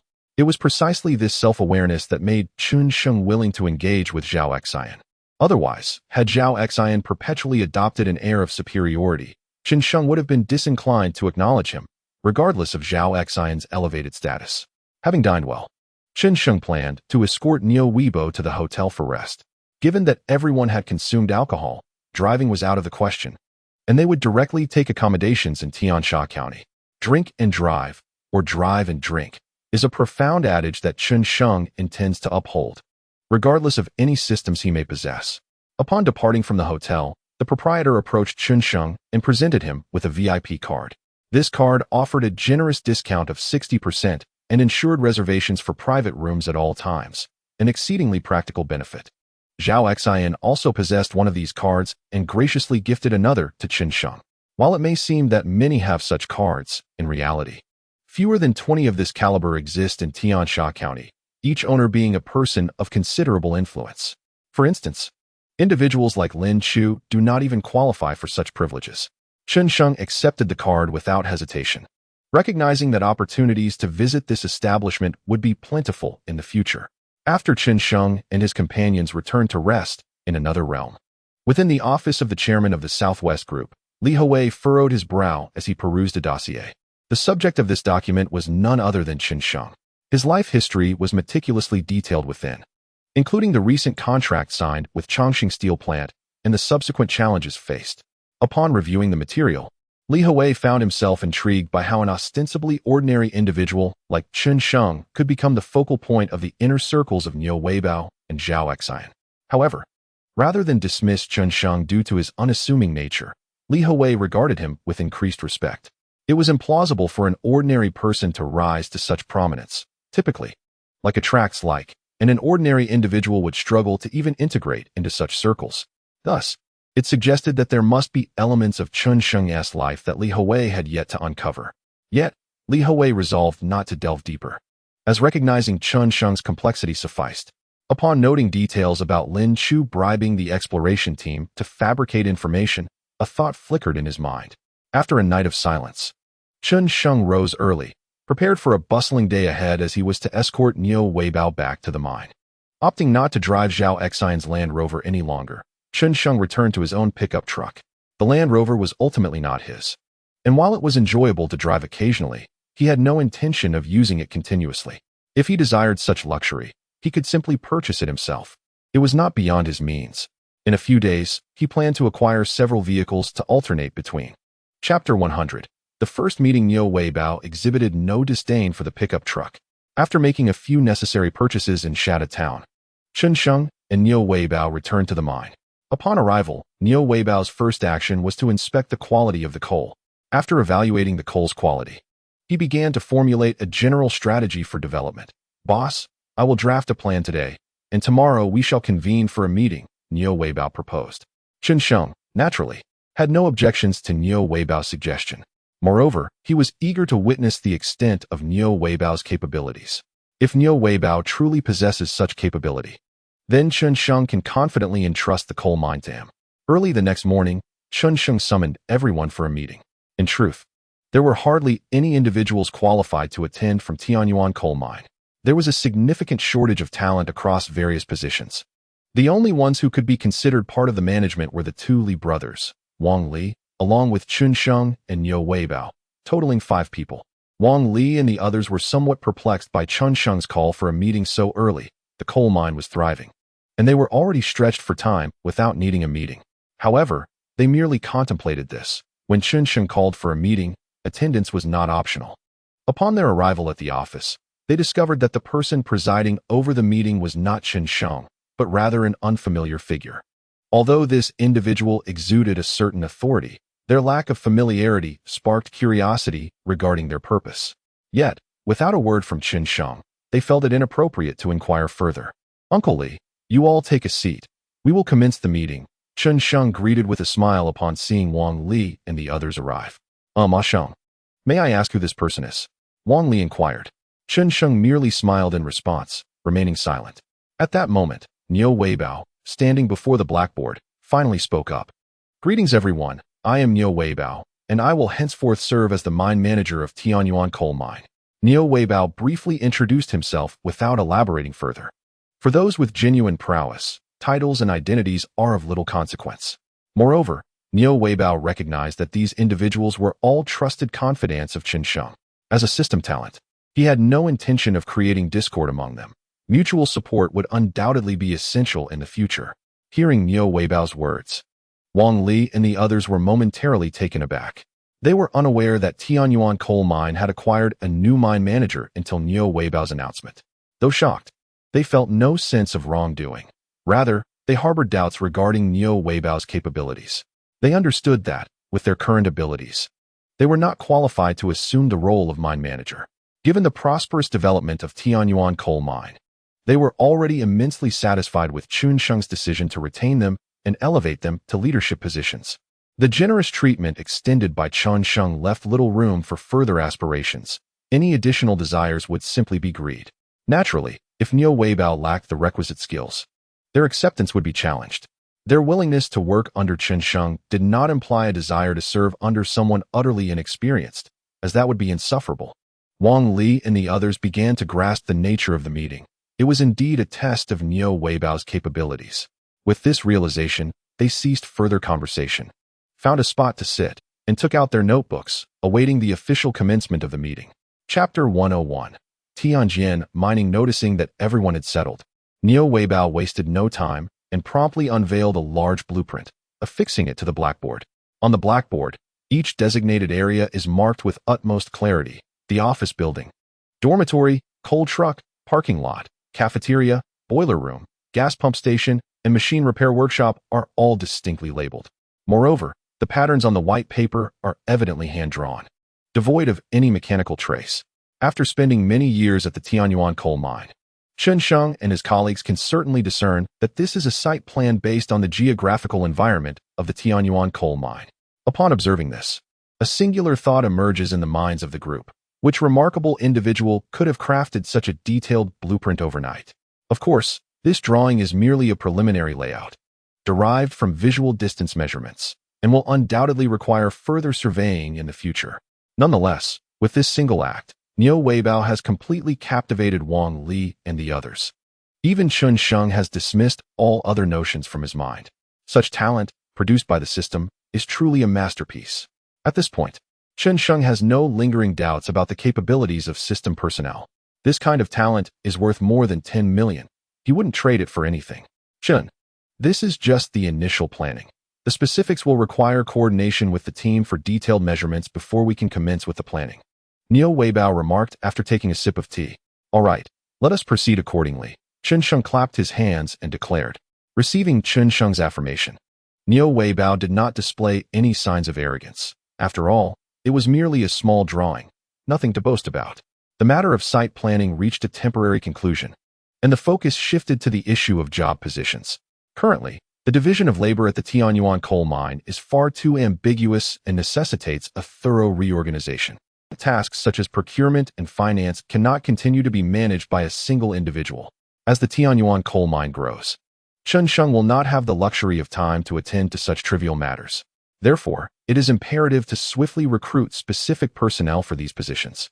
In the vicinity of Tiansha County, many coal mines entrust financial and procurement tasks to close family members.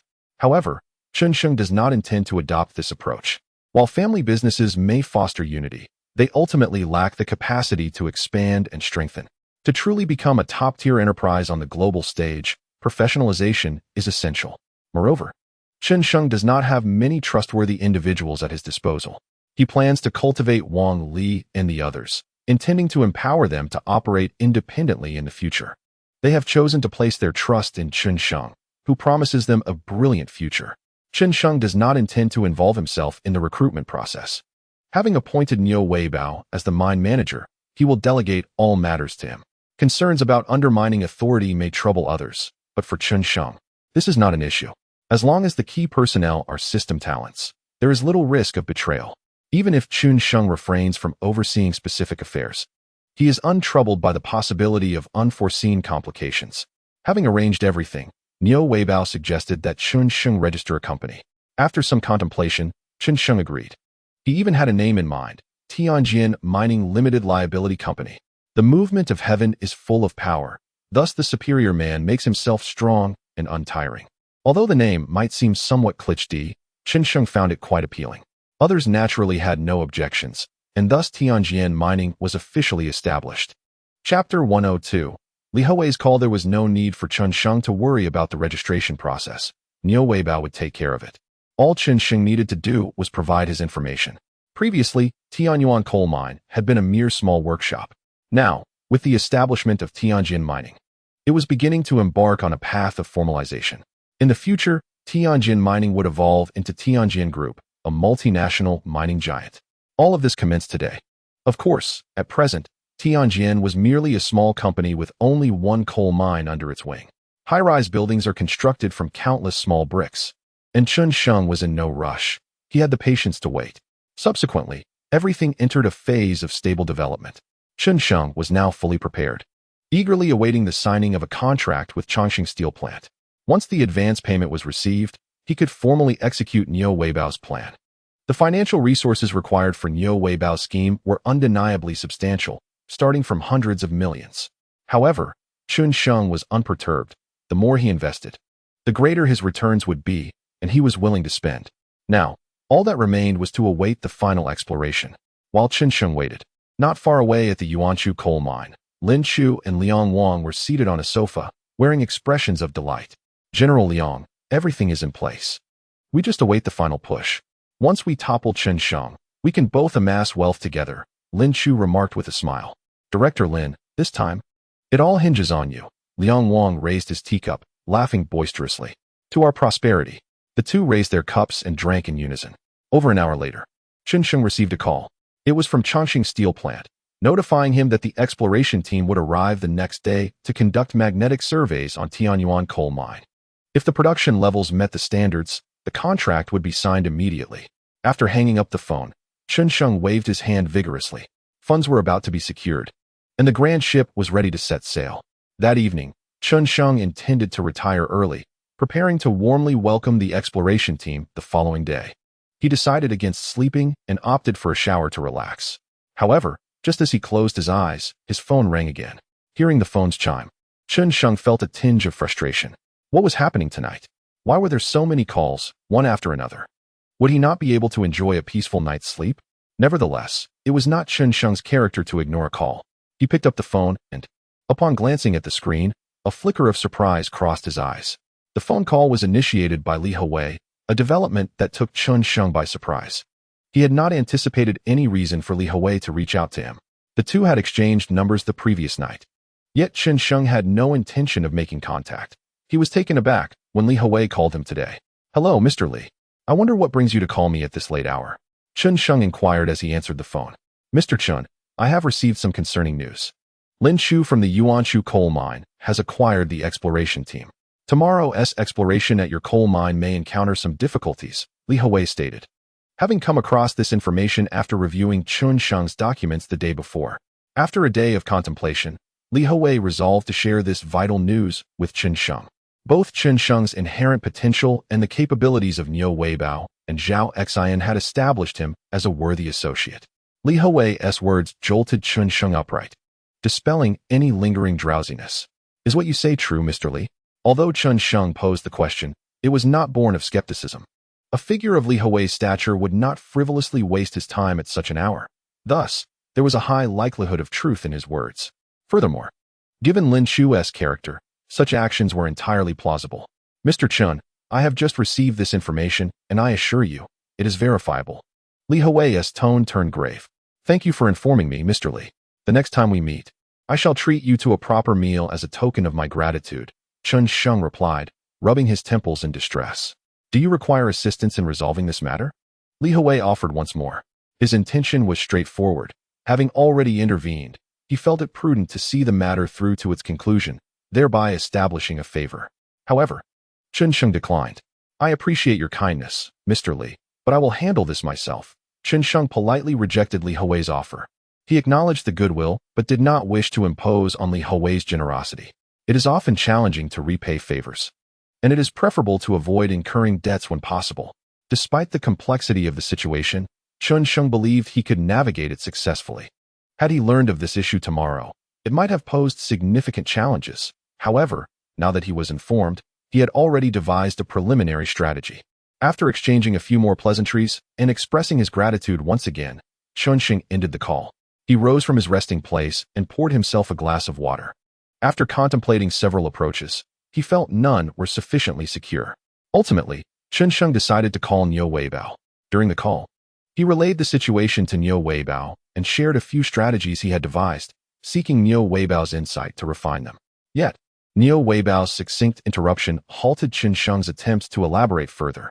"The director of the Provincial Exploration Bureau is my former student," Niu Weibao stated lightly. In that instant, Chen Sheng was left with only one thought. Impressive, Niu. Having an elder at home is akin to possessing a treasure. This adage holds true.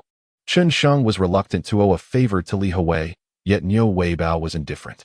For Niu Weibao was a talent of the system, a true ally. Chen did not anticipate that the matter would be resolved so effortlessly. With his worries dissipated, Chen Sheng could finally enjoy a restful slumber. Awakening early the following day, he prepared breakfast and called Wang Shulian and Chun Qianqian to join him. Afterward, Chen Sheng made his way to Tianyuan coal mine. He arrived quite early, and after an hour had elapsed, a convoy finally reached the site. This convoy belonged to Chongqing Steel Plant, representing a contract worth billions. Despite the formidable strength of Chongqing Steel Plant, they regarded this matter with utmost seriousness. A significant contingent from the procurement and legal departments, alongside various high-ranking officials, had come to finalize the contract after today's exploration. Chen Sheng guided everyone to the conference room and poured tea for his guests. Now, they awaited the arrival of the exploration team. Speaking of the exploration team, Chen Sheng recalled Li Hui's words from the previous night and exchanged a questioning glance with Niu Weibao.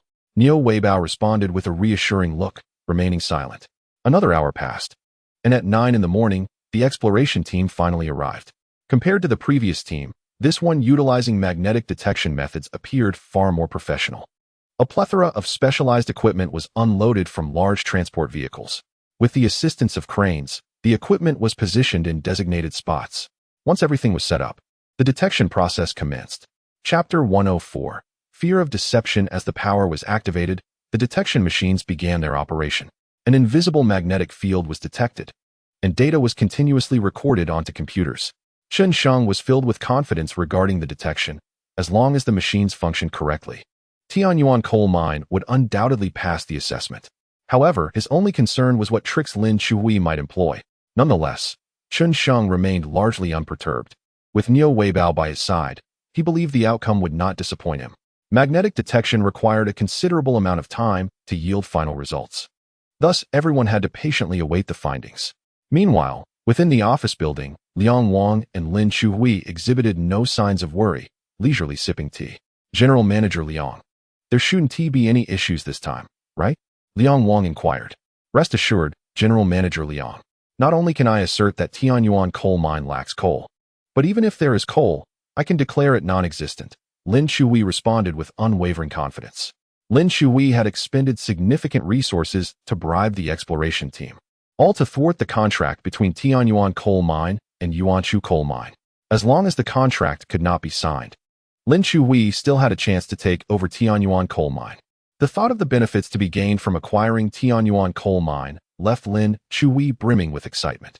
Recently, he had experienced a streak of misfortune, beginning with Chen Sheng's return and the resumption of operations at Tianyuan coal mine. Moreover, it appeared as though the coal from the original mine had vanished into thin air, as not a single fragment could be unearthed. Regardless of the exploration efforts or the digging undertaken, no coal seam was ever discovered again. Ultimately, Lin Chu relinquished the search for new coal seams, placing his final hopes solely upon the Tianyuan coal mine. Should he fail to secure the Tianyuan coal mine, his fate would undoubtedly be dire. Thus, the Tianyuan coal mine was a necessity for Lin Chu. On the other side, in the office of the exploration team, the team leader, Yang Junmin, observed the data on his computer, beads of cold sweat forming on his brow. The reason he had consented to Lin Chu's request for fabrication was that he did not believe Tianyuan coal mine would possess significant reserves. If the reserves were merely a few hundred tons, he could easily alter the data to reflect dozens of tons. If any issues were to arise, he could attribute it to machine malfunctions. Furthermore, the complexity of such detection data rendered it nearly imperceptible to those lacking expertise, eliminating concerns of exposure. However, the current data indicated that the reserves of Tianyuan coal mine were projected to exceed 40 million tons. To claim that such a figure was merely dozens of tons would be impossible to justify as a mere machine malfunction. It would imply a failure of his own judgment. This situation had surpassed Yang Juanmin's capacity for manipulation. The sum of 200,000 yuan offered by Lin Chu was insufficient to entice Yang Juanmin into taking such a substantial risk for their deceit. Despite his temptation by the sum, after careful consideration, Yang Juanmin resolved to withdraw and dialed Lin Chu's number. When Lin Chu's phone rang and he saw it was Yang Juanmin, he assumed the matter had been resolved and answered the call on speakerphone. "Hello, Xiaoyang. How is the situation? Have you sorted it out?" Lin Chu inquired cheerfully. "Lin, I'm afraid I cannot proceed with this matter." Yang Juanmin hesitated before responding. "What do you mean, Yang Juanmin? Don't think that just because you are part of the exploration team, I cannot deal with you." Lin Chu's voice escalated at Yang Juanmin's words. He mistakenly believed Yang Juanmin was attempting to raise the stakes, leading to a shift in his tone. Chapter 105. Data alteration in response to Lin Chu's demeanor. Yang Juanmin felt considerable displeasure but restrained himself to provide an explanation. After hearing Yang Juanmin's reasoning, both Lin Chu and Liang Wang fell into silence. Lin Chu could hardly fathom that the reserves of Tianyuan coal mine genuinely amounted to several million tons. Jealousy surged within him, nearly driving him to madness. Why did Tianyuan coal mine possess such abundant reserves while the original mine had yielded nothing? Jealousy contorted Lin Chu's expression, rendering it exceedingly grim. While Liang Wang's face mirrored a similar distortion, they now found themselves in a precarious position, unable to proceed or withdraw.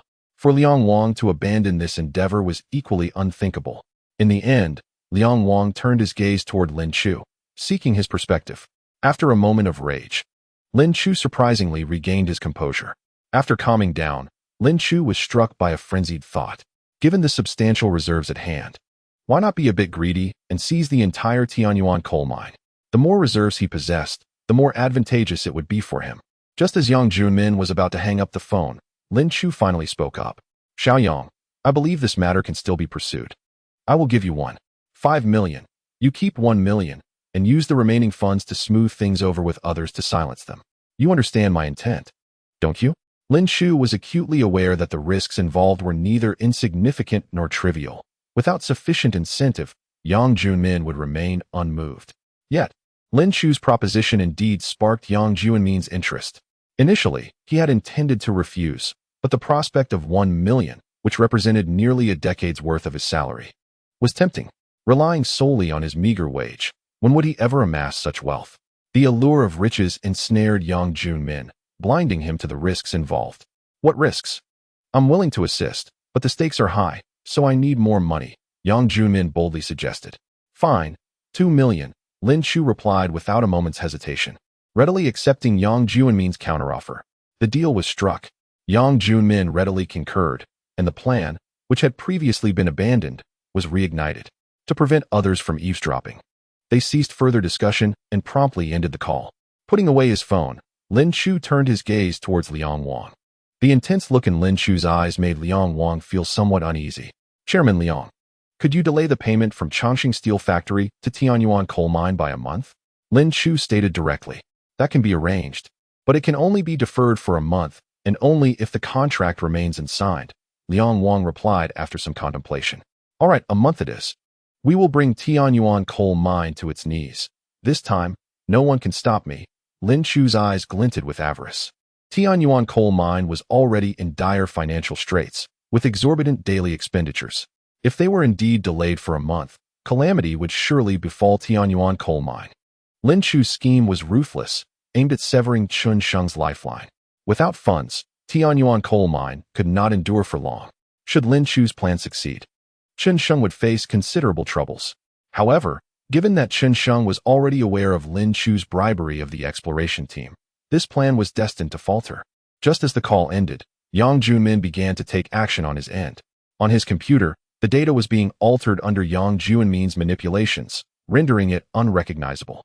Even professionals might struggle to discern the changes, though true experts would detect the discrepancies at a glance. After meticulously revising for a full half-hour, Yang Juanmin finally closed his computer with a sense of satisfaction. Although the modifications were not flawless, he felt they were remarkably refined. The Tianyuan coal mine was merely an underdeveloped small mine, and Yang Junmin had little faith in the presence of qualified professionals capable of scrutinizing the inspection data. The initial estimate of 40 million tons had been drastically revised down to a mere 400,000 tons. Yang Junmin had exerted considerable effort to secure this profit. With everything in place, he commenced his plan. First, Yang Junmin entered the conference room, holding the inspection report. The attendees were already eager, keen to ascertain the contents of the report. Among them, Zhuang He and his colleagues were quite confident about the Tianyuan coal mine. Therefore, when Yang Junmin arrived, their concern was minimal. A dozen reports were distributed, each leader receiving a copy, including Lin Chu and Liang Wang. Although Lin Chu was technically unqualified to be present at this meeting, as Liang Wang had brought him along, no one voiced any objections. They merely pretended not to notice his presence. Immediately upon receiving the inspection report, Lin Chu flipped to the results page to examine the final detection outcome. Upon seeing the figure of 400,000 tons, he felt a wave of relief wash over him. He then feigned nonchalance, leisurely perusing the report.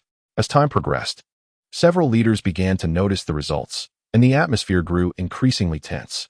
Zhuang He and factory director Guang Wei also sensed something amiss, exchanging a glance that conveyed their mutual concern.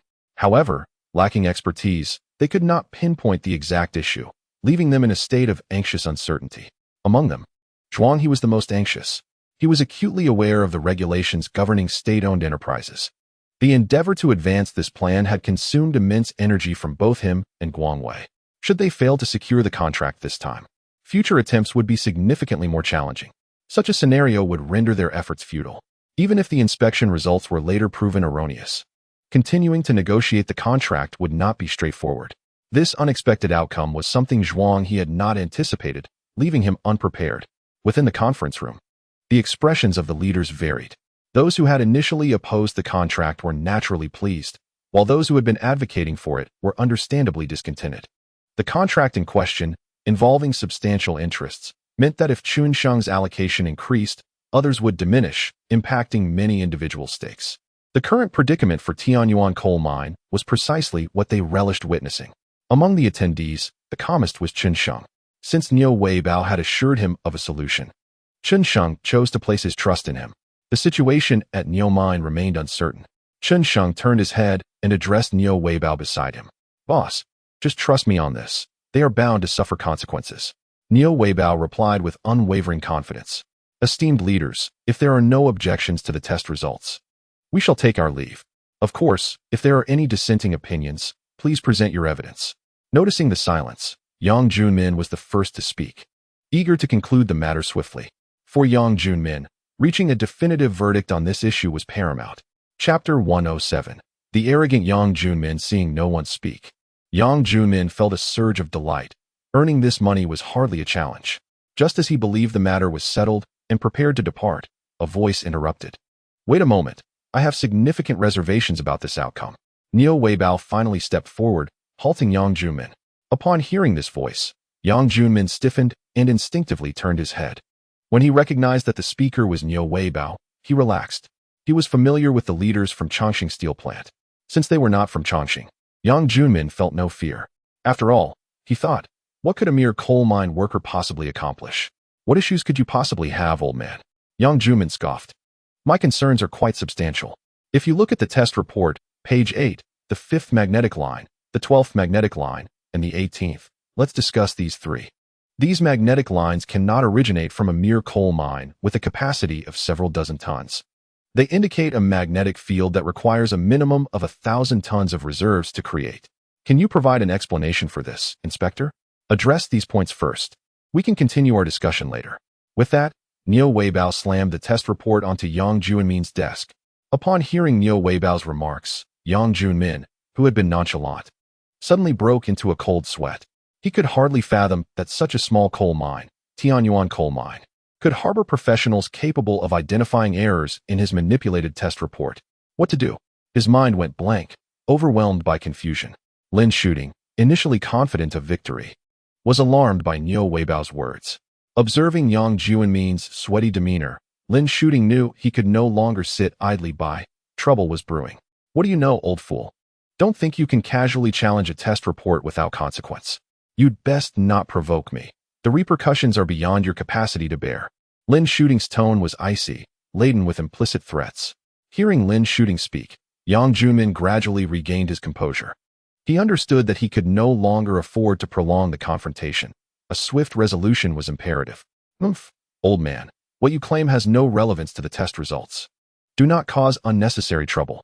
Yang Junmin retorted, outright dismissing Niu Weibao's concerns.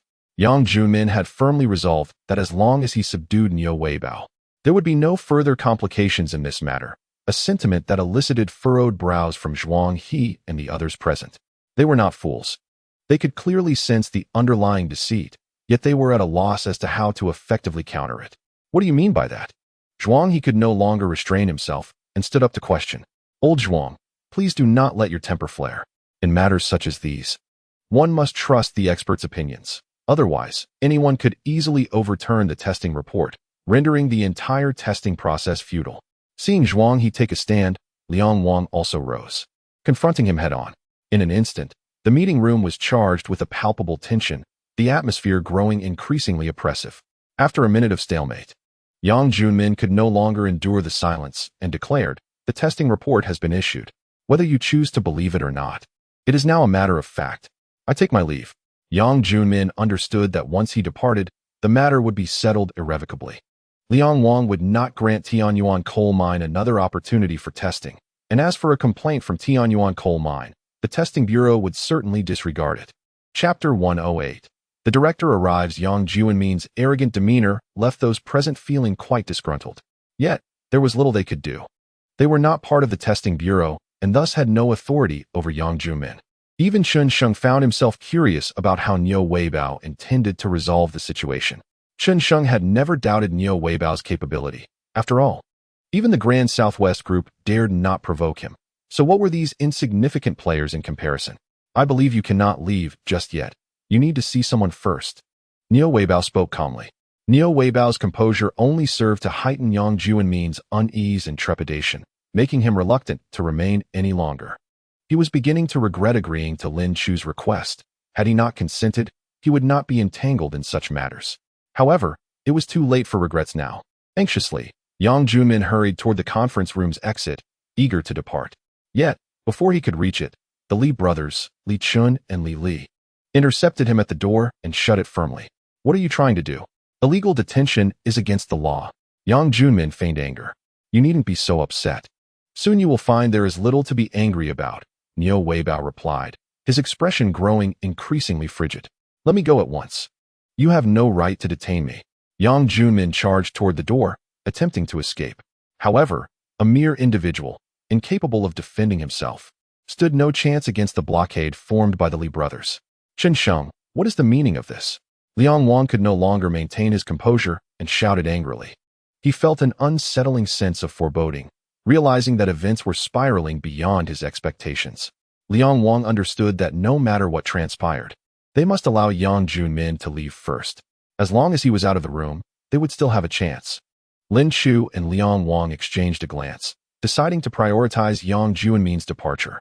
At that moment, Niu Weibao glanced at his phone and smiled, saying, "Open the door. The person we are expecting has arrived." With Niu Weibao's command, the two brothers, Li Chun and Li Li, finally ceased their obstruction and opened the grand door. Upon seeing the brothers step aside, Yang Junmin's heart soared with joy, and he eagerly rushed to pull the door wide, intent on escaping this place of turmoil. As the door swung open, a figure appeared at the threshold. Upon recognizing this individual, Yang Junmin felt his body stiffen, despite the door being wide open. He found himself unable to take a single step forward. Swallowing hard, he trembled as he spoke. "Director, what brings you here?" The man, referred to as the director, cast a cold glare at Yang Junmin and replied icily, "If I had not come, would you have completely tarnished the reputation of the inspection bureau?" At these words, Yang Junmin lost all control over his body and collapsed to the ground, utterly limp. At that moment, he remained oblivious to the fact that the situation had already unraveled. He was indeed a fool. He simply could not comprehend the significance of the Tianyuan coal mine, which had managed to summon the director of the Provincial Inspection Bureau. Ignoring the prostrate Yang Junmin, the director quickly approached Niu Weibao, his demeanor shifting to one of utmost respect as he said, "Teacher, I apologize for my tardiness." This statement left the entire assembly in stunned silence. Who was this unassuming old man that commanded such reverence from the director? Among those present, only Zhuang He, who had substantial connections in the academic realm, began to piece it together. Zhuang He had long felt that Niu Weibao appeared somewhat familiar, yet he had hesitated to confirm his suspicions. The thought of a distinguished doctoral advisor, a titan in the mineral industry, serving as the director of a small coal mine was beyond his imagination. Yet now, with the director addressing him as teacher, Zhuang He suddenly found his earlier thoughts validated. Could this be Professor Niu Weibao from Huawei University of Mining? Zhuang He inquired tentatively. Indeed, I am Niu Weibao, though I am no longer a professor. I am now the director of the mine, Niu Weibao replied with a smile. Once again, the crowd was left speechless. Although they had never met Niu Weibao in person, his reputation in the coal mining sector was well known among these prominent business figures and leaders. While some may not have been entirely familiar with him, they certainly understood that Niu Weibao was a force to be reckoned with. They began to ponder why such an eminent scholar and industry giant would take on the role of director at Tianyuan coal mine. Did the mine possess some extraordinary qualities? Or did Chen Sheng have formidable backing? Instantly, their gazes toward Chen Sheng transformed. Those who had initially intended to oppose the contract between Chongqing Steel Plant and Tianyuan coal mine reconsidered their stance, now reluctant to voice any dissent. Fortunately, Lin Chu was unaware of their thoughts. Otherwise, she would undoubtedly have unleashed a torrent of scorn. Lin Chu and Chen Sheng hail from the same place, both well acquainted with one another. What significant background could Chen Sheng possess? He is merely the owner of a coal mine on the brink of bankruptcy. Yet, in such a short span, Tianyuan coal mine has been resurrected under Chen Sheng's stewardship, flourishing and even attracting prominent figures like Niu Weibao to take on the role of mine manager. Lin Chu finds it incomprehensible, truly perplexing. This lack of understanding, however, does not diminish his jealousy and resentment towards Chen Sheng. As a matter of fact, Lin Chu and his associates are simply unfortunate. The director of the Provincial Exploration Bureau, Liu Kaming, was once a doctoral student mentored by Niu Weibao. After completing his studies, Liu Kaming returned to the province and ascended to the position of bureau director. Given his expertise in the field, to deal with a minor character like Yang Junmin, enlisting Liu Kaming is somewhat of an overreaction. However, it so happens that Niu Weibao was eager to reconnect with his former student. Upon learning of the bribery within the Exploration Bureau, Niu Weibao promptly called Liu Kaming. Upon realizing his mentor had arrived in the province, Liu Kaming immediately abandoned all his current tasks and rushed to Tianyuan coal mine.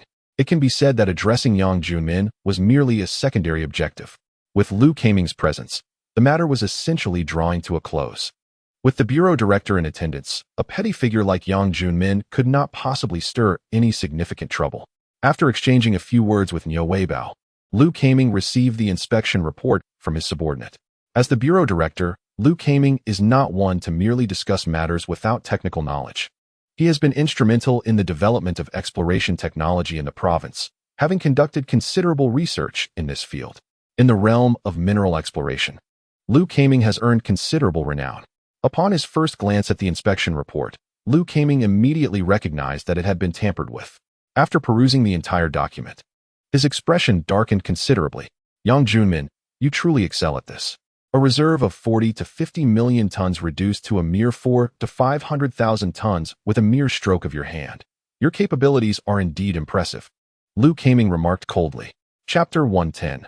Contract signing. With his superior's anger palpable, Yang Junmin finally crumbled under the pressure. This is no civil matter. Altering an inspection report constitutes a criminal offense. Had he not been discovered, the situation might have remained manageable, but now that the truth is out, imprisonment looms.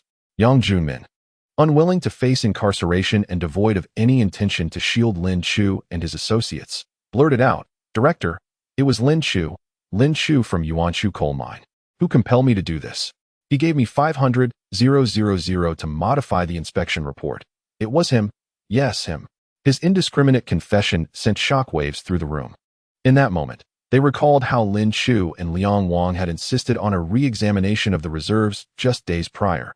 It was all part of this scheme. Upon discovering the true culprits, the crowd began to search for Lin Chu and Liang Wang. However, these two individuals had long since vanished without a trace. The moment Liu Kaming appeared, Lin Chu and Liang Wang sensed impending doom and stealthily slipped away. Nonetheless, this matter would undoubtedly not conclude so easily. Even if Chen Sheng chose not to pursue the issue, the personnel from Chongqing Steel Plant would certainly not relent in their investigation. Henceforth, there was no need for Chen Sheng to fret.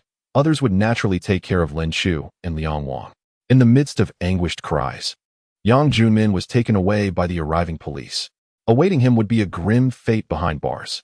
Chen Sheng had little interest in delving further into Yang Junmin's predicament. Rather, it was time to finalize the contract. Although the inspection report had been tampered with, the presence of the formidable Liu Kaming swiftly restored its integrity. Upon learning that the reserves of Tianyuan coal mine exceeded 40 million tons, Yang Junmin could only exclaim in astonishment. While Liu Kaming had encountered larger coal mines, this quantity was still commendable within their province. In truth, the grander coal mines were situated in Xishan Province and Meng Province, where even a modest coal mine could rival 4 or 5 mines from their region. Had Liu Kaming been aware of the quality of Tianyuan coal mine, he might have been utterly astonished. Despite the substantial reserves, Liu Kaming remained perplexed as to why his mentor would choose to become the mine manager at Tianyuan coal mine. In private moments, he had discreetly inquired of Niu Weibao, yet Niu Weibao merely smiled without providing an answer. The might of the system was beyond human comprehension. Even Chen Sheng was unaware of how the system persuaded Niu Weibao to accept the role of mine manager at Tianyuan coal mine. However, these matters were of little consequence. As long as Niu Weibao was willing to serve as his mine manager, Chen Sheng would ensure he was well compensated. With Liu Kaming's assurance, Chongqing Steel Plant confirmed that the reserves of Tianyuan coal mine surpassed 40 million tons, with the reserves meeting the standard. The subsequent contract posed no issues and could be signed forthwith. Yet, during the contract signing, Chongqing Steel Plant appended a supplementary agreement, stipulating that under equivalent conditions, Tianyuan coal mine would prioritize supply to Chongqing Steel Plant. The collaboration between Chen Sheng and Chongqing Steel Plant was exceedingly pleasant. The timely assistance rendered was far more memorable than mere embellishment. Zhuang He had consistently chosen to trust Chen Sheng, a sentiment Chen Sheng had always cherished. Chen Sheng was a man of his word. If one did not betray him, he would reciprocate in kind. Chongqing Steel Plant was a trustworthy partner, and Chen Sheng had no objections to the supplementary agreement. While Chen Sheng was not well versed in contract law, Niu Weibao certainly was. After thoroughly discussing and modifying several details, Chen Sheng inscribed his name on the contract and affixed the official seal. Chapter 111. I am truly so poor. After numerous trials and tribulations, the contract was finally signed, marking a satisfactory conclusion to the matter. Chen Sheng was quite satisfied, and so was the Chongqing Steel Plant. Initially, the plant was merely attracted to the quality of Tianyuan coal. However, now, Chen Sheng's remarkable potential has made the Chongqing Steel Plant place considerable importance on him as an individual. To appoint a heavyweight like Niu Weibao as the mine manager indicates an undeniable potential. It can be said that the signing of this contract represents a mutually beneficial arrangement. With the contract officially in place, the first installment of 100 million will soon arrive in Tianyuan coal mine's account. Early the next morning, Chen Sheng's phone rang. Sir, this is the Bank of China. A substantial sum has been credited to your account this morning. Do you have any investment plans? I have several investment proposals I could recommend. The soft, mellifluous voice instantly dispelled Chen Sheng's drowsiness. It was not the allure of the voice that invigorated him. Rather, it was the news of the 100 million that stirred him awake. After declining the investment recommendations, Chen Sheng opened his mobile banking app. Indeed, the 100 million in advance payment was already resting in his account. The string of numbers momentarily dazzled him. Fortunately, Chen Sheng was no longer the naive youth who had just left school. Had he been that person, such a windfall might have led him astray into a life of indulgence. Experience is undoubtedly a man's greatest wealth. The experiences he had accumulated during this period far surpassed those of his entire previous life, significantly bolstering his self-confidence and self-control. Now, with 100 million at his disposal, Chen Sheng was capable of mastering his desires. Furthermore, he had already devised plans for utilizing this substantial sum. After taking a refreshing shower, he set off towards the mine. First, Chen Sheng arrived at Niu Weibao's office to inform him of the fund's arrival. The bulk of this money would be allocated to the construction of the coal mine. Niu Weibao had already prepared a construction plan. The construction of new office buildings, dormitories, and other facilities would require approximately 12 million. Due to Chen Sheng's high standards, the costs were elevated. Typically, a few million would suffice. However, construction expenses were minor compared to the significant investments required for various mining equipment. Neo Weibao planned to expand production in 3 phases gradually. After the 3rd phase, the Tianyuan coal mine's output could reach between 30 to 40,000 tons per day, with the final results confirmed by actual performance. Achieving such production levels would undoubtedly entail substantial expenses. According to Neo Weibao's plan, the entire 3rd phase would require around 300 million to be completed over 5 months for the upgrading initiative. Thus, the advance payment would merely cover the costs associated with the capacity upgrade. In addition to the capacity enhancement, a road connecting to the main highway would also need to be constructed. The incessant passage of coal trucks through Shurban village has stirred considerable discontent among the villagers, necessitating the construction of a new road. Cumulatively, it seems that without an investment of at least 400 to 500 million, this plan cannot be realized. When Chen Sheng recently received 100 million as an advance payment, he felt somewhat affluent. However, he soon came to the stark realization that he was still, in fact, impoverished. "I truly am quite poor," Chen Sheng lamented, gazing skyward. Fortunately, the upgrade plan is to be implemented gradually. Initially, Chen Sheng intends to allocate around 50 million, sufficient to sustain operations until the next advance payment is received. Chapter 112. Withdrawal of funds. Since there is no need to withdraw several hundred million at once, Chen Sheng still has several tens of millions at his disposal. After restraining his spending for so long, he is now ready to indulge. Previously, frugality was a necessity due to insufficient funds. Now that he has adequate resources, there is no longer a need to be so stingy. It is time to spend. Ali, Chun, let us head to Tiansha County. Uncle Li, please arrange for a hotel. We shall host a soiree tonight. Chen Sheng made a few phone calls to finalize the arrangements. After such a strenuous period, it is high time to reward everyone. Chen Sheng is not a miser. He believes in shared prosperity. Relying solely on dreams to unite people is ultimately unsustainable. Only tangible benefits can truly foster loyalty. Brother Sheng, what is our purpose in Tiansha County? Asked Li Chun curiously as the vehicle departed Shurban village.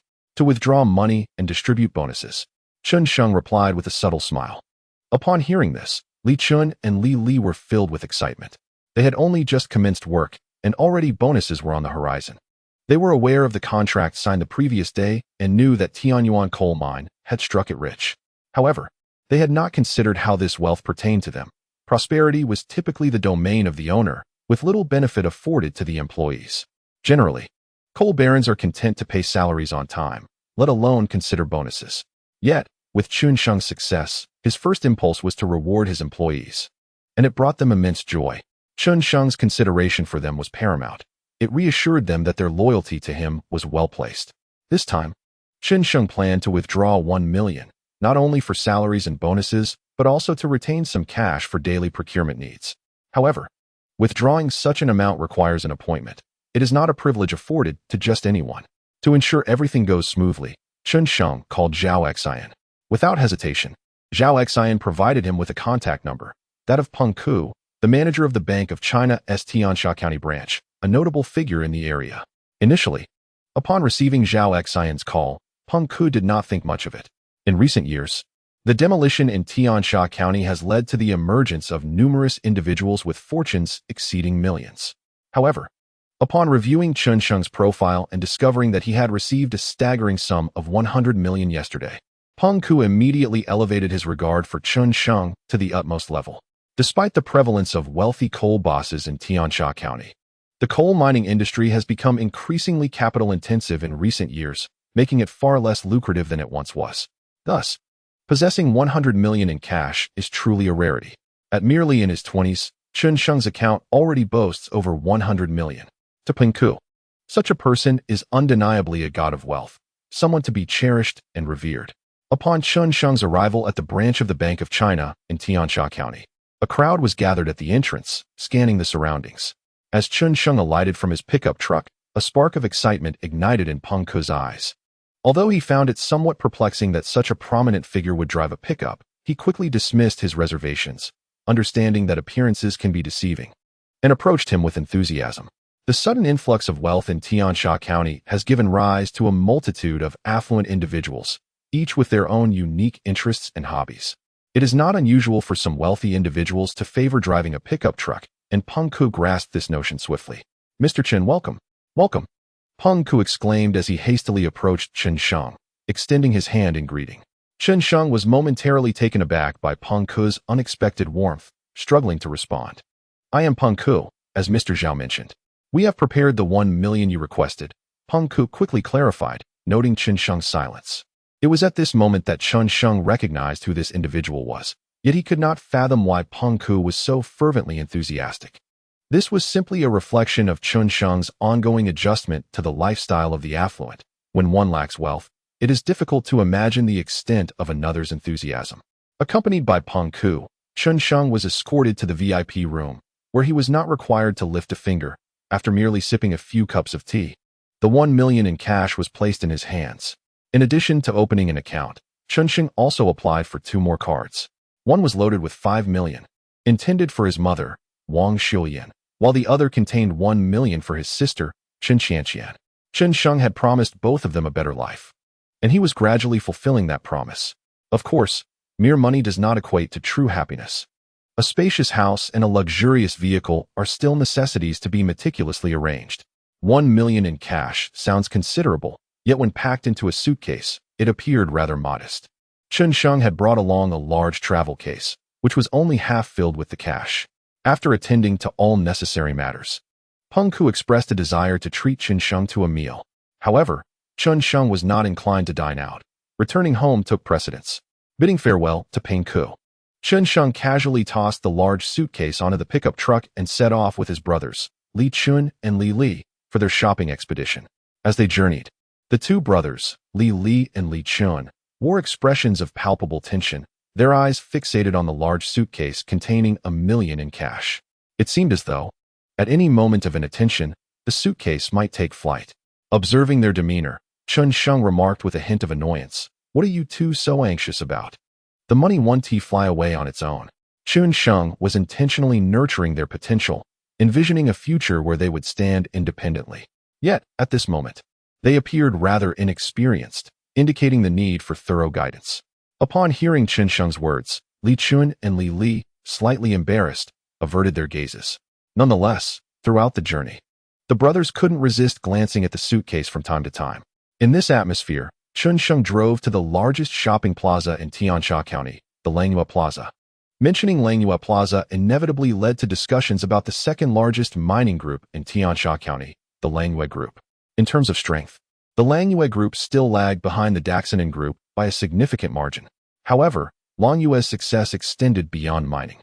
It had also made remarkable strides in real estate and other sectors. Notably, the Langyue Plaza was the first large commercial complex in Tiansha County. Consequently, while many in Tiansha County might be unaware of the Daxonin Group, it was nearly impossible to find someone unfamiliar with Langyue Group.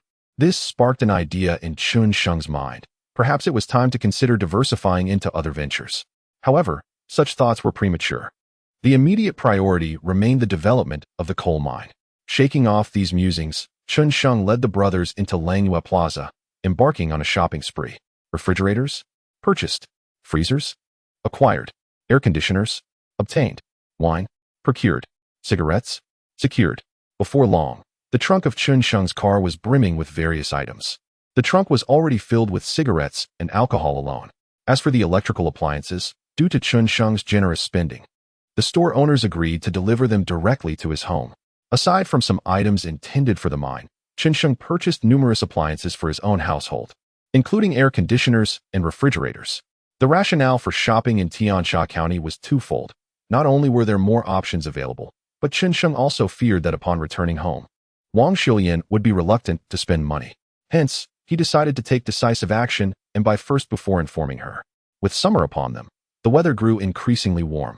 Although Tiansha County summers were considerably cooler than those in Wanshi, the nights without air conditioning still made it difficult to sleep.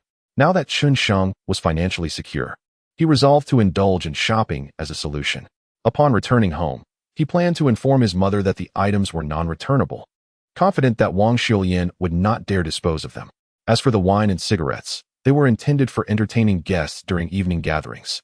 While not top-shelf Maotai, the wine was still of decent quality, priced at 300 to 400 per bottle. The cigarettes were the soft Zun variety from Guizhou, costing around 30 per pack. Chen Sheng recalls that a few years ago, the uniform choice among bosses was the Zhonghua brand, both hard and soft varieties. He has indulged in quite a few, which were priced around 60 to 70 yuan per pack, a mark of quality. However, in his experience, he finds Zhonghua less enjoyable than the more affordable Likun brand, merely a label without substance. Chen Sheng feels no need to flaunt his status, thus he refrains from purchasing Zhonghua. In recent years, the coal tycoons have elevated their standards. Brands like Jiu Wuji Zun, Dongchong Xiaochao, and Dezhong Jiu have emerged, reflecting a more refined image, shedding their former nouveau riche appearance. The soft Zun is meant for the workers, and Chen Sheng also procured several packs of Dongchong Xiaochao and Jiu Wuji Zun for Wang Li and others. After more than 2 hours, the trio returned home laden with provisions. By the time Chen Sheng arrived, the banquet at the coal mine was already prepared. Wang Li opted not to book a hotel. Instead, he hired a master chef who slaughtered 2 pigs to host a traditional rural feast, tailored to the standards of Wenshi. Banquets in this province typically follow a buffet style, sufficient for hunger, yet lacking in atmosphere. An 800 yuan table in the small locale of Shurban village is considered top tier. Each person received a pack of cigarettes, accompanied by 5 bottles of liquor per table. In Jiangsu, Zhejiang, and Shanghai, tears are not easily shed, while in Yunnan, Guizhou, and Sichuan, drunkenness is met with skepticism. Chen Sheng holds great respect for the drinking capacity of Guizhou locals and is generous in spirit. If one can drink, then let them indulge. Around 20 workers were divided into 3 tables, with Chen Sheng and a few leaders at another, making a total of 4 tables. The banquet took place at the entrance of the office building, where Chen Sheng arranged for a table to be set. Upon this table lay a red cloth, concealing a square object beneath. Aside from Li Chun and Li Li, who had a vague idea of what lay hidden, the others remained unaware. Many expressed curiosity to lift the cloth, yet were thwarted by the brothers, who stood guard like sentinels. Naturally, the brothers would not unveil the treasure to others, as it was a matter of money. What if someone snatched it in the chaos? Once the 4 cold and 4 hot dishes were served, the workers took their seats. Wang Xiuyan and Chun Qianqian arrived as well, joining Niu Weibao and others. When Chen Sheng entered, all the workers rose to their feet, applauding warmly. "All right, everyone, please take your seats," Chen Sheng said with a smile, and the applause echoed. Chapter 115. The banquet. Initially, everyone anticipated the meal would commence with drinking, and they eagerly opened their bottles. The golden label Huasha liquor, priced at over 300 yuan per bottle, had long piqued the interest of the seasoned drinkers. On ordinary days, they would hesitate to purchase such fine spirits. However, Chen Sheng's generosity was evident as he presented 5 bottles at each table, with the promise of more if they finished what was served. How could these connoisseurs resist? Their minds were already made up to drink a little more. As the cups filled, they awaited Chen Sheng's signal to commence their revelry. At that moment, Chen Sheng rose and approached the table draped in red cloth. "Ladies and gentlemen, please hold on for a moment. I have something to announce," he declared, tapping his glass with chopsticks. Hearing his words, everyone turned their heads towards him, puzzled as to why, at such a time, they were not yet dining. Noticing the collective gaze upon him, Chen Sheng decided to no longer prolong their anticipation. He turned around, grasped a corner of the red cloth, and with a swift motion, revealed a stack of cash that lay on the table. The sight of the substantial pile of money made a powerful impact, captivating the workers who had been eagerly awaiting their meal. Their eyes widened, fixed on the cash before them. "Ladies and gentlemen, the success of Tianyuan coal mine today is a testament to your hard work. I hope you will continue to strive for excellence in the future," Chen Sheng stated succinctly. He believed that actions spoke louder than words. Next came the distribution of bonuses. Each ordinary worker received a sum of 10,000. The 20 or so workers, gazing in disbelief at the money in their hands, could hardly comprehend their good fortune, as if they were still lost in a dream. After all the hard work they had put in, receiving a bonus so soon felt surreal. Upon receiving the stack of crisp 100 yuan notes from Chen Sheng, inhaling the enticing scent of fresh ink, they realized they were indeed awake. If it were a dream, it was overwhelmingly vivid. They understood that Chen Sheng had made a fortune, yet they never expected to receive anything. For them, bonuses seemed like a distant notion. Simply receiving their regular wages was already a source of contentment. However, now, with the bonuses in hand, they were overwhelmed with excitement. "Thank you, boss." Each worker exclaimed their gratitude as they accepted their rewards from Chen Sheng. In that moment, he truly earned their respect. There were only about 20 workers at Tianyuan coal mine, and soon the bonuses for them were distributed. Next came the turn of the leaders. Li Chun. "You two stood by me during the most challenging times at Tianyuan coal mine. I have always remembered that. Here is your bonus," Chen Sheng said, extending his hands to present 2 stacks of cash, each amounting to 100,000. As the only 2 group leaders, Li and Li Chun received a reward of 100,000 each. "Thank you, Brother Sheng," they said, deeply bowing as they gazed at the money in their hands. "You need not thank me. This is what you deserve, and there will be even more in the future," Chen Sheng replied, embracing the 2 brothers with a smile. Finally, the last recipient was Wang Li. "Uncle Li, for all your years of hard work, this is your bonus." A total of 300,000 was piled before Wang Li. He felt his hands tremble slightly, hesitant to accept the money. Ultimately, Chen Sheng insisted, placing it into Wang Li's arms before he could finally accept the generous bonus. Chapter 116. 1,000 cups without intoxication. Wang Li's emotions remained tumultuous for an extended period. 300,000. It was not that he could not earn it. However, the profound regard that Chen Sheng held for him was what truly moved him. This realization affirmed that aligning himself with Chen Sheng was indeed the right choice. Chen Sheng, witnessing the astonishment of those around him, felt a deep sense of satisfaction within. It was his responsibility to ensure that those who followed him reaped the rewards of their labor. Discussions of dreams and aspirations held little weight. It was the tangible reality of money that mattered most. Chen Sheng could assure them that as long as they remained diligent, he would not falter in providing for them. The bonuses he dispensed were but a mere drop in the ocean compared to the profits he amassed. Investing a trivial sum to invigorate his subordinates was, without a doubt, a worthy endeavor. While bonuses were generously distributed, there was no increase in salary as of yet. Chen Sheng understood the importance of moderation. One could not overindulge immediately, but rather should savor the journey gradually. The wages at Tianyuan coal mine were already approximately 10% higher than average, and any further increase would be unwise. However, in times of prosperity, Chen Sheng would not hesitate to share the fruits of their labor. This was merely a prelude. Come year-end, he promised even greater surprises. Once all bonuses were awarded, only Niu Weibao remained without his due. Having recently joined, he was yet to reach the threshold for bonus distribution. Nevertheless, Chen Sheng would not be inclined to shortchange Niu Weibao simply because he was a system talent. Niu Weibao was a human being, a regular individual with a family to consider. Even if Niu Weibao bore no grievances, his family might voice their concerns. Thus, Chen Sheng was determined to be generous with him. A 5 million annual salary, coupled with a 5% profit share from Tianyuan coal mine, constituted Niu Weibao's compensation. The most valuable aspect of this arrangement lay in the profit share, which, when compared to the salary, rendered the latter trivial. Once the coal mine's capacity upgrades were complete, the 5% profit could potentially soar into the tens of millions or even hundreds of millions. Niu Weibao's prowess warranted such remuneration, and he was deserving of it. After the bonuses were distributed, the next order of business was a celebratory feast, with an abundance of liquor, meat, and bonuses. The atmosphere at Tianyuan coal mine was vibrant and lively. Under the stewardship of a leader like Chen Sheng, the workers brimmed with confidence in the mine's future. That evening, Chen Sheng indulged in considerable quantities of alcohol. He was unreserved in accepting toasts, and with his formidable constitution, he managed to endure until the banquet's conclusion. Chen Sheng was oblivious to the precise amount he consumed, yet it was certainly no less than 2 to 3 jin. His remarkable drinking capacity astonished the workers, who raised their thumbs in admiration. After the meal and toasts were concluded, life resumed its course, with everyone returning to their respective homes.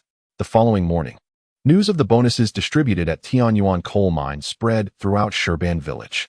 Many flocked to the mine, eager to secure employment. However, obtaining a position at Tianyuan coal mine was no longer an easy feat. Chen Sheng entrusted the recruitment process to Niu Weibao, who had specific criteria for hiring miners. According to Niu Weibao's standards, it was not easy for an average individual to gain employment at Tianyuan coal mine. Nevertheless, despite the stringent requirements, many local miners could not resist the urge to participate in the assessment at Tianyuan coal mine. Some individuals who had jobs elsewhere even took leave to return home and attend the evaluation. The proximity to home, coupled with attractive benefits and minimal risks, along with the generous nature of their employer, Chen Mu, made the opportunity irresistible. For these miners, securing a position at Tianyuan coal mine was indeed a matter of pride within Shurban village. Chapter 117. The arrival of appliances. Having consumed a considerable amount of alcohol the previous night, Chen Mu awoke the next day feeling rather untroubled. His robust constitution rendered him impervious to the effects of alcohol. After washing his face, he descended the stairs to find Wang Shulian had prepared breakfast. "Brother, have you struck it rich? Could you buy me a mobile phone?" Chen Qianqian asked with eager anticipation. "What does a child need with a mobile phone? Your brother works hard for his money. You shouldn't be thinking about frivolities every day." Wang Shulian reprimanded Chen Qianqian before Chen Sheng could respond. Although she was aware of Chen Sheng's newfound wealth, she remained reluctant to spend. After being scolded, Chen Qianqian lowered her head in silence, focusing on her meal. Observing his mother and sister, Chen Sheng felt a pang of guilt. During this period, while Chen Sheng was not devoid of funds, he had yet to enhance their living environment. He recalled that his sister had long expressed a desire for a mobile phone, yet he had forgotten amidst his hectic schedule. Fortunately, there was still time for change. After finishing breakfast, the sound of a large vehicle echoed from outside. Chen Sheng suddenly remembered that the appliances he had purchased yesterday should be arriving, prompting him to rush outside. Upon stepping out, he confirmed his suspicions. The appliances had indeed arrived. Over here, Chen Sheng called out eagerly. The truck slowly backed up to his doorstep, and both Wang Shulian and his sister emerged. The driver and workers disembarked and began unloading the goods at Chen Sheng's direction. "Xiaosheng, what have you bought again? You've only just started earning some money, and you're already wasting it. You child," Wang Shulian chided, unable to suppress her concern despite knowing of Chen Sheng's financial success. In contrast, Chen Qianqian was visibly excited as she exclaimed, "Brother, are all these things for our home?" At her age, she was particularly keen on improving their quality of life. Chen Sheng's purchase of these appliances left her with no objections, only joy. As summer heat loomed, Chen Qianqian had long desired an air conditioner. However, due to financial constraints, she had been sensible enough not to ask for such luxuries. Now that Chen Sheng had procured the very item she yearned for, how could she not be elated? Amidst Wang Shulian's murmurs and Chen Qianqian's excitement, the goods were unloaded. Chen Sheng's thoughts proved to be correct. Having made the purchase, Wang Shulian did not overly resist and comfortably allowed the workers to proceed with the installation. Who wouldn't desire good things? It was merely a matter of price, as Wang Shulian had yet to adjust her consumer mindset. After a little over an hour, the installation was complete. Chen Sheng rewarded the driver and workers with red envelopes before instructing them to deliver the remaining items to the coal mine. There was no need for him to go, as someone would naturally be there to receive them. While Wang Shulian and Chen Qianqian were testing the electrical appliances, Chen Sheng retreated to his room, opened his bag, and retrieved 2 cards. These 2 cards were the supplementary cards he had procured at the Bank of China the previous day, intended as gifts for Wang Shulian and Chen Qianqian. From now on, Chen Sheng wanted them to feel like a queen and a princess, free from financial worries. After securing the cards, he descended the stairs and chose not to hurry them, instead sitting on the sofa to enjoy some tea. Observing the worn-out sofa and coffee table, Chen Sheng's thoughts began to flourish. This home needed renovations. Although he was certain he would purchase a new house, he had no intention of abandoning this one. Chapter 118. The gift of cards. Chen Sheng was a nostalgic individual. He had spent over a decade in this home. Since his arrival at the Tianyuan coal mine, his father had built this house. In truth, this home had provided Chen Sheng with more warmth than his house in Wanshur. Therefore, he could not simply disregard it. However, now that he had wealth, it seemed a travesty to continue living in such an outdated abode. If the house was to be kept, it warranted a complete refurbishment. The exterior could remain aged, but the interior must be comfortable. Yet, there was no rush. Once the office building at the mining area was completed and there was a place to stay, he would begin the renovations here. As Chen Sheng's thoughts drifted, Wang Shulian and Chen Qianqian finally returned to the living room after their experience. In reality, Wang Shulian was quite fond of the new refrigerator and air conditioning. Her only concern was the expenditure. However, having already made the purchase, she chose not to dwell on it further. The most excited was Chen Qianqian. Since Chen Sheng's return, life had been improving steadily, and her smile had become increasingly radiant. Although she was still quite young, She felt considerable pressure. But now, with her brother bearing the burden, Chen Qianqian felt liberated from that pressure and had regained the youthful vitality appropriate for her age. "Brother, you are simply amazing," Chen Qianqian exclaimed as she leaped onto Chen Sheng's back, joyfully declaring her admiration. "I know I'm great, but you're too heavy. Get down," Chen Sheng playfully complained, earning a roll of the eyes from Chen Qianqian. He poured a cup of tea for both mother and daughter before revealing the 2 cards he had prepared in advance. "Mother, the card on the left contains 5 million. It is for your daily expenses. The other card has 1 million, designated for Qianqian. The password is your birthdays." Upon hearing Chen Sheng's words, Wang Xiuyan and Chen Qianqian were rendered speechless. They were aware that Chen Sheng had been earning money, yet they lacked a clear understanding of the extent of his wealth. The unexpected revelation of 6 million left them utterly astonished. "Xiao Sheng, we have no real need for this money. You should take it back. There are numerous expenses at the mine. Do not squander it on us," Wang Xiuyan finally responded after a prolonged pause. "Mother, please accept it. I have enough funds," Chen Sheng urged, noticing his mother's reluctance to receive the gift. "How much do you really have? Quickly, put it away," Wang Xiuyan insisted, still unwilling to accept. Chen Sheng found himself in a bemused predicament upon hearing her words. He had often heard tales of familial discord over money, and his mother's steadfast refusal only complicated matters for him. Seeing her unwavering stance, he felt compelled to clarify the magnitude of his earnings.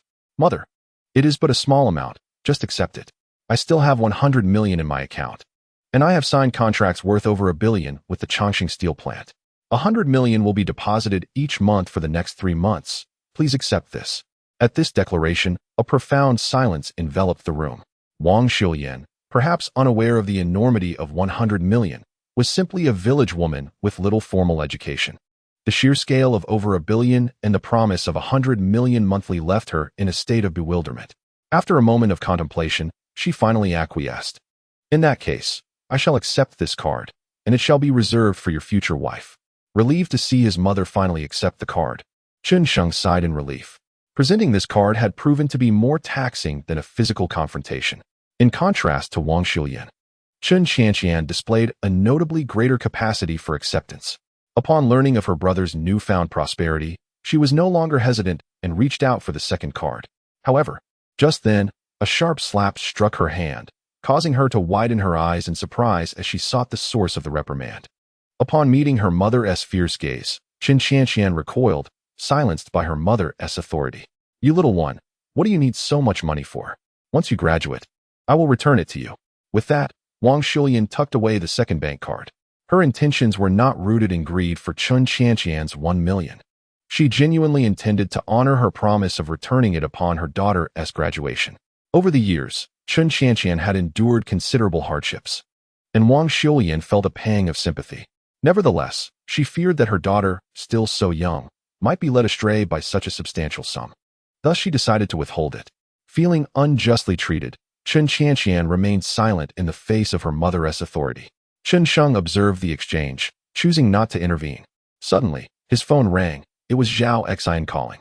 "Brother Sheng, your amulet is ready. When will you come to collect it?" Chen Sheng did not anticipate it would be completed so swiftly, especially with his mother's birthday approaching. He felt today would be the perfect day to retrieve it. Coincidentally, he intended to purchase several vehicles for use at the mine and sought to consult Zhao Xian regarding this matter. It must be noted that Chen Sheng was merely a newly affluent individual, hardly comparable to Zhao Xian, the scion of a wealthy family. "I shall head to Tiansha County today." After exchanging a few words with Zhao Xian, Chen Sheng ended the call and prepared to depart. He had driven that pickup truck at the mine enough times. The jarring ride left him sore, and it was indeed time to acquire a new vehicle. Without delay, Chen Sheng changed into a fresh outfit, readying himself for his outing. He also needed to shop for clothes and other essentials. After purchasing a vehicle, it was imperative to upgrade the other infrastructure, lest he appear merely as a chauffeur. Suddenly, Chen Sheng felt a twinge of exhaustion at the thought of maintaining a wealthy facade. However, he quickly dismissed the notion. Purchases were necessary. After all, youthful exuberance entailed spending wealth. Chen Sheng had a penchant for luxury items, high-end vehicles, and opulent residences, a mindset typical of an ordinary young man. To expect him to live like an ascetic, devoid of desires, was simply beyond his capacity. A youth who does not indulge is a youth wasted. Thus, today was a day for spending. Just before leaving, he called out into the living room. Qian, come on, brother will take you to Tiansha County for some fun. I'm coming, exclaimed Qian, who had just been moping over the loss of $1 million. She sprang into action, dashing toward Chen. Be back early. And don't let your brother buy you too many things. Save some money, came their mother's familiar admonitions. Chen felt the urge to accelerate as he drove away. As he exited Shurban village, he suddenly halted the vehicle, retrieving his wallet from the back seat. After counting a handful of bills, approximately 10,000, he placed it into Qian's hands. Remember, don't go astray, or you won't see a single yuan from me again. He cautioned as he handed her the money. Their mother may have taken Qian's funds, but Chen was determined not to let his sister suffer. It was essential to provide her with pocket money. He believed in raising sons in poverty while nurturing daughters in affluence, as he wished for his sister to be discerning enough to not be easily swayed by a mere bouquet or gift from a man. Chen aimed to expose her to the world's splendor so that, should Qian genuinely fall for someone, no one else would be able to deceive her. He declared, "She is my only sister. Anyone who dares to harm her will face my wrath." Chapter 120. Purchasing a vehicle. Thank you, brother, exclaimed the ecstatic Qian, planting a fervent kiss on Chen cheek. All right, buckle up, we're off. Chen replied with a smile. The joy of making his family happy made any expenditure worthwhile. They sped along the road, and before long, Chen and Qian arrived in Tiansha County. Chen headed straight to Tongxing Community to find Zhao Xian. This time, he intended to buy 2 Land Rovers and a few Toyota Land Cruisers, all suitable for mountainous terrain. In the realm of luxury automobiles, the Land Rover brand stands out. A Range Rover Autobiography long wheelbase, priced at approximately $3 million, serves as a personal vehicle. Meanwhile, a Range Rover Vogue is designated for Neo Weber, complemented by several Toyota Land Cruisers for official use at the mining site. In the world of opulence, $2 to $3 million merely scratches the surface of entry-level luxury. However, given Chen current situation, where he is likely to spend his days at the mine, acquiring sports cars seems impractical. Once a headquarters is established in the future, the purchase of luxury vehicles can certainly await. Upon arriving at the entrance of Tongxing Community, the sight of Chen elicited no resistance. He was promptly granted entry. Having visited Tang Xiaoyun's residence several times before, he was familiar to the security personnel, thanks to Zhao Xian, who had always been the one to greet him. With an unobstructed journey, Chen arrived at Zhao Xian's home. As he entered, Tang Xiaoyun warmly approached him. "Xiao, why haven't you come to Auntie's house to play lately?" Tang Xiaoyun expressed with a hint of reproach. She genuinely regarded Chen as a junior, hence her casual manner of speaking. "Hey, Aunt Tang, I've been quite busy." Chen scratched his head, feeling a bit embarrassed. Meeting the parents of his peers still brought him a modicum of pressure. "Come on in." Tang Xiaoyun ushered him inside. "Hello, Auntie." Chen timidly peered out, greeting her. "Auntie, this is my sister, Chen Chen introduced with a smile. "Hello, Chen. Please come in," Tang Xiaoyun said, taking Chen hand. Hearing the commotion at the door, Zhao Xian and Tang Qinxue emerged. "Sister Qinxue," Chen exclaimed joyfully upon seeing Tang Qinxue. "Chen, you're here." Tang Qinxue responded with delight, pulling Chen closer. "Brother Sheng, when are we leaving?" Zhao Xian, prepared for departure, inquired. After spending some time in Tang Xiaoyun's home and enjoying a few cups of tea, the group decided it was time to leave. At this moment, Chen realized that her amiable Aunt Tang was, in fact, the county magistrate of Tiansha County, leaving her astounded. She felt a sense of curiosity about what Chen had been occupied with lately, as he seemed to have acquainted himself with numerous influential figures. Upon departure, Chen opted not to drive his pickup truck, but instead took a seat in Zhao Xian's Land Rover. "Brother Sheng, what kind of car do you plan to buy?" Zhao Xian asked as they merged onto the main road. "I intend to purchase quite a few, 2 Land Rovers and several Land Cruisers for the mine," Chen replied. "Wow, Brother Sheng, you must have struck it rich. How about we buy a sports car and use it to impress some girls?" Zhao Xian's face broke into a mischievous grin. At that moment, a chill ran down Zhao Xian's spine, accompanied by an ominous breeze. Suddenly, he recalled that an elder sister was present, and he felt a wave of dread wash over him. Bang! No sooner had Zhao Xian spoken than a sharp slap met his head, causing him to grimace in pain. "Behave yourself and stop speaking nonsense," Tang Qingxue glared at him, concerned that Zhao Xian might lead Chen Sheng astray. Tang Qingxue silently resolved that if Zhao Xian led Chen Sheng astray, she would render her brother utterly useless. Chapter 121, The Second Generation Gathering. Zhao Xian felt an increasing sense of menace looming behind him, causing him to shrink back and refrain from speaking. In an instant, the conversation ceased, leaving only the laughter of Tang Qingxue and Chen Qianqian. Initially, Chen Sheng had expected Zhao Xian to take him to a dealership to view cars, but he was surprised when Zhao Xian stopped in a narrow alleyway. Brother Sheng, there's a gathering here today, and there's a fellow inside who deals in cars, Zhao Xian said with a smile. Although Chen Sheng had little interest in such gatherings, he could not disregard Zhao Xian's invitation. After parking the car, Zhao Xian led Chen Sheng and the others to an old building. The structure had only 5 stories and boasted a commendable amount of greenery. However, Chen Sheng was puzzled about what kind of gathering could be held in such a place. Was it perhaps a private dining affair? Soon enough, Chen Sheng realized his ignorance. Upon reaching the entrance of the small building, a grand door loomed before him. The imposing entrance suggested that this venue was anything but ordinary. The doorman clearly recognized Zhao Xian and promptly opened the door for him. As they stepped inside, Chen Sheng marveled at the extravagant lifestyle of the wealthy. Who could have imagined that a luxurious private club could be nestled within such an old edifice? Young Master Zhao, you've arrived. Young Master Zhao, make sure to come play with us later. Zhao Xian's reputation was evidently substantial, as numerous individuals greeted him along the way, eager to curry favor. Zhao Xian casually acknowledged their greetings, exuding the charm befitting his status. As for Chen Sheng and his companions, though they were curious, they refrained from intruding on the conversations. Zhao Xian led them through the crowd, taking the elevator to the 3rd floor, where they arrived at an expansive banquet hall. The hall was already bustling with men and women engaged in various activities, drinking, chatting, and more. The heavily made-up women were a staple feature of gatherings among the second generation. Chen Sheng was not particularly impressed by these sights. However, since they were already there, he felt it inappropriate to voice his discontent. In contrast, Chen Qianqian appeared quite intrigued by the scene, glancing about with wide-eyed curiosity. Zhao Xian did not linger in the hall, guiding Chen Sheng and the others to a private booth. Everyone, this is my brother, Chen Sheng, Zhao Xian introduced him. Hello, Brother Sheng. The second-generation attendees chimed in unison. Chen Sheng surveyed the room and noted that these individuals seemed to belong to the elite second generation. Their expressions were tinged with an unmistakable air of arrogance, which could not be concealed.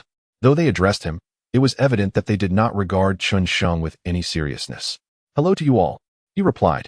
Chen Sheng paid little heed to the opinions of those around him. Were it not for Zhao Xian, he would have been disinclined to attend such a gathering of the second generation. Ultimately, they were but mere second-generation individuals, and given Chen Sheng's current stature, these county scions offered him little in terms of assistance. Perhaps, had their fathers been present, Chen Sheng might have shown them a modicum of courtesy. However, Zhao Xian, noticing his friend's condescension towards Chen Sheng, felt a twinge of indignation. Chen Sheng gently patted Zhao Xian's hand, signaling him to remain silent. He was merely there to observe and sit a while. His presence or absence would not alter the course of his life. With a casual order of a beverage, Chen Sheng settled into a spacious sofa, watching the second-generation elites engage in their conversations. After a brief interval, Chen Sheng discerned that these county scions indeed lacked depth. The mere acquisition of a vehicle worth $1 million seemed to elevate their status in their eyes, and earning a mere $10 million a year appeared to be a remarkable feat to them. Listening to their boasts made Chen Sheng's skin crawl, yet he refrained from interjecting. As they were friends of Zhao Xian, he wondered whether their apparent ease in this establishment was a result of their father's influence. The costs associated with this venue were evidently substantial. Given their financial standing, they seemed ill-suited to indulge here. Nonetheless, Tiansha County did possess its share of affluent individuals. Yet, it was rare to encounter those in their 20s among the wealthy, as most were coal magnates in their 40s or 50s. Tang Qingsheng and Chen Qianqian had long since grown restless and wandered off to explore the venue. The event was set up as a buffet, and with her hunger mounting, Chen Qianqian followed Tang Qingsheng in search of sustenance. This left Chen Sheng alone, passively absorbing the conversations around him. As he listened, he felt a wave of drowsiness wash over him. At that moment, the second-generation elites also turned their attention to Chen Sheng, abruptly shifting the topic to him. Zhao, I wonder where this young master hails from. inquired one seemingly prominent scion. Lu Heng, put away your bravado. This is my brother. Zhao Xian interjected before Chen Sheng could respond. I was merely inquiring, Lu Heng replied, taken aback by Zhao Xian's apparent regard for Chen Sheng. His expression one of feigned innocence. Although Lu Heng's father held considerable power, he dared not provoke the son of a prominent family from the capital. Seeing the tension in the air, Chen Sheng chose to diffuse it. I merely operate a small coal mine. I cannot compare with you esteemed individuals. His words, though humble, were devoid of any intention to boast. In truth, the Tianyuan coal mine, if mentioned, could easily overshadow these young elites. Currently, Tianyuan coal mine ranked among the top 10 in Tiansha County. Many coal mines failed to exceed an annual sales figure of 100 million. And as far as Chen Sheng was aware, fewer than 5 managed to surpass 1 billion. Only a few major mining conglomerates exist, some possessing several or even over a dozen coal mines, which collectively surpass Chen Sheng's holdings. However, when it comes to profit, the comparison becomes uncertain. After all, these large groups have extensive operations and correspondingly high expenditures. The cost of operations at Tianyuan coal mine is not an exaggeration by Chen Sheng. Few can rival its low expenses. While Chen Sheng remains modest, it is evident that some interpret this humility as weakness. As for the smaller mines, Brother Sheng, do not shy away. Let us broaden our horizons, Lu Heng interjected, his words laced with sarcasm. Although Chen Sheng claims ownership of a mine, Lu Heng dismisses it with disdain. In Tiansha County, there are numerous mines. For these second-generation heirs, acquiring a mine is not a formidable challenge. Nevertheless, profiting from coal mining has become increasingly difficult since the Energy Bureau issued rectification documents. The costs of operating a coal mine have skyrocketed, making it an unaffordable venture for an average person. Meanwhile, smaller mines do not pique their interest. Thus, owning a mine holds little significance for them. Lu Heng's incessant provocations began to irritate Chen Sheng, who was just about to quell Lu's arrogance. However, a sudden scream shattered Chen Sheng's intentions. The piercing cry reverberated through the venue, capturing everyone's attention, including Chen Sheng's. In that instant, a wave of murderous intent surged through him. The source of the scream was none other than his sister, Chen Xianqian. Turning around, Chen Sheng's eyes instantly reddened. He witnessed his sister lying on the ground. Her face flushed. Meanwhile, Tang Qinxue was desperately evading the advances of several inebriated individuals who were clearly misbehaving in such a setting. Regardless of their intoxication, anyone daring to touch his sister was courting death. Just as Lu Heng was about to continue taunting Chen Sheng, he suddenly felt a chill envelop him. His words caught in his throat. Before them appeared a fleeting figure. In a mere 2 seconds, Chen Sheng covered the distance of several meters, positioning himself beside Tang Qinxue. He seized the hand reaching for her face and twisted it violently to the side. A sickening crack echoed, the sound of dislocation. The next moment, the man let out a blood-curdling scream akin to that of a slaughtered pig. Chen Sheng did not relent. He delivered a swift kick, sending the assailant flying into a table, which shattered upon impact. After dispatching one adversary, Chen Sheng refrained from further aggression and crouched down to gaze at his sister. Chen Xianqian, exhibiting remarkable strength, held back her tears, though her eyes were slightly reddened. Chen Sheng wished she would allow herself to cry. Why should a young girl be so stoic? She had a brother to lean on. Brother, I'm fine. Let's not fight anymore. Can we go home? Chen Xianqian timidly suggested. Yes, we shall return home shortly. However, for now, I must avenge you, Chen Sheng replied. Chen Sheng gently brushed his hand over the red imprint left on Chen Xianqian's cheek, mustering a smile despite the circumstances. He had never been one to strike her. In fact, he had recently vowed to cherish her as a princess. Yet now, with his beloved princess having been harmed, what was to be done? A plan began to form in Chen Sheng's mind. He lifted Chen Xianqian and entrusted her to Tang Qinxue's care. Please look after Qianqian for a moment. I have matters to attend to, he said softly, devoid of any hint of anger. Even the onlookers who had rushed over believed Chen Sheng had backed down. Chen Sheng slowly turned to face the group of inebriated men across from him. The man he had previously struck down was now on his feet, glaring fiercely at Chen Sheng. You dare to hit me? Today, you will not leave this venue. The man spat, his face twisted with resentment. The humiliation of being knocked down in front of so many people stoked his hatred for Chen Sheng. Ignoring the man's threats, Chen Sheng approached him steadily. What do you intend to do? Let me tell you, it's not too late to apologize now. The bravado of the man faltered as he met Chen Sheng's indifferent gaze, and he stammered, I have a question for you. Chen Sheng locked eyes with him, his voice chillingly calm. Were you the one who struck my sister? His tone was devoid of warmth, as if he were scrutinizing mere flesh. Under Chen Sheng's unwavering stare, the man felt his mind turn to mush, unable to articulate a single word. With a sigh, Chen Sheng reached for a bottle of liquor from the table. He raised it high and brought it crashing down. The sound of shattering glass was accompanied by the sickening crunch of bone. As the man failed to respond, Chen Sheng's bottle shattered his hand. Ah! The man finally reacted, cradling his injured arm and wailing on the ground. Having dealt with the first adversary, Chen Sheng did not pause for breath. He seized another bottle and approached the second man. Was it you who laid hands on her? Chen Sheng inquired of the second individual. No, not me. The man trembled under Chen Sheng's gaze. These privileged youths were akin to delicate flowers raised in a sheltered garden. They had never witnessed such brutality. Not only the perpetrators, but also the onlookers shivered in fear. Enough of your excuses, Chen Sheng declared, and with that, he swung the bottle again. The sound of another fracture echoed through the air. The man could only think, I said it wasn't me. Why do I still receive punishment? Before he could finish that thought, pain engulfed him, and he cried out in agony. Having incapacitated two men, Chen Sheng remained steadfast in his resolve. He was fair in his retribution, for the palm mark on Chen Xianxian's face was clearly inflicted by a right hand. Thus, Chen Sheng did not demand much. After all, wasn't it fair to incapacitate one of your hands? One accomplice was rendered useless, and at last, someone succumbed to the pressure and attempted to flee. Chen Sheng cast a fleeting glance, picked up a bottle of wine, and hurled it without turning back. With a crash, the bottle shattered, and the fleeing individual collapsed to the ground like a dog. Casually grabbing another bottle, Chen Sheng strolled over to him, squatting down, and remarked, seeing you run so swiftly, could it be you? It wasn't me, truly not. At this juncture, he still refused to reveal the one who had struck. Reluctant to betray, Chen Sheng did not press him further. One by one, all five would be dealt with. Eventually, the assailant would be uncovered. There was no rush. Everyone had their part to play. With a bottle shattering a hand, Chen Sheng shifted his attention to the remaining two individuals, who were on the verge of frenzy. Caught in a dilemma of whether to flee or stay.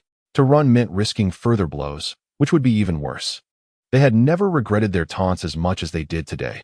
Who could have anticipated provoking a lunatic like Chen Sheng? Indeed, in their eyes, Chen Sheng was a madman. If he were not mad, how could he act so recklessly? Even among their ranks, those with fierce temperaments would at least feign civility. Yet, encountering someone as unabashedly brutal as Chen Sheng was an unprecedented experience for them. They were panicking, wanting to escape, yet their legs felt paralyzed, rendering them immobile. The atmosphere was thick with silence, punctuated only by the sound of Chen Sheng's footsteps. Step by step, he ambled along, unhurried. Is it you? Chen Sheng inquired calmly. Under his piercing gaze, one individual hesitated, ultimately unable to withstand the pressure, and confessed, not me, it's him. He pointed a trembling finger at his companion. Upon uttering those words, a sigh of relief escaped him. I've confessed. Surely, you cannot harm me now, he thought. Although betraying his own was disgraceful, he accepted it for the sake of his hand. However, Chen Sheng's next words plunged him into despair. You answered too slowly. After speaking, he brought down yet another bottle, marking the fourth. Why? Why must you strike even after I spoke? This thought echoed in the mind of the fourth individual before he succumbed to cries of anguish. Among the five, only one remained. The final person's teeth chattered as he gazed at Chen Sheng in sheer terror. Eventually, the instinct for survival overcame his dread, and he stammered. This is Lord Lu's territory. Should you dare to act, you will surely meet your end. Chapter 125, Tianhe Club. It's fine. You shall not witness that scene again. Chen Sheng, uninterested in further discourse, raised the last bottle, intending to conclude matters swiftly. Just at that moment, an authoritative voice resonated. Stop this at once. The attendees, evidently familiar with the voice, immediately parted to clear a path. Lu Ha is currently filled with rage, having long forgotten the last time anyone dared to cause trouble in his establishment. In Tiansha County, few possessed the audacity to confront Lu Ha. Even those who might challenge him would show him a modicum of respect. Upon hearing from his subordinates that several second-generation heirs had been incapacitated in his club, Lu Ha could no longer remain seated and hastily made his way there. A glint of murderous intent flashed in Lu He's eyes. If he failed to properly discipline those causing a disturbance today, who would dare to visit his club in the future? As he entered the establishment, Lu Ha had already resolved that those who caused trouble must be taught a lesson, ensuring that everyone understood that no one was permitted to disturb his domain. Chen Sheng, on the other hand, paid no heed to the cries for restraint. When his sister was bullied, no one stood up for her. Now that he sought vengeance, others had the audacity to intervene, which Chen Sheng found utterly dismissive. With a swift motion, he smashed a bottle down, his eyes unwavering. "Did you not hear me tell you to stop?" Chen Sheng's refusal to cease angered Lu He immensely. In a few strides, Lu He confronted Chen Sheng, raising his hand to deliver a slap to his face without inquiring into the reasons behind the altercation. A cold light flickered in Chen Sheng's eyes. If a fight was inevitable, he would not hold back. Regardless of Lu He's identity, he would retaliate, if provoked to his limits. Chen Sheng would not hesitate to bury him alive. As Lu He's hand ascended, Chen Sheng struck first. With a swift and powerful slap, he sent Lu He hurtling backward. The room fell into silence, with onlookers gazing at Chen Sheng in astonishment. While Chen Sheng had previously dealt with the second-generation heirs harshly, they were not overly concerned, knowing their backgrounds were similar and none were particularly intimidating. However, the moment Chen Sheng struck Lu He, their eyes widened in disbelief. Lu He was a genuine powerhouse in Tiansha County. Even their forebears would refrain from offending him too greatly. Now, seeing Chen Sheng deliver a resounding slap to Lu He left them utterly shocked. Reeling from the blow, Lu He took a moment to collect himself, and his first thought was to eliminate Chen Sheng. "What are you all standing around for? Get him. I will take responsibility for any fallout today." Lu He's eyes were bloodshot, one side of his face swollen, as he barked orders at his subordinates. Finally snapping into action, his men converged upon Chen Sheng. "Kid, surrender quietly, or you won't leave the Tiana Club today." Despite Chen Sheng's apparent strength, Lu He's men, relying on their numbers, showed no fear.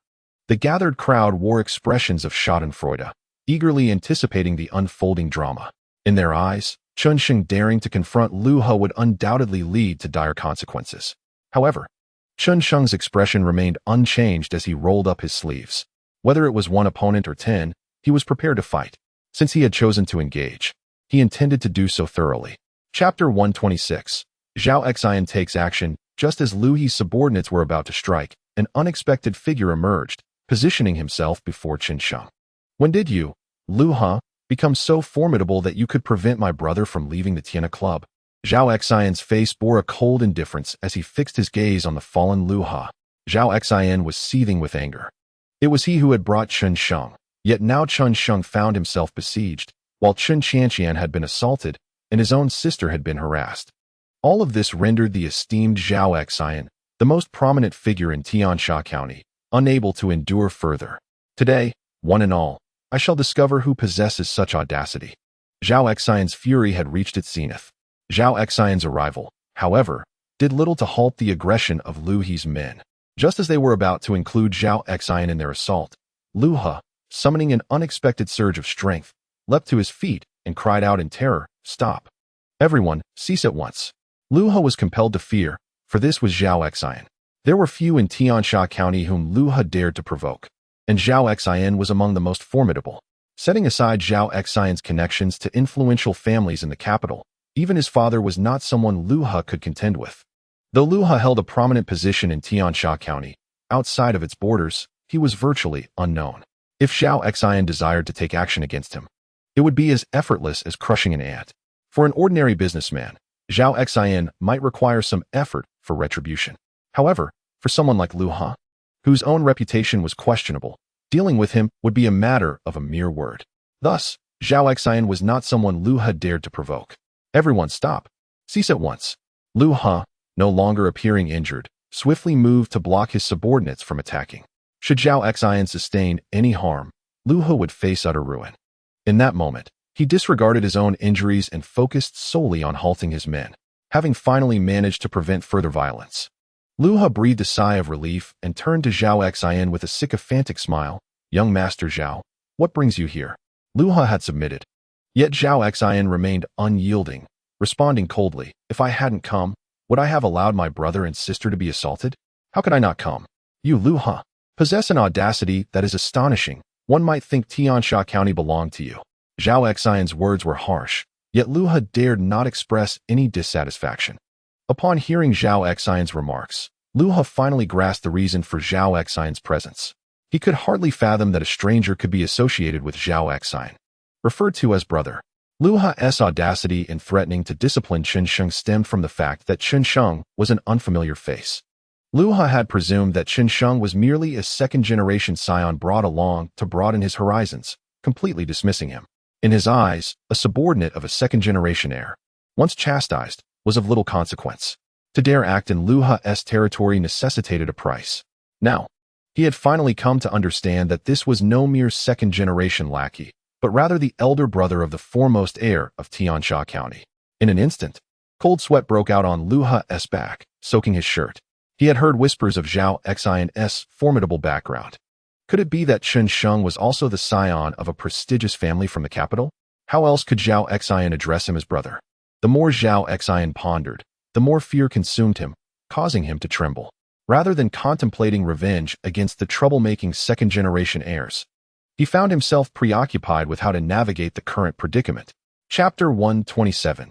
Lu Ha's acknowledgement of error. The most lethal form of imagination can be detrimental. In Lu Ha's mind, Chen Sheng had now ascended to a status rivaling that of Zhao Xin. Thoughts raced through his mind, leading to a final resolution. Gritting his teeth, Lu Ha approached Chen Sheng. Young master, this time it was my fault. I am willing to forfeit an arm. Lu Ha had reached his current position in Tiansha County through a blend of arrogance and commendable qualities. He was ruthless not only towards others, but also towards himself. To be willing to self-mutilate in the name of admitting fault demonstrates a certain caliber of individual. Let it go, throw these few out.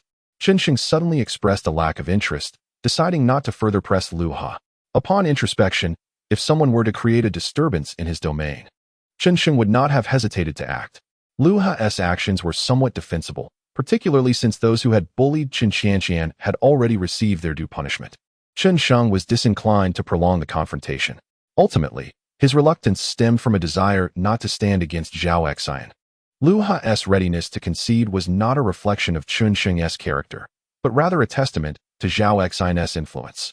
To discipline others solely based on Zhao Xin's reputation was beneath Chen Sheng's dignity. True esteem is earned through one's own efforts, not through the accolades of others. Had Chen Sheng truly chosen to cripple Lu Ha today based on Zhao Xin's standing, the repercussions would ultimately be borne by Zhao Xin himself. Zhao Xin might be indifferent, but Chen Sheng was not. The lesson had been imparted sufficiently. It was time to let it rest. Chen Sheng's words brought a sigh of relief from Lu Ha. Despite Lu Ha's ruthlessness, the prospect of enduring the pain of amputation was one he was keen to avoid. Young master, thank you. I shall take care of these individuals myself. Lu Ha spoke to Chen Sheng with utmost respect, yet upon turning away, his expression morphed into one of fury. Were it not for these individuals, he would not have suffered such a significant loss and humiliation today. Unable to confront Zhao Xin and Chen Sheng, he could only vent his frustrations on these second-generation heirs. One can only imagine the grim fate that awaited them. Chen Sheng had no intention of seeking trouble with Lu Ha.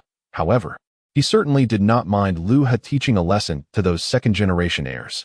The story is lengthy, yet in reality, it unfolded in mere minutes. The onlooking second-generation heirs and their lackeys were left somewhat bewildered by the twists and turns of the event. Initially, they believed Chen Sheng was doomed, but to their astonishment, it was Lu Ha who ended up apologizing. They were even more surprised to discover that a seemingly unfamiliar young man was, in fact, Zhao Xin's elder brother, the most prominent heir of Tiansha County. The entire episode resembled a captivating novel, rife with face-slapping reversals that delighted the onlookers. While they might not remember every detail, one thing was certain: they would never forget that a formidable individual had emerged from Tiansha County, someone not to be trifled with. With the matter coming to a close, Chen Sheng returned to the booth with Chen Qianqian and Tang Qingxue. At this point, Chen Qianqian had ceased her tears. Chen Sheng's actions had provided her with immense reassurance, and she gazed at him with admiration. If not for the faint red marks on her face, one would hardly suspect that she had just been bullied. Even Tang Qingxue's gaze towards Chen Sheng had shifted significantly. Witnessing Chen Sheng's fierce defense of Chen Qianqian, she felt a twinge of envy in her heart. Having an older brother like that seemed rather appealing. Someone to protect and cherish her, a seemingly simple yet rare relationship within a large family. Inside the booth, the second-generation heirs who had previously looked down on Chen Sheng now regarded him with newfound respect. They surmised that his audacious actions must stem from some underlying confidence. Perhaps he was indeed a second-generation heir from a prominent family in the capital. Otherwise, how could he be so familiar with Zhao Xian?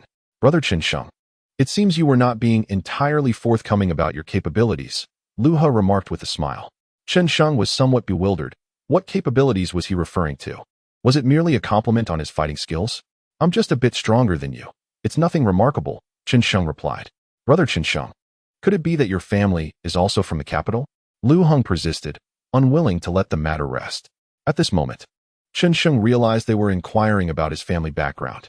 He had never intended to conceal his origins and candidly stated, "What family do I have?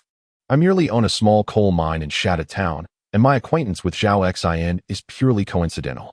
Observing Chen Sheng's earnest demeanor, the second-generation heir suddenly felt that he might indeed be just a minor figure with a small mind. As for his audacity in confronting Lu He, it was likely due to ignorance of the consequences. Had Zhao Xian not intervened, Chen Sheng would have faced dire repercussions. The second-generation heirs, who had previously sought to forge connections with Chen Sheng, suddenly lost interest. In their eyes, he was merely a capable fighter without any substantial background, and thus, not worth their time. To associate with them, one would need to possess a fortune in the tens of millions or even billions. Without sufficient strength, they are simply unworthy of mingling with them. In an instant, Chen Sheng could noticeably sense their attitudes had grown considerably colder. However, Chen Sheng remained unfazed. He had no intention of seeking their acquaintance. Zhao Xian had just stepped out to attend to some matters, and after a considerable while, he returned, accompanied by someone else. Brother Sheng, this is Zhong Jinghui, the car dealer I mentioned to you. In Tiansha County, if you wish to purchase a quality vehicle, he is the only one with a comprehensive selection. Otherwise, you would need to venture to Zun City. As soon as Zhao Xian sat down, he eagerly spoke.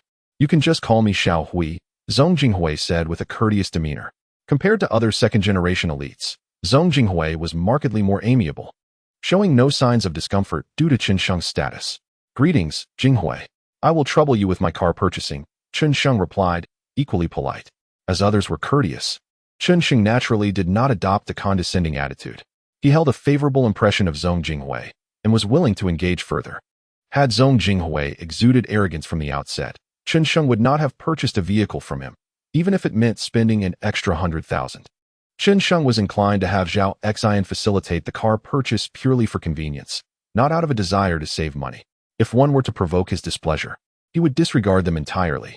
Upon hearing that Chen Sheng intended to buy a car, the other second-generation elites perked up their ears. They were curious to see what kind of vehicle someone of Chen Sheng's stature could afford. If it turned out to be a car worth only 200,000 to 300,000, it would inevitably become a source of ridicule. Brother Sheng, may I inquire what type of car you are looking to purchase? I will check if I have any in stock, Zhong Jinghui offered. In truth, Zhong Jinghui felt a bit helpless. Zhao Xian had not informed him of the specific vehicle Chen Sheng desired, only mentioning that his elder brother was looking to buy a car. Zhong Jinghui dreaded the possibility of Chen Sheng opting for a vehicle in the 200,000 to 300,000 range, as he would have no stock available and would need to spend time sourcing one. Without further contemplation, Chen Sheng spoke directly. I require a Range Rover Autobiography long wheelbase, a Legacy Edition, and 3 fully equipped Toyota Land Cruisers. Upon hearing this, the entire booth fell silent. Initially, they had presumed that Chen Sheng, being a mere small mine owner, would at most be inclined to purchase a BMW 5 Series. Little did they expect that he would initiate a transaction worth several million. While the purchase of a single vehicle might have surprised them, purchasing 5 to 6 was simply astonishing. The total for 5 vehicles amounted to approximately 7 million. Many second-generation elites from ordinary families felt parched at the mere thought of such a figure. It was the hallmark of a true tycoon. Even Lu Heng felt a slight flush on his face. To muster 8 million would require considerable effort on his part. The idea of spending such a sum on a car was beyond his imagination. Only their fathers would possess the qualifications to allocate 8 million for such a purchase. The most astonished among them was undoubtedly Zhong Jinghui. Initially, he believed that selling Chen Sheng a vehicle worth several 100,000 at the lowest price was merely a transaction without any expectation of profit. However, now that an order worth several million had unexpectedly landed in his lap, even at a slightly reduced price, he stood to gain a substantial profit. Despite the impressive size of his Mingdu car dealership, the market in Tiansha County was limited. There were only a handful of individuals capable of purchasing luxury vehicles. In a month, he doubted he could sell that many cars. Yet, with just one order from Chen Sheng, he had already met his monthly sales target. Brother Sheng, you can't be serious about buying so many, can you? Zhong Jinghui asked, his tone tinged with urgency. Faced with such a question, Chen Sheng replied somewhat impatiently. It's just a few million. There's nothing to joke about. Just a few million? The so-called elite second-generation heirs, who had previously looked down upon Chen Sheng, were now struck with disbelief. Just a few million? Please, grant us at least a few millions too. At that moment, they recalled Chen Sheng's words, that these vehicles were intended for use at a mine. What kind of coal mine could warrant an expenditure of several million in one go? They had initially thought of Chen Sheng as merely a small-time coal mine owner, but now they began to question the validity of that assumption. Their curiosity piqued. They wondered which coal mine could afford such lavish spending. If the mine did not belong to Chen Sheng, it seemed improbable that he could possess the means to make such a purchase. This question lingered in their minds, yet given their previous demeanor towards Chen Sheng, they felt too embarrassed to inquire further. Among this group of heirs, one happened to have a family connection to the leadership of the Chongqing steel plant, specifically a familiar figure to Chen Sheng, factory director Guangwei. As Guangfu observed Chen Sheng's face, he felt an odd sense of familiarity but could not quite place it. However, upon learning of Chen Sheng's wealth and youth, a name suddenly surfaced in his mind, one that his father had been praising to the point of causing him ear fatigue, the owner of Tianyuan coal mine, Chen Sheng. Were it not for Chen Sheng's extravagant display of wealth, Guangfu would never have dared to associate him with the person his father had described.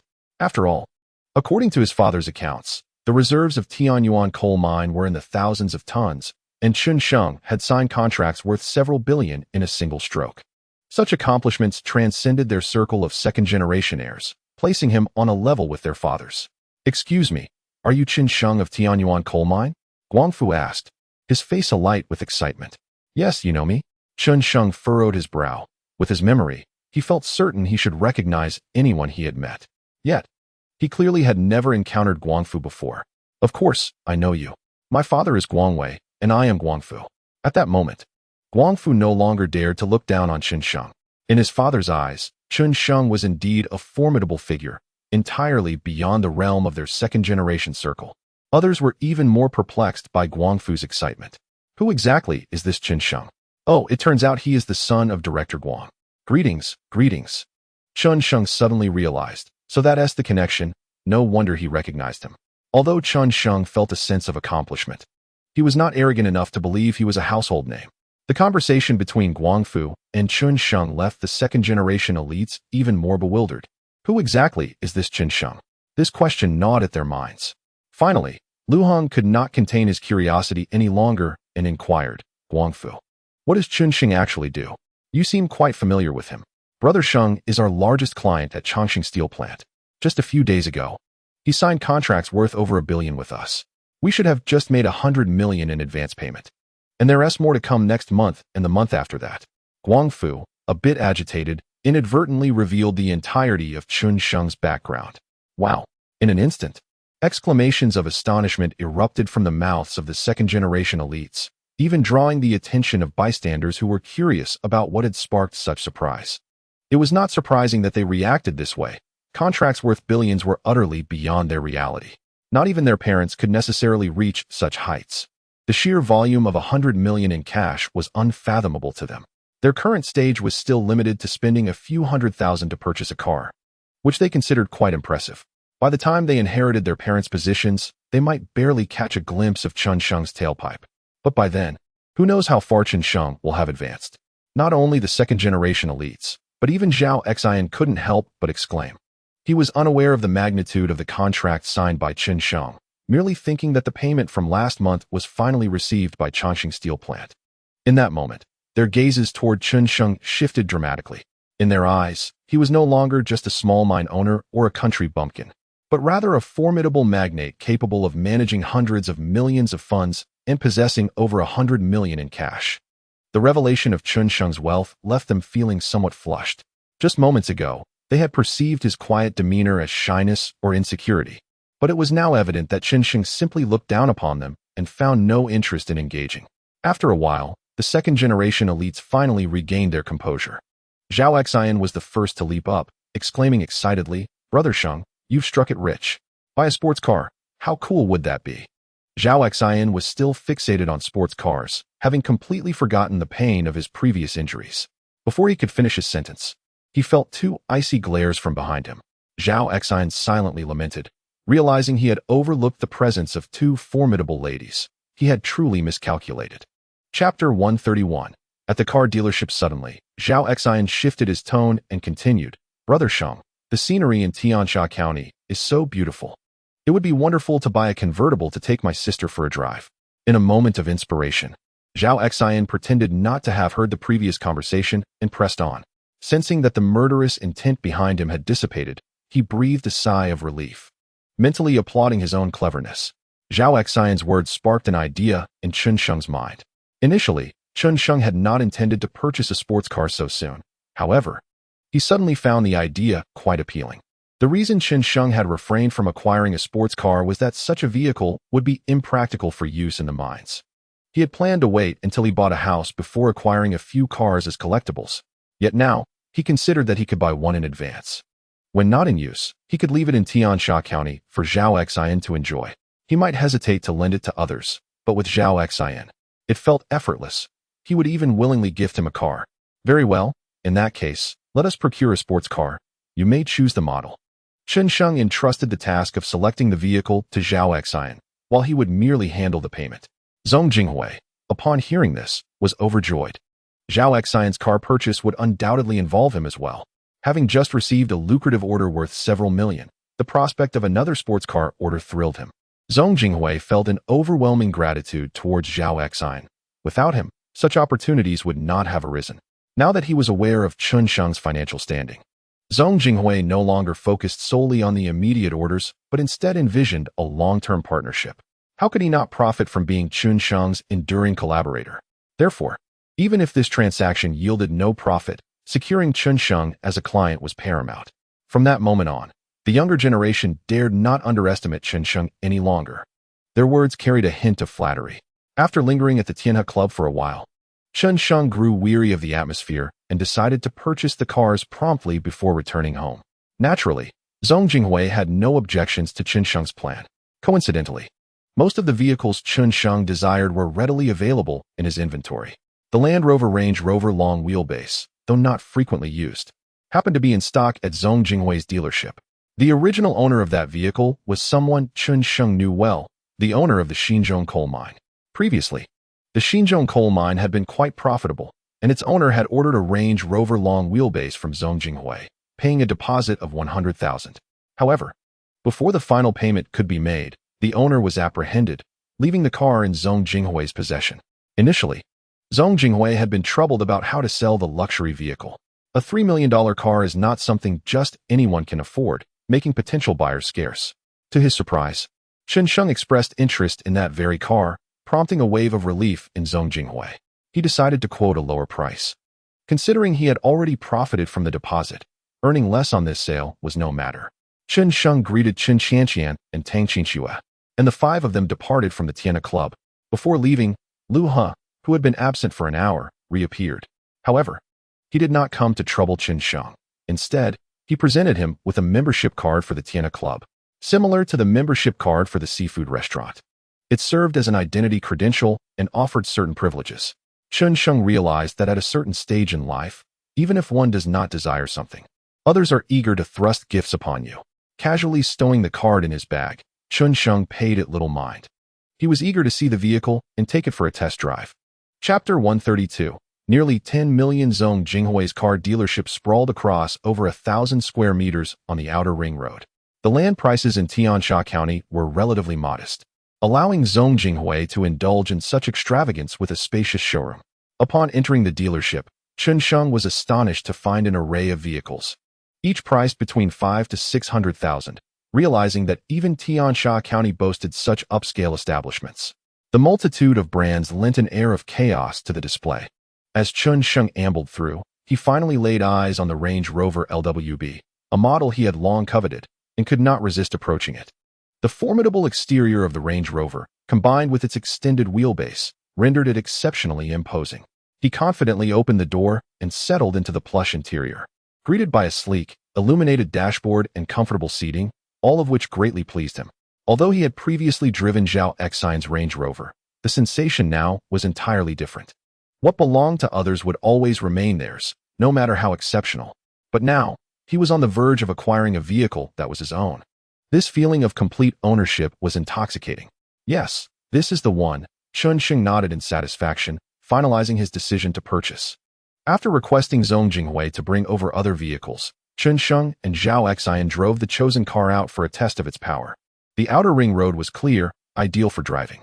Despite the weight of the Range Rover, its potent performance was palpable, with a firm press on the accelerator. The vehicle surged forward, a stark contrast to Chen Mu's old pickup truck, which moved at a snail's pace. In summary, it was an exhilarating experience. After thoroughly enjoying the drive, Chen Mu reluctantly returned the car. Upon his return, Zhong Jinghui had prepared the other vehicles. Once the contract was finalized, payment completed, and temporary plates affixed, they could drive away immediately. This swift process was due to Chen Mu opting for a full cash payment. Otherwise, financing would have required additional time. As for the sports car, Zhao Xian had already made a choice.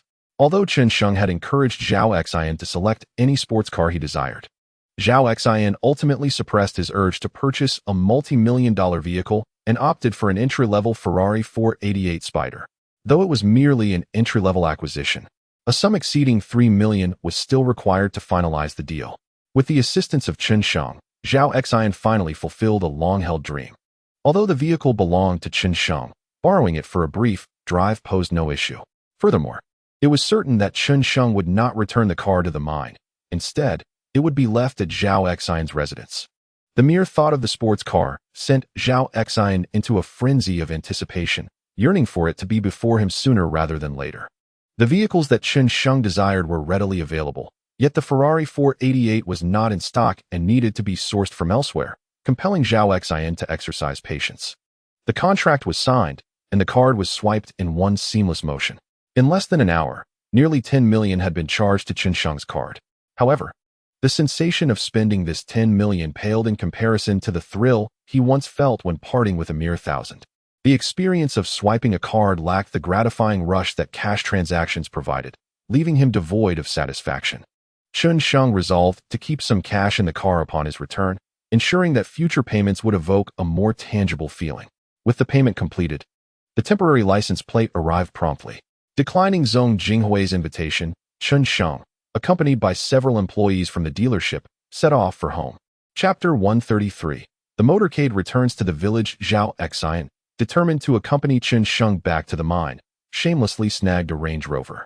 Naturally, Tang Qingxue would join as well. The two women, hand in hand, settled into Chen Mu's extended Range Rover.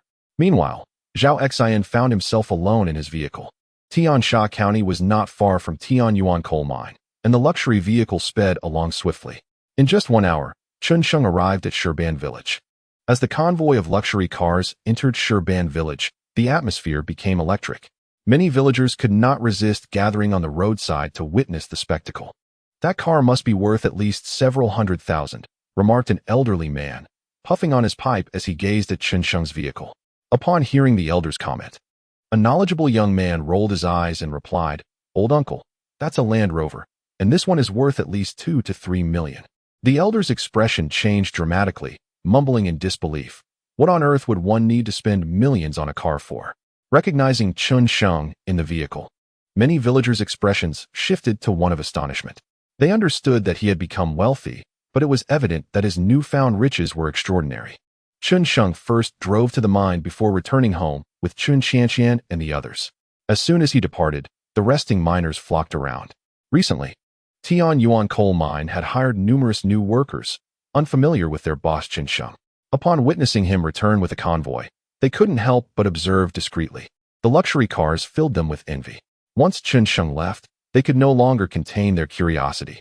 "My goodness, how much do these cars cost?" A miner, with his mouth agape, was unable to resist the urge to touch the vehicle. "You old fool, are you seeking death?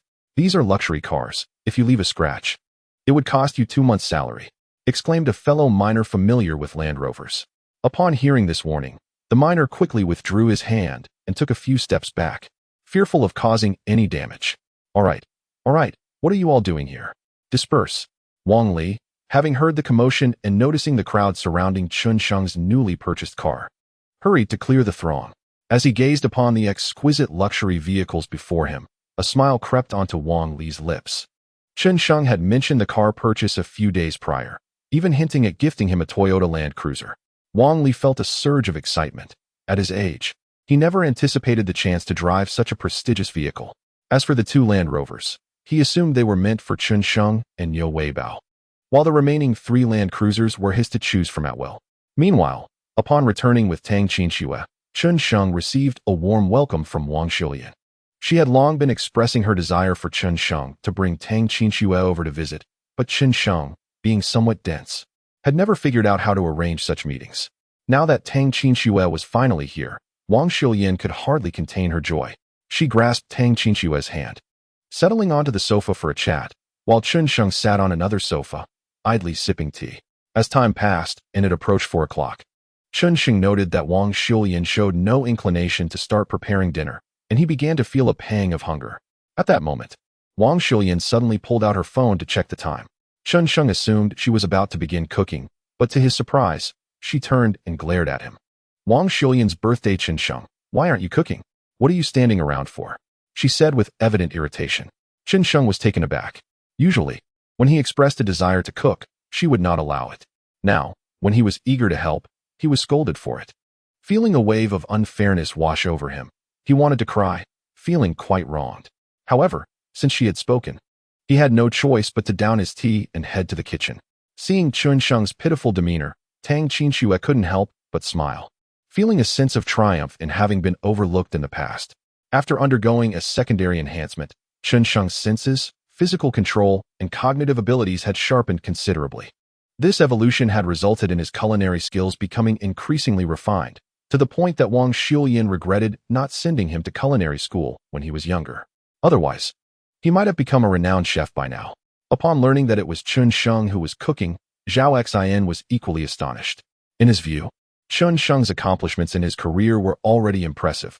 He had never anticipated such culinary mastery as well.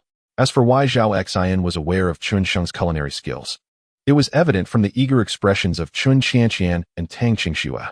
Shortly after Chen Sheng had entered the kitchen, enticing aromas began to waft throughout the entire first floor. The delightful scent stirred Zhao Xian's curiosity, making him yearn to discover what delectable dish Chen Sheng was preparing. Although Zhao Xian was no stranger to the world of gourmet cuisine, having savored countless delicacies, there was an extraordinary allure to Chen Sheng's cooking that captivated his attention and ignited his appetite. An hour later, the feast was laid upon the table, and as Zhao Xian took his first bite, he could not restrain himself from continuing to eat. Half an hour later, the group reclined on the sofa, their stomachs pleasantly full. At that moment, Zhao Xian wished fervently for Chen Sheng and Tang Qinxue to marry on the spot, for such a union would grant him the right to indulge in their culinary delights without reservation. Zhao Xian had come to understand Chen Sheng's character. After all, a man who could cook so exquisitely was surely of commendable nature. The meal was met with unanimous satisfaction, and the sight of Tang Qinxue's contented expression only served to amplify Wang Xiulian's joy. Wang Xiulian's insistence on having Chen Sheng cook was largely due to Tang Qinxue. That evening, neither Tang Qinxue nor Zhao Xian returned home. In response to Wang Xiulian's warm invitation, they opted to stay at Chen Sheng's residence. However, to Wang Xiulian's disappointment, Chen Sheng shared a room with Zhao Xian, while Tang Qinxue chose to sleep with Chen Qianqian. The night passed without incident, and the following morning, Chen Sheng arose early. It was Wang Xiulian's birthday. In Chen Sheng's household, there was no tradition of elaborate birthday celebrations. Typically, a simple bowl of longevity noodles and a fried egg sufficed. This year was no different, as Wang Xiulian had no plans to celebrate her birthday. Chen Sheng, respecting her wishes, did not press the matter. However, there was one gift that he was determined to present. From the last batch of jade stones, Chen Sheng had crafted a jade Buddha. The previous day, Zhao Xian had entrusted the jade Buddha to Chen Sheng while they were in Tiansha County. This morning, after preparing a bowl of longevity noodles and frying 2 eggs, Chen Sheng concealed the jade Buddha within the tea box that Wang Xiulian used every morning, eagerly awaiting her delightful discovery. As for why he did not simply hand it to her directly, the essence of surprise was paramount. Chapter 135. Birthday surprise, Chen Sheng's culinary prowess remained unparalleled, and the enticing aroma roused everyone from their slumber. Observing Chen Sheng's bustling figure in the kitchen, Zhao Xian could no longer contain himself and stealthily made his way into the kitchen, intent on being the first to indulge in the feast. However, as he grasped the chopsticks, Chen Sheng swiftly swatted them from his hands. "This is my mother's longevity noodles. Yours will be prepared shortly," Chen Sheng declared. "What? Today is Auntie's birthday? Why didn't you mention it sooner?" Zhao Xian replied, a look of chagrin crossing his face. It was not merely the interruption that troubled him, but the realization that he had prepared nothing for Wang Xiulian's special day. Chun Qianqian and Tang Qingxue, stealthily positioned by the door, could no longer contain themselves, their expressions marred by embarrassment. Aside from Qin Sheng, no one was aware that today marked Wang Xiulian's birthday. Even Chen Qianqian was oblivious to this significant occasion. "Brother, why didn't you remind me sooner? I haven't even bought a gift for Mom," Chen Qianqian lamented, her tone tinged with reproach directed at Qin Sheng. In truth, it was not entirely her fault. The family's financial constraints had rendered birthdays insignificant in the past. Each year, when Chen Qianqian celebrated her birthday, it was merely Wang Xiulian who would prepare a bowl of noodles, with Qin Sheng offering a red envelope as the only gesture. Although they were now more affluent, their mindset had yet to evolve. Chen Sheng had no intention of making a grand affair, but Zhao Xian was determined not to let the day go uncelebrated. "Brother Sheng, it's Auntie's birthday. Allow me to take charge," Zhao Xian declared confidently. As a brotherly figure to Qin Sheng, he was eager to seize the opportunity to express his goodwill on this special day. "I'll make the arrangements now and head to Tiansha County shortly."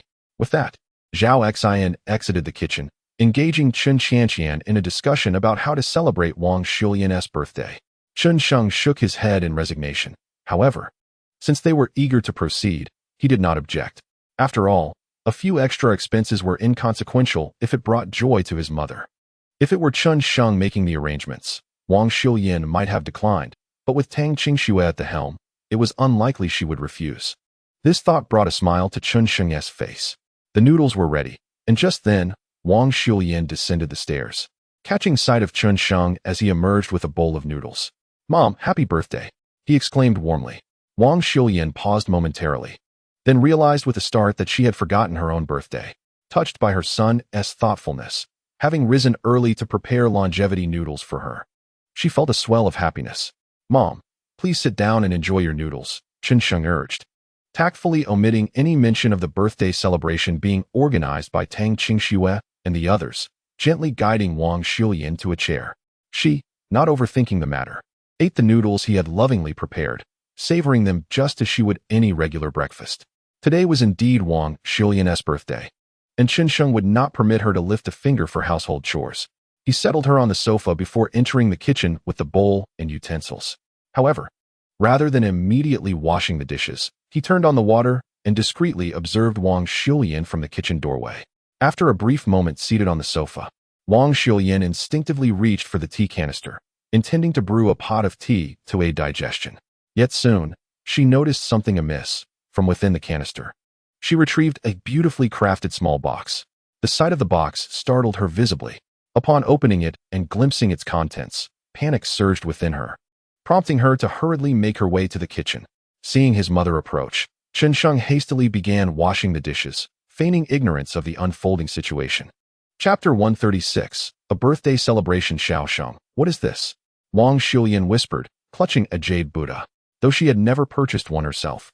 Its exquisite craftsmanship and material clearly indicated its considerable value. The sudden appearance of such a precious item in her home left her flustered. "Ah, Mom, where did you get this?" Qin Sheng feigned surprise. "You don't know? Perhaps Qingxue and the others dropped it here," Wang Xiulian suggested. Qin Sheng pretended to ponder, holding the jade Buddha and gesturing it around his mother's neck. "Mom, this jade Buddha suits you rather well." "You silly child, what nonsense are you talking? It belongs to someone else. We must find out whose it is." Wang Xiulian swatted Qin Sheng's hand away, displeased. "Find out what? It might have been a gift for you. Come, try it on." Ignoring her objections, Qin Sheng placed the jade Buddha around Wang Xiulian's neck. Wang Xiulian, adorned with the jade Buddha, exuded an air of elegance. Observing his mother, Qin Sheng felt she needed earrings or a bracelet to complete the look, which he promised to procure next time. "What are you doing? Take it off." Wang Xiulian, seeing Chen Sheng had put it on her, grew increasingly irritated. Although she found the jade Buddha lovely, she intended to remove it. Mom, don't take it off. I'm giving it to you on behalf of its owner. Chen Sheng chuckled. Wang Xiulian, momentarily bewildered, responded, this belongs to someone else. How can you represent them? Chen Sheng's smile grew ever brighter. Who told you it belongs to someone else? At that moment, Wang Xiulian realized her son was teasing her. Mom, happy birthday. This is a gift from your son. Do you like it? Chen Sheng quickly confessed as he noticed her realization. You silly child, why such extravagance? Wang Xiulian chided. Though she made no move to remove the jade Buddha. What woman does not cherish beauty? It was merely a matter of means.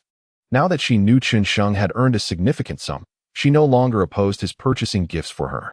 Having accepted 5 million, what was one jade Buddha? Mom, happy birthday. May every day be filled with joy. Chen Sheng silently wished as he admired his mother's smile. At that moment, Chun Qianqian and the others burst in. Mom, come on, let's change clothes. Chun Qianqian exclaimed, tugging at Wang Xiulian's hand, eager to lead her upstairs. What are you doing? Wang Xiulian asked, wide-eyed. Mom, we're going to Tiansha County to celebrate your birthday. Chen Qianqian said excitedly. At your age, why celebrate a birthday? I don't want to go, Wang Xiulian replied. Still reluctant to celebrate. All eyes turned to Chen Sheng, hoping he would intervene. He shrugged, adopting an expression that conveyed his helplessness. The reaction of the mother was within Chen Sheng's expectations. Just as Chun Qianqian was feeling utterly disappointed, Tang Qinxue stepped forward and said, Annie, it's rare for me to be in Tiansha County this year, so let us celebrate your birthday. Tang Qinxue gently shook Wang Xiulian's hand. While Wang Xiulian could refuse everyone else, she found it difficult to turn down Tang Qinxue. In that fleeting moment, her heart wavered. Seeing her mother's hesitation, Chun Qianqian immediately took action, grasping Wang Xiulian's other hand and saying, Mom, since Qinxue is so thoughtful, just agree, will you? This remark shattered Wang Xiulian's indecision. She held a deep affection for Tang Qinxue. Even without Chen Sheng's influence, Tang Qinxue's inherent charm was undeniably endearing. All right, I'll trouble you then, Qinxue. Wang Xiulian finally conceded. Chen Sheng cast a surprised glance at Tang Qinxue. This woman is impressive, she managed to persuade Wang Xiulian. Sensing Chen Sheng's gaze, Tang Qinxue proudly lifted her chin, beckoning for praise. However, Chen Sheng, being the straightforward man he was, completely disregarded her look, as he still had dishes to wash. By the time Chen Sheng finished cleaning, Wang Xiulian had already changed into her outfit. The group climbed into a Range Rover, heading towards Tiansha County. The people of Wenshur had a fondness for seafood, so Zhao Xian naturally arranged for a visit to the same seafood restaurant as before, without inviting anyone else, reserving the same private room. As the dishes arrived, accompanied by a cake, the group raised their glasses, toasting, Happy birthday, Annie. Happy birthday, Mom. At that moment, the door of the private room swung open, and a waiter entered. These 2 bottles of red wine are a gift from Mr. Li, wishing you a happy birthday. The waiter respectfully presented the wine before exiting. Xiaosheng, who sent this? Wang Xiulian inquired, puzzled. Chen Sheng quickly recalled, Mr. Li. It must be Li Hui from the Southwest Group. This hotel seems to belong to him. It was only natural for him to send a gift for the birthday celebration. The 2 bottles of red wine were not overly expensive, totaling around 10,000 yuan. While they weren't the famed 1982 Lafite, they were still commendable wines.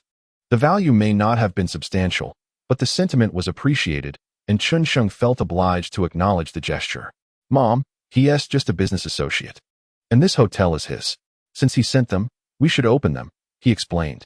Zhao Xian and Tang Qinxue were well aware of who Li Hui was, so they were not particularly surprised. However, Chun Qianqian and Wang Xiulian were somewhat astonished at the respect shown to Chen Sheng by the hotel's owner. They were curious about how long Chen Sheng had been making money to garner such esteem. Fortunately, they were unaware that Li Hui was the owner of the Southwest Group. Otherwise, their astonishment would have deepened. They were unaware of the true nature of the seafood restaurant's proprietor. Yet they certainly could not be oblivious to the prominence of the Daxonin Group. In their eyes, that was indeed a figure of considerable stature. The meal was a joyous affair for all. After dining, with time still on their side, Tang Qinxue proposed a shopping excursion. Chun Qianqian readily agreed. And Wang Xiulian ultimately acquiesced as well, for she could never bring herself to refuse Tang Qinxue's pleas. As the 3 women indulged in their shopping spree, Chen Sheng and Zhao Xian took on the roles of bag carriers and payment facilitators.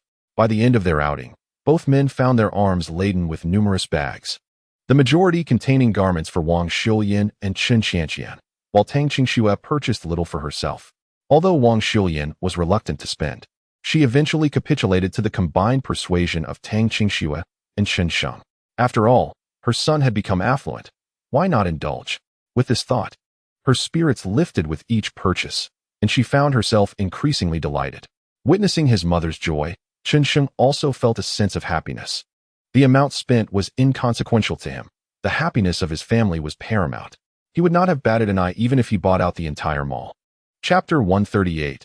Chen Qianqian in a Frey Langway Square lacked any international luxury brands. Thus, the total expenditure was modest, making the shopping experience straightforward. Aside from Wang Xiuyan, perhaps the most elated was Chen Qianqian. Typically, she would be fortunate to procure a few outfits throughout the year. Yet now she was free to purchase at will. How could she not be ecstatic? Ultimately, Chen Qianqian spent several thousand on a gold ring for Wang Xiuyan, nearly exhausting all of the pocket money Chen Sheng had given her. Brother.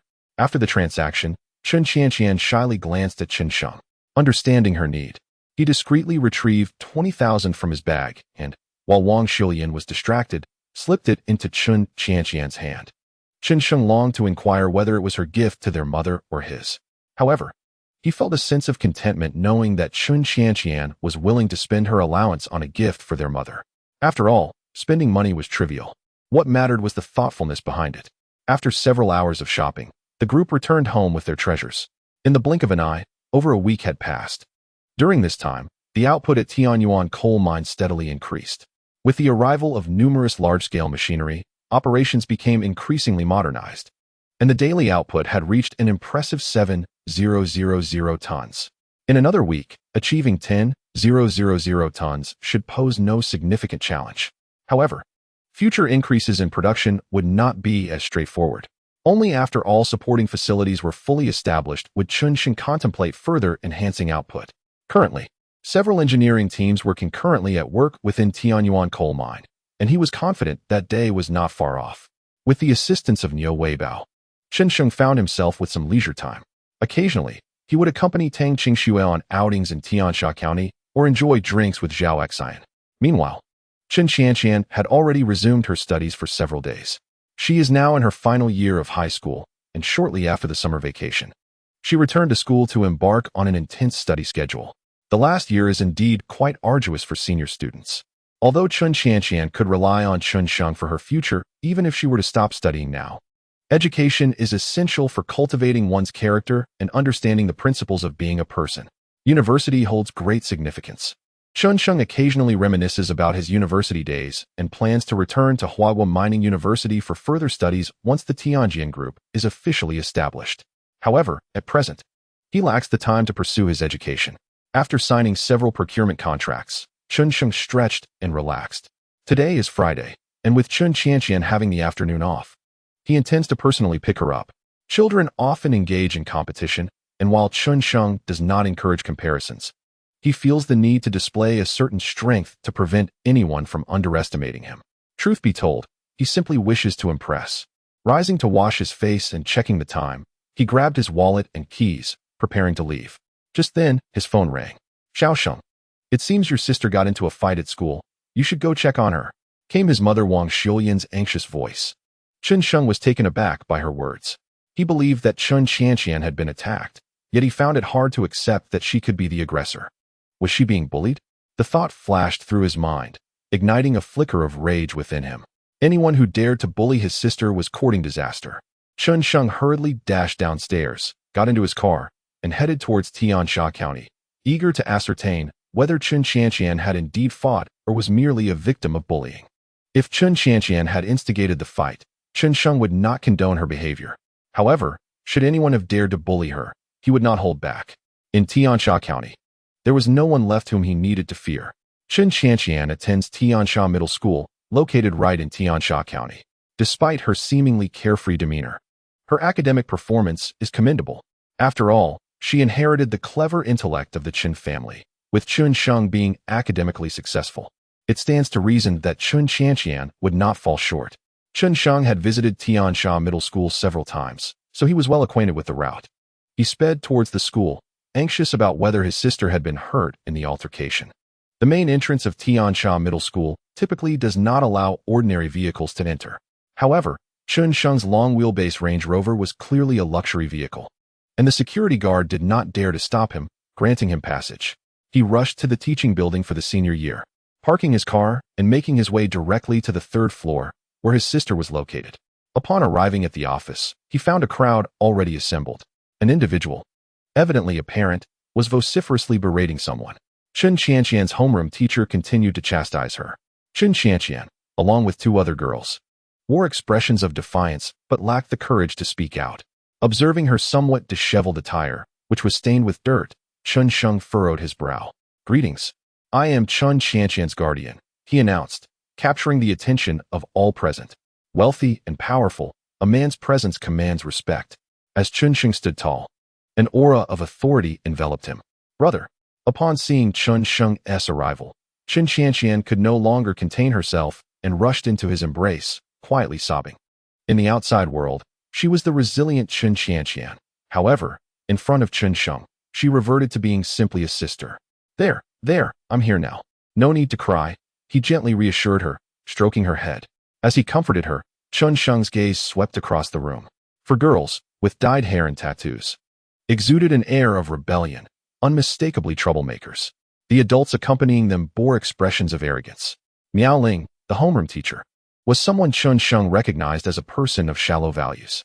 While Chen Sheng observed them, they too scrutinized him, particularly Miao Ling, who found it difficult to reconcile the imposing figure before her with the Chen Sheng she had previously encountered. The reason for her persistent criticism of Chen Qianqian stemmed from the belief that Chen Sheng's family was of little consequence. While another student boasted connections to a leader within the Education Bureau, Miao Ling's direct superior. Initially, she had intended to reprimand Chen Qianqian thoroughly, but now she hesitated, sensing that Chen Sheng was not to be trifled with. However, the other two parents lacked Miao Ling's discernment. Upon noticing Chen Qianqian's guardian's arrival, they glared and began to berate him. "Your child dares to strike others. If you do not provide an explanation today, do not expect this to end here." Chen Sheng's brows knitted together. It had been a long time since someone had dared to speak to him in such a manner. "Sir, please mind your language." "Miao Ling, can you clarify the situation?" Chen Sheng was still unaware of the full circumstances and refrained from losing his temper. Miao Ling had initially planned to speak candidly, but upon considering the girl's parentage, she quickly altered her stance. "This matter is largely due to Chen Qianqian. The three of them attacked Qianqian and her friends without provocation." "That's a blatant lie," Chen Qianqian interjected before Miao Ling could finish. "You were the ones who started it," she protested defiantly. Chen Sheng was well aware of Chen Qianqian's character. She would admit to her mistakes, but would never resort to deceit. "So who, then, was the true liar?" "What if I did strike you?" "You're the one who stole money, you shameless wretch," retorted Huang Xieyun, the girl whom Chen Qianqian had hit, with insolence. "That's enough," Chen Sheng exclaimed with rising fury. An aura of unyielding authority emanated from Chen Sheng, momentarily rendering Huang Xieyun and her companion speechless. After a considerable pause, Huang Xieyun regained her composure. Realizing that she had been intimidated by the brother of Chen Qianqian, her fury intensified. "You vile creature. Do not presume that I will refrain from confronting you simply because your brother is present. Once he departs, you shall witness the consequences of my wrath," she declared, disregarding the presence of Chen Sheng and Miao Ling as she threatened to punish Chen Qianqian. Huang Xieyun's arrogance exceeded common expectations. "Qianqian, what is the truth? Speak, and I shall defend you," Chen Sheng said, suppressing his inner rage. "Brother, he falsely accused me of theft and seized my money when I refused to comply.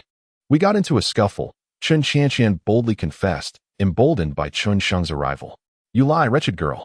I will annihilate you." Huang Xieyun lunged at Chen Qianqian. At this juncture, Huang Xieyun's brazen demeanor suggested she had some backing. Otherwise, her reckless behavior would have led to her downfall long ago.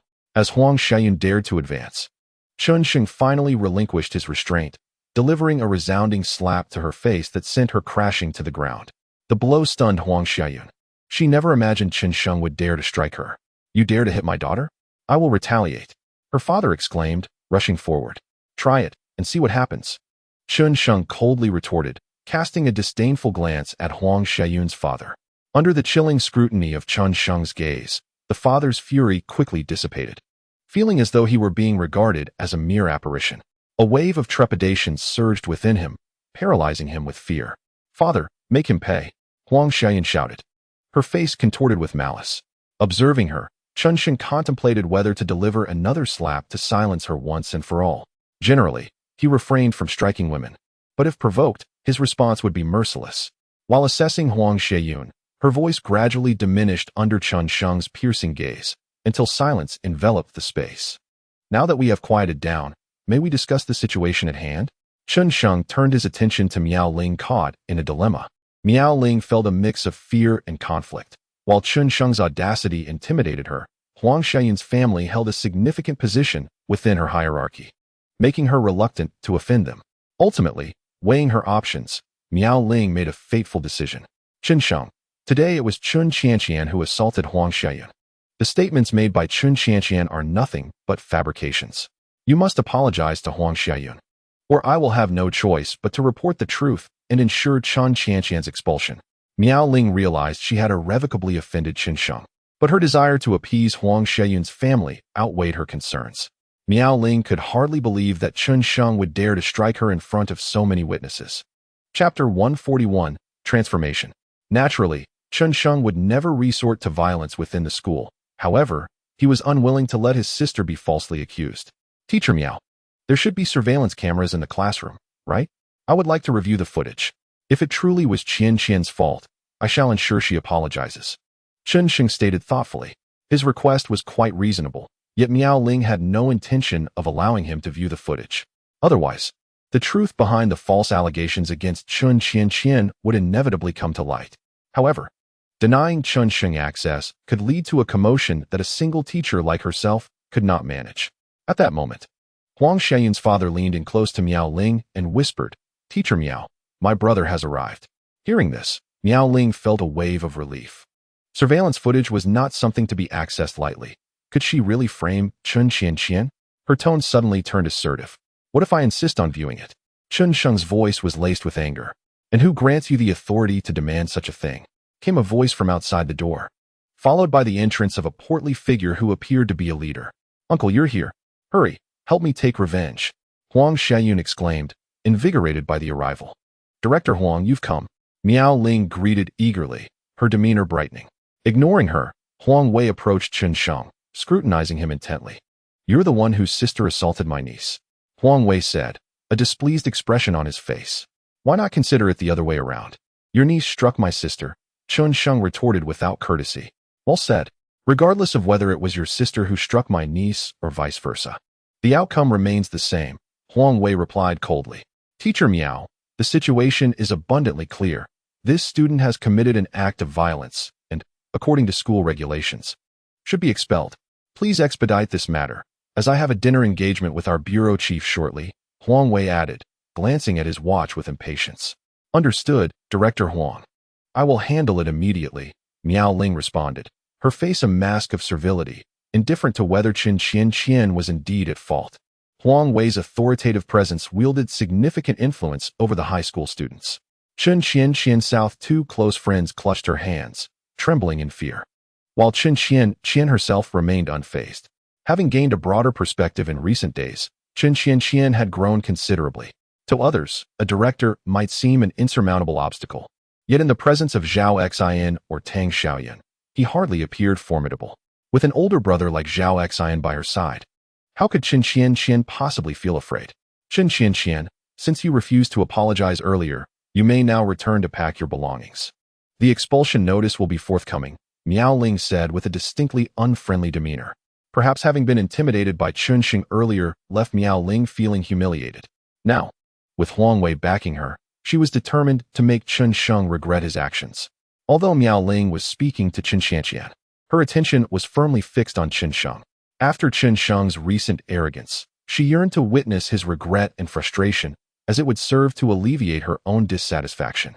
Unfortunately, Chen Sheng displayed no signs of remorse. Instead, a hint of amusement danced in his expression. He recalled his former teachers, who treated all students equally. regardless of their familial circumstances. In fact, those from less fortunate backgrounds often received even more attention. Yet, it seemed that times had changed. Was it the teachers who had deteriorated, or had Miao Ling herself become corrupted? Chapter 142, Shaking Things Up Ultimately. Chen Sheng concluded that it was Miao Ling who had changed. Most teachers remained commendable, but a select few had succumbed to the taint of capitalism, relishing the power of their status. Just as Miao Ling and her companions prepared to depart, Chen Sheng suddenly interjected with a question. Upon hearing his words, Huang Wei paused, turned around, and with a beaming smile remarked, "Young man, in this society, without strength, you ought to humbly admit your mistakes. After all, who told you to provoke my precious niece? Qin Qianqian, I'm here to seize your money. Unhappy? Then I shall expel you. Ha ha ha," Huang Xiaoyun declared, her demeanor brimming with arrogance. Their remarks caused Chen Qianqian's face to redden. "By the way, you must be over 18 now, right?" Chen Sheng suddenly inquired. His seemingly nonsensical question caught Huang Xiaoyun off guard, but she instinctively replied, "Yes, why? Good, that's settled then." A knowing smile crept across Chen Sheng's face as he took out his phone and began dialing, much to the astonishment of those present. During their gathering at the Tiana Club, Chen Sheng had exchanged contact information with several affluent heirs. Initially, he presumed he would never have the opportunity to utilize it. Yet here he was, needing it sooner than anticipated. Chen Sheng realized that these heirs could indeed be of assistance. For matters that were too inconvenient to handle personally, delegating to them was a viable option. After all, it seemed beneath him to call Aunt Tang for trivial issues.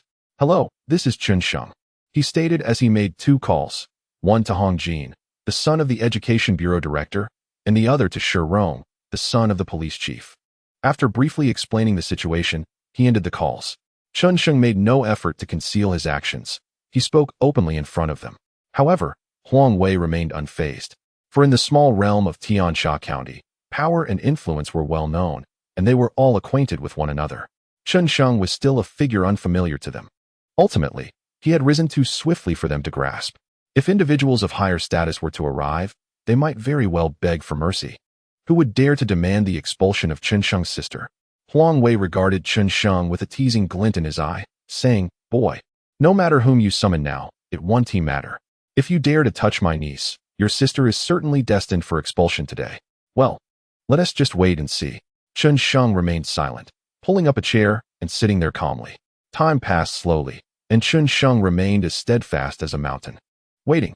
Gradually, a sense of unease began to creep into Huang Wei's heart. Chen Sheng's composure was unsettling, so serene that it felt unnatural. This was not something an ordinary person could achieve. The difference between feigned calmness and genuine tranquility was stark, and Chen Sheng embodied the latter. Huang Wei remained silent, and Miao Ling dared not move. The office fell into a silence so profound that it felt oppressive. Finally, a series of parking sounds from below shattered the stillness. Within a mere minute or two, more than a dozen cars parked outside, accompanied by a cacophony of voices. This left Huang Wei feeling flustered, fearing that Chen Sheng might be a thug summoning others to confront them. Even Chen Sheng was somewhat taken aback by the sheer number of arrivals.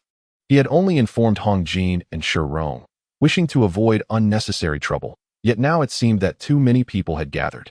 Chapter 143, Surveillance Unbeknownst to Chen Sheng. When he made the call, these second-generation heirs were, coincidentally, at a gathering.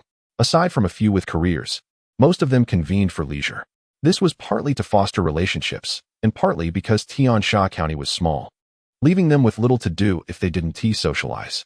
At the very moment they were enjoying their gathering, they received Chen Sheng's call. Naturally, they did not wish to miss the opportunity to connect with someone of his stature. Faced with the prospect of aiding Chen Sheng in his time of need, they could hardly contain their excitement. Under Zhao Xian's leadership, a throng of individuals made their way to Tiansha Middle School. Remarkably, it was not just the second-generation heirs who arrived. Even officials from the discipline inspection and armed police joined in. They were determined to support Chen Sheng, going all out for him. A stream of people surged into the office on the third floor. "Brother Sheng, we're here," Zhao Xian exclaimed, his face alight with enthusiasm as he scanned the room, eager to identify the fool who dared to provoke his brother Sheng. The small office grew increasingly crowded as more and more heirs flooded in.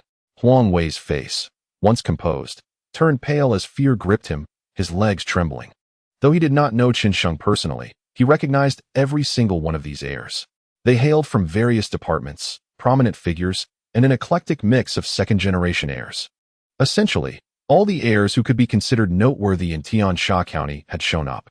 They all referred to Chen Sheng as Brother Sheng. While Huang Wei was merely a minor director in a certain bureau, his title inflated to elevate his status.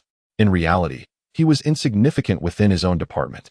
He had never encountered such a scene as a mere director. The fact that he did not collapse onto the ground was already a testament to his resilience. Director Huang, may I now view the surveillance footage? Chen Sheng inquired with a smile. Indeed, Chen Sheng could have directly instructed Huang Wei to reveal everything, as Huang Wei himself was far from innocent. However, Chen Sheng believed in the principle of evidence. If you deny me access to the footage, I shall insist on viewing it right before your eyes. What are you staring at? Don't think that your numbers intimidate us. If you have the guts, come at me. A bunch of petty thugs. Soon enough, I will have you all arrested, Huang Xiaoyun boasted, unaware of the precarious situation she was in. Huh, we are mere thugs. A group of second-generation elites chuckled, having never been labeled as such before. Suddenly, Huang Wei, who had been feeble until that moment, erupted in a fit of rage, delivering a resounding slap across Huang Xiaoyun's face, leaving her stunned. Huang Wei was now filled with regret. He had never anticipated that in his attempt to assist his niece, he would ultimately jeopardize himself. After striking Huang Xiaoyun, Huang Wei wore a bitter smile as he turned to Chen Sheng, stating, "Of course you can watch it." He was not foolish. He recognized that among this group, Chen Sheng was the leader. It was only through Chen Sheng's approval that he could hope to maintain his position as director. Miao Ling also perceived this shift. The individuals Chen Sheng had summoned instilled fear in Huang Wei. Just moments ago, Miao Ling had thought she had endeared herself to Huang Wei, setting her sights on a promotion and a pay raise. Yet, she now found herself bewildered. She distinctly remembered that Chen Qianqian hailed from humble beginnings. But what was the reality now? How could someone with such connections be from a disadvantaged background? With so many influential figures present, Chen Sheng finally accessed the surveillance footage. Chapter 144. The crime of robbery in today's schools. Surveillance systems are remarkably advanced. Upon reviewing the footage, the entire sequence of events became crystal clear. The video revealed that earlier that morning, Huang Xiaoyun and her companions had seized Chen Qianqian's backpack, extracting 2 stacks of 100 yuan notes that Chen Sheng had given to her. When Chen Qianqian attempted to reclaim her belongings, she was besieged by 4 individuals, and it was only when someone intervened that Huang Xiaoyun and her associates ceased their assault. Witnessing this, Chen Sheng's anger intensified. He could not tolerate the bullying of his sister. The actions of Huang Xiaoyun and her group left no room for denial. After watching the footage, Miao Ling's complexion drained of color. She had initially intended to frame Chen Qianqian to curry favor with Huang Wei, but instead, she had unwittingly shot herself in the foot. While Chen Sheng might overlook the transgressions of others, he would certainly not spare Miao Ling. Twisting the truth and betraying her own student was unforgivable. Had Chen Sheng not possessed certain capabilities, the consequences for Chen Qianqian today would have been dire. Expulsion during her senior year would have irreparably marred her future. Thankfully, Chen Sheng had arrived just in time, and misfortune had befallen them instead. "Teacher Miao, is this what you describe as my sister assaulting someone?" Chen Sheng remarked coldly, fixing his gaze on Miao Ling. "Chen Sheng, I have erred. I truly have erred. Please grant me mercy this once," pleaded Miao Ling, tears streaming down her face. "I lack the capacity to show you mercy," Chen Sheng replied with a cold smirk. Casting his gaze around, he settled his eyes on Huang Xiaoyun.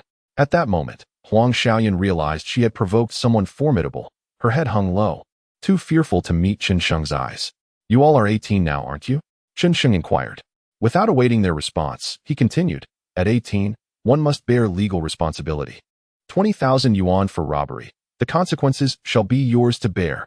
Upon hearing this, the faces of the Huang family changed instantaneously. Chen Sheng's maneuver was astoundingly ruthless. If he truly pursued accountability from Huang Xiaoyun, her fate would undoubtedly be sealed. They were merely 18. A few years of imprisonment would irrevocably alter the course of their lives. "Mr. Chen, they are still just children. I implore you to spare them this time." Huang Xiaoyun's mother rushed to Chen Sheng's side, pleading fervently. "He is just a child. My sister is no longer a child." Chen Sheng's tone grew increasingly frigid. "If I lacked this strength today, wouldn't it be my sister who suffers?"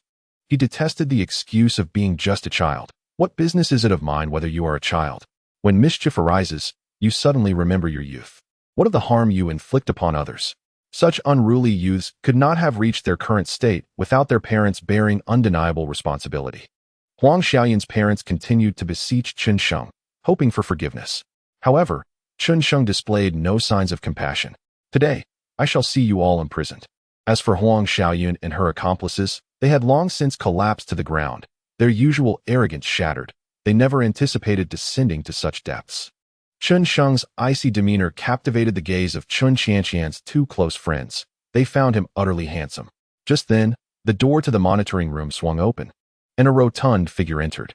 This individual was Chen Lu, the principal of Tiansha Middle School. Upon learning that so many affluent youths were present, Chen Lu could no longer remain in his office. Upon entering the monitoring room and witnessing the weeping individuals, Chen Lu paused.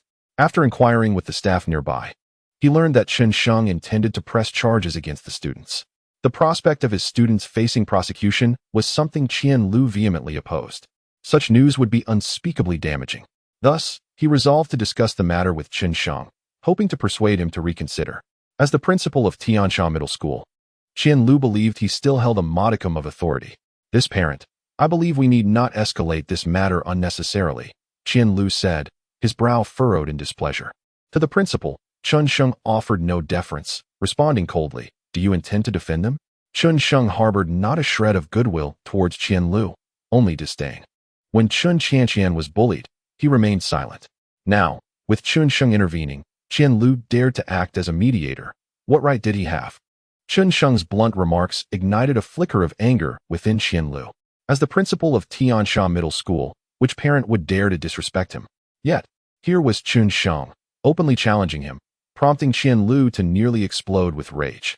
Observing the fury rising on Chen Lu's face, the director, who had been watching the scene unfold, swiftly restrained him and whispered the details of the situation into his ear.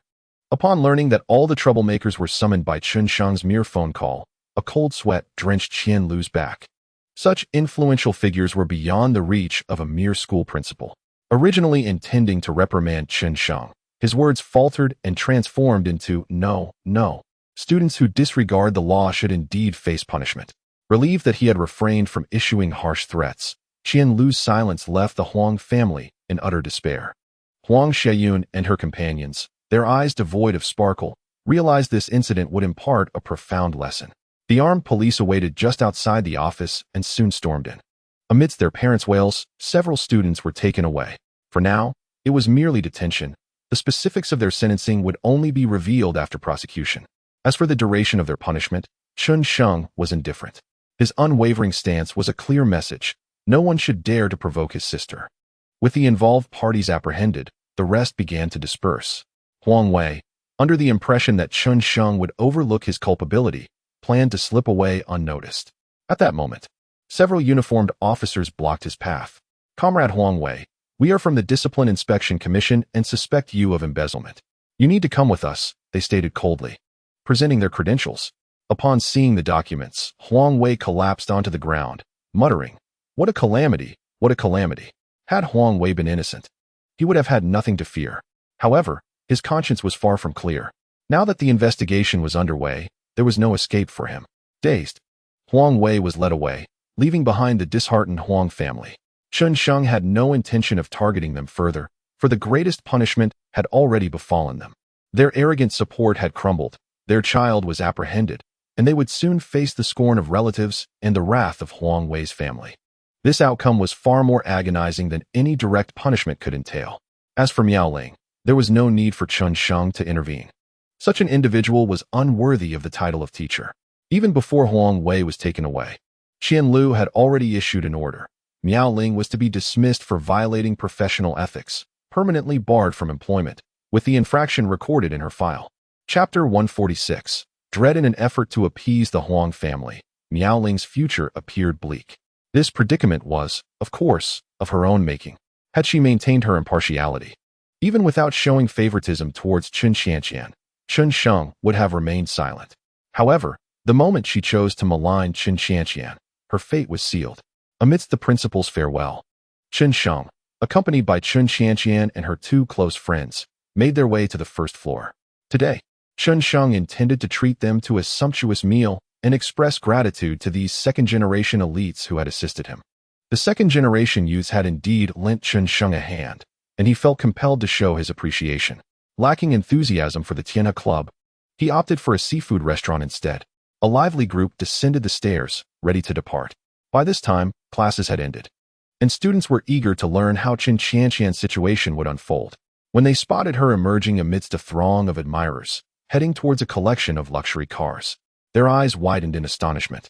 Given Chen Qianqian's previous demeanor, her family background was evidently modest, but now, it seemed quite different. Among the luxury vehicles outside the teaching building, Chen Sheng's long wheelbase Range Rover stood out conspicuously. As Chen Sheng, along with Chen Qianqian and her two friends, climbed into the Range Rover, a commotion erupted among the students. What on earth is happening? Has Chen Qianqian found a benefactor? One exclaimed. Clearly, she's been taken care of. Otherwise, how could she suddenly appear affluent? With luxury cars picking her up? Another chimed in. Is she just relying on her looks? To be supported at such a young age, how shameless. Wherever there are people, there are rivalries. Chen Qianqian's beauty and academic prowess attracted numerous admirers, yet it also invited envy and disdain. Upon witnessing Chen Sheng's luxury vehicle, detractors quickly emerged to tarnish her reputation. Suddenly, someone recognized Chen Sheng. He had previously attended a parent-teacher meeting for Chen Qianqian, and many were familiar with him. Stop spreading rumors. That's her brother, Chen Sheng, one interjected. Could it be that Chen Qianqian is a secret heiress? Her brother certainly seems affluent, another speculated. The conversation shifted, focusing now on Chen Sheng. Jealous girls attempted to steer the narrative back to disparaging Chen Qianqian, labeling her a manipulative social climber and questioning her status. Who knows if he's truly her brother or merely a romantic interest? Ultimately, someone could no longer remain silent. Enough. The ones who bullied Chen Qianqian, like Huang Xiaoyun, have already been apprehended. If you wish to continue this charade, go ahead. Do you even know who Chen Sheng's associates are? They are the elite second generation from Tiansha County. Keep targeting Chen Qianqian, and you may find yourselves in grave trouble. The individual in question evidently holds a certain status, having recognized the identities of several lesser-known second-generation elites. However, he has yet to attain the privilege of knowing top figures such as Zhao Xian and others from the Tiansha County. Nevertheless, his presence alone was sufficient to intimidate a few girls who had slandered Chen Qianqian, rendering them mute. They were merely students, and the notion of second-generation elites was far beyond their reach. They dared not provoke such individuals. In an instant, silence enveloped the room. Although Chen Qianqian displayed no outward signs of concern, it seemed unlikely that anyone would dare to cross her in the future. Chapter 147. Reserving a table. Chen Sheng was oblivious to the thoughts of those students, already driving towards the seafood hotel. Chen Qianqian's two close friends gazed in excitement at the interior of Chen Sheng's car. It was their first time experiencing such a luxurious vehicle, and they were curious about how Chen Qianqian's family had amassed such wealth. Along the way, they couldn't help but chatter excitedly with Chen Qianqian. However, upon learning that the car was valued at 3 million, the two girls were taken aback, falling silent. Chen Sheng, this car is rather extravagant, isn't it? One of her friends, Zhou Sisi, remarked cautiously. Isn't it just a matter of earning a bit of money and showing off? Chen Sheng replied with a smile. He had no intention of flaunting his wealth in front of Chen Qianqian's friends, nor did he look down upon their hesitance. At their age, it was only natural to be cautious, and Chen Sheng bore no contempt for their modesty.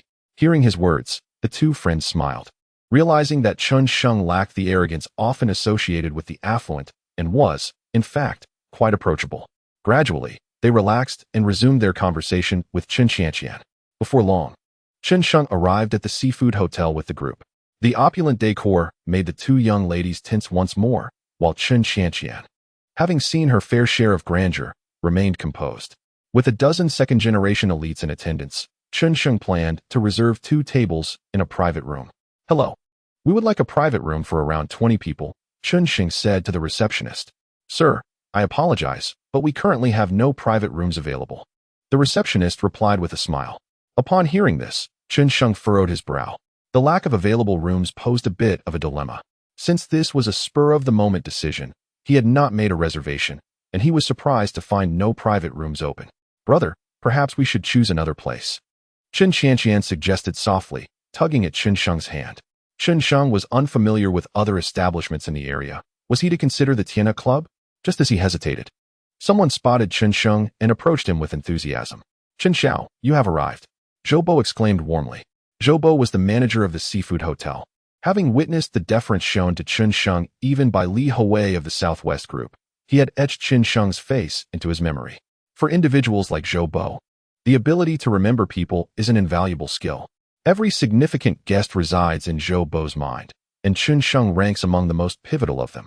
"Manager Zhou, this guest has requested a private room, but we currently have none available," the front desk staff noted, recognizing the significance of Chen Sheng from Zhou Bo's expression.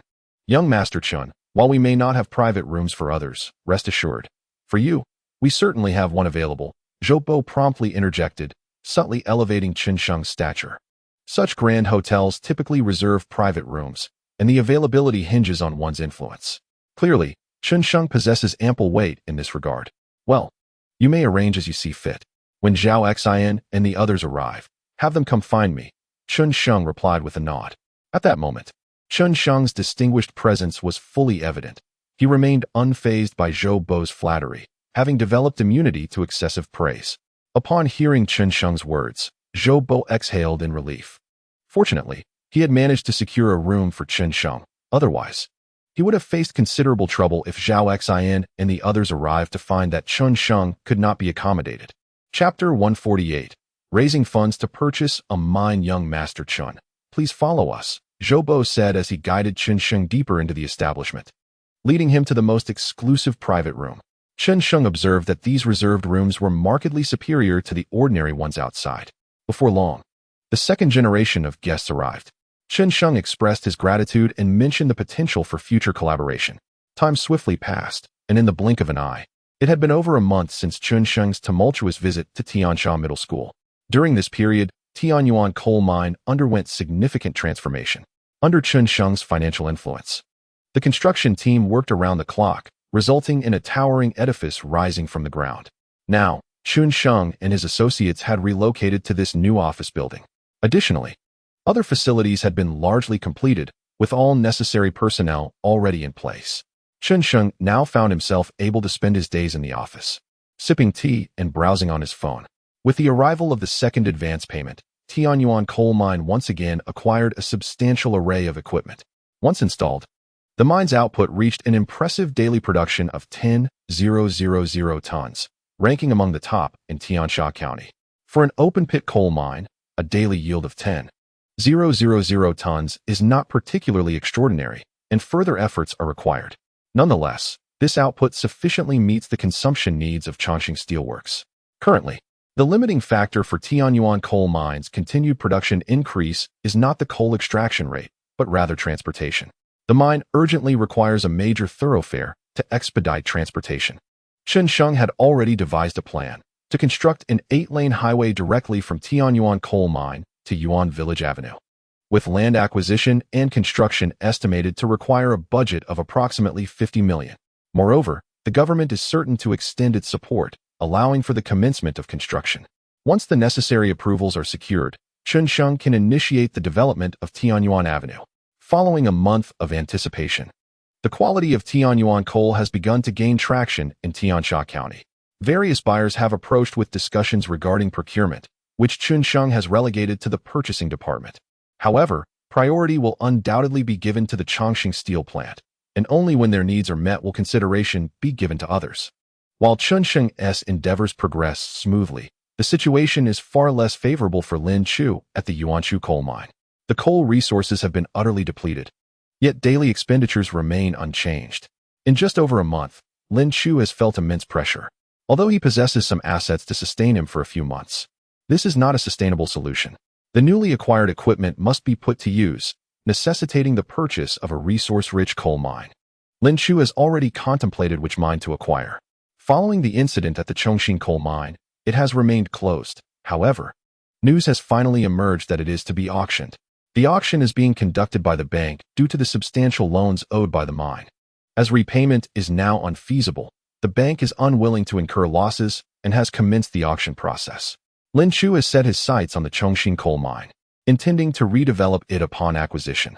Despite being a modest mine, the funds required for purchase are considerable. Given Lin Chu's current circumstances, he cannot shoulder this alone. Therefore, he must seek several partners to co-invest. Chapter 149. The Coal Mine Auction. As for potential partners, Lin Chu has already formulated a plan. Jiang Halian and Lu Zhong are his chosen associates. The three of them are currently gathered in Jiang Halian's villa, sipping tea. Boss Jiang, let us be candid. The Chongqing coal mine is bound to be profitable. How much do you intend to invest? Lin Chu inquires with a smile. Well, Boss Lin, I operate on a smaller scale compared to you mining magnates. I shall contribute 50 million, Jiang Halian replies, finishing his cup of tea. Very well, your generosity is commendable. And how about you, General Lu? Lin Chu turns his gaze toward the last member, Lu Zhong. I will contribute 30 million. The remainder will rest on you. Lu Zhong states affirmatively. Hearing their commitments, Lin Chu breathes a sigh of relief. Based on his estimates, acquiring the Chongqing coal mine will require approximately 100 million in funds. He has a little leverage, but can only afford to allocate around 30 to 40 million at most. With Jiang Halian and Lu Zhong on board, he finally qualifies to participate in the auction. Here's to everyone making a substantial profit. Lin Chu raises his glass. To abundant profits and great wealth. Jiang Halian echoes with a smile. In truth, Jiang Halian had long aspired to enter the coal mining industry, yet he had struggled to find a suitable opportunity. Now that Lin Chu had approached him, Jiang Halian would not let this chance slip away. Indeed, he harbored ambitions for the Tianyuan coal mine. However, given its current prosperous development, Jiang Halian found it challenging to identify an appropriate means of involvement. Nevertheless, both Jiang Halian and Lu Zhong had not relinquished their interest in the Tianyuan coal mine. They were merely biding their time for the right moment. On the other hand, Chen Sheng had also received news regarding the impending auction of the Chongqing coal mine. However, he found himself with only around 100 million in capital remaining. After terminating the call with Tang Xiaoyun, Chen Sheng closed his eyes in contemplation, pondering whether or not to participate in the auction. It is worth noting that the geographical location of the Chongqing coal mine is significantly more advantageous than that of the Tianyuan coal mine. A mere few kilometers away lies a railway line, which would be essential once production ramps up, as relying solely on road transport would be insufficient. While Chen Sheng could construct a railway himself, the cost would be prohibitively high. Thus, the Chongqing coal mine presented a fitting opportunity for him. Should he secure the Chongqing coal mine, establishing a large transfer station would allow for the coal from Tianyuan mine to be routed through Chongqing. Furthermore, during his previous exploration near the Debi Mountains, Chen Sheng had discovered substantial iron ore reserves on Songshan Mountain, which is only about 30 kilometers from the Chongqing coal mine. Consequently, acquiring the Songshan iron mine would enable direct transport to Chongqing. This interconnected network of mines would facilitate efficient distribution, contingent upon Chen Sheng acquiring the Chongqing coal mine. His primary concern, however, was the insufficiency of funds. Of course, financial matters could be resolved, whether through loans or by securing an advance from Chongqing steel plant. Chen Sheng was confident that, given his current standing, such arrangements would be feasible. Recently, Tianyuan coal mine had delivered approximately 260,000 tons of coal to Chongqing steel plant, nearing the amount of the advance payment. Additionally, the demand from Chongqing steel plant for coal from Tianyuan was steadily increasing. With this relationship in place, Chen Sheng believed that requesting an advance of 100 million should not pose a significant issue. After much deliberation, Chen Sheng ultimately resolved to participate in the auction and was determined to acquire the Chongqing coal mine. This acquisition was a crucial component of his future plans, and he was prepared to invest whatever amount necessary. With a clear decision in mind, Chen Sheng wasted no time and promptly made a call. After a conversation with Guang Wei from Chongqing steel plant, Guang Wei agreed to expedite the final advance payment of 100 million to Chen Sheng. The subsequent transactions would, of course, adhere to standard procedures. However, Chen Sheng was not without obligations. Starting next month, he would need to supply a minimum of 300,000 tons of coal to Chongqing steel plant each month, ensuring priority delivery. The Chongqing steel plant has become quite enamored with Tianyuan coal. Compared to foreign coal, it boasts superior quality, lower prices, and greater efficiency in production. It is no wonder that the Chongqing steel plant holds it in high regard. Were it not for their status as a state-owned enterprise, bound by regulations, and the need to consider multiple factors, they would have undoubtedly transitioned entirely to Tianyuan coal by now. Nevertheless, even under these constraints, The demand for Tianyuan coal at the Chongqing steel plant continues to grow. Chen Sheng, having received the answers he sought, wore a smile upon his face. With this billion in hand, the prospect of reopening the coal mine seems nearly assured. Soon, the specific auction date for the coal mine was established, September 6th, just 1 week away. Chen Sheng stroked his chin, realizing he could not afford to waste this week. Over the past month, the energy points in the system had increased by over 80. Currently, Chen Sheng possessed 140 energy points. However, to successfully reopen a new coal mine, this amount would certainly prove inadequate. Chen Sheng planned to utilize this week to gather additional energy points. Acquiring energy points necessitates a radiation source, yet for the average individual, locating such sources is no simple task. The last time, with cobalt-60, the radioactivity was minimal, classified as a Category 4 radiation source. This time, Chen Sheng aimed to procure a source of higher quality. In Guizhou province, he was uncertain where to find such a source. However, he knew of one place where he could obtain what he needed, his alma mater, Huawei University of Mining and Technology. As the foremost mining university in the nation, Huawei University had made significant contributions during the research of the first atomic bomb, discovering several uranium mines and extracting vast quantities of concentrated uranium. Within the university, some radiation sources were still stored, which the average person seldom had the opportunity to encounter. Chen Sheng's objective was to tap into these sources. By absorbing them, he hoped to amass a substantial number of energy points, at least sufficient for the time being. With a plan in mind, Chen Sheng did not linger and set off directly. Coincidentally, it was the beginning of the academic year, and his friends would likely have returned as well, providing a perfect opportunity to visit them. Moreover, he still owed them a sum of money, and this trip would allow him to fulfill his previous promise. While his friends, Lu Zhiming and the others, may have regarded their earlier agreement as mere jest, Chen Sheng had kept it close to his heart. This visit was a chance to honor that commitment. He packed 2 sets of clothing along with some toiletries and departed. Currently, Chen Sheng's wardrobe consisted entirely of clothing purchased by Tang Qingxue. As for his old clothes, he had long since forgotten where they had ended up. They were not luxury items, merely ordinary garments, costing around 1,000 yuan each. For Chen Sheng, brand names held little significance. Comfort was his primary concern. These clothes were simple and comfortable, regardless of their price. In any case, he could afford any attire he desired at this point. Chapter 151, Returning to Alma Mater.